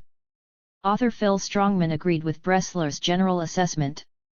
Bressler reviewed the history of MK-Ultra, and quoted other researchers, such as former CIA official John Marks, and attorney Daniel Sheehan of the Christic Institute, who also investigated cases of MK-Ultra hypnotized assassins. 44 Strongman had one different belief regarding the icon's assassination. Strongman believed that the CIA likely used a backup marksman to aid in the assassination of John Lennon. Strongman stated that the full name of the doorman seen with Chapman at the murder was José Joaquín Sanjuanes Perdomo. Strongman said that various other books, and newspaper accounts, have established links between the Dakota doorman José and a José who was an active anti-Castro Cuban. Cuban information archives have shown that a José Joaquín Sanjuanes Perdomo was active during the CIA's 1961 Bay of Pigs invasion as an armed member of Brigade 2056. Other authors interviewed a CIA spy employee who said Perdomo had been on the CIA payroll for at least 10 years, including involvement in the Nixon Watergate burglary. Strongman further claimed that one of the first policemen on the scene of the murder initially believed that Perdomo, rather than Chapman, killed Lennon. 45 Whoever actually fired the fatal bullets, evidence indicates that U.S. intelligence was involved. Bressler said that government officials then took part in a cover-up. Various officials altered evidence and reported losing official documents to stymie his investigation. For example, when Bressler documented Chapman's exact travel in the days leading up to Lennon's murder, he found that officials altered some documents on Mark Chapman's itinerary, and reportedly lost other key official documents regarding the days just prior to the murder. 46 Bressler found many contradictions concerning Chapman's whereabouts in those days. When Bressler later asked for copies of the official record, government administrators first denied Bressler access, before the New York District Attorney's Office said it had disappeared from the office records. Bressler noted that this was in line with the YMCA saying it couldn't find its records on Chapman's work with them, as well as the fact that many CIA and FBI documents in Chapman's file allude to particular pages that were never released. 47 Millions grieved over John Lennon's death at the early age of 40. His widow Yoko Ono asked for people to conduct silent vigils on December 14. New York Mayor Ed Cook, actress Jane Fonda, and her husband, SDS leader-turned-politician Tom Hayden, convened with an estimated 100,000 in Central Park. Estimated hundreds to thousands gathered in city squares all over the US and around the world, including 20,000 in Liverpool, England, and several thousand in Melbourne, Australia. 48 By that Christmas, radio stations worldwide played Lennon's anti-Vietnam War song, Happy Christmas, War is Over, multiple times daily. 49 In line with Jimi Hendrix, the Rolling Stones and others, John Lennon's life and death presents another example of the way American and British intelligence targeted leftist musicians. They appeared to manipulate Lennon to promote certain drugs while he was alive. When he began moving away from drugs and more towards activism, evidence indicates that they murdered him. CIA family's involvement in music and radio. F. Anton Bressler's book Who Killed John Lennon? Was panned in London's Sunday Telegraph. Miles Copeland III wrote the Telegraph Review. 50 Copeland worked as an entertainment executive best known for founding IRS Records. Copeland's father was a founding officer of the CIA. His mother worked for British intelligence. Miles Copeland's brother, Stuart, founded the band The Police in 1977. These names, IRS and The Police, seemed either ironic or purposefully obvious in order to suggest no possible malfeasance from children of a high-level CIA officer. 51 Stuart Copeland's father reportedly helped the Police get shows worldwide, while son Miles worked as their manager, making them famous fast. Police lead singer Sting ran into conflicts with the Copelands, eventually starting a solo career in 1984. Similar quick fame came to other sons of military intelligence and the wealthiest families, such as CSN's David Crosby, The Doors' Jim Morrison, and others mentioned previously. Miles Copeland also started at least 3 other record companies besides IRS. Miles Copeland III further developed a huge music management roster of musicians he helped make into stars, such as Lou Reed, The Go-Go's, Gary Newman, The Alarm, Squeeze, and Adam Ant. Copeland had graduated from college in 1966 and then promoted his first concert before getting a master's degree in business at the American University of Beirut in 1969. He started British talent management in the 1970s. Copeland's immediate power and influence in the British music industry was similar to that of previously MI6 employed Hendrix manager Mike Jeffrey. 52 In 1975 Copeland started the first traveling music festival in Europe. These festivals included some of the people he was managing, Soft Machine, the Mahavishnu Orchestra, and Lou Reed. Copeland continued managing groups for the next decades. 53 Another powerful member of the music industry, radio mogul John McCaw, a member of the U.S. intelligence umbrella group, the National Security Council, appeared to have his 4 sons follow in their U.S. intelligence advising father's footsteps. The McCaws gained influence over the media by way of large ownership in cable television networks and other communications companies. The sons accumulated a net worth of at least $750 million each. 54 other U.S. intelligence leaders set up similar spheres of influence in music and entertainment. 55 Parallel with U.S. intelligence using organized crime to aid in their assassinations and their programs pushing drugs, they appeared to allow organized crime figures to dominate in the ownership of music publishing, clubs, labels and promotion. Organized crime also controlled record distribution and music tours through its power in the Teamsters Union. 56 At least one publisher, Lou Wolfe of Covert Action Quarterly, said the Mafia also owned East/West, the sole magazine distributor to kiosks and newsstands.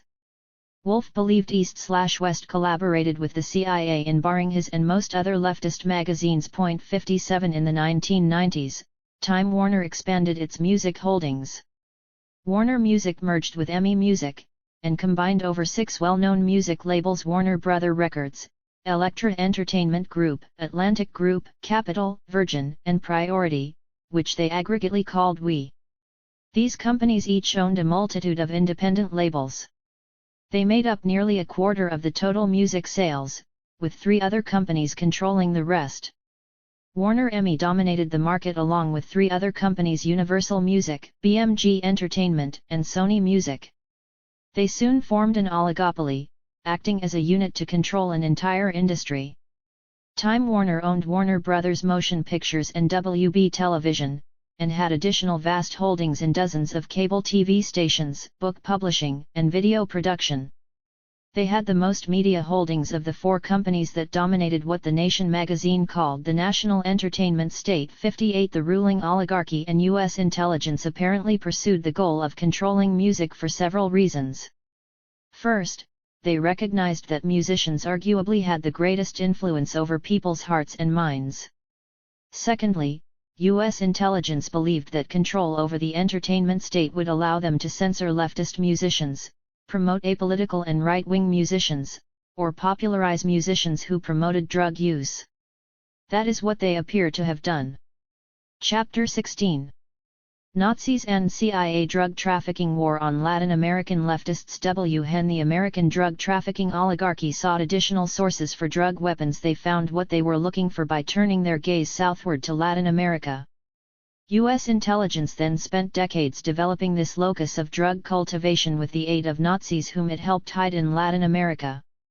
These Nazis helped U.S.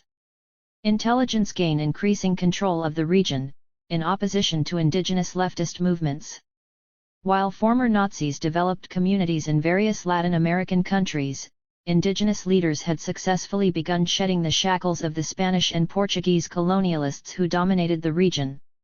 One such leader, future Cuban revolutionary Ernesto Che Guevara, grew up in a leftist Argentine family. He then attended medical school and worked as a physician. Before Che finished medical school, he rode a homemade motorcycle around Latin America, where he saw the dominions of the United Fruit Company engender vast poverty, hunger, and disease. Secretary of State John Foster Dulles was also a stockholder and attorney for the United Fruit Company, while his brother, Allen Dulles, headed the CIA in the 1950s. By 1955, Che Guevara met Cuban attorney Fidel Castro and his brother Raúl. By January of 1959, Che Guevara and Fidel Castro had successfully led the revolution that drove Cuba's dictator, U.S. puppet Fulgencio Batista, out of Cuba. 2 Che Guevara and Fidel Castro became iconic revolutionary leaders who redistributed land to the peasants, raised the literacy rate from around 68% to 96% in 2 years, and introduced affirmative action programs in the universities. 3 Attacks on Cuba and its new leaders came immediately and often. In 1961, Cubans repelled 1,400 U.S. trained Cuban exiles who landed by boat in the Bay of Pigs invasion. 4 The CIA's Technical Services Division that ran MK-Ultra plotted ways to use psychedelics on Castro, his brother Raúl, and Che. They devised a psychedelic aerosol spray to use against them. The U.S. Senate's Church Committee detailed how they plotted to spray Castro's broadcasting booth with a chemical which produced similar effects to LSD. They also impregnated a box of cigars with a chemical that produced temporary disorientation to discredit Castro. The Church Committee further found at least 8 CIA plots to assassinate Castro. 5 In 1967, Che brought a battalion of 50 Cuban troops into the jungles of Bolivia. 6 Che had some early successes against the Bolivian army regulars in the spring and summer of that year. As a result, the CIA had brought on extra help from a local CIA asset with a history of expertise in counterinsurgency work, who helped the Bolivian army capture and execute Che Guevara in October of 1967. The asset also had a key job of organizing cocaine trafficking with local Bolivian drug lords. 7 The CIA and Nazis trafficked drugs and murder leftists. The person the CIA enlisted for aid in killing Che in 1967 was former Nazi Klaus Barbie, a top asset in Bolivia whom the CIA had transplanted from France after World War II, nicknamed the Butcher of Lyons, for the genocide he perpetrated in Lyons, France. Barbie also killed every communist and Jew he found without regard to age or sex when he participated in the invasion of the Soviet Union. He was reportedly responsible for 14,000 deaths. 8 The CIA precursor, OSS, urged President Roosevelt to save Nazis like Barbie for U.S. intelligence work.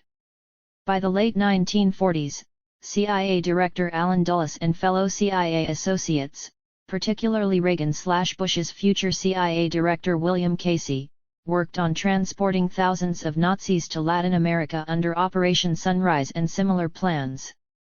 Operation Paperclip was another plan that saved Nazi scientists, and worked in part through a front group directed by Casey, the International Refugee Committee in New York.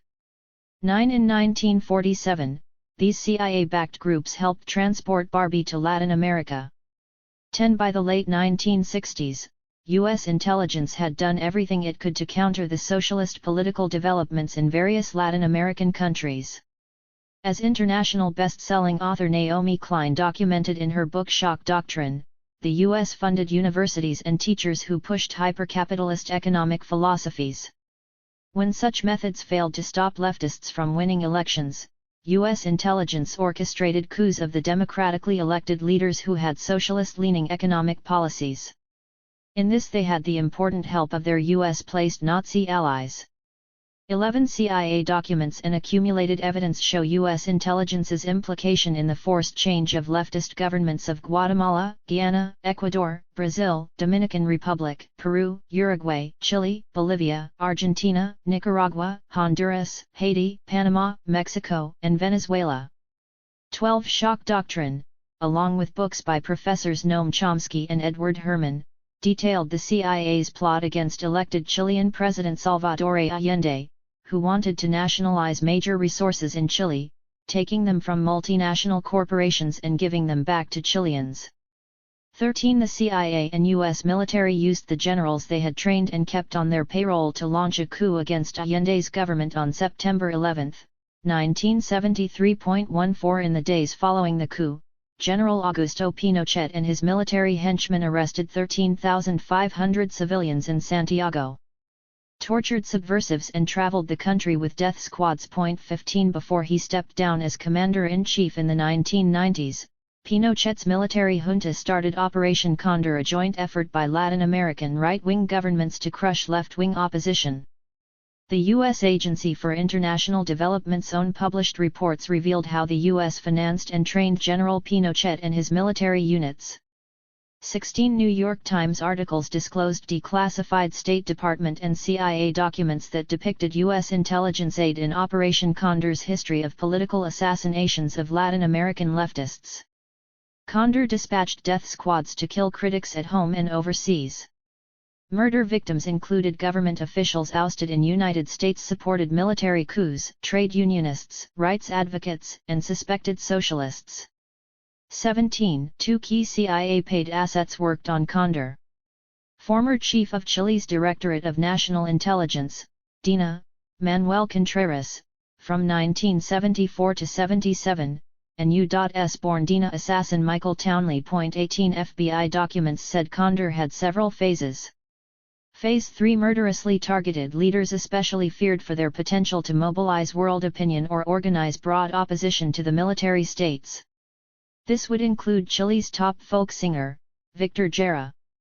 Famed Chilean author Isabel Allende, Salvador's niece, believes that the Chilean military also hastened the death of Nobel Prize-winning poet Pablo Neruda. She said that Neruda was a communist and had considered running for president. 19 Another aspect of the Chilean-based Condor involved the Nazi intelligence enclave found there, called Colonia Dignidad. In 2005, the New York Times reported that a post-Pinochet government had arrested and was investigating a World War II Nazi doctor, Paul Schaefer, who founded the enclave in 1961. The enclave had several hundred German residents, a close partnership with the Pinochet dictatorship, intelligence files on political dissidents, an army's worth of military equipment, and underground torture chambers as part of Condor operations. 20 By 2006, Chile put Paul Schaefer on trial and convicted him of working with Pinochet's military and intelligence services to kidnap and torture leftists, along with sexually abusing 26 young boys. 21 Other researchers reported how the Dignidad community was a state within a state. It had its own airport, a locus for gun and drug trafficking, and could limit which planes were allowed to fly into its airspace. SS commandos and spies facilitated Schaefer's reign, which followed MK-Ultra techniques in keeping many in its community drugged. The Nazi spies secretly taped sex parties with prominent Chileans and its drugged youth in order to blackmail them. 22 DINA chief Manuel Contreras admitted that General Pinochet and his son were central to the manufacture and trafficking of cocaine in the region. 23 In this regard, Pinochet followed the right-wing dictators propped up by former Nazis throughout the region. The CIA's Operation Sunrise extended to most of the 8 Condor-linked countries. The New York Times article on Chile's Nazi enclave supports other evidence that the CIA helped them direct the death squad fascism in other Condor countries. Klaus Barbie's years in Bolivia exemplified this point. 24 CIA Director Alan Dulles had helped smuggle some 5,000 Nazi Gestapo and SS agents to South America. Archival records show that the CIA precursor OSS falsely claimed Nazis Adolf Eichmann, Joseph Mengele, and Klaus Barbie had died in the 1940s. In fact, Israelis kidnapped Eichmann from Argentina and put him on trial in Israel in 1961. U.S. intelligence had helped Auschwitz's Angel of Death Mengele and Barbie both gain safe passage to South America. 25 It made sense that U.S. intelligence made Argentina the other founding center for Operation Condor's drug trafficking and genocide, as U.S. intelligence first helped transport many of these Nazis there. 26 Several veteran journalists published the controversial investigative conclusion that U.S. and British intelligence helped Adolf Hitler and his wife Eva Braun escape to Argentina. A 2011 London Daily Mail article summarised the investigation of television journalist, Reuters, BBC, Gerard Williams and veteran military historian Simon Dunstan in their book, Grey Wolf, The Escape of Adolf Hitler. The article also summarised Argentinian journalist Abel Basti's 2003 book, Hitler in Argentina. Italian journalist Patrick Burnside wrote Hitler's Escape, which is being made into a movie. These researchers presented documents and eyewitness interviews backing their claims that Hitler died in Argentina in the 1960s. 27 Longtime CBS radio journalist Paul Manning, who worked with Walter Cronkite and Edward R. Murrow, also documented the history of Argentine Nazis in his book Martin Bormann, Nazi in Exile. He spent many years in Argentina solidifying his research findings that Martin Bormann, Adolf Hitler's deputy, became the legal head of Germany's new state within Argentina. 28 In Argentina, Joseph Mengele, Klaus Barbie, and other top Nazis set up their first homes. Subsequently, they relocated to their new Latin American countries of Paraguay and Bolivia, respectively, to carry out their drug trafficking and coups. Manning found that Bormann's home in Argentina was part of a network of estates owned by at least 82 families, averaging 120,000 acres each, the largest landowners in South America. The Nazi enclave's World War II bounty and subjugation of Latin America helped prop up the American and German oligarchies. 29 The New York Times stated, as many as 30,000 people are thought to have been killed or disappeared, during Argentina's dirty war years from 1976 to 1983. This article also emphasized that the dictatorship printed a list of names of artists and intellectuals deemed to have subversive leanings. This list totaled 19 pages and included novelist Julio Cortázar and folk singer Mercedes Sosa. 30 This targeting of musicians in Chile and Argentina parallels similar targeting of musicians in the U.S. Nazi-run German communities aided drug trafficking in many of the Operation Condor participating countries. A New York Times article recounted how notorious Nazi Dr. Joseph Mengele moved from Argentina to Paraguay in 1959, living in a Nazi colony, Hohenhauer. A right-wing dictator of German descent, Alfredo Stroessner, ruled Paraguay. Mengele then moved to Brazil before he died in 1979. 31 In 1985, the Associated Press published the article War Criminal Mengele Linked to Drug Trafficking, based on declassified CIA documents regarding Mengele's drug activity in Latin America in the 1970s. 32 Paraguayan intelligence documents found in 1993 detailed how President Stroessner worked with the CIA and the community of Nazis in Paraguay's southern region in the 1970s. 33 Nazi Klaus Barbie directed CIA-supported operations in Bolivia. As a U.S. intelligence asset, Barbie helped coordinate 6 top drug lords in the overthrow of the government, in what the media dubbed as the first cocaine coup, in 1980. Barbie directed security and aided the cocaine trafficking. See Overt Action, a magazine started by CIA whistleblower Phil Agee, published a photo of a Nazi flag planted atop a Bolivian mountain at the time of that coup. 34 Another cocaine coup had actually occurred 2 years earlier in Honduras. The drug trade started in Honduras at least as early as the 1930s. Standard Fruit gave a cut of its profits to the New Orleans-based Marcello crime family, involved in JFK's and Milk's assassinations, which trafficked enormous amounts of morphine and cocaine into the U.S. 35 by 1975, Juan Alberto Melgar Castro had become president of Honduras. A coup by General Policarpo Paz Garcia ousted him in 1978. Researchers Peter Dale Scott and Jonathan Marshall said the rise of Paz Garcia cemented the power of the cocaine lords in Honduran politics.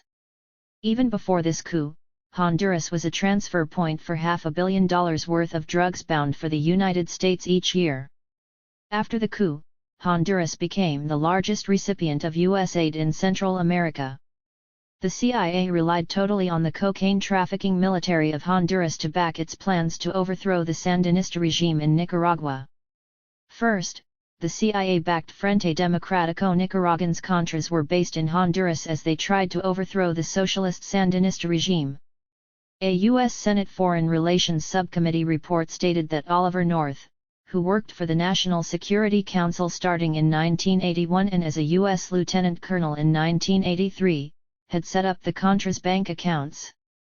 DEA agent Thomas Zepeda, stationed in Honduras in 1981, documented the work of high-ranking Honduran military officers in drug trafficking. In this way, Honduran drug trafficking would help fund U.S. intelligence's war on other Latin American democracies. 36 Role of drugs in Banana Republic's wars. Our research uncovered the ways in which U.S. intelligence waged secret wars on people worldwide, but particularly in Latin American countries in the 1980s. In many Latin American countries, people's movements arose in a struggle to change their governments and their lives for the better. These included Colombia, Guatemala, El Salvador, Nicaragua, and Panama, among others labeled banana republics. 37 companies like Chiquita and Standard Fruit pushed U.S. intelligence to help them keep their workers' wages low. These workers wanted to change their governments and gain control over their own fruit production. U.S. intelligence aided corrupt governments in drug trafficking to keep the populace under control and raise money to fight those rebelling against their policies. In 1954, when Guatemala had elected a left-wing Democratic president, Jacobo Arbenz, United Fruit, its name later changed to Chiquita, pressured the U.S. government to engineer a coup. Many American officials had a family or business connection to the company itself, while other Western corporations owned large amounts of various Guatemalan resources. United Fruit also funded paramilitary death squads there over the years. 38 CIA documents admitted backing a coup against Arbenz in 1954. CIA Director Alan Dulles orchestrated the roundup of all suspected communists in Guatemala, beginning a decades-long murderous political purge. From 1954 to 1990, the Guatemalan military was responsible for 100,000 deaths and 40,000 disappearances. 39 other so-called banana republics had lesser, though similar deaths and disappearances. U.S. intelligence helped one country develop into a central drug trafficking state, Colombia. Researcher Rensselaer Lee stated that at one point the Medellin and Cali crime syndicates of Colombia exported 60 to 70% of all cocaine sold in the United States. He added that, while these syndicates were certainly focused on making money, they had a political agenda that included selectively persecuting the Colombian left. 40 During President Jimmy Carter's administration, the U.S. Drug Enforcement Agency indicted Colombian drug lord Santiago Ocampo, who worked closely with Honduran and Mexican traffickers. Disgruntled DEA agents suspected they were stumbling onto a CIA connection when President Ronald Reagan and Vice President George H.W. Bush came into office and their investigation was dismantled. Future researchers found Vice President Bush directing CIA and cocaine trafficking operations, which later became known during the Iran-Contra scandal. 41 While most people don't see marijuana as a dangerous drug, U.S. intelligence appeared to have several uses for it. It has been shown that a percentage of people develop marijuana abuse or dependence that could sidetrack productive achievement of higher goals such as anti-war activism.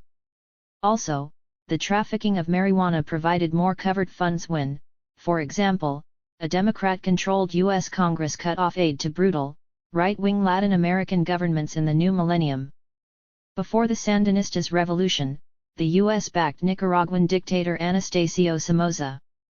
Authors Scott and Marshall said that Somoza was a partner of a major U.S. marijuana smuggler, Raymond Grady Stansel, Jr. in a Honduran seafood company. Somoza made airplanes available to the smuggler. 42 Mexico launched its own Operation Condor with CIA aid. It purported to go after drug traffickers, but only arrested poor farmers growing marijuana on tiny plots and those suspected of political organizing in the countryside. The State Department and CIA sent 76 airplanes and $115 million in aid for the aerial spraying of crops, though they carefully avoided all the large marijuana crops of drug chiefs. 43 Another operation was La Pipa, the pipe. The Mexican Security Organization, DFS, closely collaborated with current and former CIA agents on that operation in the late 1970s. DFS bought 600 tanker trucks, ostensibly for transporting natural gas from the U.S. to Mexico. DFS men packed the trucks with Mexican dealers' marijuana, running 10 to 12 trucks a day into Phoenix and Los Angeles.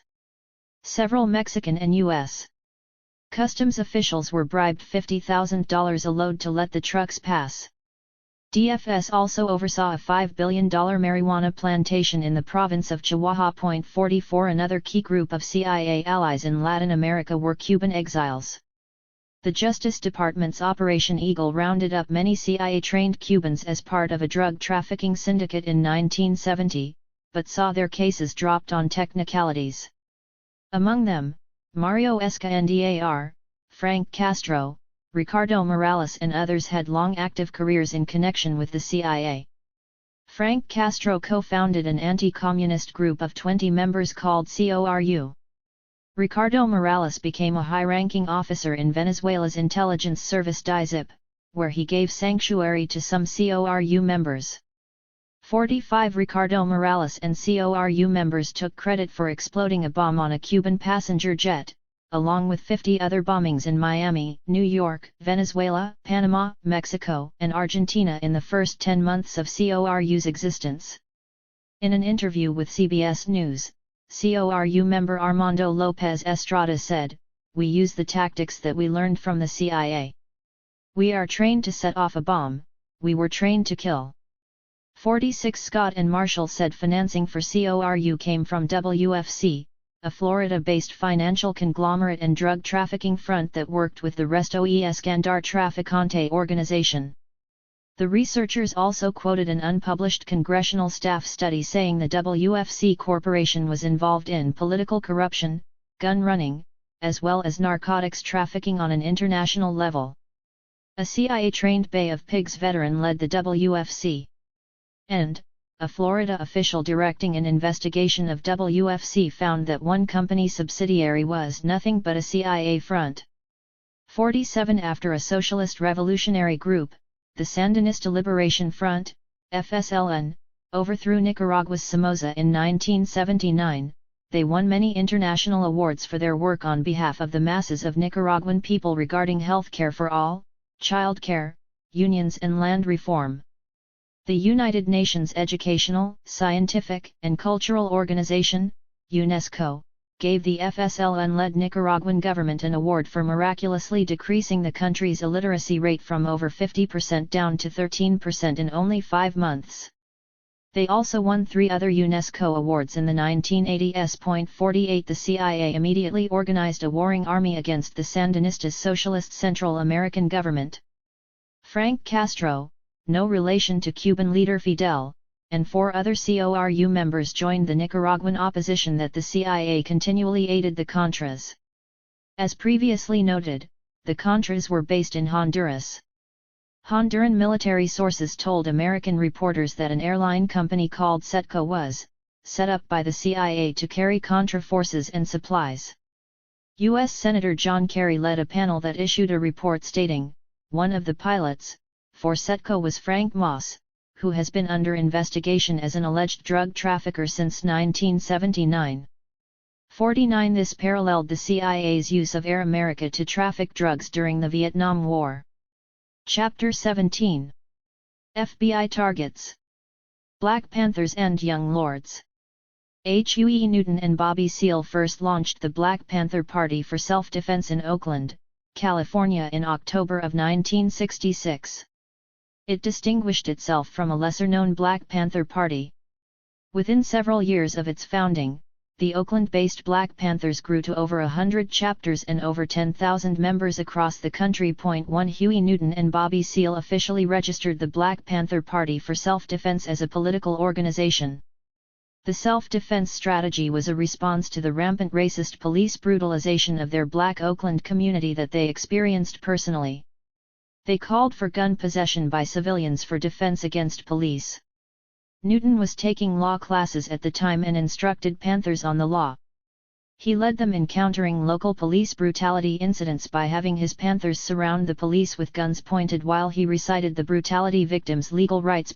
2 The Black Panthers further had a socialist free services for the poor philosophy that they outlined in a 10-point plan. They enacted their 10-point plan through free breakfast programs for poor children, free health clinics, and free political education programs. In 1970 their national newspaper had a circulation of 125,000 copies a week. 3 The Panthers' political education taught their members about changing society to change their situation. They based their teachings on books by writers like Black liberation theorist Frantz Fanon, Chinese revolutionary communist leader Mao Zedong and Cuba's socialist revolutionary Che Guevara, along with speeches by Malcolm X. Newton, Seale, and later Panther leaders required a lot of reading by incoming members. 4 Huey Newton and Bobby Seale impressed a number of national Black activists and writers, and influenced them to join the Panthers. Best-selling author Eldridge Cleaver, who worked as editor of the San Francisco-based Ramparts magazine, joined the Panthers as their Minister of Information in 1967. 5 That year, Bobby Seale and Huey Newton made Student National Coordinating Committee leaders Stokely Carmichael and H. Rap Brown honorary Panther leaders on the East Coast. Other SNCC members began starting Panther chapters in Chicago and eastern cities. 6 The Black Panther Party's goal of economic power for minorities and the poor posed a threat to the capitalist oligarchy.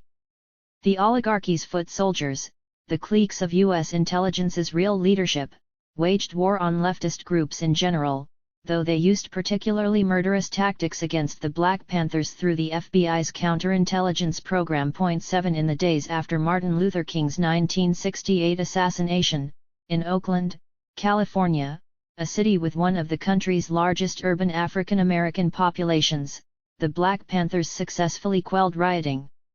They feared police would use rioting as an excuse to murder National Panther leaders.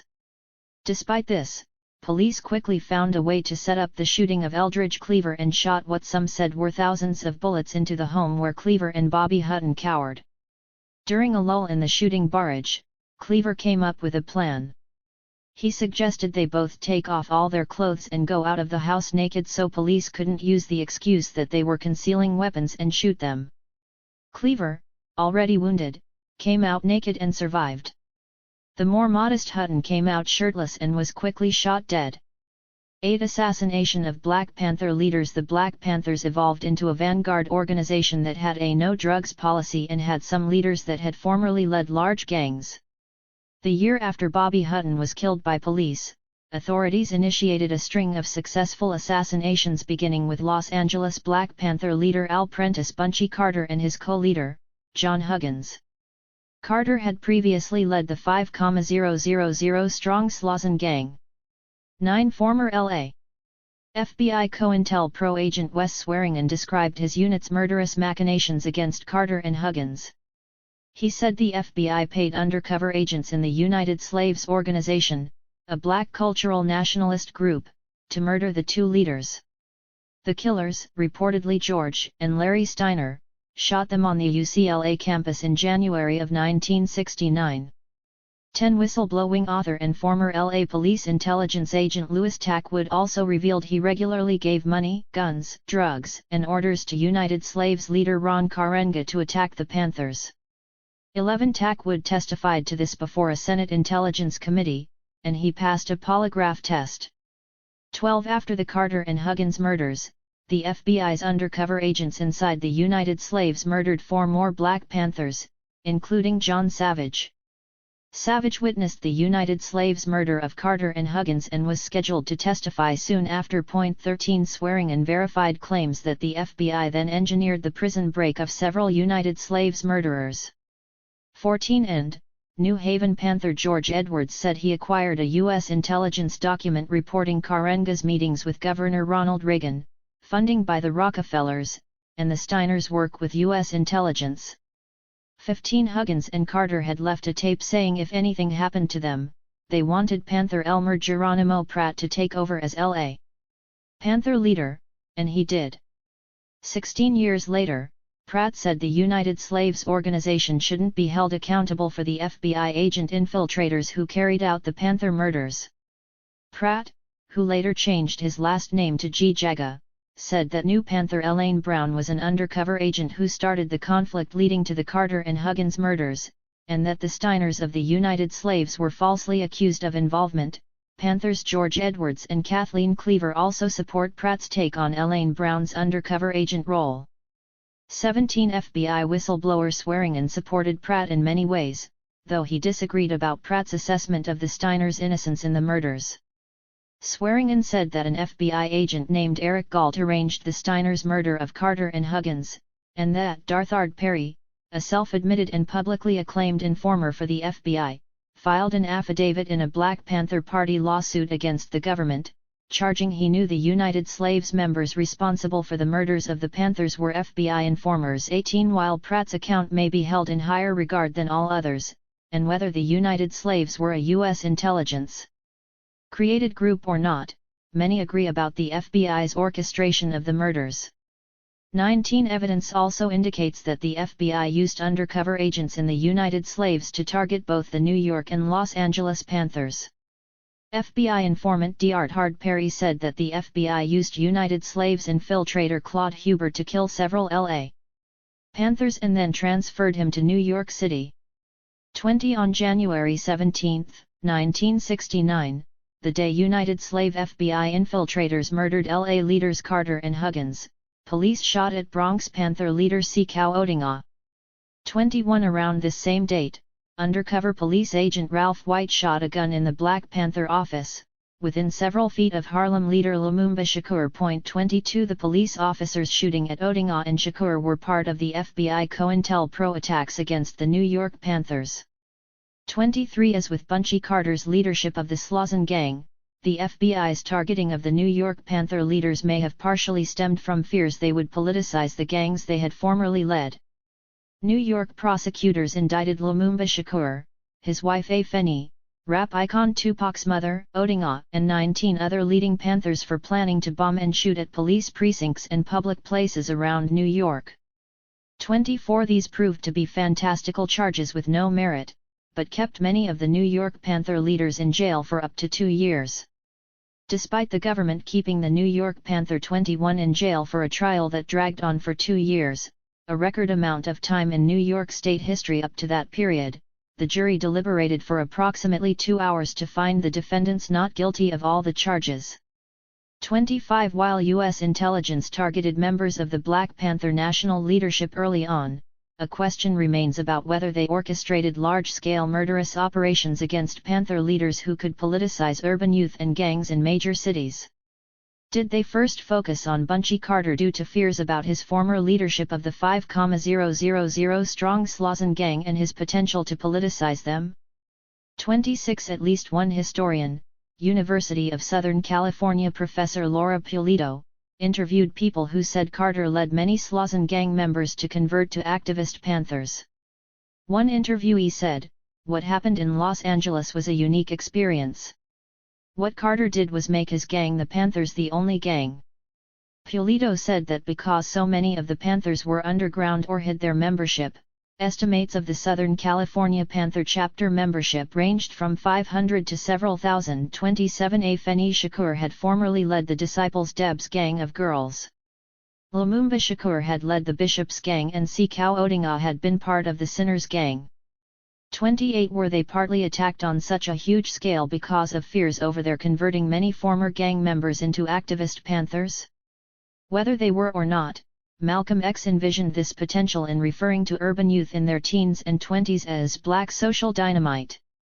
29 Fred Hampton murdered by police after converting gangs. U.S. intelligence murdered Illinois Panther leaders Fred Hampton and Mark Clark in 1969. Hampton headed the Illinois Black Panthers statewide from his home in Chicago. Mark Clark led the Southern Illinois chapter of Black Panthers. Hampton had achieved a lot by the time he was 21 years old. He had risen to a leadership position of the Chicago Black Panthers. He organized the Rainbow Alliance of leftist groups, Students for a Democratic Society, the Hispanic Young Lords, and the Panthers.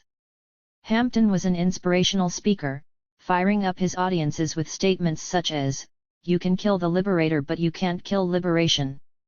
30 Possibly the most important concern was Hampton's ability to appeal to Chicago's gang leaders.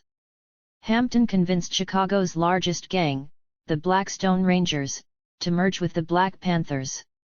In the process of this merger, the Blackstone Rangers had already changed their name to the Black P. Stone Nation. 31. U.S. intelligence may have been particularly concerned about the merger of the Blackstone Rangers and the Panthers, because of the Panthers' no-drugs policy. The Blackstone Rangers were said to be involved in drug dealing. Stopping their involvement would have provided a major blow to the money laundered by local banks and corporations. 32 FBI undercover agents and tactics sabotaged the Blackstone Rangers joining with the Panthers. These FBI agents also sabotaged Hampton's progress with Chicago's Vice Lords gang. 33 By October of 1969, various FBI COINTELPRO units had successfully acted on FBI Director J. Edgar Hoover's goal of neutralizing the Black Panther national leadership. Police and FBI had shot and arrested Panther National co-founder Huey Newton in 1967. They arrested Panther National co-founder Bobby Seale for the Chicago Democratic Convention police riot in 1969, and again in New Haven, Connecticut that year. 34 The Black Panthers appointed new leaders to take their place. Fred Hampton was to replace Oakland's David Hilliard as the chief of staff. With Bobby Seale and Huey Newton in jail, Hampton and Los Angeles Panther leader Geronimo Pratt were in line to succeed them.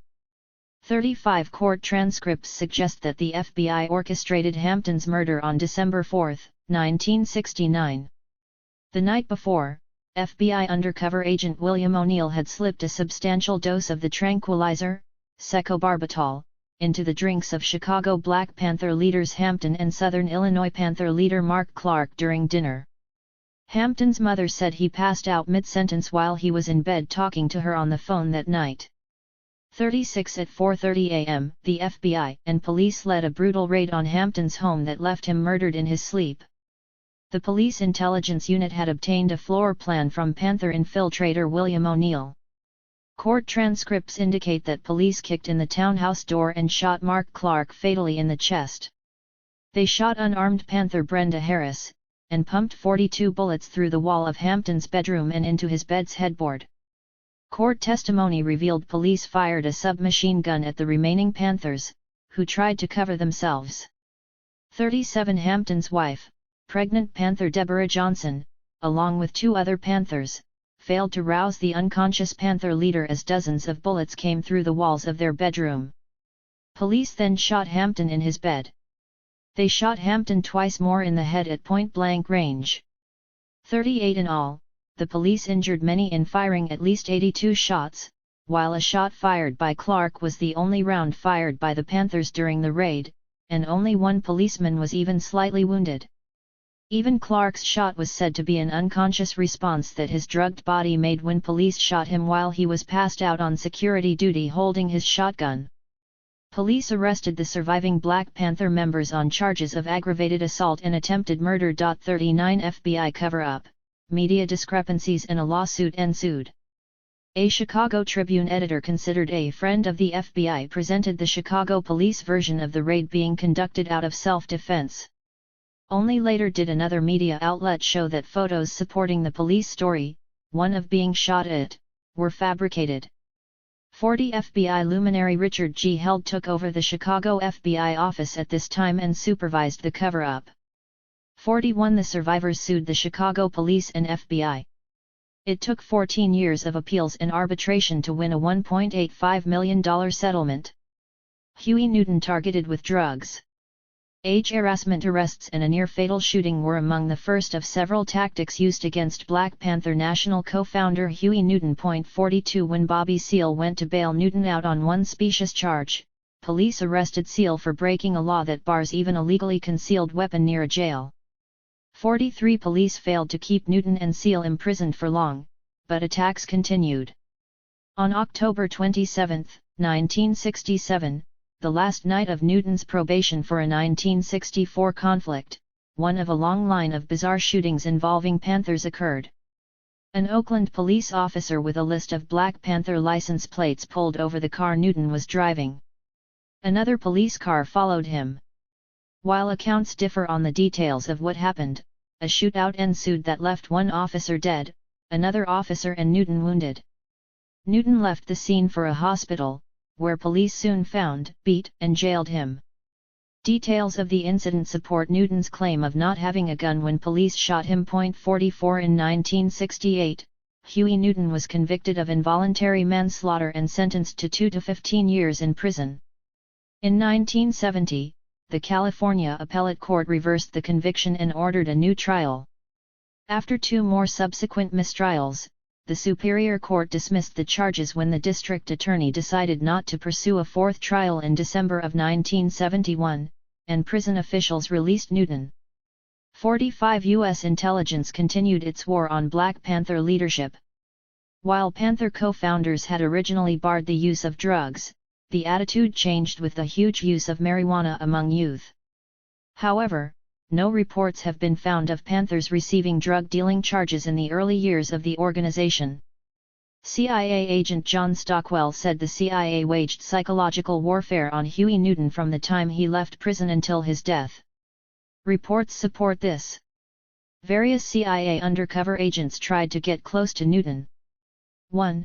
Earl Anthony said he worked for the FBI and CIA as an undercover agent in the Black Panthers, using cocaine around Newton, and trying to sell him bulk weed.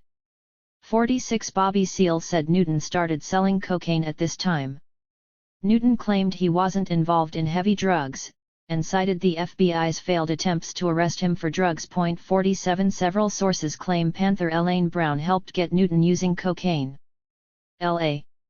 Panther leader Geronimo Pratt said Newton told him in 1988 that when he first got out of prison in 1970, Brown kept cocaine and sexy women on him every day/night. 48 Evidence supports Pratt's allegation that Brown, previously mentioned as being associated with the Los Angeles Black Panthers before becoming Huey Newton's lover, was an undercover agent.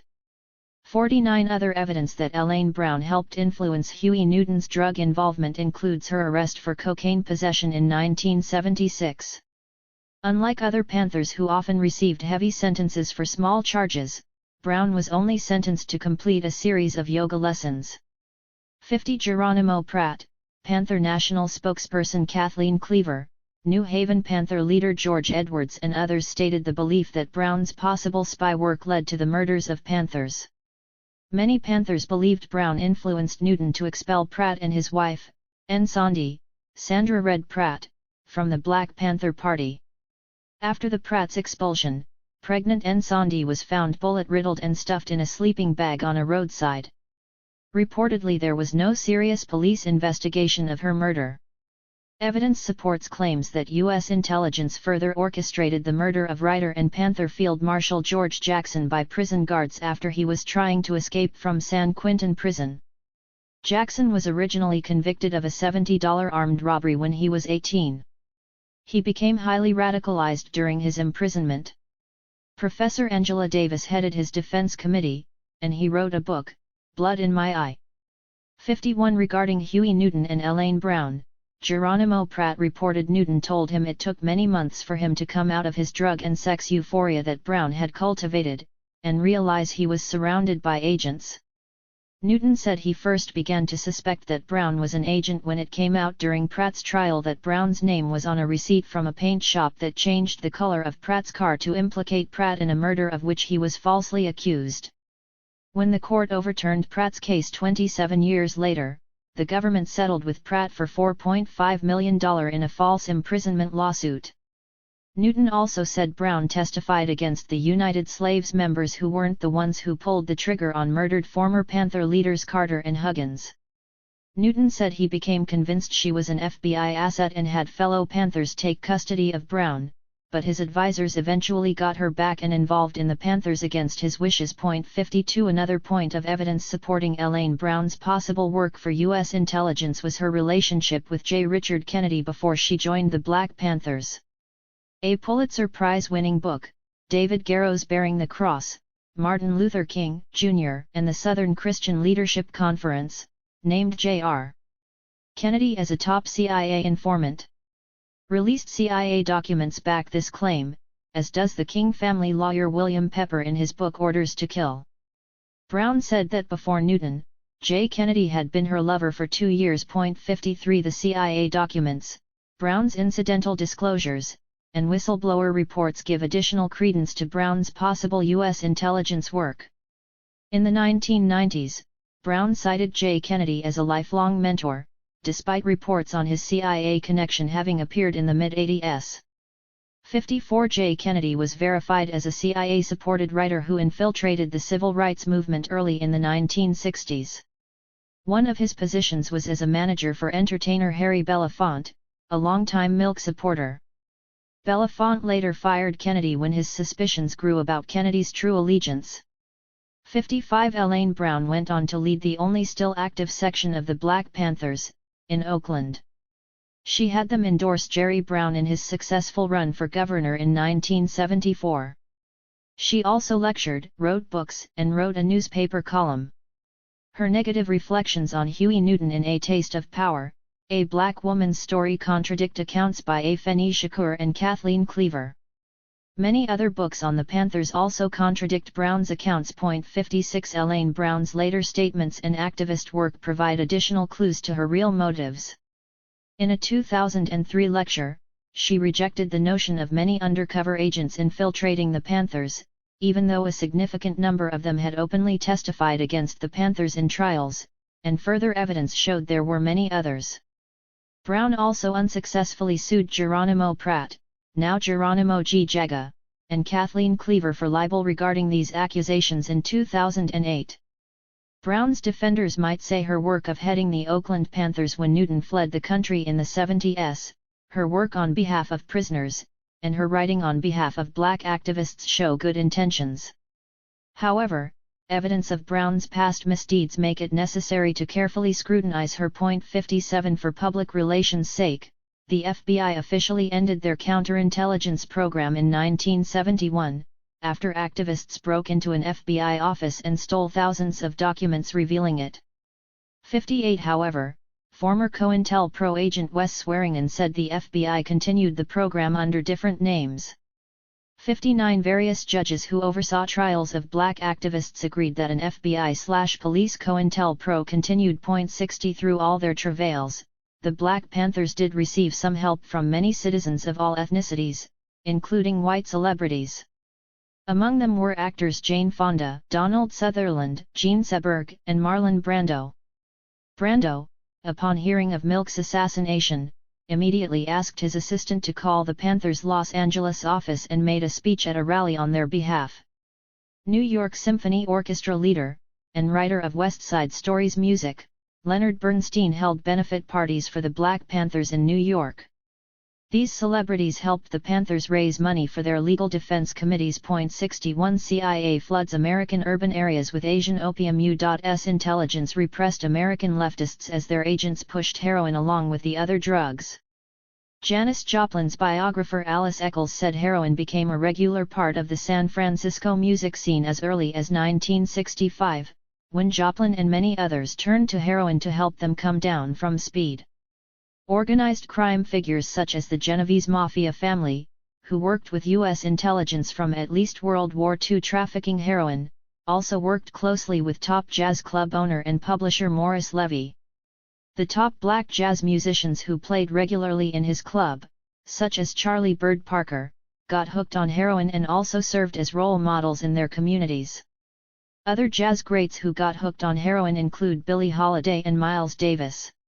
62 The trafficking of heroin from the Golden Triangle into American cities increased tenfold during the 1960s, in seeming proportion to the increase in anti-war and black radical activism.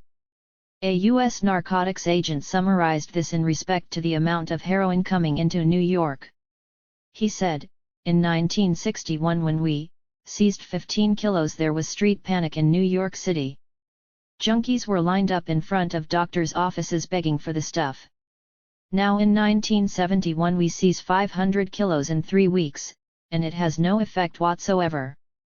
63 In 1971, a CIA leak to the New York Times reported that laboratories in the Golden Triangle region around Vietnam produced more than enough tons of Western-grade heroin a year to satisfy the 10 tons of heroin Americans consumed annually. 64 Americans living in black urban communities reported a sudden flood of heroin into their neighborhoods. Crime skyrocketed as junkies stole to support their heroin habits. Suburban and small-town American streets soon succumbed to this scourge, as heroin use filtered down to their safe white neighborhoods. Peter Arnett of the Associated Press reported that heroin flooded America in the late 1960s, causing the first nationwide epidemic. 65 In 1970, a conflict occurred between the CIA and President Nixon's Justice Department. On a June day that year, Attorney General John Mitchell announced that his Bureau of Narcotics and Dangerous Drugs had arrested 150 suspects around the country. Its aforementioned Operation Eagle was deemed the largest roundup of major drug traffickers in the history of federal law enforcement. Mitchell said these wholesalers handled about 30% of all heroin sales and about 80% of all cocaine sales in the United States. 66 Reviewing Operation Eagle, University of California Berkeley professor Peter Dale Scott and State Department researcher Jonathan Marshall found that, as many as 70% of those arrested had once belonged to the Bay of Pigs invasion force. This was the CIA's amassed army of Cuban expatriates launched against the socialist government of Cuban revolutionary leaders Fidel Castro and Ernesto Che Guevara. Mario Escandar and other Operation Eagle defendants had their court cases thrown out on a technicality. Escandar went on to become one of Miami's most powerful and untouchable traffickers. Other CIA trainees enjoyed similar status in the drug trade throughout the 1970s. 67 American University professor Clarence Lusane joined Professor Alfred McCoy in reporting that U.S. intelligence supplied drugs to organized crime families who carried out most of the street-level drug dealing. By the later 1960s, the CIA began using other major dealers as well. The first black high-level drug dealer, Frank Matthews, grossed over $100 million by 1971, with over 100 people cutting and bagging heroin, and then cocaine, in New York City. Early in 1973, Matthews was arrested. He gained bail and, by that July, left the game, disappearing with his bodyguard, mistress, and $20 million. Lusane stated that a top-secret Justice Department report cited how 9 of Matthews' drug suppliers had their drug importation charges dropped because of their ties to the CIA, illustrating the CIA's dominance in drug trafficking. 68 Young Lords find activism after detoxing. Puerto Rican teenagers founded the Young Lords as a Chicago gang in 1959.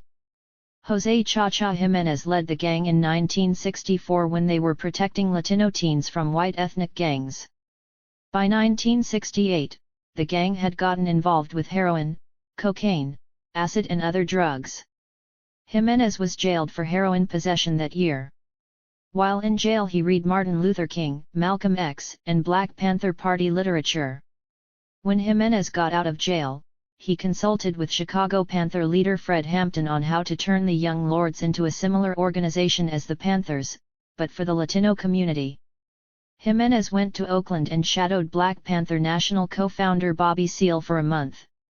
Jiménez ran his Young Lords organization with similar community organizing activities, such as free breakfast programs for the poor, free health care programs, anti-police brutality programs, women's rights programs and political education through their own newspaper. 69 The Young Lords grew so popular that in 1969 they led a march of 10,000 calling for Puerto Rico's independence. The FBI's counterintelligence program was targeting the Young Lords at this time. Police arrested Jimenez and other Young Lords multiple times for many false charges, including marijuana possession. COINTELPRO later attacked all Young Lords chapters with false arrests, infiltrators and sabotage. In 1975, José Chacha Jimenez ran for 46th Ward Alderman, as an organizing tactic. Despite only 1,000 Latinos registered to vote there, Jimenez won 36% of the vote, with 51% needed to win. Also that year, police arrested Jimenez after a protest action he led in support of recently arrested members of FALN, an armed Puerto Rican liberation group that had conducted protest bombings. By 1983, Jimenez had joined with Puerto Rican activist groups that helped gain black politician Harold Washington's election as Chicago's mayor. On a June day that year, Jimenez introduced Washington to a Puerto Rican crowd of 100,000. The following day Jimenez and other Latino activists met in the Chicago FBI office with the director to demand that the government stop the mistreatment and torture of jailed FALN. The day after this meeting, a drug dealer assassinated Rudy Lozano, a Mexican activist and fellow Mayor Washington supporter, in his home. 70 The Young Lords organization in Chicago inspired Latino communities nationwide. Young Lords chapters formed in Milwaukee, Philadelphia, Bridgeport, Newark, Boston, Los Angeles, San Diego, and other cities. A particularly large group formed in New York City. The New York City Young Lords elected Felipe Luciano as their founding chairman. Luciano was also a poet and member of the Last Poets musical group in the 1970s. Many consider them the godfathers of political rap music. Luciano and his Young Lords first surveyed their East Harlem neighborhood for the top problem to work on, and found it was trash not getting picked up. Sanitation services didn't take care of the poorer neighborhoods like the rest of the city. The Young Lords first tried to clean up neighborhoods themselves. They then built the uncollected garbage into a 5-foot-tall barricade across 3rd Avenue in East Harlem and set it ablaze. It stopped traffic and finally brought on improved sanitation services.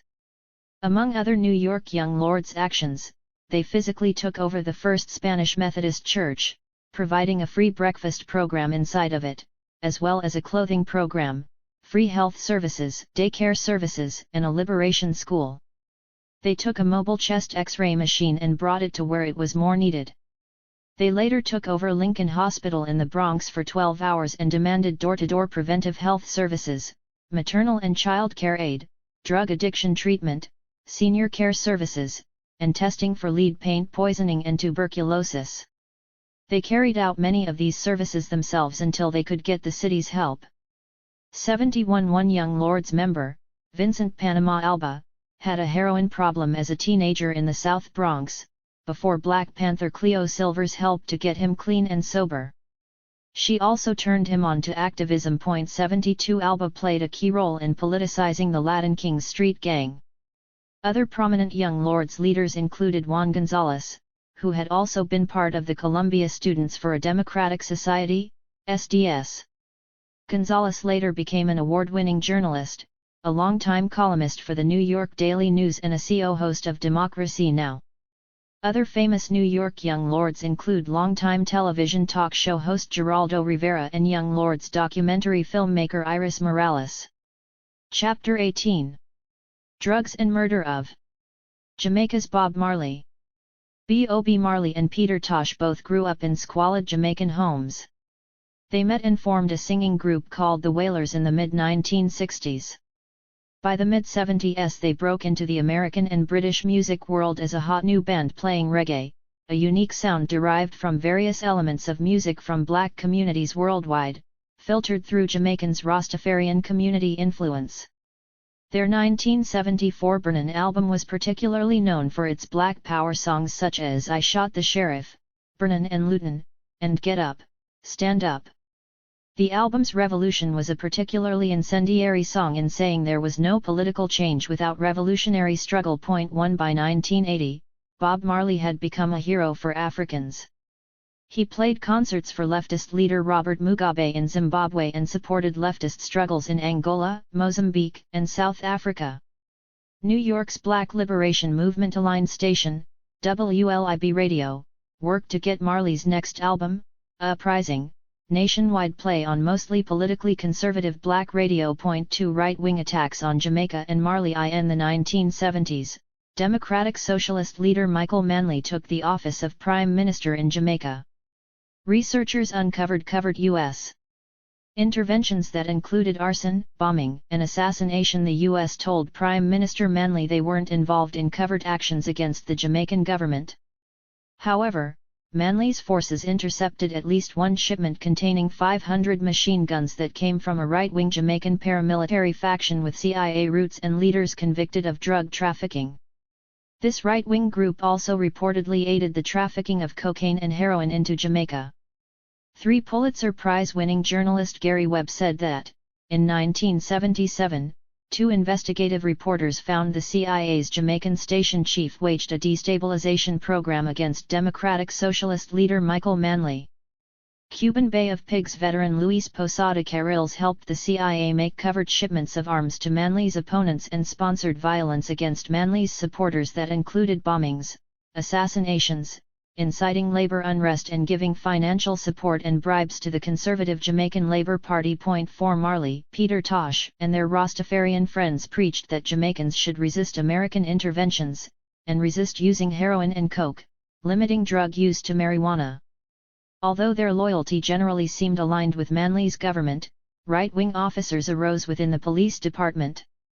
There is documentation that in 1972 right-wing police officers knocked down Tosh's door, and in 1975 beat him badly, dislocating several ribs. 5 In 1976, when right-wing militia attacks on the government and its allies escalated, the Governor-General of Jamaica declared a state of emergency. Upcoming national elections saw the rise of right-wing militia-backed Edward Seaga as the opposition. Prime Minister Michael Manley said the CIA helped stir up armed unrest due to the upcoming elections. He said government police loyal to him fought this calculated unrest organized by his political opponents. Several writers, including Gary Webb and former CIA agent Philippa G., documented how the CIA used money, guns, and cocaine to undermine Michael Manley's administration. The CIA station chief in Jamaica, with the help of some opposition groups, began a program that included assassinations. The Jamaican Labour Party and their supportive gangs were part of this cabal. At least one member later claimed he was trained by the CIA to fight political wars for the JLP. 6 The CIA's concern about Bob Marley's influence in Jamaica increased after his 1976 song Rat Race stated, "Rasta don't work for no CIA." 7 As elections neared, Manley spent several long nights at Marley's house. The two planned a free concert sponsored by the Jamaican Ministry of Culture just before the elections. The CIA undoubtedly feared Jamaicans would see this as a Marley endorsement of the socialist prime minister. The CIA backed Jamaican Labour Party's paramilitary force, the Shower Posse, attacked Marley a week before the concert, holding him at gunpoint, and successfully extorted money from him, an intimidation tactic to get him to withhold any endorsement. Manley's People's National Party responded by sending a cadre of gunmen to guard Marley's home 24 hours a day. 8 Then, on the Friday night before the show, at a home where Marley was holding a meeting, Shower Posse gunmen interrupted the meeting by firing a barrage of bullets at the house. One gunman raced to the kitchen and shot at Marley 5 times. One bullet went through Bob Marley's chest and arm, but did not kill him. The gunman hit Marley's manager Don Taylor 4 times, but he survived. Another bullet from the outside gunman embedded in the head of Bob's wife, Rita Marley, and another went into a friend's stomach. All the victims survived the attack. 9 Don Taylor said Rastafarians eventually captured several of the gunmen who shot Marley. When confronted by Marley and Taylor, the attackers confessed. Taylor described the situation: 3 young men were tied and bound in the gully when we arrived. 1. A young man I knew only as Lego Beast, told the ghetto court that 4 of them had been trained by the CIA and given guns and unlimited supplies of cocaine to do the assassination.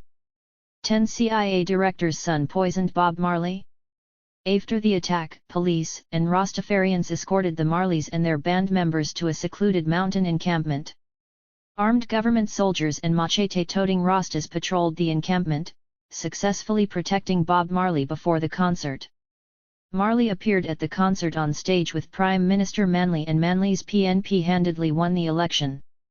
However, those present at the encampment said an unarmed right-wing agent, cameraman Carl Colby, attacked Marley in an unforeseen way. Colby's group was making a film of Marley's concert. Unknown to anyone on the film crew, Carl Colby was the son of CIA Director William Colby. 11 Manager Don Taylor also claimed in his memoirs that a son of a prominent CIA official had been planted among the pre-election concert film crew as part of a plan to assassinate Marley. Taylor said he was convinced that the CIA had been behind the plot to kill Bob Marley due to his possible influence on Jamaican politics and the wider world.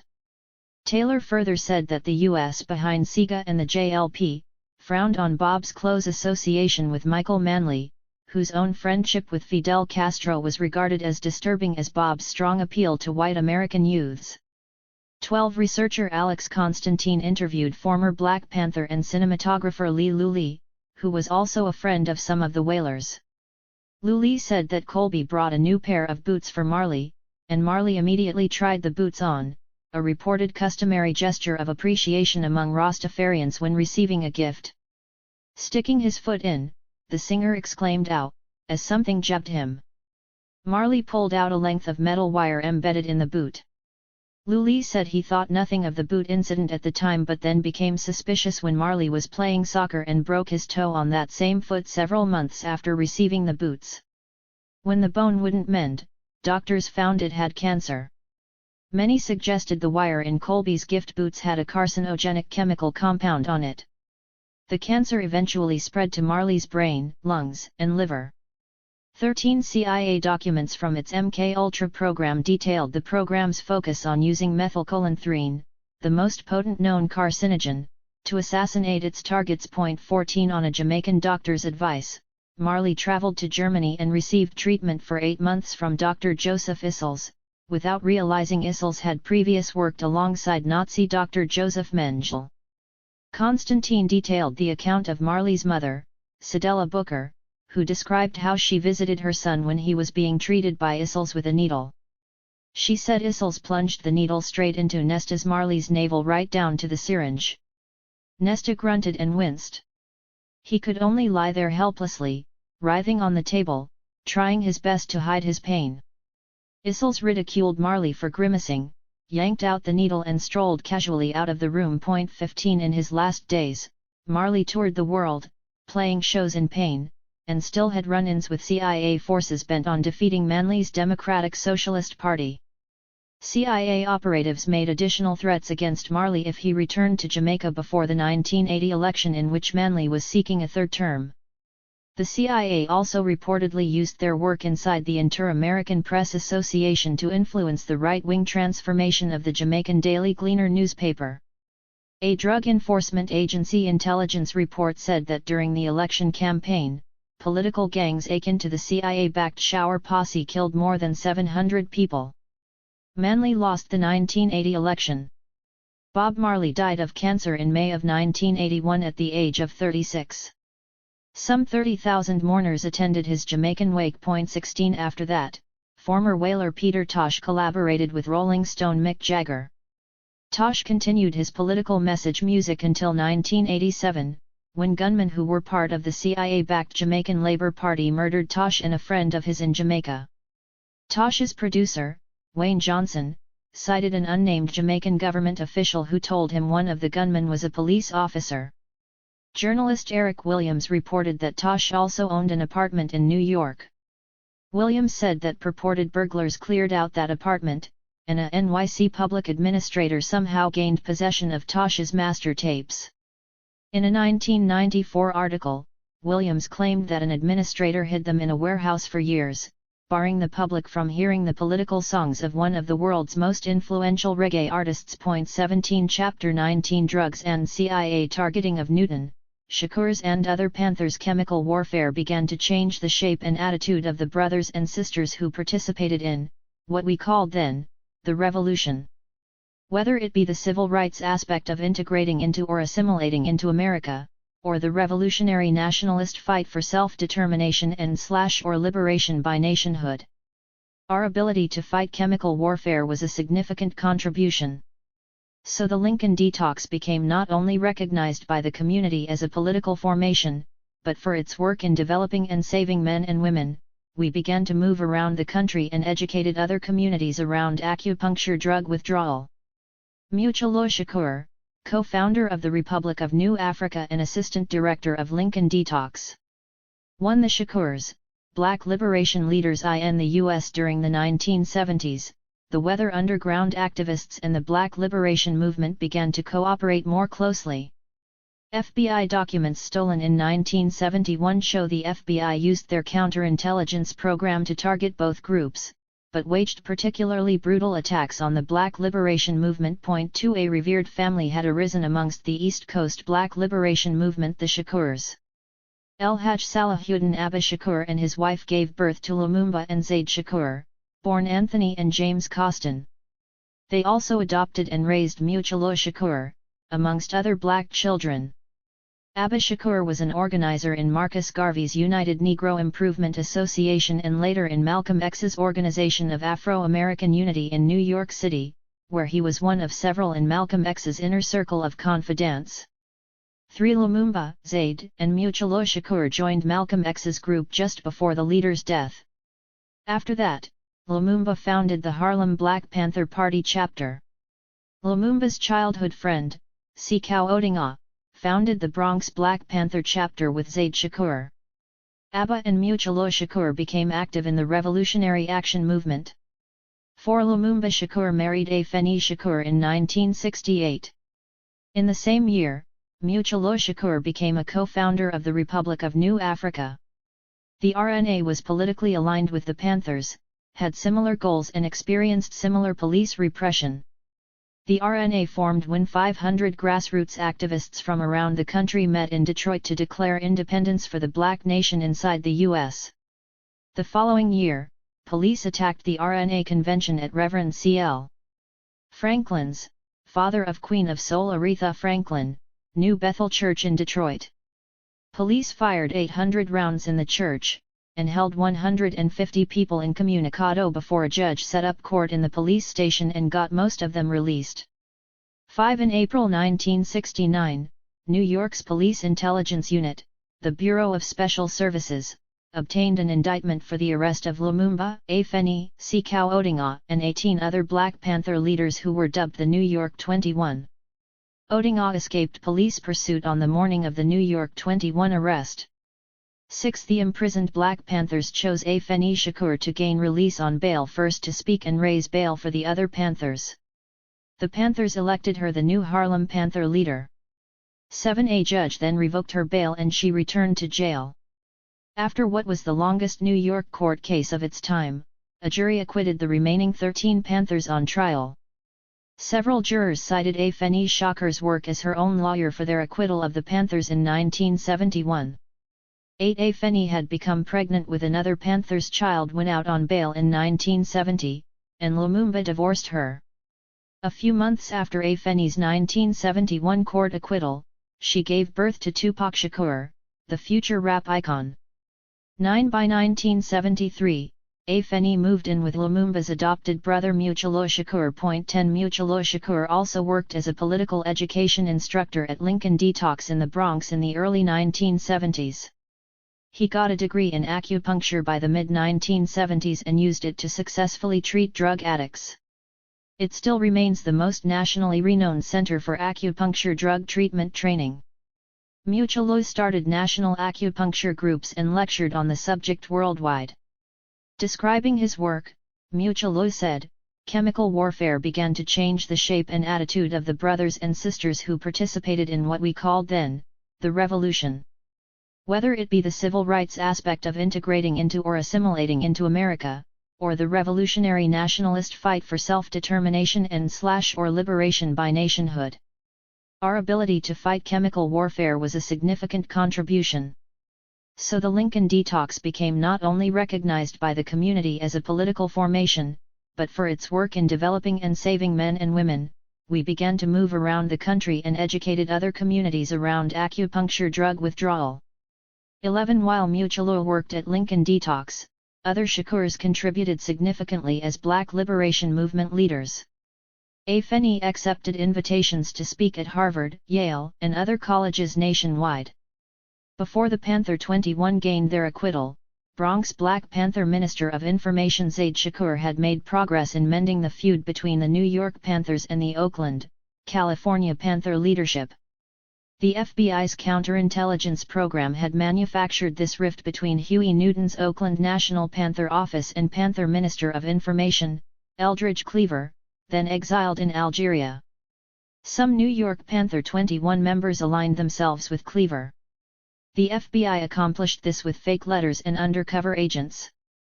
Zaid had gone underground after he felt that FBI undercover agents were threatening his life and he saw some of his fellow Panthers killed. After Sekau Odinga returned to America, he and Zaid started a new militant self-defense group, the Black Liberation Army, which reportedly protected activist leaders from armed police assault by regularly positioning snipers on various black neighborhood rooftop locations. 12 Zaid's close Panther friend, Assata Shakur, born Joanne Chisimard, quit the Panthers because of the New York/Oakland feud. The respect Assata attained among other Panthers led to continued targeting anyway. Seeing her picture on the front page of the Daily News with the notice that she was wanted for questioning about a policeman's murder scared her into joining Zaid in his underground hideout. 13 The FBI started a propaganda campaign against Assata Shakur, calling her the revolutionary mother hen of the Black Liberation Army, which was accused of murdering a number of New York City police officers. Most of these accusations came with little evidence and few valid convictions. The FBI conducted a nationwide manhunt for Assata in 1972, and put her on their most wanted list with her picture plastered in police precincts and banks as a shoot-to-kill target. 14 In May of 1973, New Jersey police pulled over Zaid and Assata Shakur's car. Police fatally shot Zaid, while wounding Assata and former New York Panther Sundiata Acoli. One of the police officers was also shot and killed. Assata said police beat her at the scene, then tortured her in a hospital and in custody. 15 New Jersey police charged Assata with killing the police officer. The case didn't reach trial for 4 years because prosecutors brought Assata to trial 6 times for alleged involvement in half a dozen other major criminal actions spanning several years. They failed to gain a conviction at any of those venues. 16 By 1976, Assata's lead trial lawyer, Stanley Cohen, reported several breakthroughs in her case, and was found dead from a physical attack soon after, with all his papers stolen. 17 At the trial, Assata's other lawyers presented tests and medical experts to prove her innocence in court. For example, Assata's fingers tested negative for gun residue, and police shot Assata while she had her hands raised. Doctors said the bullet immediately severed a median nerve that wouldn't have allowed Assata to pull a trigger. Nonetheless, prosecutors won a conviction against her for killing the police officer during that 1973 stop. 18 Within the next few years, a group labeled the Black Liberation Army's multinational task force took on a daring operation. This group reportedly consisted of members from the Weather Underground, the Puerto Rican group the Young Lords, and the Black Liberation Army. They broke Assata Shakur out of prison and helped her gain political exile status in Cuba. She remained there in 2015, despite million-dollar bounties being placed on her capture, and having been the first woman placed on the FBI's list of most wanted terrorists in 2013. 19 Mutualo Shakur's lifelong activism put him under constant FBI surveillance. The FBI had developed a file on Mutualo, and agents delivered reports on him to the FBI director every 3 months since he was 19 years old. 20 Mutualo Shakur also co-founded and directed the National Task Force for COINTELPRO Litigation and Research. 21 Afeni Shakur, Mutualo's live-in partner, worked with Mutualo on this project. Afeni's activism particularly focused on a New York City lawsuit started by a wide array of anti-war activists, including Abby Hoffman. This historic lawsuit accused the New York City Police Department of violating the legal rights of New York activists with everything from illegal spying to murder. 22 After close to a decade, a judge agreed with most of the lawsuit's charges. The suit's lead lawyer, Barbara Handschuh, helped the group gain the most restrictions on police intelligence of any city nationwide.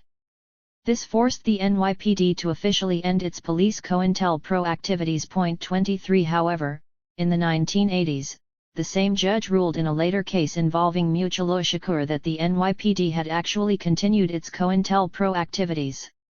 24 By the 1970s, Mutual Shakur had become the assistant director of Lincoln Detox in the Bronx.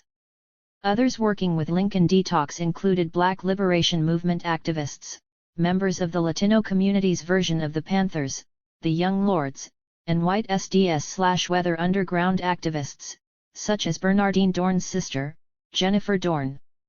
25 The National Acupuncture Detoxification Association, NADA, attributes its birth to Lincoln Detox, later changed to Lincoln Recovery. The clinic started after a group of activists formed the United Bronx Drug Fighters to demand drug detox at Lincoln Hospital, which didn't have it in 1970. At this time clinicians agreed with addicts' account of having to wait up to a year to get into addiction treatment programs in New York City. While starting with the innovative use of methadone for detox instead of maintenance, both staff and addicts desired a non-drug method of detox. Around late 1973, a Chinese doctor published his findings of acupuncture's success with opiate detox, and Lincoln Detox began using it with great results. While some research questions acupuncture's success with addiction, studies out of Yale University and Britain's top medical journal, The Lancet, support its efficacy. 26 NADA cited three key people amongst Lincoln Detox's rise: Jose Aponte, Mutual Shakur, and Richard Taft, M.D. NADA gave details supporting Mutual Shakur's description of how conservative forces conducted low-intensity warfare against Lincoln Detox. Medical director Richard Taft began receiving death threats and somebody shot at him, leading him to start carrying a gun. Dr. Taft was then found dead. The NADA description suggested that he was murdered. Mutual Shakur said somebody tried to make it look like a heroin overdose to discredit the clinic. The drug was found in his skin, but not in his blood. Mutual said Taft's was just one of at least several early murders among targeting tactics. Mutual said that Acida's lawyer, Stanley Cohen, the best attorney that the clinic and revolutionaries had, was found dead in a similar state as Taft, physically attacked and found by the coroner to have an overdose of cocaine in him. 27 Despite its reported success, Lincoln Detox was defunded by New York City in 1978. The clinic continued without funding. Reports vary on numbers, but estimates of 50 to 200 police were sent to close Lincoln Detox and physically force Mutual and other workers out of the Lincoln Hospital area. Mutual continued his work anyway, founding a national acupuncture group, the Black Acupuncture Advisory Association of North America, BANA. He was invited to China, Zimbabwe, and Europe to further his work. In an interview decades later, Mutual described many top activists who took part in BANA, but were then targeted by U.S. intelligence. For example, he said that Nihanda Abiodun is still being hunted by the law, the FBI, CIA, Interpol. She was a sister who helped start BANA on 129th St between 7th and 8th Avenue in Harlem. She was a part of the Republic of New Africa's Cadre and was one of the first organizers of the New African People's Organization. 28 The FBI said Mutual founded the Black Liberation Army's Multinational Task Force, MTF. 29 Researchers said some MTF members, the multi-ethnic activist group that included Weather Underground members, worked at Lincoln Detox and took extreme measures when the city tried to close it. The government charged the group with robbing banks to support Lincoln Detox when the city barred its funding. The FBI also charged the MTF with breaking Acida Shakur from jail. A judge convicted members of the MTF on a failed Brinks Bank truck robbery in 1981 that killed 2 police officers and a guard. Police went after Mutual, not for any involvement in the actual crime, but for being a co-conspirator. Mutual went underground but was caught and brought to trial in 1986. In 1988 he was convicted and sentenced to 60 years in prison. 30 Mutulu Shakur remains imprisoned as a purported co-conspirator in the attempted robbery, while other MTF members closely involved have gained their freedom. For example, White Weather Underground member Kathy Boudin sat in the front of the getaway truck with Black Liberation Army members in the back. She was released in 2003 after 2 decades in prison. Weather Underground member Marilyn Buck was also convicted of involvement in the Brinks truck robbery and acid as prison break. She had cancer, was released in July of 2010, and died the following month. White Weather Underground member David Gilbert remains in jail for aiding the Black Liberation Army in that incident. 31 others convicted for that incident, among other charges, include former Black Panther 21 members turned BLA members Kawesai Balagoon and Sikau Odinga. Balagoon died in prison in 1986. The courts also convicted Odinga regarding acid as prison break. He was released from prison in November of 2014. 32 overall, these radical leftists received hugely disproportionate sentences compared to right-wing radicals. For example, researchers Ward Churchill and Jim Vander Wall pointed out how MTF supporters Susan Rosenberg and Tim Blunk were captured at a cache of explosives in 1984 and received unprecedented 58-year prison sentences. In comparison, Dennis Malvasi, a right-wing fanatic convicted of actually using explosives to blow up abortion clinics in the early 1980s, only received a 7-year prison sentence. 33 In 1971, New York City had closed its Bureau of Special Services COINTELPRO unit, but some of the activities continued, according to a federal judge's report. Police whistleblowers reported working in New York City Police Department's Protective Research Unit, inside the Intelligence Unit, which they called the Black Desk, to spy on political black leaders. Another unit created in 1980 was the Joint Terrorist Task Force that New York and U.S. intelligence started in response to the Black Liberation Army and the Multinational Task Force.